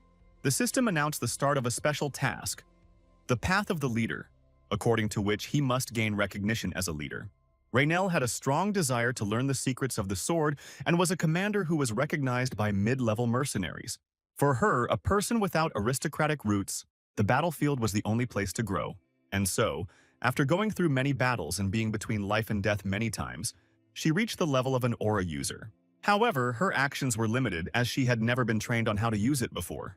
So she had no choice but to continue wandering around the battlefield and risking her life. The girl did this so masterfully that the best knights of the kingdom would envy her. Her sword technique reminded Michael of his lightning sword chi, but he couldn't feel that energy. Raynal thought that even if she just guessed by eye, the number of enemies was in the thousands. As for the number of their allies, taking into account the corpses summoned by the priests of darkness, there were about 700 of them.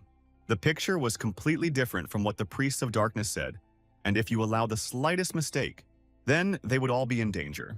And in the meantime, her mercenaries rushed to the girl, but She broke away from them. After all, fighting with one of them was dangerous, if only because she would have to protect them, and not the other way around. A siege golem suddenly appeared in front of her people, which was very large and strong, instilling terror in its appearance. The big guy, who turned out to be the vice commander, was approached by his comrade, who reported that the lady had been ambushed. The man shouted that this couldn't be, but the situation looked exactly like that. Only a miracle could help the girl. Not only was she cut off from her squad by the golem, but she was also surrounded on all sides. Raynal also realized that she had no strength left at all, when suddenly the first enemy pounced on her. The girl only had time to think, is this really how she's going to die? An insignificant, miserable death? But she still couldn't reach the top. It was quite sad. So tears came to her eyes. Closing her eyes and preparing for death, she suddenly felt someone's powerful attack throw back all the enemies around her. Raynal looked at her rescuer in surprise, not believing that she had managed to escape death. Michael, meanwhile, told her that he would be away for a moment to block the attack and that she should retreat. On a battlefield that could easily be called madness, such a calm voice came from somewhere. The girl even thought that she was dreaming, not believing that Michael was real, because he fought even better than her. The guy also had his own fiery aura, with which he overcame his opponents. The girl stopped crying. The people who fought on the side of the god of battle were surprised by the sudden appearance of such an experienced warrior. Michael, meanwhile, killed them one after another, not allowing any attack to get close to him. He had the perfect combination of strength, flexibility, and grace, and Raynal felt like she was watching a god. It was truly beautiful in her eyes, and Michael seemed to her like a work of art that was incomparable. The guy himself noted that in such fights he was very strong and could fully replenish his stamina. However, the skill only grew by 0.0 points or 1%, and this was a little sad, but at least the absorption of skills was pleasing. There were countless of them, and Michael thought that he could create some legendary skill through synthesis. He continued to exterminate his opponents, who were now much fewer in number than they had been before his appearance. And after a few more minutes, the side of the god of battle announced the retreat of their forces, seeing that they were not coping. One of the commanders said that people should not fight these monsters alone, but rather send golems ahead. Then, huge golems appeared in front of Michael, who became his new opponents. One of them swung his hand at the guy, and he used 7 white sword techniques. The first technique was the white sword that pierces the sky, which Michael used at the right moment. After that, he jumped up, completely cutting the golem into pieces. It turned out to be quite easy. Even his allies on the side of the god of darkness were surprised by his strength, because the guy destroyed the golem with one blow. Raynal noticed that Michael used the same skill again when he saved her, and she got an interesting impression of the guy. It seemed to the girl that he was distorting space itself, and this was beyond the capabilities of the sword. Meanwhile, the golems summoned by the supporters of the god of battle were defeated. People were amazed that Michael dealt with them in a matter of seconds. They had never heard of this. Then suddenly everyone became quiet, because the general of their detachment spoke up, asking what they were making so much noise about. The man said that the appearance of this guy only meant that now they had only one opponent. This man was killed by Mobir. He was a priest of the god of battle and personally came to the battlefield to provide support. The man ordered to prepare a group debuff, their secret weapon that can temporarily restrain even a dragon. He added that if they caught this guy, then victory would be in their hands while Michael continued to fight. He felt that there had been some change on the battlefield, but he couldn't figure out what it was exactly. Sensing enemies approaching him from behind, he attacked them with a powerful wave of sword chi. People were frightened by such power, so no one dared to approach him for a frontal attack. Mobir saw it too. He was shocked that the guy managed to fight off the group attack so easily. He even thought that there was a priest hiding somewhere near Michael who was helping him to evade these tricks. However, everything was so. Michael acted alone, and in the blink of an eye approached him, plunging his blade. He stabbed the priest in the stomach, and he thought that he didn't even have time to see how the guy approached him.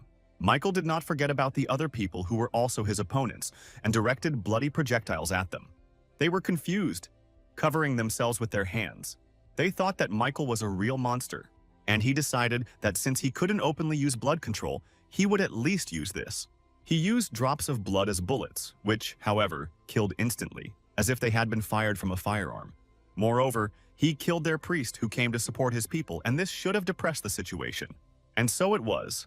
Soon the people realized that they could not cope with Michael, so they decided to call the bishop.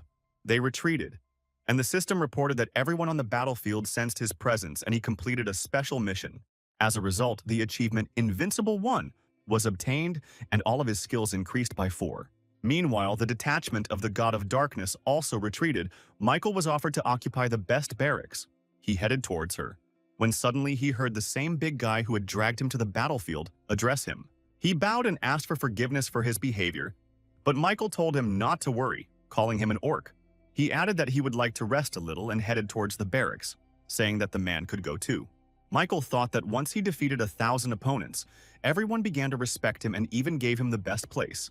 He opened the system window because he remembered that a message had appeared there during the battle, but he had not had time to read it. It said that he killed many people and absorbed their souls, and his talent as a death god slowly began to develop. Suddenly, Michael remembered reading about something similar in the new effect of his unique characteristic. It said that the death god's data had been enlightened, but Michael didn't even know who he was. He was very interested in what all this meant, but for now he could only make assumptions. Suddenly he felt someone's presence, which clearly indicated that someone was watching him. Michael swung his sword across the roof of the tent, because that was where the strange feeling came from. It was motionless, and the next moment Raynal, who had been watching it all this time, fell to the ground. The girl didn't expect to be noticed at all, but now she found herself on the ground in front of Michael, who wanted to hear her explanation. Raynal stood up, saying that nothing else could be expected from him, because the guy's feelings were incredibly developed. Meanwhile, he assessed the girl as a warrior and concluded that she really did have some talent. But the guy still asked what she was doing there, adding that she was lucky that she didn't die from blood loss then. But the girl replied that everything was fine with her now, and it was largely thanks to him. Michael asked if everyone here thanked people so secretly, and Raynal was confused. She suddenly changed the subject, asking if he was by any chance someone important, since she had not seen him among the mercenaries. Michael thought that this was problematic, because he stood out so much on the battlefield that the girl already understood what was what. Raynal added that she felt a divine presence, something that ordinary mercenaries are not capable of. So the girl suddenly became serious, asking who he really was. Michael thought for a moment before answering, and then suddenly decided to play with the girl a little. O answered her that he was sent by the God of Darkness, and Raynal was very surprised by what she heard, because they were, in fact, his servants. Michael did not stop there, adding that he was his apostle, justifying himself that he had no other choice. Then Raynal asked if that was really true, and he realized that she could already guess that he was lying. But suddenly the girl fell to the ground, greeting the apostle and saying that she had insulted him. She asked for forgiveness, and Michael couldn't help but think that he had gone a little overboard with his alibi. He turned to the girl, saying that they must keep this a secret so that spies could not find out anything. However, Raynal asked if he could tell her then. Michael replied that everything was fine. After all, true comrades see each other immediately. He smiled at the girl, portraying the very sincerity. And she, having heard about real comrades with the apostle of the God of Darkness, beamed with happiness. Meanwhile, Michael began a new special assignment, Object of Admiration. According to it, the strongest mercenary among the allies must admire him, and this object will be marked. After completing the mission, the strongest mercenary could take command of the army. And suddenly, Michael saw some kind of mark light up above the girl, indicating that she would be his target. Michael thought that after completing the Guide's Path mission, he didn't know how he would manage the people in the squad. However, now everything looked much simpler, because with Raynal's help, he would be able to arrange it. The guy took the girl by the hand and thought that this floor would perhaps be one of the easiest. All of his stats reached triple digits, with an average range of 113 to 121. It was great, and Michael smiled contentedly that he now felt much stronger physically. During this fight, he also absorbed a bunch of skills that now needed to be sorted out. He opened the list of his powers and skills, intending to read in detail about each new skill. So the guy went to the tab of recently acquired skills, among which was Charisma. Since he already had it, the rank simply increased, but there were many others besides it. But there weren't any that could be useful right now, so there was only one way out. Michael activated his unique power of skill synthesis and immediately enhanced its effect with Warrior's Defense. After all, this avocado added luck, and in synthesis this was incredibly important. The powerful force became visible even through the tent of his barracks. Crossing skills, he sat like that until the evening. However, his efforts were not in vain. He received the absolute attractiveness of rank 1+. Also, the entire arsenal was replenished with Steps of the Dark Wolf. This skill was already high with a minus rank. The last one was the skill Steeljaws, which Michael also liked, and he decided to keep it. Warrior's Protection is a power that was activated the last time his sword was synthesized. And if you think about it, Michael could have said that he has all this. He meant sword skills. After all, the skill Blood Enhancement, Ego Soul Grant, and Soul Enhancement were sealed there, all of which had different ranks. Michael decided to take a closer look at the Ego Soul Grant skill he received from Sandal. The description said that after using the skill, it would disappear forever, but the guy even liked that. He decided to use it on his swords, activating the necessary technique. Now he needed to choose a barrier or an object. After all, this is where the Soul Ego Grant will be given, and Michael thought for a moment. To grant a Soul Ego Grant means to give an object an individuality that supports it. It wasn't a one-time use, so naturally Michael chose the Sky Demon Sword. He thought it would be more appropriate to use it, since it was a growing type item. The system reported that the Heavenly Demonic True Blood Sword was imbued with the soul ego of the heavenly demon Askold. Suddenly, Michael heard someone's voice, who was happy that he was finally back after such a long period. This was said by the heavenly demon Askold, who enjoyed universal veneration, worship, and applause. Michael thought he seemed to have put some madman inside his sword. Meanwhile, some guy activated a corpse mixing technique that was supposed to help in the battle. Suddenly, a rider on a horse appeared, but he had an unusual appearance because he was a dead man. The other fighters praised their comrade for such an amazing technique, and he thanked them. Meanwhile, Michael passed by them. They said that he was still so young but was already a ruthless butcher. He cut off the heads of thousands of enemies, and not a single muscle on his face moved. His comrades felt uneasy even being near him, but Michael didn't care about these conversations behind his back. He walked on, thinking what a quiet and beautiful night it was. However, suddenly a familiar voice addressed him, asking if he was making fun of him by ignoring him. After all, he, the heavenly demon Askold, was the first to speak to the guy, but he brazenly refuses to talk. The demon thought he had escaped from hell, but it turns out that this most boring little man became his master. Then Michael suddenly replied that this was not so. He just wanted to move to a safe distance where no one could listen to him. The demon said that he had no words because the guy didn't even know about the technique of mental communication. Askold added that at first he thought the guy was from the same region as him, but Michael asked if he was also a contender. This made Askold laugh. He said that it was absurd for someone not to know the name of the heavenly demon. Then Michael asked him to tell him what floor he managed to get up to, and he changed his voice strangely. He replied that he had managed to get up to the 41st floor, which surprised Michael greatly. But judging by the tone of his voice, it was true. In that case, Michael thought that the information he had must be quite significant. He also realized that he could gain great benefit from communicating with this demon. But suddenly another thought occurred to him. Michael said he heard that applicants who died on the 41st floor and above could be resurrected as admins. He was interested in why Askold didn't want to transfer as an admin, but he replied that he would never become this dog of the tower. Such a base existence was not for him, he added. He could not have endured it. Then Michael said that in life he must have been an outstanding warrior, but now he is just an ego of the soul. He brought the sword closer to himself, telling Askold not to forget this fact. But suddenly the area around him shook from the power that the demon in the form of a sword emitted. Michael's words clearly touched him. He asked if the guy really thought that he himself didn't know about it. Then Askold said that he shouldn't worry. Askold thought that the guy was trying to build a clear leader-subordinate relationship, so he added that he would definitely help him in battle. Even without all his former power, Askold was a martial arts genius and a master of magic. He said that he could help Michael achieve all his goals and even demonstrated a little of his power. Everything around him shook again from the incredible energy of the sword, which with its power raised the trees to the ground. Michael looked at this with great surprise because he himself could never wield his blade so masterfully. But the effect of this scene was colossal. The guy stood in the middle of the cleared field and was impressed.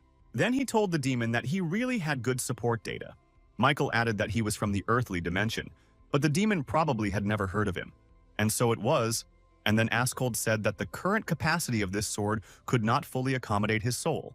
So it was difficult for him to remain conscious for long, but he was able to sense that another person was coming here. At this point, they ended their conversation. And in the meantime, Raynell approached Michael. The girl was running and a little tired. She apologized for distracting the guy from training, but they were suddenly attacked by an enemy. Hearing this, Michael thought that he should give credit to the trial tower because it never lets you get bored. He asked the girl to tell him more about the attacking elite squads of war priests who were also moving in for the battle. Michael himself also said that he would immediately go there to help the priests. Meanwhile, the battle was in full swing. The soldiers were protecting the priests because if the enemies killed them, then the magic of necromancy would be dispelled. They called the enemies vile animals that cowardly crept under the cover of night. Michael noticed that there weren't as many enemies as last time. In total, there were about 100 of them. However, these were clearly of a higher level, since they used powers that were clearly based on divinity. And although by his standards this was a mere trifle, the enemies meanwhile continued to approach the priests. When Raynal arrived at the scene of the battle, she was surprised to find that quite a lot of people had already died. She saw that some of the enemies were emitting a very strong aura and realized that they were clearly high-ranking fighters. But Michael, who suddenly put his hand on her shoulder, asked if he could ask the girl a favor. He said that no matter how strong the enemies were and no matter how hopeless the situation seemed, she must trust him completely, because he also trusts her. With these words, the guy gave her a smile. The girl even blushed a little when she heard this, but Michael said it on purpose. Then Michael rushed into battle, calling Raynal with him and saying that they should protect the priests. After all, the temple can only be built if they are available, and the girl agreed. She suddenly became serious and also rushed into battle, saying that she would certainly protect her people. The system meanwhile reported that the mercenary Raynal deeply admired him, so the special mission was completed. Now the fighting spirit of the Allied camp is being absorbed, and the command carefully prevents the ranks from falling apart. Michael heard the girl wish him luck, saying that if they saw each other again, she would treat him to embroidery. Michael replied that it was the nicest thing he had ever heard, so he gladly accepted her invitation. The boy activated the skill Dark Wolf Steps because the time of day was just perfect. It was a walking technique that imitated the movements of the Dark Wolf, a legendary creature. Its effect was to double his mobility in the dark, and Michael quickly took to it. He had already killed many opponents, noticing that not all of them were high-ranking. One man, who had killed a dozen of their people, was surprised to find that it was his turn. Michael was rushing at him from behind, saying that they would regret deciding to attack their camp at night.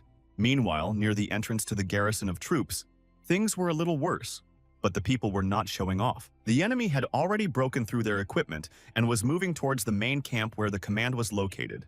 The big guy, whose name was Dean, shouted at his comrades not to panic and to close ranks. The enemy's onslaught was difficult to contain, but they had an advantage because they were on the defensive.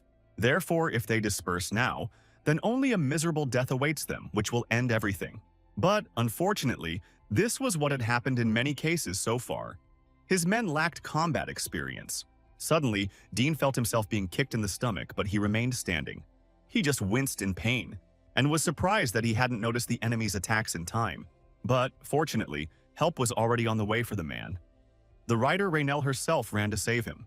The girl swung her sword, instantly appearing next to her enemy, and killed him with one precise blow.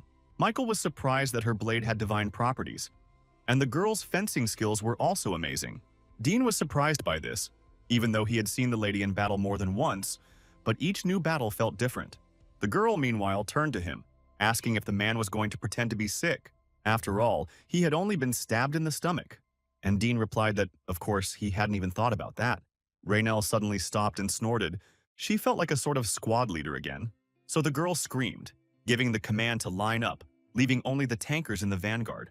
The girl ordered them to take a defensive position, and they immediately carried out her order.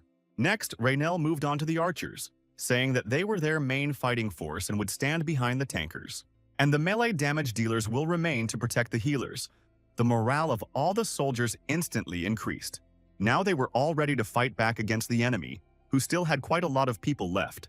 However, in the campaign, the enemy also had a few tricks up their sleeve, for their opponents looked at them with a grin. They rushed to the attack, saying that they would glorify their temple, and the side of the god of darkness prepared to defend itself. The archers drew their bowstrings and opened fire on the advancing army, while the tankers stood firm. First of all, the people of the god of battle wanted to kill the girl in the center, because they immediately realized that she was in charge. Hearing this, the tankers tensed up, but continued to hold their formation, not letting enemy troops through. The people behind Raynal said they couldn't hold out for long at this rate.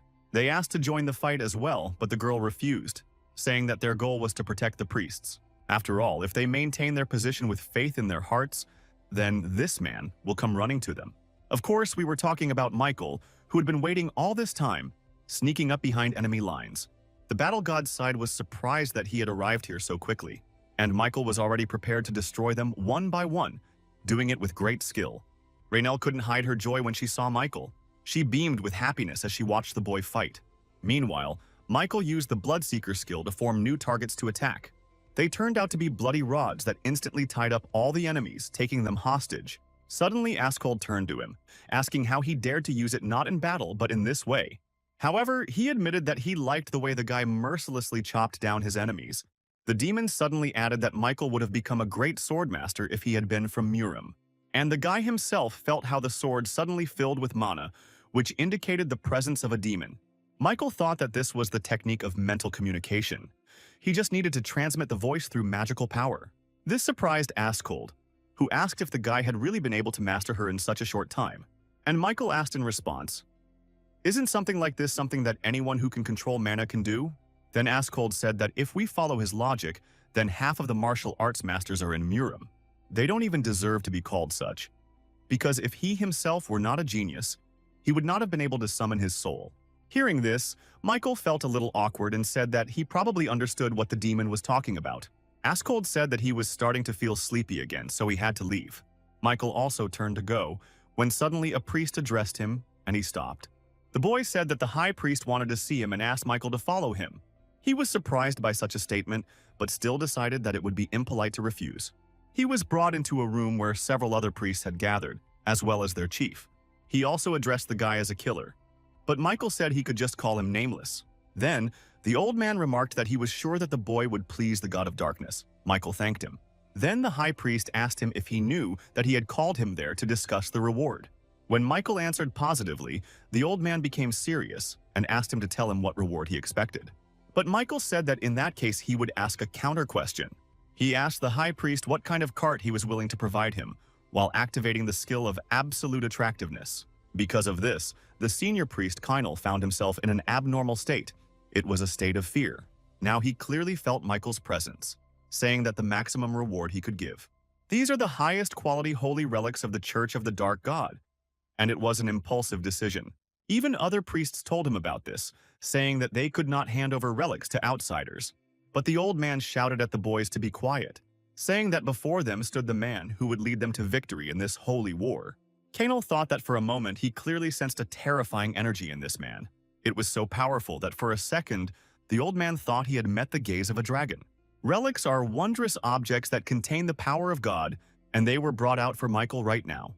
Kynal said that these holy relics of the god of darkness were of the highest quality. Therefore, they had to be handled with care. Michael activated the skill Fire Dragon Eyes. The first item was a unique rank offering seal, which could be used to obtain a new skill. Next came the Curtain of Night, absorbing flame, of the same rank. With the help of this skill, he could be reborn after death. These were very valuable items that Michael decided to save for testing. However, judging by the supplement he read with the Dragon's Eye, he won't be able to take them further than the 15th floor. However, he couldn't help but rejoice because, in the Tower of Trials, nothing happens by chance. Obtaining such items meant that he would have to face some pretty strong opponents in the future. Michael already had a sense of impending danger that made him feel uneasy. He took the signet and the veil, intending to take them with him, when suddenly the priest addressed him again. The old man said that the war had just begun, and he hoped that the boy would demonstrate worthy strength. But Michael replied that they need not worry about that, since he had already earned Mrs. Raynol's trust. At this point, he said that he was forced to leave them, and the priest waited until the guy left. After this, he suddenly burst into tears because he was forced to give up his relics. Michael's equipment dissipated, and he walked contentedly along the road, returning to his barracks. Suddenly, he was called again, and this time the person was Raynel. The girl asked if his private conversation with the senior priest had ended on a good note. Michael responded positively, saying that everything went well, but he suddenly noticed something. The guy asked if the swordswoman had been waiting for him here all this time. The girl became embarrassed and looked away, saying that she promised to treat him to a drink. She also had one request for him. Raynel said it so embarrassedly that Michael involuntarily smiled. However, upon hearing the request, he became serious, because it could even mean a new special assignment. A few minutes later, they were already sitting at one of the tables, and the girl was drinking even more than Michael. However, he noticed that the alcohol was not very strong, because the guy was sober as a judge. But it seemed that even this was enough for Raynel, and after a minute she fell onto the table. In fact, his body had long since exceeded the human level, because the alcohol was very strong. However, Michael managed to remain sober, and Raynel said he was definitely like a monster. Michael replied that the most important thing was that the drink tasted wonderful, and then reminded the girl of her request. He said that she wanted to ask him for something, so she should do it now. For some reason, Raynal looked down and even frowned a little, as if she was about to say something she didn't like. She suddenly remembered a situation from her childhood when people from the castle took all their food. This was done for the benefit of the kingdom, but the countries clearly abused this and took more. She even remembered how one of the knights hit her dad and how she pounced on him, beating him with her fists. Then she was kicked painfully in the stomach, which caused the girl to burst into tears and she began to cry. At that moment, she encountered injustice for the first time in her life, and the man who hit her said that if she envied them, then she should also become a knight. Her parents were irritated by this behavior of the king's servants, but they understood that there was nothing they could do, and now these memories flowed like a river in Raynal's mind. And she made a decision for herself. Suddenly, the girl looked straight into Michael's eyes and asked him to become her teacher. She wanted him to learn her fencing skills, but Michael was not ready for it. He even stopped drinking, putting his mug aside, and quickly began to weigh the pros and cons. After all, the guy secretly hoped that the request would be to his advantage, but it was simply a personal request. Michael completed a special assignment, became an object of admiration, and thus received everything he could from Raynal. Paying more attention to the characters in the world recreated by the tower would have been a waste of time. So he rose from the table, saying that he refused and turned to leave. He told Raynal that she should get a good rest, because the fight would continue tomorrow. However, the girl was not going to let him go so easily. She suddenly attracted attention to herself again. Raynal said that she had to become stronger at any cost, although it sounded quiet but confident. Suddenly, she too stood up from her seat and came closer to Michael, and then surprised him with her determination. The girl fell to her knees and bowed, her face right on the ground. Michael looked at her differently. Now he was interested in why she wanted this so badly. Raynal, meanwhile, continued to beg him, saying that no one but him could help her with this. She was simply obliged to learn from him, so she was ready to do whatever he ordered her to do. Then, Michael couldn't help but smile and think that a little fun wouldn't hurt. After some time, they were already standing on an improvised training ground. The first step was a standing position, but Mike immediately said that the girl did not need to be so serious. It was good that she was trying her best, but if she overdid it, she would become too devious. And now she lacked combat experience, so the girl needed to strengthen the mana network. Michael added that now they would train her aura a little, and turned Raynal with her back to him. He then activated the Fire Dragon's Eye skill and stimulated the girl's chakra points.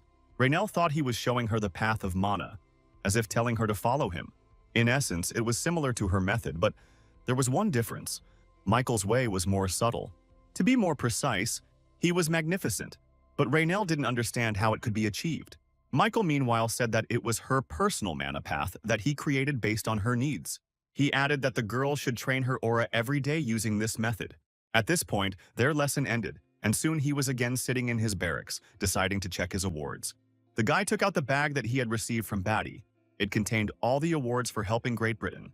He put his hand into the bag, which was actually much larger on the inside than on the outside, and pulled out the first item. However, he decided not to waste time and poured out all the contents received from the British Association onto the ground. There were quite a lot of items, but in Michael's eyes it was just a pile of useless junk. After all, in essence, he already had all sorts of effects and skills. The last ones he synthesized were 3 skills of high minus and 1+ rank. So it was time to use them. With this thought, he activated the skill, Steel Absorption. Something resembling a mask instantly formed on his head, which, however, was alive. Or rather, he could control it himself. The description said that absorbing steel made his body stronger. It also increased one random stat. Michael decided he would see it all right now. He brought the first steel object from the bag to his head, which now had this mask on it. And then he bit sharply into a piece of metal, which, to his surprise, broke like a cracker. The system reported that he had absorbed the Steel Cloud Cane, and his mana had increased by 1. The guy was even surprised, because the characteristics increased so quickly that it was a bit cheating. He decided to try again, and this time he absorbed the Heavenly Steel Stone. The result of this absorption was that his body was purified of impure chi by 0.8%. This was accompanied by a spit of blood, and Michael looked at her, not understanding what dirty chi was. However, the next second he suddenly noticed that his body became lighter. Michael thought he was shocked by the skill's appearance at first, but now he was glad he had acquired it. The guy could never have imagined that objects would die so greedily. He had already absorbed 8 of them, but suddenly received a message that he could no longer do this. It turned out that the mask had a recharge function that allowed it to absorb only 8 items at a time. But compared to the speed of growth of characteristics, this could not even be called a disadvantage. Michael turned off the skill and the mask disappeared. Now he noticed another curious object. His boyfriend, of course, didn't absorb it, because it was a sacred relic of the god of darkness. His black seal activated the offering effect, which allowed him to summon items. Michael thought that if he put this seal on his hand, there was a chance that it would remain after the 15th floor. It was a little scary to instill this in himself, but he decided to test it and prepared to imprint his hand. He pressed the signet to his hand, and the system immediately reported the activation of the effect. The object was absorbed into the mark on his hand, and Michael watched as the seal gradually disappeared. Suddenly, his barracks was illuminated by a bright beam of purple light, which made the guy close his eyes. And then he saw a mark on his hand, which was made in the form of an animal similar to a wolf. The system reported that the mark would never disappear, and then he suddenly started getting messages from admins. Michael read them with surprise. They were all a little strange. The admins were unhappy that the tower had gifted him with such an item. Michael thought the admins had been silent the whole time, but they started writing as soon as he used the seal. Some said that there was still time to change his mind, and this surprised the guy more and more. He even wondered if it was really a useless item, judging by the reaction of the admins. The tower had given him something it shouldn't have, and it was making Michael very nervous. All these messages explained absolutely nothing, so Michael did not understand what was going on. Then suddenly the system reported an information leak, temporarily blocking admins' messages. The Tower of Administrators warned the administrators that if this happens again, they will be prohibited from viewing player Michael Nodfort's trials. Michael, meanwhile, thought that this mystery with the relic might be more than he had imagined. However, the guy decided to find out everything as soon as he used it. With this thought, Michael activated the offering effect, which spoke of a sacrifice. Based on this, he could donate any skill, talent, or treasure to the god of darkness. However, the guy didn't like this very much. He didn't understand what the point of this was. After thinking for a bit, he decided that he should first sort everything out thoroughly. In this, he was helped by Betty's bag, from which he pulled out a new object. It was some new wizard's cane that he decided to sacrifice to God. So Michael chose to donate the treasure, and the system asked him to leave the item in the right place. Michael did just that. He decided to donate the most useless item. And then the system asked him to choose a god to whom he would sacrifice this item. This greatly surprised Michael, because he thought that since the signet belonged to the god of darkness, he would be the one to whom the sacrifice was made. However, his surprise increased several times when the system suddenly reported an error. She said that there was no trace of God in his divinity, so the redirection process was initiated. Michael was recognized as the owner of his own divinity. Therefore, his donation would be addressed to him. The guy could not check this. After all, the item, Little Sorceress's Staff of Rank 3+, became his own victim. The system reported that he could also transform the item into divine power. Michael looked at all this with wide eyes. He did not understand what was happening at all. It was a little confusing, but he understood one thing for sure. Now he could increase his divine power himself. However, there was a small nuance. He did not know how to use this power. Although, with the acquisition of new myths, the use of divinity will be found. For now, he could only accumulate it. With this thought, Michael moved on to another relic. It would be a curtain of night that the guy decided to leave for later. He also thought that the tower would not have given him these items for free. Therefore, the time to use them would certainly come. But for now, a battle awaited him. They won several battles, and the mercenary allies with the priests became more confident. However, everyone except him took quite a big risk every time he went out onto the battlefield. Because Michael wasn't thinking about saving his life, he was fixated on something else.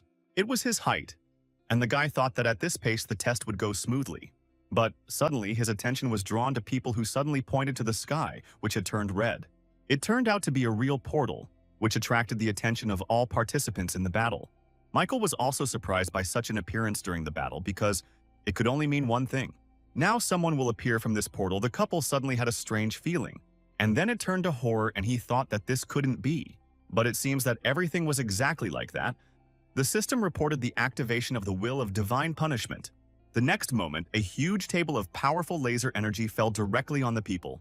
It was extremely dangerous, and Michael realized that the gods had now intervened in their battle. He extended his hand, ready to use a counterattack shield when the pillar reached him too. Michael made the shield as large as possible so that it could cover as much area as possible. However, It was much more difficult to restrain him like this. Soon the attack hit the shield, and then everything stopped. A small smoke came from the sky, indicating a recharge. Michael only remained unharmed. Thanks to the healing effect, he was able to heal all the wounds. And there were quite a lot of them, because the attack was strong, and he wondered who it could be. Meanwhile, the people he saved were amazed that they had survived it. But some fell to the ground due to lack of strength to fight anymore. Michael did not like this.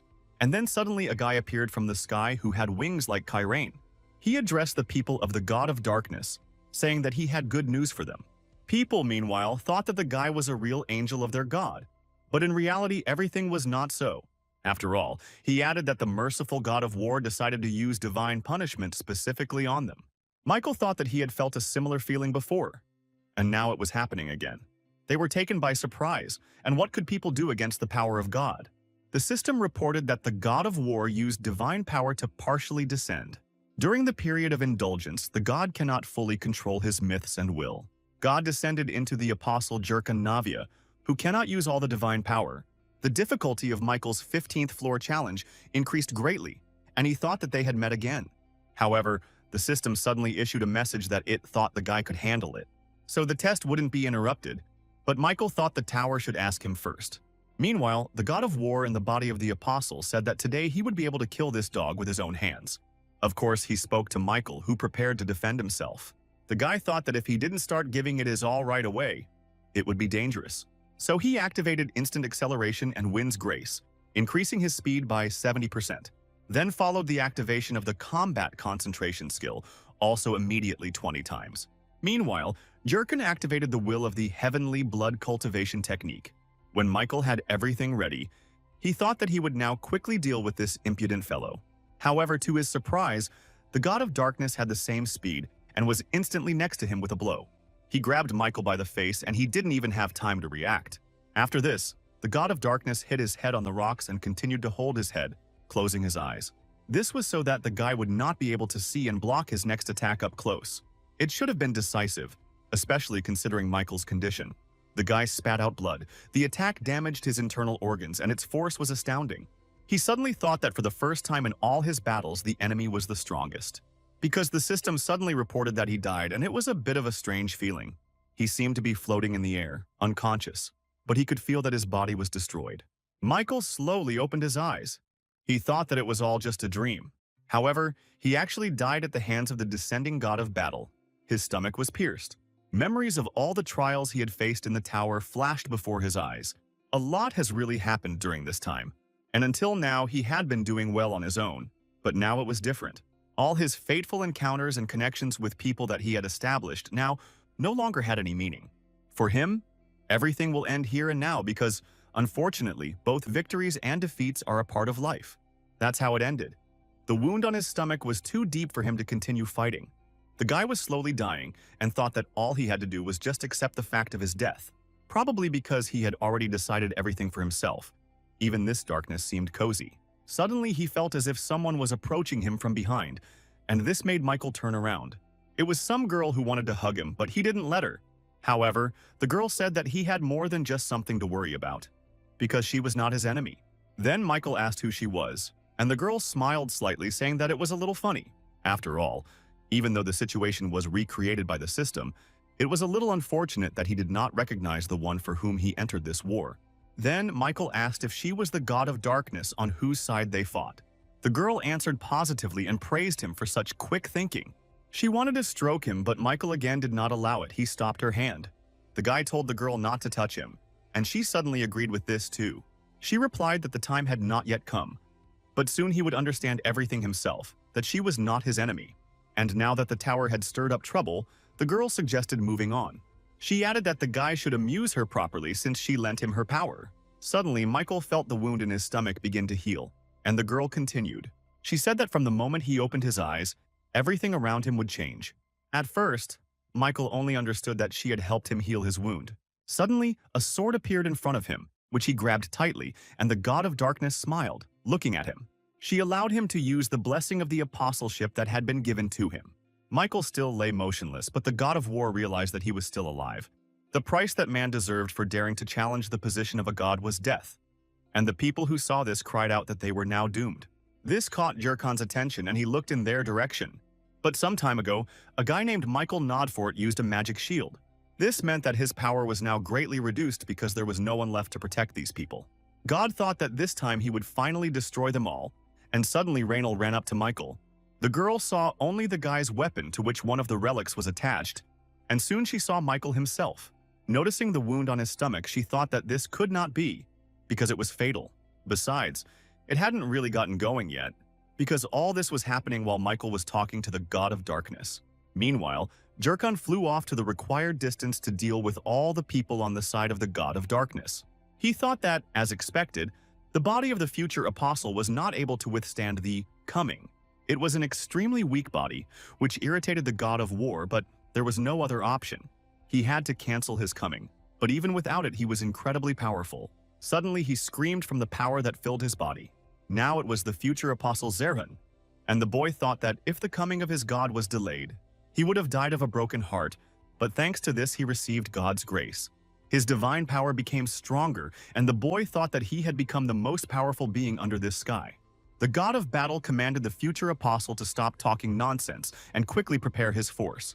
It was the power of heavenly punishment, and the boy suddenly felt the wrath of his God for his delay. Suddenly, a column of powerful energy descended from the sky again, falling directly onto the spot where Michael lay. Everything was covered in smoke, so it was difficult to see anything. But Zerhan understood that this was not a good sign. In fact, it was the activation of the exclusive effect of the Night Veil. After some time, a complete revival under its influence was supposed to occur. The system also added that an entry was made in a state of apostolization, and a moment later, Michael was revived. The qualities of the God of Death were more pronounced, loudly declaring his presence, and the pretender Michael Nodfort was recognized as quasi-divine during his time as an apostle. He had 3 key divine words: death, darkness, and immortality. This greatly surprised Zerhan, who realized that the coming of the God of Darkness had now taken place. However, there were no apostles on her side, and the guy didn't like this. He attacked Michael. The guy screamed that he would tear him to pieces and pointed a huge trident at him. But Michael didn't even blink when it came down on him. Now he had new strength. With her help, Michael activated a new absorption effect, which worked perfectly. The guy's appearance also changed. Now his body was covered in unknown armor and he had a mask on. It all looked more like a masquerade costume, but Michael was focused on his opponent. His aura also changed and became black. It filled the space around him. Zerhan noticed with surprise that the same guy was hiding under the mask of this new creature, who was defeated by his god a couple of minutes ago, and Michael also noticed him. He remembered that this man was his enemy, so he prepared to attack him. Then the guy, clearly not wanting to take part in this battle, walked away from him. But Michael had already pulled out his sword, which looked a little bigger than it originally did. He took aim and realized that the fleeing future apostle of the God of Darkness was about 70 meters away. Then Michael used the divinity Death, and his power increased many times. The true blood sky demonic sword he possessed also darted out a new ball. It was an incredibly powerful energy that he sent out as a chi attack on the guy, and he was cut in two. Zerhan couldn't even scream. He was just very surprised that he was hit from such a distance. Michael thought this attack was better than the clumsy chi Akutagawa used. The guy activated a more powerful effect, the power of Serene Mind. Now the situation has stabilized a little, but the problem was the arrival of the God of Battle. Looking at the body of the future apostle cut in half, Michael thought that there was nothing more to worry about. Both camps retreated, fearing they would become cannon fodder in the struggle between the two titans. So Michael should have quickly found the human warriors and joined them. After all, if the remaining forces retreat completely, then during the next battle you will have to sweat. Suddenly, Zerhan's body behind him miraculously came back together. The God of Battle said that even though the boy was recreated, he was his future apostle, so he shouldn't be killed.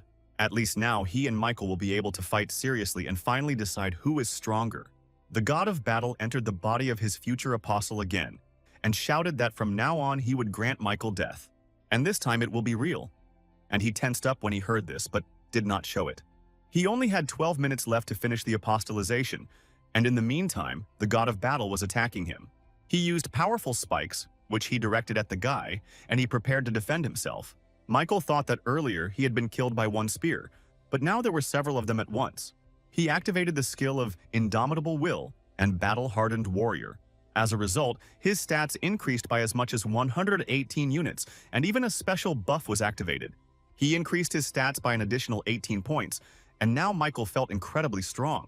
The god of battle, meanwhile, waved his finger downwards, directing the fiery spears straight at Michael. They pierced the ground with a huge roar, so the power of the attack was colossal. However, Michael managed to dodge all the attacks. He faced this more than once. One spear almost hit him, but the guy was able to jump back in time. He himself saw that the power of these attacks was significant and would certainly kill him again. But this time it was different, because he had no intention of losing to his enemy. Michael was about to draw his sword when suddenly someone stopped him. The guy realized with surprise that the enemy had come behind him and grabbed his hand, not giving him the opportunity to get a sword. Zirhan was under the control of the god of darkness, who ordered the boy to grind Michael into dust. The latter did not like this arrangement very much. He realized that he could die again, which was something that should not be allowed. Suddenly, wings also formed on his back, which surprised Zirhan, who was attacked by them. At the ends of his wings were claws like a hippogriff, and Michael aimed them at his enemy. Zirhan did the same, but Michael managed to shred his wings with his dark energy. Seeing this, Zarin panicked because he didn't expect the guy to be able to free himself this time. Meanwhile, Michael was finally able to get his blade, with which he intended to defeat his enemy. He heard Askold suddenly speak, saying that it was finally his turn to go on stage. However, Zarin didn't plan to give in to them so easily. He was controlled by the god of battle, so he had his powers. Askold, meanwhile, was asked what kind of crazy god this was who had descended from heaven. He added why the difficulty level of the test suddenly increased several times, but Michael did not know the answer to these questions. In return, he asked only to use all the support skills that the demon had in his arsenal. However, he replied that it was not a problem that could be solved with support skills. The demon asked if the guy had really undergone the apostolization procedure, but Michael suddenly shouted that now was not the time for chatter. As if to confirm his words, 2 attacks cut off his left leg and right foot. In this state, his chances of winning were practically zero, and Michael understood this. Zarin, who by this time had fully restored his wings, prepared to finish the job. He created a fireball of incredible power with an effect similar to Michael's counterattack shield and directed it at the boy. He was able to dodge it somehow, while at the same time restoring his limbs with the help of the ashen blood. Askold said that he would immediately give him all the power he could and activated the Mana Surge skill. Next, he activated the Lightning Thought process, and then the Small Heart, which was created as a virtual magical organ that helps the movement of mana. However, as a result of this, his durability decreased by 0.4% and continued to decrease by the same amount every second. Michael even received a message that at this rate, the ego of the Heavenly Demon Sword's soul might disappear. However, he liked the buffs he provided, and their ranks were high. But fighting face-to-face with Zarin was still an impossible task for the boy. He decided to fix this and suddenly rushed into the sky at great speed. Zakrin, who was watching this, was surprised that the guy did not rush towards him. He noticed that the guy, however, used his head, because that way he would be able to buy himself a little time. Meanwhile, Michael flew away quite a distance and asked the demon to tell him everything he knew about the deities. He said that the guy should give him time to think, but soon answered. However, his words were not clear, and he simply rejected methods that he thought would not work. While he was doing this, the future apostle of the god of battle approached them again, who was already aiming an attack at Michael. He said that he seemed to have decided to resort to a trick, but it wouldn't work. Zarin added that this time he would tear him into tiny pieces so that he would be unable to recover. Michael told Askold that if he didn't tell him some method right now, he would lose and die. And he replied that he had only come to the conclusion that the current Michael would never defeat this monster. It was worth it for him to use the power of God because, although with limitations in the state of apostleship, he could do it. The demon said that he would give the guy a signal at the right moment, but for now he needed to catch the enemy by surprise. Askold added that Michael would have only one chance. After all, there was only a little over a minute left before the end of his apostolization. Suddenly he felt a new strength filling his body, and with it came lightness. He had never felt this before. And even though the enemy had already gone behind him, the guy didn't even flinch. He suddenly looked straight at him, making it clear that he was watching his every move. And then, with unexpectedly fast speed, he rushed past him, attacking Zarin's sphere. But he only laughed, asking if the guy really thought he could hit him with such a banal fencing technique. But everything went according to plan for Michael. He activated the technique of the white sword cutting through the sea. Suddenly, a huge energy gathered around his blade, which he brought just a little closer to Zarin's face. He was clearly not prepared for this and was unable to react in time. Therefore, the attack was successful and unexpected, as Askold said. Now all that was left was to finish off the enemy with divine power. But suddenly Michael froze in surprise because it turned out that this was not enough. Zarin screamed again, activating his new attack to kill him. He said Michael's skills and techniques were quite interesting. However, this was not enough to defeat him. At this moment, Askold told the guy to get ready. Zarin attacked, and Michael noticed that the speed of his attacks increased even more. He dodged each one at the last second but didn't back down. All he needed was to wait for the moment when the enemy opened up. But he didn't seem to be planning to stop. On the contrary, he increased the intensity. Then Michael decided that if not now, then never, and he put his swords forward. Space itself grabbed his swords, and now he could control it, reflecting attacks with them. It was the idea of the 7 white sword techniques that he copied, after seeing it only once. But Zarin asked if he really thought he would be so easily exposed to attack. Michael thought that he could escape from his clutches by balancing the situation with the white sword. He wanted to use the white sword that creates emptiness, but suddenly Askold told him not to do it. The demon asked to trust him, saying that the boy should have taken the brunt of the enemy's attack. All that was required of him was to simply stand still. A moment later, the attack reached him and Michael knew he had to take the hit. This, however, was quite difficult to do because the enemy used all his power. Zarin asked mockingly if he really hoped to block it with his own strength. He approached the guy, thinking that he could kill him completely, and Askold suddenly gave a signal. When the attack was right next to Michael's eyes, he used his divinity. This was exactly what the demon had advised him, but so far there was no effect from it. Although Zarin's attack pierced the boy's eye, the future apostle was very surprised. He saw that Michael had activated his divinity, and with it, the death block. Askold, meanwhile, explained that it was not to stop the blood chi. This was only necessary to make the enemy weaken his defense. And so it happened. Now it was Michael's turn to attack. Using his Bloodseeker skill, he bound Zarin's body into a bloody ball. He swelled up more and more, and the future apostle realized that he could not move. However, this effect would not last long, so Michael had to destroy the enemy. Due to becoming an apostle, divine power was consumed at an insane rate. Michael realized that this was enough for him to use divinity just one more time. This time he used one of his keywords, namely death. And then he swung his sword, imbued with inevitable death towards Zarin.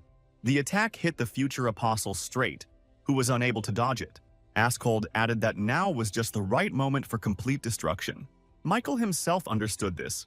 He pounced on his opponent, who could only move a finger.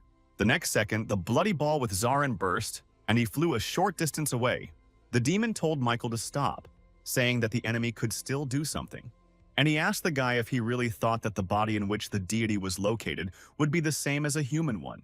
Instead of responding, Michael used a double sequential attack. First, Demon's Sword.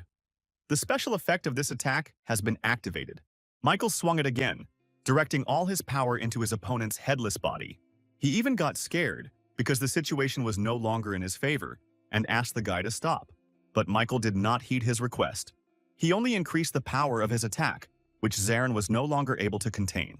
The god of battle thought that he had never seen anything like this on the 13th floor before. Meanwhile, the guy finished his attack, cutting the body of the future apostle into pieces. The next moment, the system announced the successful completion of the 15th floor.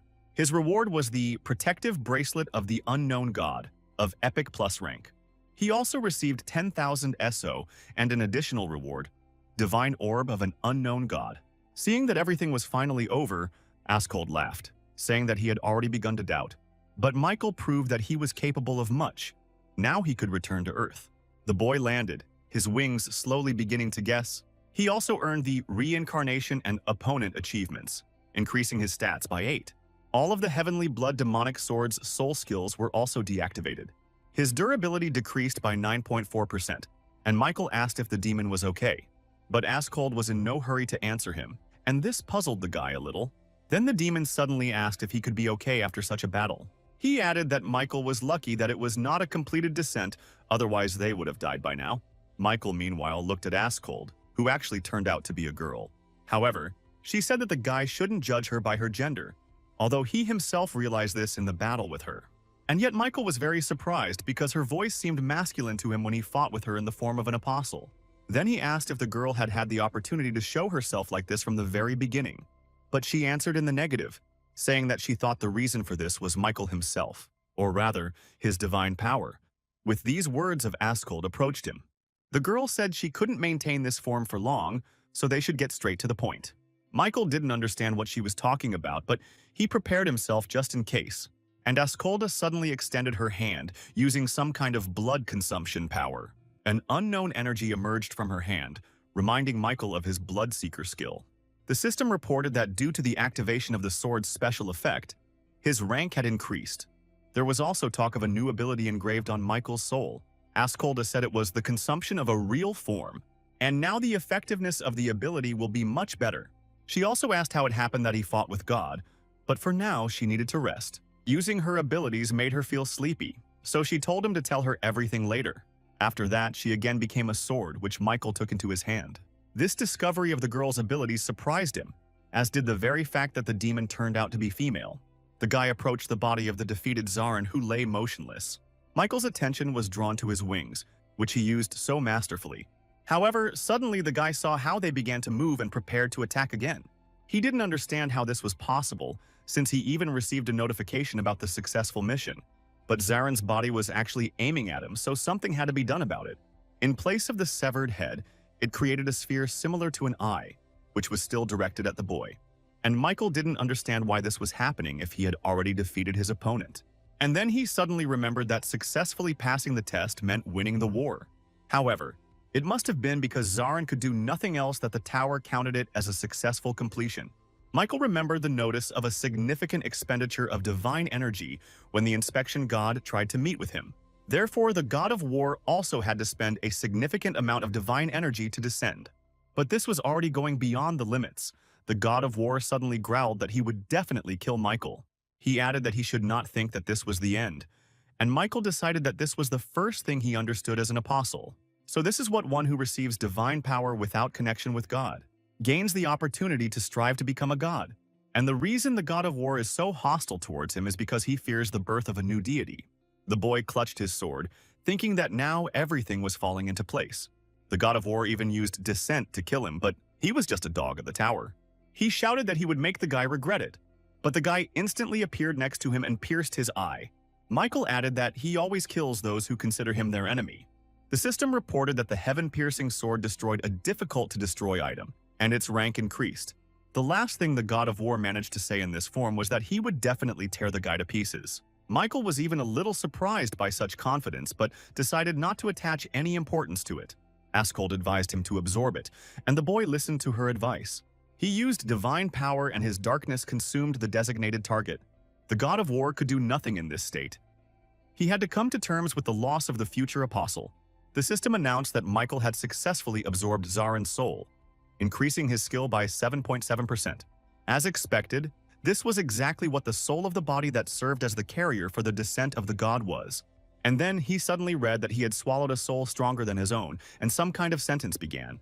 The presence of will in the soul of the promising candidate Zarin was confirmed. The system extracted it for Michael's benefit, which surprised him. As a result, the will of Instant Step 1+ was engraved on Michael's soul. Now he could instantly move to a place within his field of vision. This meant that from now on he could move anywhere, which made the guy very happy. He decided to check it out immediately, but unexpectedly the system failed him again. After all, she reported that the time spent in the state of an apostle had expired. And now, Michael had only his powers again, and his usual form had returned. Michael remembered running around with his school friends as a child. They played football together and had fun, and he really enjoyed that time. There before his eyes, one of his friends turned around to ask why he wasn't running. And Michael looked at him, not understanding where he should run. But this was only from the side. And Michael, who was a child then, understood perfectly well what he had to do. A moment later, they were already celebrating the victory in a football match with their team. The boys headed towards the entrance to the school when suddenly an unknown creature invaded the playground. It was incredibly big and the guys were very surprised by its size. Michael's sweat dropped, realizing that there was a monster from the portal in front of them, right on school grounds. His dimensions and build were somewhat reminiscent of a human, although greatly exaggerated. Apparently, before them stood a god who took the form of one of his apostles. But Michael didn't understand it then. He was a child and incredibly scared. Moreover, the monster reached out with its huge hand to finish him off. Michael screamed for help. He was paralyzed with fear and could not move, and therefore could not run away.